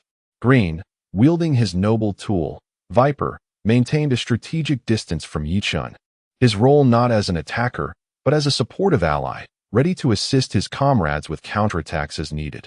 Zhuzi deliberately distanced herself, her firearm, the Prometheus, aimed steadily at Ye Chen. Yet, she refrained from firing, choosing instead to wait for a moment when Ye Chen might reveal a flaw amidst the onslaught from Qi Tong and others. That would be her opportune moment to strike. Ye Chen observed their every move, a satisfied expression gracing his features. Truth be told, cultivating such exceptional warriors personally brings a profound sense of achievement. Although Qi Tong and the others still had a considerable way to go before they could become the elite guard of the Asura royal family, Ye Chen felt he could already glimpse the faint outlines of their potential growth. If this continued, each of them would undoubtedly evolve into formidable fighters. "Come now, showcase your prowess to me. Let us engage in battle." With a voice that seemed to whisper and murmur, Ye Chen slowly raised his hands, firmly receiving the dual punches from Cornelia. Boom! As Ye Chen's palms collided with Cornelia's iron fists, a powerful shockwave erupted from his hands, sweeping outward like a tempest, heralding the official commencement of the battle. Chapter 76, Special Training concludes. Boom! As Ye Chen's palms met Cornelia's iron fists, a fierce shockwave erupted from his hands, sweeping outward like a storm. After deftly parrying Cornelia's attack, Ye Chen displayed no hesitation. With a firm grip, he forced Cornelia back while subtly shifting his body to evade Nahashu's ensuing strike. In a fluid motion, his right hand swept to the side, the back of his hand striking the blade of Black Eye's sword, causing her katana to collide with Red Eye's weapon. Suddenly, a shout from Natera pierced the air, accompanied by the unmistakable sound of slicing through space.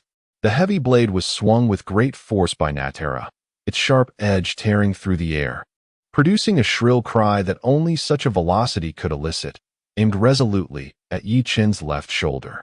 Impressive momentum, but why target the left shoulder? Wouldn't aiming for the head be a more prudent choice?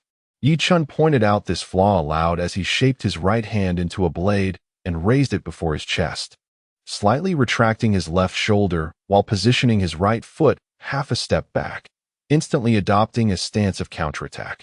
His raised hand met the oncoming force, intercepting Natara's heavy sword. Clang! The hand blade met the large sword with a resounding impact. Such formidable strength. Although Ye Chen's extraordinary prowess was already well known, Natera found it hard to believe when faced with him directly. This tremendous force surpassed even that of an A-class dangerous species. As this thought flickered through Natara's mind, the air behind Ye Chen suddenly warped slightly, and Xiao Yin emerged from the distortion, wielding a long sword as dark as ink. With ruthless intent, she thrust the sword toward Ye Chen's lower back. Success! Upon witnessing the imminent success of the Dark Knight in piercing the body of Ye Chen, a flicker of joy appeared on Xiao Yin's face, albeit accompanied by a hint of hesitation. After all, the target was the esteemed Lord Ye Chen, whom she revered deeply. Despite Ye Chen's prior assurance that he required no mercy before the battle commenced, the notion of inflicting harm upon him had always left Qi Tong and the others in a state of uncertainty. Thus, at this pivotal moment, Xiao Yin found herself wavering. Her previously relentless sword momentum diminished by a third, despite her awareness that such hesitation was ill-advised. On the other hand, Ye Chen had long since perceived the girl's actions. Upon noticing the weakening of her sword intent, he could not help but shake his head. With a swift exertion of his right hand, he sent Natala flying away, while simultaneously turning to deftly grasp the sword's blade with his left hand. Observing Xiao Yin's dazed expression, Ye Chen felt a twinge of amusement. While her timing for the ambush was commendable, succumbing to hesitation or distraction in the midst of battle was far from prudent. She ought to take heed of this in the future. Feeling remorseful for her error, Xiao Yin nodded in shame. Subsequently, Ye Chen gently seized her right hand and, with a vigorous motion, hurled her away into the distance. The vigilant Chuzi, who had been poised with her weapon aimed at Ye Chen, hastened to the spot where Xiao Yin would land, ready to catch her. However, the immense force emanating from Xiao Yin compelled Chuzi to take several steps back as she absorbed the impact. "Thank you, Chuzi," Xiao Yin said, regaining her footing as she shook off the numbness in her right arm, calming the tumultuous energy within her. Yet, despite Ye Chen's restraint, the force of his earlier throw had rendered one side of her body numb, a testament to the power that coursed through her slender arm. "Very well, let us proceed. From this moment on, you must exercise greater caution. Remember, you are merely a group of the weak. You neither need nor deserve to concern yourselves with my safety. Thus, unleash your attacks to the best of your abilities. Should you truly manage to defeat or even kill me, I would feel a genuine sense of joy." Night Dust warned once more. Yes, Lord Night Dust. With the brief encounter that had just transpired, Qi Tong and the others had gained a clearer understanding of the disparity between themselves and Night Dust. Naturally, they cast aside any unwarranted hesitation, their faces now etched with a grave seriousness, far more earnest than before. "Chuji." Almost at the very moment the battle reignited, Qi Tong surged forward, calling out, "Understood." "Qi Tong," Chuji replied, swiftly aiming her pistol at Night Dust. In an instant, she fired 3 shots in rapid succession, the bullets tracing bizarre arcs through the air, hurtling towards Night Dust's side and rear with astonishing trajectories. Simultaneously, Qi Tong reached the front of Night Dust, her blade, Murakumo, slicing through the air in a merciless arc aimed directly at his neck. The fierce wind pressure generated by her sword technique scattered Night Dust's dark bangs, the blade cleaving through the air with a speed so great that it was nearly imperceptible to the ordinary eye. Quite the coordination. It seems I may exert myself a little now. After all, to hold back excessively would be an affront to your capabilities, Night Dust mused inwardly, a crimson glow illuminating his figure. With a swift motion of his left hand, he traced a blood-red shadow in the air, effortlessly catching all three of Chuji's bullets in his grasp. Meanwhile, Nahaxiu, Cornelia, Haidong, and Natara rushed forward, taking turns to engage with Ye Chen, leaving him no respite whatsoever. Additionally, Xiaoyin once again concealed herself, gliding stealthily beside Ye Chen, occasionally emerging from the shadows to deliver swift strikes. The rattlesnake whip in Green's hand resembled a living serpent, incessantly weaving along the battlefield's periphery, searching for an opportunity to launch a surprise attack. From a distance, Zhuji sought openings, occasionally firing bullets at Ye Chen from remarkably unconventional angles. In the face of such a relentless assault, even Ye Chen could not help but feel a modicum of pressure. However, this very pressure ignited the flames of battle within him, filling him with exhilaration. Moreover, witnessing the remarkable advancement in the strength of Qi Tong and the others, Ye Chen was overwhelmed with a profound sense of accomplishment and satisfaction. Chapter 77, Assassination Mission. This outcome was, in truth, anticipated. Although they had been personally trained by Ye Chen, they had only been honing their skills for nearly 2 years. While their prowess had indeed surged, it was still far from the inhuman caliber of Ye Chen. Nevertheless, despite their defeat, the combat capabilities and techniques displayed by Qi Tong and the others greatly pleased Ye Chen. With their current level of combat strength, they should have no trouble engaging a formidable opponent like Gazki among the 4 demons. While not capable of a swift kill, they could certainly put forth a commendable performance. Applause erupted as the battle concluded, accompanied by the distinctive raspy and chilling voice of Bilt, the head of the assassination department. Truly remarkable, Deputy Minister Ye Chen. It appears you have trained the elite team exceptionally well. Indeed, seeking your assistance was the wisest decision I made, Minister Bill remarked with admiration. In truth, he had arrived just as Ye Chen and his team were engaged in battle. He had intended to discuss a matter with Ye Chen, but was unexpectedly captivated by the extraordinary display of skill. "Oh, it is you, Minister. What brings you here?" Ye Chen responded, his demeanor dismissive towards the cold, bald figure before him. In fact, he had long sensed the minister's presence, yet he remained indifferent, his tone devoid of any semblance of politeness. Bill, unfazed by Ye Chen's rudeness, understood the immense power the latter possessed. It was only natural for those of great strength to enjoy certain privileges. Nonetheless, before speaking further, he narrowed his eyes and addressed the red-eye members beside Ye Chen, commanding coldly, "You all may leave. I have matters to discuss with the deputy minister." However, the response from Red Eye caused Bill to furrow his brow. Instead of complying immediately, they cast inquiring glances at Ye Chen, evidently seeking his approval. It was only after Ye Chen nodded in acquiescence that they turned to depart, leaving just the 2 ministers to face each other. "It seems Lord Ye Chen's training methods are quite effective," Bill mused. "From their recent behavior, it appears my authority pales in comparison to yours in their eyes." Bill's voice carried a hint of indifference, whereas he once felt a sense of joy over the progress made by Qi Tong and the others. Now all that remained in his heart was concern.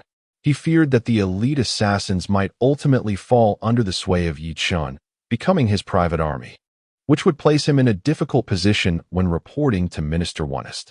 "Not at all. It is merely my role as their instructor that has fostered a certain closeness between us due to our daily interactions." Ye Chen simply smiled, fully aware of Qi Tong and their team's performance, as it was, after all, a direct result of his teachings. From the very onset of their training, he had instilled in them the principles of obedience and loyalty. However, his intent from the beginning had been to cultivate Qi Tong and the others into his own personal elite guard, meaning their sole allegiance should be to him. Let us hope it remains so. Otherwise, I might need to consider alternative methods of ensuring their compliance. Speaking of which, chemical control could prove to be a viable option. I happen to possess a new substance that not only stimulates their latent potential but also leverages addiction to maintain their obedience. Bill spoke coldly, finding himself increasingly perplexed by his deputy. He had heard that Minister Onist had extended an invitation to him a month prior, which he had declined, leading to a furious outburst from Onist that Bill had ultimately managed to diffuse. Such reactions are unwarranted. They are still in their formative years, and your substances would only hinder their development, yielding no benefits. Night Dust shook his head, expressing indifference toward Bill's threats. He remarked that with his presence, Bill would have no opportunity to administer drugs to Chi Tong and the others. Even if they were to be subjected to such substances, it would prove futile. For his Night Dust personal guard, Chi Tong and the others were destined to undergo the reincarnation ritual. As a pure-blooded Asura, Night Dust was undoubtedly an immortal being, with a lifespan that defied calculation. Consequently, his personal guard could not be allowed a short life. Thus, forsaking their human lineage to reincarnate as Asuras was an inevitable course of action. Once they transformed into Asuras, the so-called drug cravings and side effects that Bill spoke of would hold no sway over them. Very well, Night Dust concluded, since you've stated your position, I shall await your performance. Now, let us discuss matters of importance. Bill adjusted his monocle and spoke with gravity, revealing that he had recently acquired intelligence regarding the rebellious forces plotting against the Empire from the northwestern border. It appeared they intended to collaborate with the Western tribes. To quell these insurrectionist tendencies, the Imperial High Command wished for Night Dust to lead an assassination squad for investigation, ideally to eliminate those rebels. Rebels? Still at the northwestern borders of the Empire. Night Dust furrowed his brow and replied calmly, It seems this will be a prolonged endeavor, which is rather vexing, as I am reluctant to leave the imperial capital. If you have other matters at hand, I shall assign another to lead the mission. Before the recent events, Bill had hoped that Night Dust would personally lead the elite team, as he was the one who had meticulously trained them. Only he could truly harness the combat prowess of the elite group, and Night Dust himself possessed formidable strength, making him the ideal candidate. However, in light of the previous occurrences, Bill now found himself wishing to separate the elite team from Night Dust, allowing him greater control and discipline over them. Night Dust, perceptive to his subtle intentions, shook his head and replied, There's no need for that. Allow me to take the lead. I have nearly completed my search in the capital, and it is time to venture beyond. He added, It is merely a matter of hunting. I advise against inquiring further, for sometimes ignorance can be the greatest fortune. With a dismissive wave of his hand, he turned and made his way toward the small villa of the assassination team, stating, I will take on the task from here. Tomorrow, I will prepare them, and we shall depart the day after. Chapter 78. Preparations before departure. My Lord Night Dust, please take this seat. The closest member, Tsukushi, kindly shifted to make room for Night Dust, inviting him to sit beside her. Night Dust settled down naturally, but upon observing the simple attire of the young men and women beside him, he could not help but furrow his brow. Do you have any other clothing? He inquired. I mean, clothing of different styles. The white uniforms issued by the assassination department do not count. Night Dust clarified. None at all, Tsukushi replied, her face betraying a hint of envy as she spoke of clothing. Being a girl, she naturally harbored a longing for beautiful garments. Master Ye Chen, our requirements for clothing are rather modest. The attire assigned for the assassination mission is more than sufficient. Nahaxidu appeared anxious about inconveniencing Ye Chen and promptly expressed his sentiments. It is not a matter of need. Rather, we are to depart from the capital for the northwestern border to undertake a mission tomorrow. Thus, you will also require a set of inconspicuous garments. Well, since we are not leaving until the day after tomorrow, you should take these 2 days to rest. I shall also take you out to shop for some clothes, Ye Chen elaborated. Master Ye Chen, do you mean to say that we finally have a mission? Upon hearing about the impending task, the 3 boys' eyes sparkled with surprise and anticipation. After enduring over 2 years of intense training under Ye Chen, what they yearned for most was the opportunity to undertake an assassination mission to prove their capabilities. The assignment signified their chance to showcase their skills. Wow, Master Ye Chen is taking us shopping for clothes. It seemed that the boys and girls had inherently different priorities. While the boys were focused on the task at hand, the girls were clearly captivated by the prospect of shopping and choosing new outfits with Ye Chen. A few girls flitted around Ye Chen, engaging in animated discussions, seemingly knowledgeable about shopping despite their lack of experience. Xiuluo and the other boys appeared either intimidated by the girls' enthusiasm for shopping or simply shy, opting to separate from the girls and pursue their own activities. Ye Chen graciously accepted their invitation, reasoning that nothing untoward could possibly occur in the imperial city. He generously bestowed upon them a handful of gold coins, allowing them the freedom to procure whatever their hearts desired. Accompanied by 6 young maidens, he ventured into the bustling commercial district of the capital. As they beheld the myriad of shops adorned with exquisite wares, these girls, who had spent their entire lives in rigorous training, resembled country bumpkins navigating the urban landscape. Had Ye Chen not been by their side, it is likely that numerous idle nobles would have approached with ulterior motives to lead them astray. The girls erupted in jubilant cheers upon glimpsing the splendid garments within a boutique. Each eagerly clutched their newfound attire, and even the typically composed Chi Tong displayed a flush of excitement upon her cheeks. Ye Chen watched them with a warm smile, shaking his head in exasperation yet delighting in the infectious joy of these vibrant young women. He felt a profound sense of lightness, as if all his burdens had evaporated, rejuvenating him by a decade, despite his outward appearance resembling that of a mere youth of 18 or 19. Trailing behind was Xiao Tong, who, being half a head shorter than Chi Tong, opted for an ensemble akin to hers, yet distinctively chose a black sailor suit, with a skirt even shorter than Chi Tong's, complemented by thigh-high black stockings. "Master Ye Chen, what do you think of my outfit?" asked Cornelia, who donned a chic white jacket paired with form-fitting trousers, exuding the allure of a cover girl from a fashion magazine, mature and strikingly sensual. Especially the zipper of her outfit was deliberately pulled only to the chest, revealing a glimpse of pure white that seemed to delve into an unfathomable depth, irresistibly drawing one's gaze. However, the choice of pants over a more mature and alluring skirt was likely a consideration for the convenience of performing physical techniques. "Quite splendid. It truly aligns with your mature demeanor, Cornelia," Night Dust praised. "It is wonderful to receive your approval." Filled with joy at Night Dust's acknowledgement, Cornelia's well-developed figure instinctively leaned closer to him. "Ah, Sister Cornelia, how cunning you are. Quickly let go of Lord Night Dust." Just as Cornelia embraced Night Dust's arm, a voice from the side interrupted. Bonnie, with her red twin tails, donned a short sleeveless sports top paired with tight shorts that exuded the vitality of a spirited young athlete. "Indeed, Sister Cornelia, you are too sly." Little Silver, wearing a white shirt and similarly tight leather pants, had a rather generous bust, causing the shirt to stretch taut. Lastly, Tsukushi emerged in a reddish-brown long-sleeve dress that complemented her somewhat delicate and introverted demeanor, rendering her utterly adorable, evoking a strong protective instinct while simultaneously inciting a mischievous urge to tease her and witness her tearful vulnerability. How bothersome, Lord Night Dust. Could you please refrain from looking at me like that?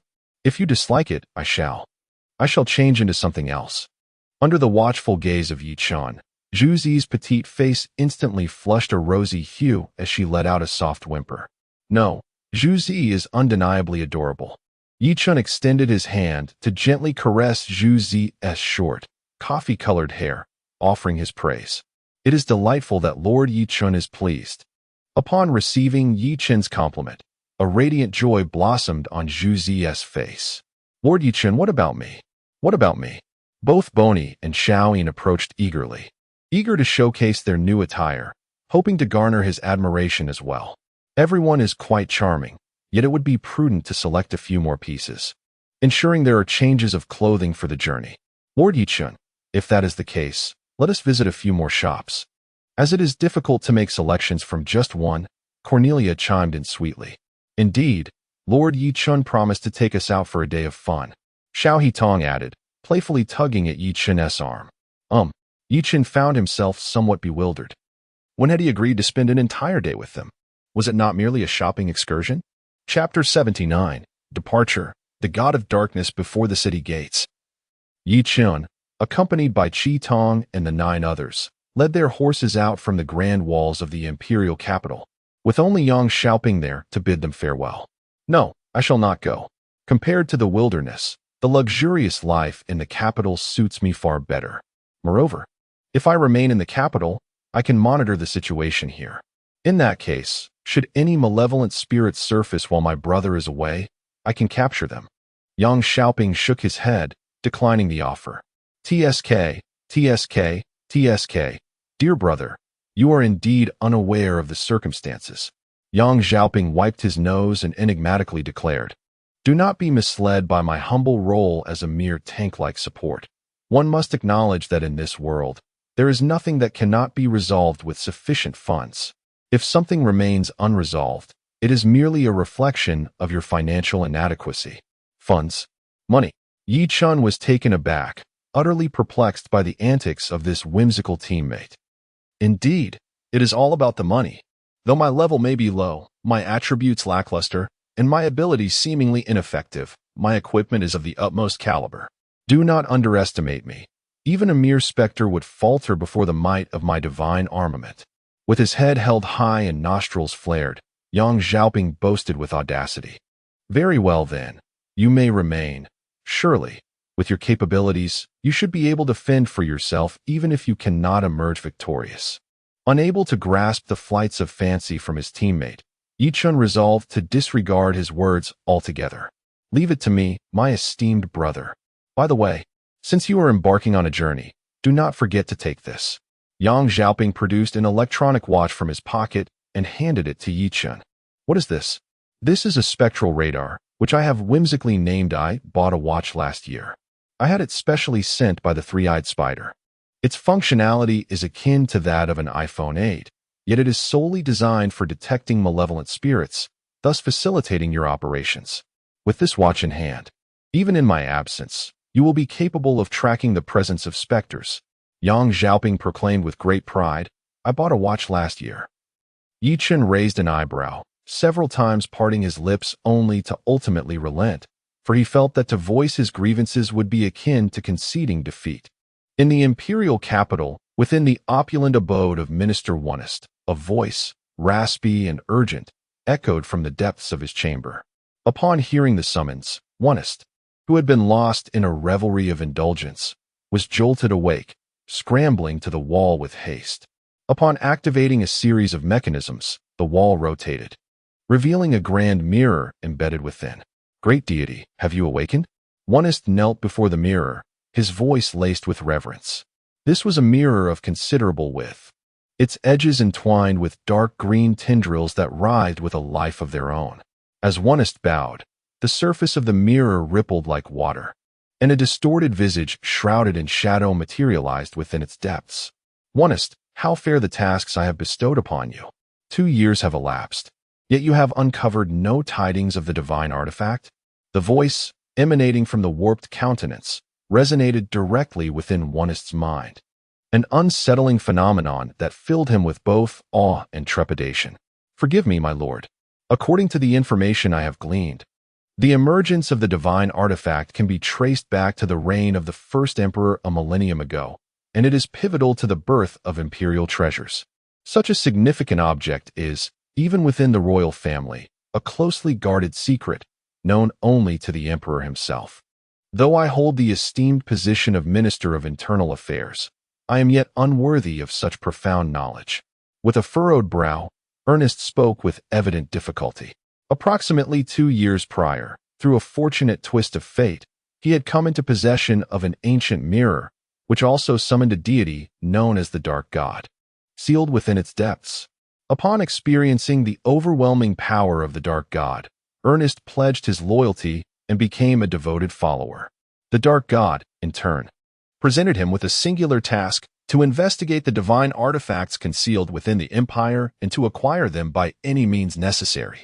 The Dark God promised that if Ernest could deliver these artifacts, or even merely allow the Dark God to come into contact with them, he would successfully manifest his invincible power, granting Ernest dominion over the entire world for eternity, along with the gift of everlasting life and enjoyment of all that it entails.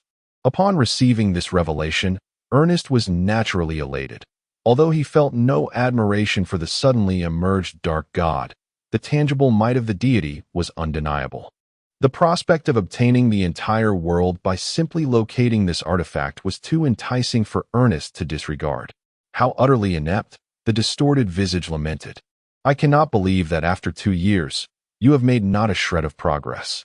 Very well, after 2 years of slumber, my strength has somewhat replenished. Now, I am able to offer you assistance. With my power and my minions at your disposal, no adversary shall stand in your way. Chapter 80. Interlude, my lord. With your assistance, I am certain I can swiftly gather information regarding the divine artifacts. To speak candidly, I am currently beset by a significant predicament. You see, although I hold a prominent position as a minister in this empire, there exists one above me, the Emperor. His presence is the greatest obstacle to my acquisition of the divine artifacts. Therefore, I implore you to help me eliminate the Emperor, allowing me to elevate the young prince to the throne. At that juncture, the entire empire will be under my dominion, and the royal secrets shall be mine to peruse. The divine artifacts you seek will also be readily available. Upon hearing the distorted visage within the mirror so generously offer to resolve his plight, Minister Onest expressed his grievances without hesitation. The Emperor of the Empire, you say? That is quite manageable. As a minister, you should possess the right to an audience with the Emperor. Here, I present to you a cup of poison, colorless and tasteless. Any mortal who partakes will succumb to its effects within half a minute, and with the technological limitations of your world, it will be deemed a sudden death, untraceable. As the words of the distorted visage resonated, a horned cup filled with a dark crimson liquid emerged from the mirror. Ah, this is truly splendid. Thank you for your assistance, O Divine One. Onest raised the horned cup before him, his face brimming with uncontainable joy. He had long harbored the desire to eliminate the aging emperor, yet the emperor remained ensconced within the palace, fiercely protected by the formidable General Bud. Any rash action could lead to his downfall, jeopardizing everything he had meticulously built, including his very life. Thus, he had endured in silence, seeking the perfect opportunity. Now, with the aid of this deity and the poisoned chalice before him, his plans could be set into motion. Once the old emperor was dead and the new emperor ascended, the empire would fall under his dominion. As long as you obediently assist me, I shall guarantee you wealth and prosperity. However, remember, do not disclose my identity or that of my followers to anyone, or I shall make you experience a torment akin to hellish death. The twisted visage threatened coldly, as a dark red beam shot from the mirror into Onest's head, instantly inflicting excruciating pain that rendered him prostrate on the ground. Contorted like a shrimp, I have infused a trace of my power into your mind, a power that will fortify your constitution, making you less susceptible to death. Yet, should you betray me, this energy will tear your brain apart and consume both your body and soul. After uttering these words, the distorted face in the mirror vanished. It hurt so much. After a prolonged moment, Onest managed to rise from the ground, spat at the mirror, and muttered softly, "Damn you for treating me this way. Were it not for your utility, I would have cast you aside without a second thought. However, judging by this fellow's reaction, he seems to be evading something. Could it be that he is being pursued by someone? Nevertheless, it matters not to me. The conflicts of divine beings have no bearing on my affairs. My sole concern is to reap the benefits." After uttering these words, Onest raised the cup of poison and stepped outside, intending to first find someone to test it on. Once he confirmed its safety, he would then seek an audience with the emperor. After he exited the room, a distorted visage reappeared in the mirror. It had overheard Onest's whispered musings and, watching his departing figure, disdainfully curled its lip, sneering, "What a greedy wretch. Were it not for my need to escape the hounds of hell, I would have no use for your assistance. Yet, it will not be long now. Once I acquire that artifact and harness the power of the stars and the essence of slaughter, I shall undoubtedly undergo a transformation and attain the status of a ghostly immortal. At that time, even the infernal messengers of hell shall stand no chance against me." Meanwhile, Ye Chen and the crimson-eyed companions had been on their way for over a dozen minutes, but issues began to arise. "Ye Chen, Lord Ye Chen, could we perhaps slow down a bit?" Suddenly, a voice called out from behind. Ye Chen pulled on the reins and turned to look back. only to find that Black Eye had unknowingly lagged behind by several meters, her petite form hunched over on the horse's back, her small hands gripping the reins tightly, struggling to maintain her balance as she swayed precariously. In truth, it was not solely Black Eye. Both Red Eye and the others possessed little experience in horseback riding, their equestrian skills being woefully inadequate. Thus, Ye Chen had been deliberately reducing their pace, yet he did not anticipate that Black Eye would fall behind. "What is wrong?" Ye Chen inquired. "My lord, I am too short," Black Eye replied meekly. Upon hearing her words, Ye Chen realized that her tiny feet could not reach the stirrups. After all, she was merely a petite girl standing at 140 centimeters. It was indeed a tall order to expect her to manage a warhorse that stood 2 meters high. "This is truly my oversight. Cornelia, if any of you possess the capability, please assist Black Eye." Ye Chen turned to Cornelia and the others and stated, My lord Ye Chen, well, this is our first time riding as well, and we lack the confidence to assist someone else." Cornelia shook her head, expressing her helplessness. Although Red Eye yearned to aid her sister, she was acutely aware of her own limitations. Managing to keep pace with Ye Chen was already a considerable effort, and attending to Black Eye was beyond her capabilities. "I am sorry." Feeling like a burden to her companions, Black Eye spoke with a hint of disappointment. "Never mind. Since none of you are able, I shall take Black Eye with me," Ye Chen said nonchalantly as he guided his warhorse towards Black Eye. Hearing Ye Chen's words, the other girls immediately displayed expressions of envy, marveling at the opportunity to ride alongside their esteemed lord. "Yes, my lord Ye Chen." The unexpected surprise elicited a delightful smile from the black-eyed girl.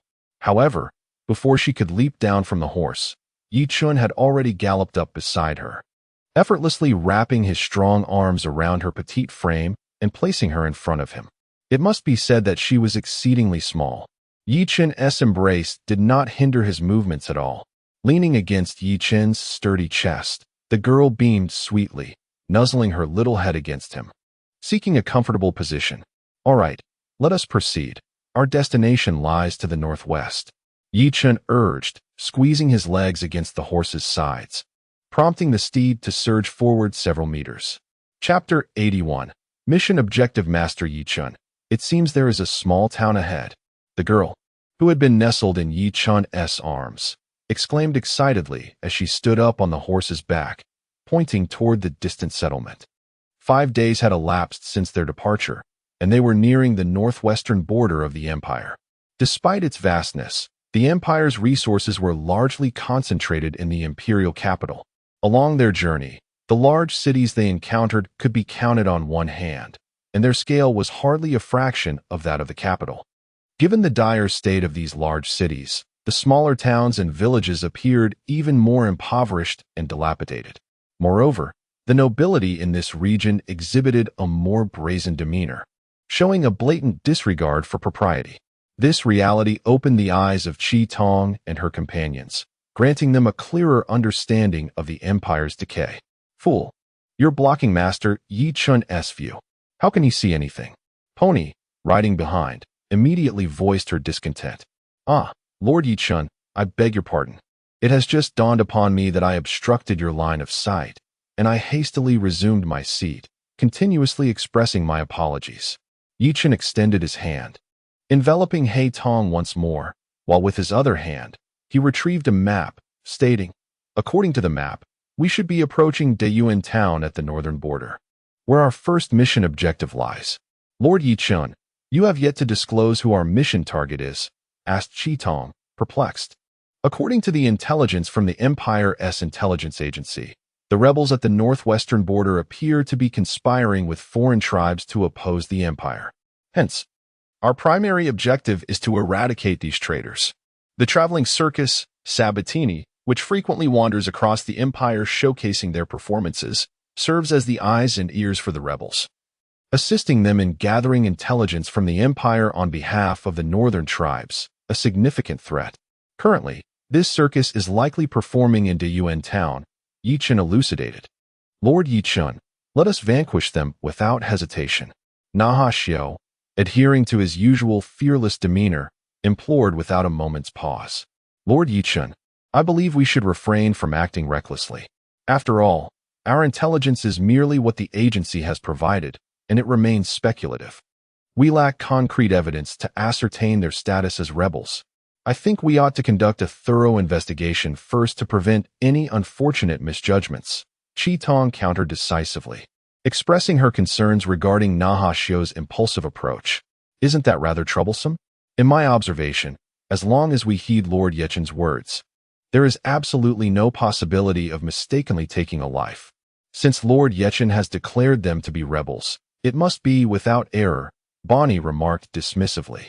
Although I too place my faith in Lord Ye Chen, it is true that he is yet to reach a definitive conclusion, is it not?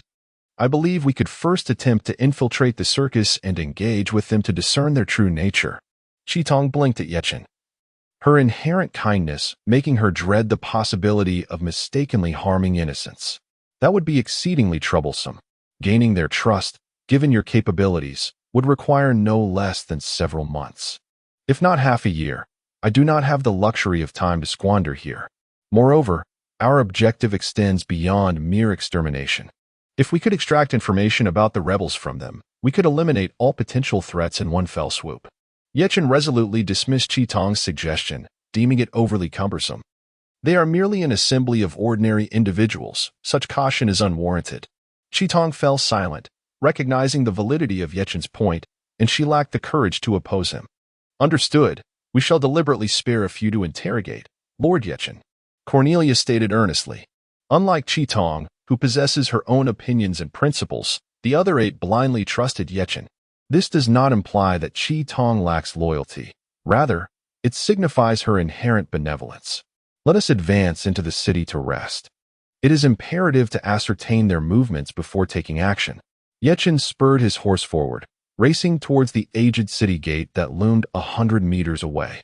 It is likely due to its proximity to the northern ethnic groups that Du in town, though modest in size and lacking the grandeur of the imperial capital, boasts a thriving trade. The bustling commercial street is teeming with merchants and travelers adorned in the garb of the empire or the northern tribes. After a night's rest at a local inn, Ye Chen instructed his 9 companions to disperse the following day, gathering intelligence on the acrobatic troupe Sabatini throughout Dun City. The information provided by the Empire was rather rudimentary, merely indicating that the rebels were plotting to collude with the northern tribes and offering a lead on the Sabatini troupe. However, had there been concrete intelligence, the Empire would have dispatched troops to eliminate the threat before it escalated to the involvement of assassination squads. In the absence of definitive information, Ye Chen had no choice but to proceed cautiously, piecing together the rebels' whereabouts. Master Ye Chen, I have gathered intelligence from the conversations of patrons at the inn. The Sabatini acrobatic troupe comprises 32 members, led by a man named Sabatini, who has been performing along the northwestern border of the Empire, reported Cornelia. From the posters they have distributed and displayed, I have discerned their schedule. They will be performing in Dun town for 4 days, starting from the day before yesterday, before departing for their next destination. Master Ye Chen, when do you propose we commence our endeavors? Nash added. Lord Nightshade, I procured tickets specifically to witness their acrobatic performance. Yet I perceive them as merely commonplace folk artists, Akame uttered softly. Akame, your youth betrays you. Your observational skills require refinement. One must acknowledge that appearances can be deceiving. Nightshade responded calmly. Enough dawdling. The opportune moment arises when they depart from Dun town tomorrow. Committing homicide within the city limits carries undesirable repercussions. Nightshade had discerned Akame's disposition during prior assassination drills, compassionate, steadfast, and possessing independent judgment. However, this also predisposed her to vacillation when executing missions, apprehensive of potentially wrongful killings. Indeed, sister, your benevolence is excessive. We need only obediently heed Lord Nightshade's directives, Kuroaim chirped, embracing Akame's arm. Sister, cease your fretting and emulate Bonnie and myself. We are unburdened by such anxieties. Affirmative, Lord Nightshade is infallible, Shirogane concurred. Precisely. Bonnie grinned, revealing his canines upon hearing Kuroaim's commendation. Chapter 82. A lopsided massacre prey, Lord Nightshade, if my memory serves me correctly. A band of ferocious brigands is ensconced within the vicinity of Mount Zilanami, Green interjected, adjusting his spectacles. Mere bandits? Should they dare to disrupt our mission? I shall obliterate them all in an act of public service, Boney dismissed with a nonchalant wave. Indeed, Boney spoke the truth. They are merely a band of mountain bandits. Since we have encountered them, let us resolve this matter en route. It has been half a month since you last took a life, has it not? Ye Chen nodded in agreement. Cornelia and the others eagerly rubbed their hands together, exhilarated at the prospect of their inaugural mission. They were finally afforded the opportunity to demonstrate their prowess to Lord Ye Chen. After undergoing Ye Chen's meticulously arranged training in the art of killing, while they may not be devoid of emotion, they had shed any hesitation or anxiety. Even Chi Tong, though she steadfastly upheld her inherent kindness, was resolute in battle. Once the fight commenced, she would not falter and could ruthlessly vanquish her foes. On the steep mountain path, dozens of bloodied heads were ominously arranged in the center, their blood staining the ground a deep crimson. On the opposite side of the path, the caravan of the Sabatini circus approached with great fervor. The driver of the leading carriage spotted this horrifying scene and quickly alerted the following carriages to halt their advance, pulling the reins to bring the carriage to a stop. Captain Sabatini, there seems to be an issue up ahead on the mountain path, the lead driver shouted. At his call, the members of the Sabatini circus emerged, some brandishing weapons, their faces etched with fear. What is amiss? Is it the bandits of the Sharanami Mountains? Captain Sabatini inquired anxiously, wielding a sword cane. I have awaited your arrival for an extended duration, members of the Sabatini troop. Your pace is exceedingly slow. Before he could ascertain the situation, several figures emerged from the slopes on either side, not the bandits that Sabatini had feared, but rather a young man accompanied by several boys and girls. Judging by their appearance, the eldest among them could not have surpassed the tender age of 14. Who are you?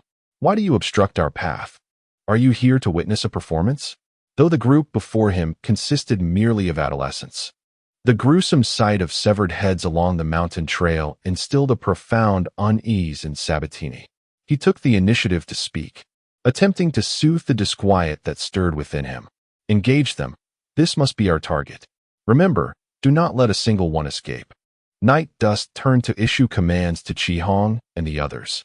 A chorus of terrified screams erupted from the girls behind, who, despite sensing that something was amiss, found it difficult to fathom that these seemingly innocent children could be the harbingers of their demise. Sabatini, taken aback, exclaimed in a state of sheer terror, Who are you? Are you still unaware of your predicament? Came the chilling response from Night Dust. Sabatini troop. You have exploited the Empire's parades to gather intelligence for rebels and foreign entities. Such treachery warrants your demise.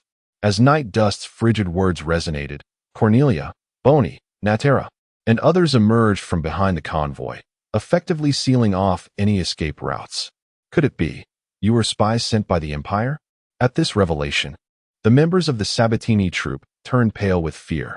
Indeed, Xiaoyin declared, regarding them with a frigid gaze, our mission is to consign you to oblivion.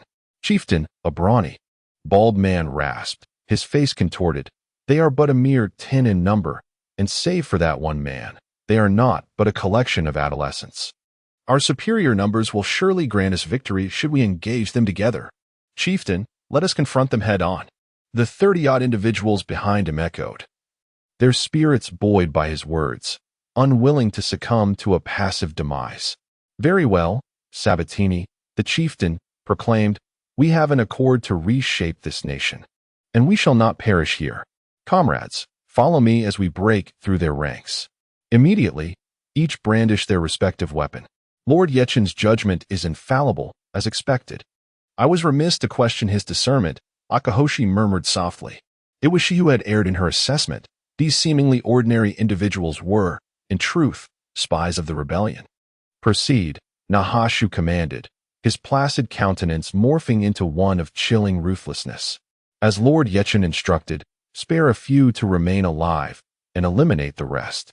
His aquatic dragon blade transformed into a frigid arc of light, instantly claiming 2 lives. Meanwhile, Bonnie and Cornelia, adept in martial arts, surged forward, each dispatching their foes with a single blow, a testament to the vast disparity in their capabilities. Sabatini and his cohort, dispatched by the rebellion to gather intelligence, possessed a modicum of combat prowess, roughly equivalent to that of common soldiers. However, they were no match for the likes of Akahoshi and her comrades. As the preparatory guard cultivated by Night Dust, each member of the crimson-eyed cadre possessed strength rivaling that of the infamous 4 demons. Slaughtering these mere mortals was akin to a fierce tiger returning to its domain, rampaging amidst a flock of sheep. How despicable of the Empire to force you children to commit such atrocities. Sabatini exclaimed with palpable fury, his heart heavy with sorrow as he gazed upon the lifeless bodies of his fallen comrades. The fingers gripping his cane sword trembled with barely restrained emotion. 2 minutes later, the area surrounding the carriage was strewn with corpses. Only Sabatini and a refined-looking gentleman, presumably of higher rank, remained alive among the 30 circus members. Why not simply kill us? Sabatini lamented, kneeling in despair as he witnessed the slaughter of his companions. His spirit for resistance utterly extinguished. Come with me. Our Lord Night Dust has inquiries for you, Nahashu stated with an air of indifference. Natera and Green each seized a captive, escorting them to kneel before Night Dust, who observed the scene with keen interest. You dare to entertain such thoughts? You wretched filth of the Empire shall meet your demise. The refined gentleman suddenly brandished a dagger from his sleeve, lunging recklessly at Night Dust, evidently intent on a mutual destruction. Black Eye's expression turned as frigid as ice. Her dark gaze revealed her ire. To dare to harm Lord Night Dust was an unforgivable transgression. With the swiftness of a drawn blade, she unsheathed her weapon and cleaved the assailant in 2 mid-strike. Kaiga! Sabatini cried out in despair, grieving for the comrades he had painstakingly gathered over the years, now all ruthlessly slain by the detestable Empire. Black Eyes, your indiscriminate slaughter risks staining Lord Nightshade's garments with blood spatter, Cornelia chided gently, kneeling to delicately cleanse Nightshade's trousers with her kerchief. One should not be so reckless. Chapter 83, a novel objective now. Black Eyes acted with benevolent intentions. Let us not chastise her, Nightshade responded with a smile, affectionately stroking Black Eyes' head. Lord Nightshade, you indulge Black Eyes excessively. She shall become incorrigible, Bonnie remarked with a pout, a hint of envy in her tone. Ha, enough banter. Let us attend to our duties, Nightshade interjected, stepping forward to place his hand upon Sabatini's forehead. Crimson blood force surged forth, infiltrating his being. Instantly, Sabatini's countenance contorted in agony, to the astonishment of Nash and the others. Copious amounts of sanguine essence erupted from his orifices, converging in Nightshade's grasp. As the lifeblood rapidly drained, Sabatini's corporeal form withered, swiftly transforming into a desiccated husk. Nightshade! Lord Nightshade, so formidable, Bonnie exclaimed with wide-eyed admiration. Black Eyes' eyes gleamed with fervor, brimming with veneration. Truly, Lord Nightshade surpasses us all in prowess. But, Lord Nightshade, did you not express an intention to extract intelligence from him? Why did you slay him outright? Green inquired, gazing at Sabatini's remains with perplexity. I have already procured the information. The interrogation of a living subject is unduly protracted.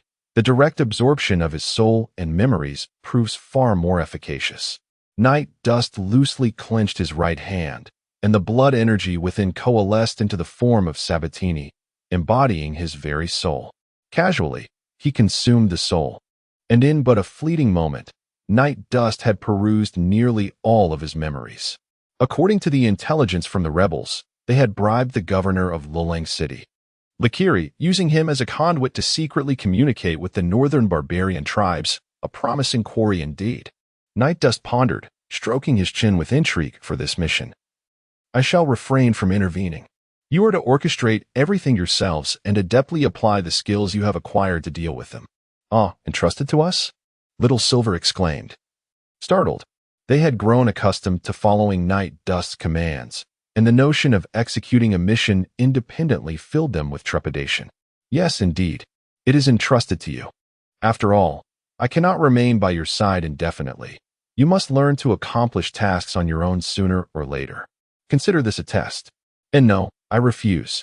Bonnie shall not leave Lord Night Dust. Bonnie exclaimed fervently, her eyes brimming with determination. Nahashio sometimes envied Bonnie for her singular focus, as her uncomplicated thoughts spared her from any concerns. Indeed, Black Eye nodded vigorously. The thought of being without Lord Night Dust's protection was utterly unthinkable. She could forsake anything. But her sister and Lord Night Dust were of utmost importance. Unlike the other girls, who heavily depended on Lord Night Dust, Nahashio and her companions held a deep respect for Lord Nyekong. In the future, as they ventured out independently, how could they continuously rely on the protective wings of Lord Night Dust? Let us speak of such matters later. For now, we must set forth towards Lilang City. Night Dust refrained from further discussing the topic, cradling the adorable little black pupil as he mounted his steed, with the 8 companions of Crimson Pupil following closely behind. The distance from Diyuan Town to Lilang City is merely a little over 100 kilometers, as both lie within the northern borders of the empire. However, Lilang City borders the lands of foreign tribes, tasked with the defense against their incursions. Currently, the city's governor is in collusion with these foreign entities, rendering the defensive line virtually ineffective. Should the northern tribes launch an assault on the empire, the treacherous governor would be the first to open the gates, allowing their forces to sweep in unimpeded. Lilang City boasts far grander fortifications than those found inland, with 10-meter-high walls capable of effectively resisting the northern tribes. At the heart of the city stands an imposing citadel, reminiscent of the imperial palace in the capital, where the target, Governor Lakiri, is evidently residing. Night Dust secured a secluded inn for their stay and convened his companions in his chamber. Are we truly planning to launch a nocturnal raid and assassinate the governor? Pondered the straightforward Bonnie, suggesting the most expedient course of action. Yet, the situation is far more intricate. The inner city of Lilang is likely teeming with traps and guards. Given the governor's audacity in conspiring with the northern tribes, he would undoubtedly be on high alert, analyzed Green with caution. Green's assessment was astute: to carry out an assassination. The foremost task is to gather detailed intelligence on the target, transforming passivity into proactivity. Henceforth, disperse into smaller teams, infiltrate the inner city, and ascertain the particulars of our objective. In the face of danger, the foremost priority must be to safeguard one's own life.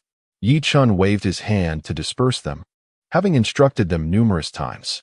However, his greatest headache stemmed from Bonnie and Xiaoyin. One possessed a singular focus, endearingly foolish, while the other was straightforward and impulsive, easily stirring up trouble. The only individuals who truly reassured Ye Chen were Nahashu, Green, Akihito, and Cornelia. Ultimately, the 9 individuals were divided into 3 groups, each comprising 3 members. The males formed one group, while Cornelia took charge of the 2 most troublesome, Xiaoyin and Bonnie. As for Suki, Black Eyes would accompany Akihito. After assigning their tasks, Nahashu and the other 2 groups dispersed throughout the vast city of Lilang. Gathering real-time intelligence on the governor of Lilang proved far more challenging than that of the civilian acrobat troupe, Sabatini. It required infiltration into the inner city, where even a slight misstep could invite peril. No need for that. I shall accompany Master Ye Chen for a stroll instead. Through casual conversation, we can swiftly acquire the necessary information, Cornelia declared, audaciously wrapping her ample bosom around Ye Chen's arm. Fool! Wearing such attire while strolling with me is exceedingly conspicuous, Ye Chen remarked, though he did not mind Cornelia's slightly seductive gesture. He had never been one to shun beauty, yet he still felt it necessary to caution her.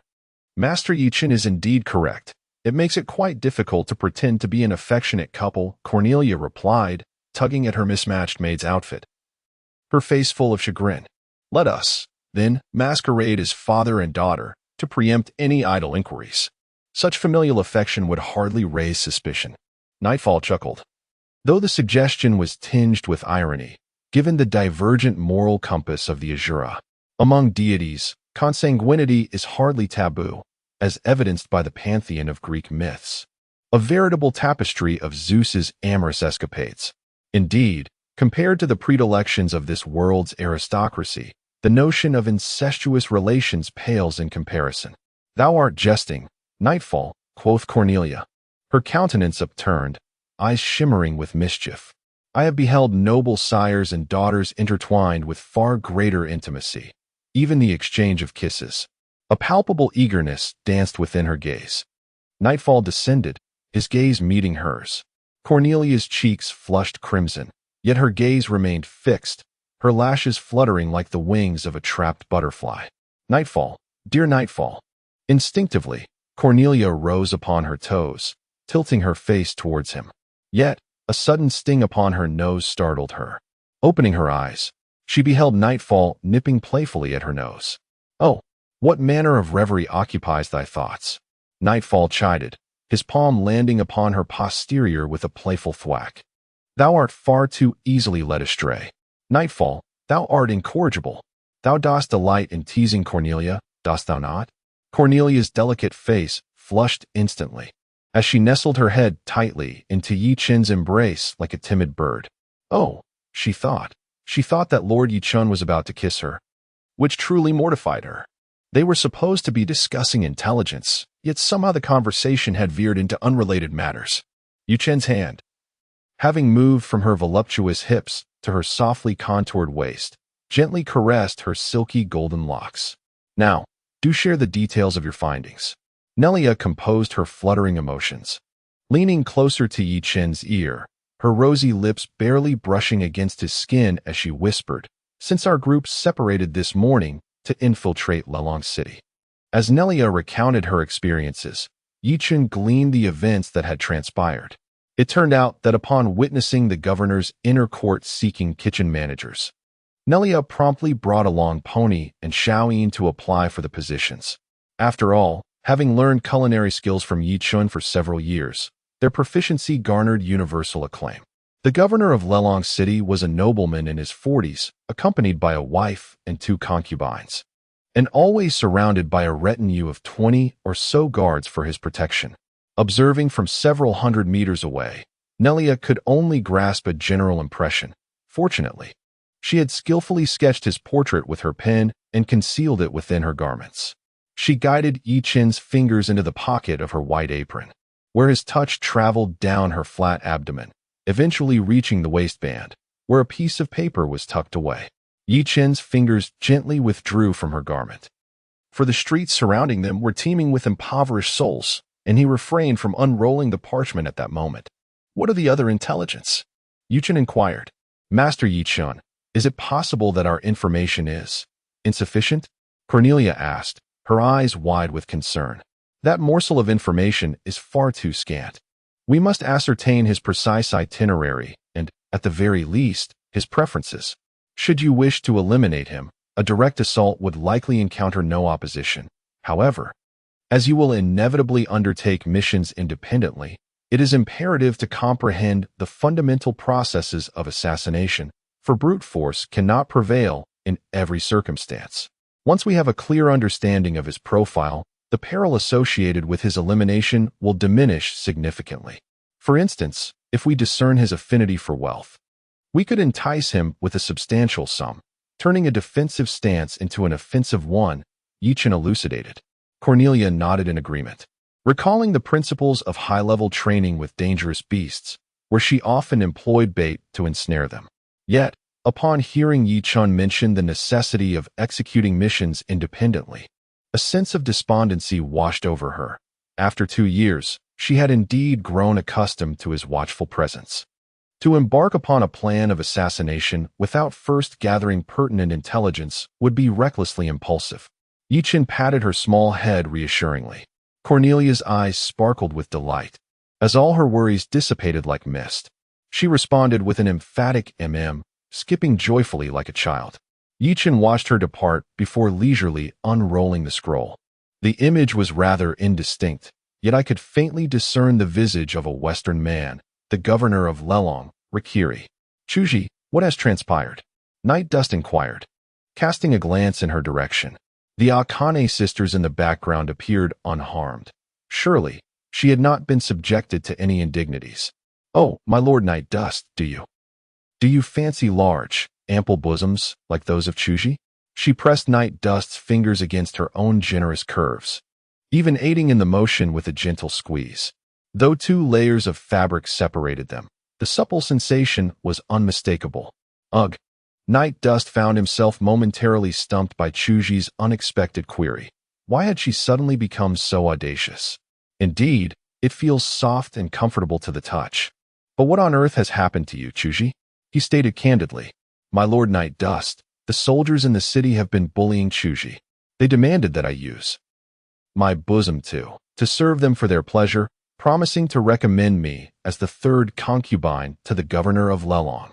Chuji exclaimed, her voice tinged with distress. "Chuji will never acquiesce.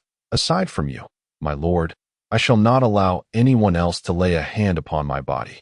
Chuji's words hovered on the brink of confession, laced with a sense of grievance. Upon hearing her explanation, Night Dust experienced a sudden epiphany. It became clear that their group had adopted a method akin to that of Cornelia, infiltrating the inner city as working maids alongside the Akane sisters.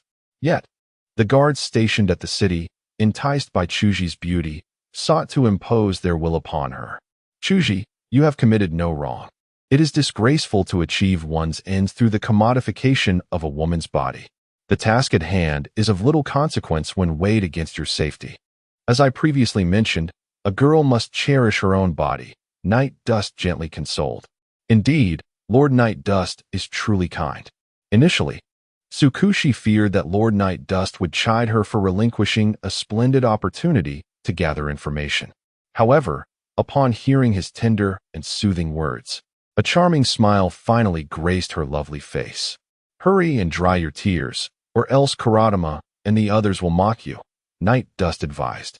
Tsukushi, feeling a rush of embarrassment, stepped away from Night Dust's embrace, gradually regaining her usual demeanor, with only the creases in her clothing betraying the recent presence of another.